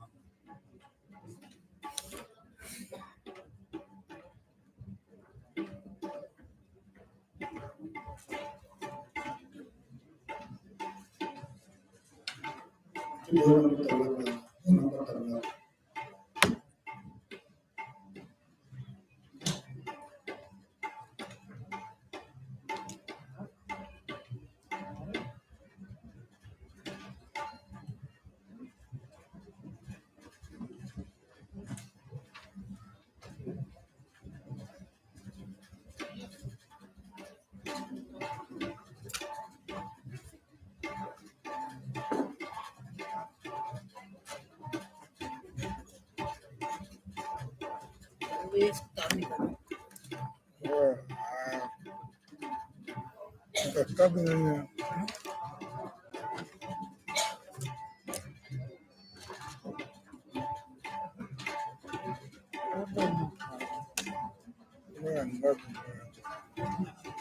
भूख गया भाई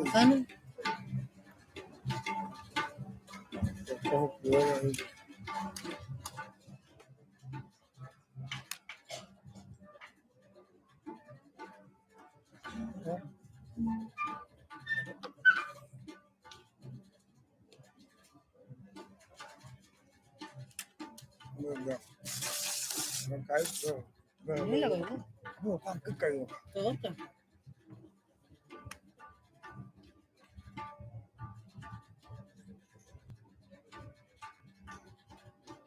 क्या गाओ ना और दूरी बोल के गाओ हटो यार बाप रे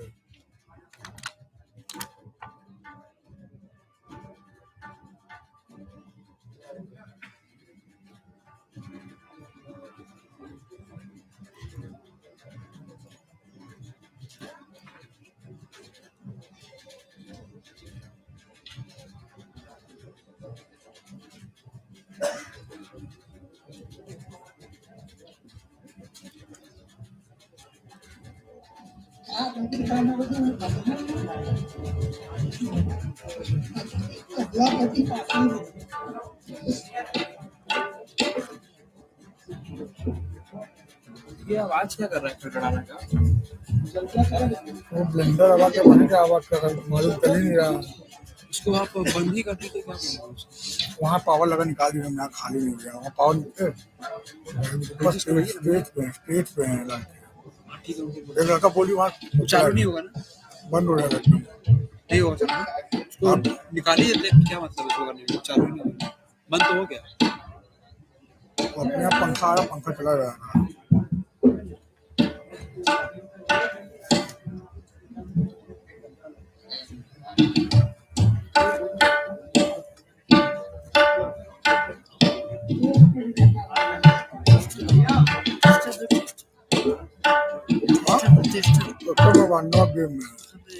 क्या हुआ?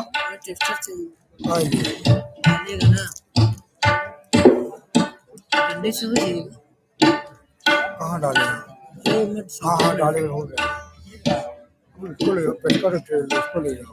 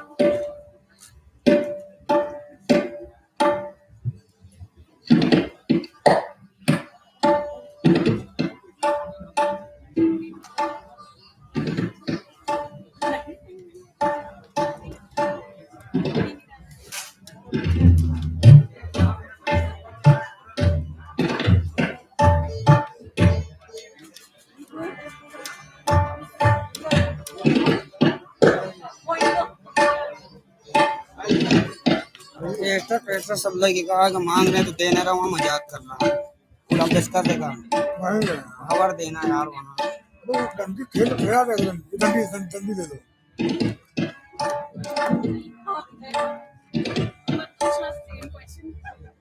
ये खुला है।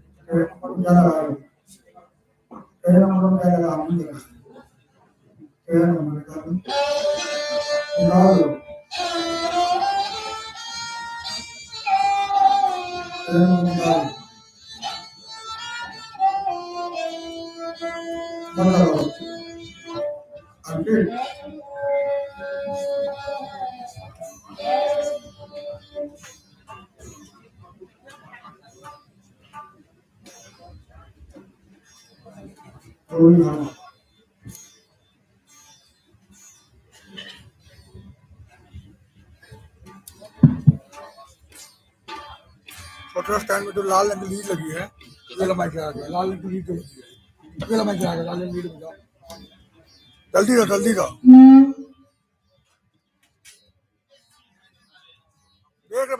देख रहे।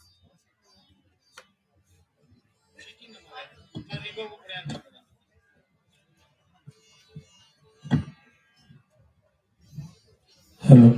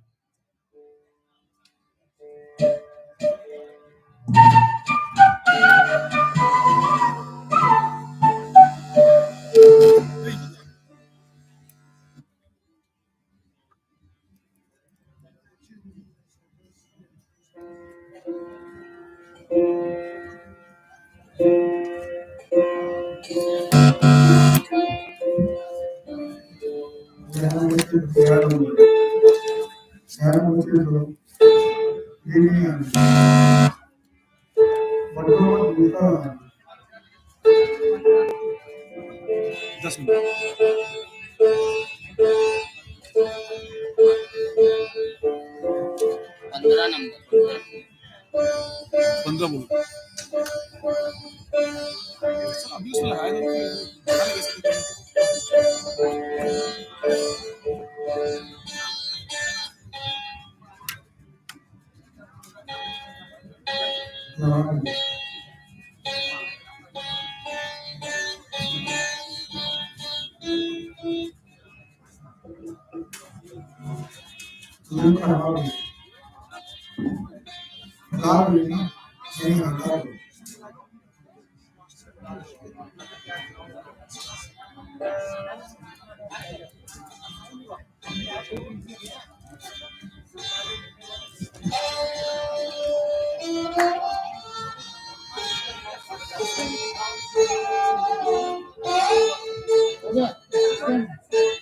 हेलो हेलो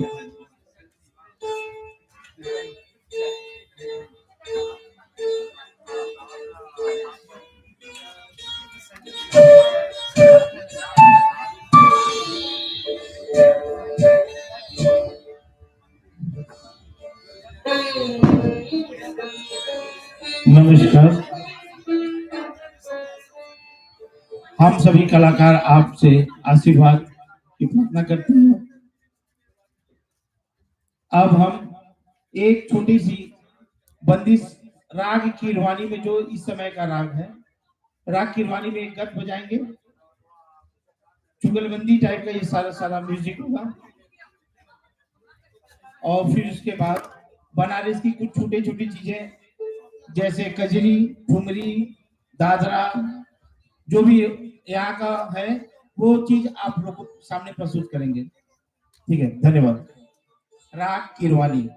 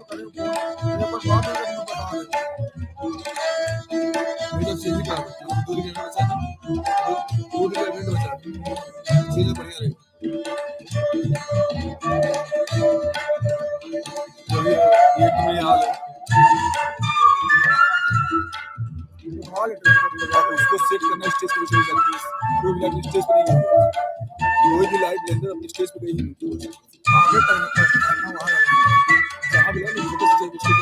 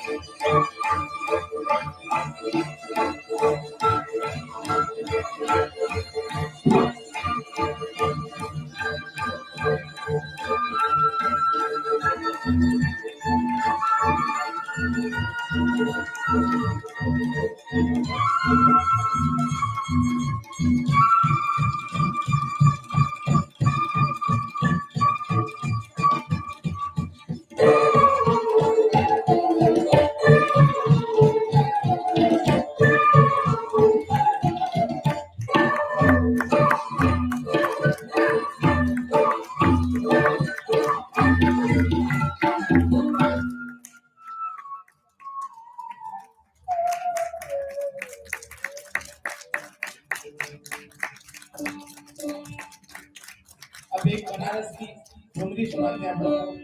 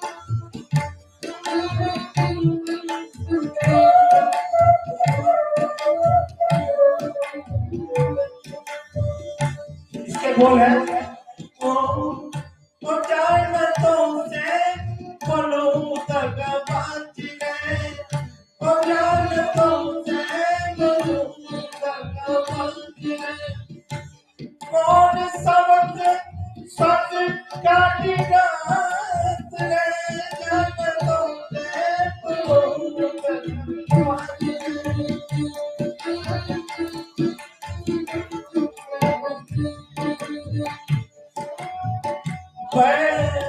सोनी सचिया बैरन रतिया सोनी सचिया बैरन रतिया और कैसे बीती देखो मोरी रात रे जानतों से बोलूं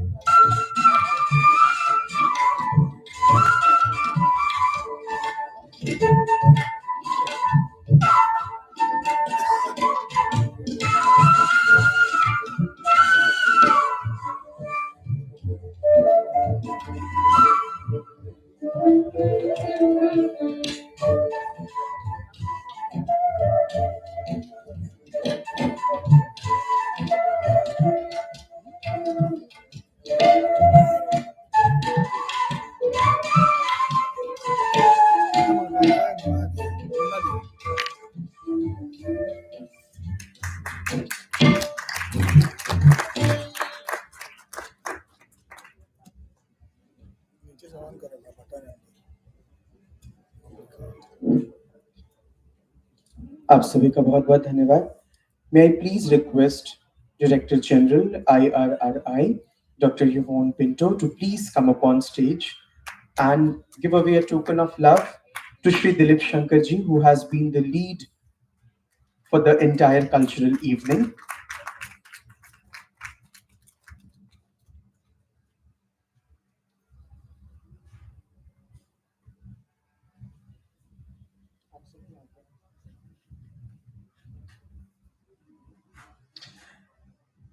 ग्रीन रूम में हमारे जितने साथी कलाकार हैं, मैं सभी से अनुरोध करता हूं कृपया शीघ्र अतिशीघ्र मंच पर आ जाएं.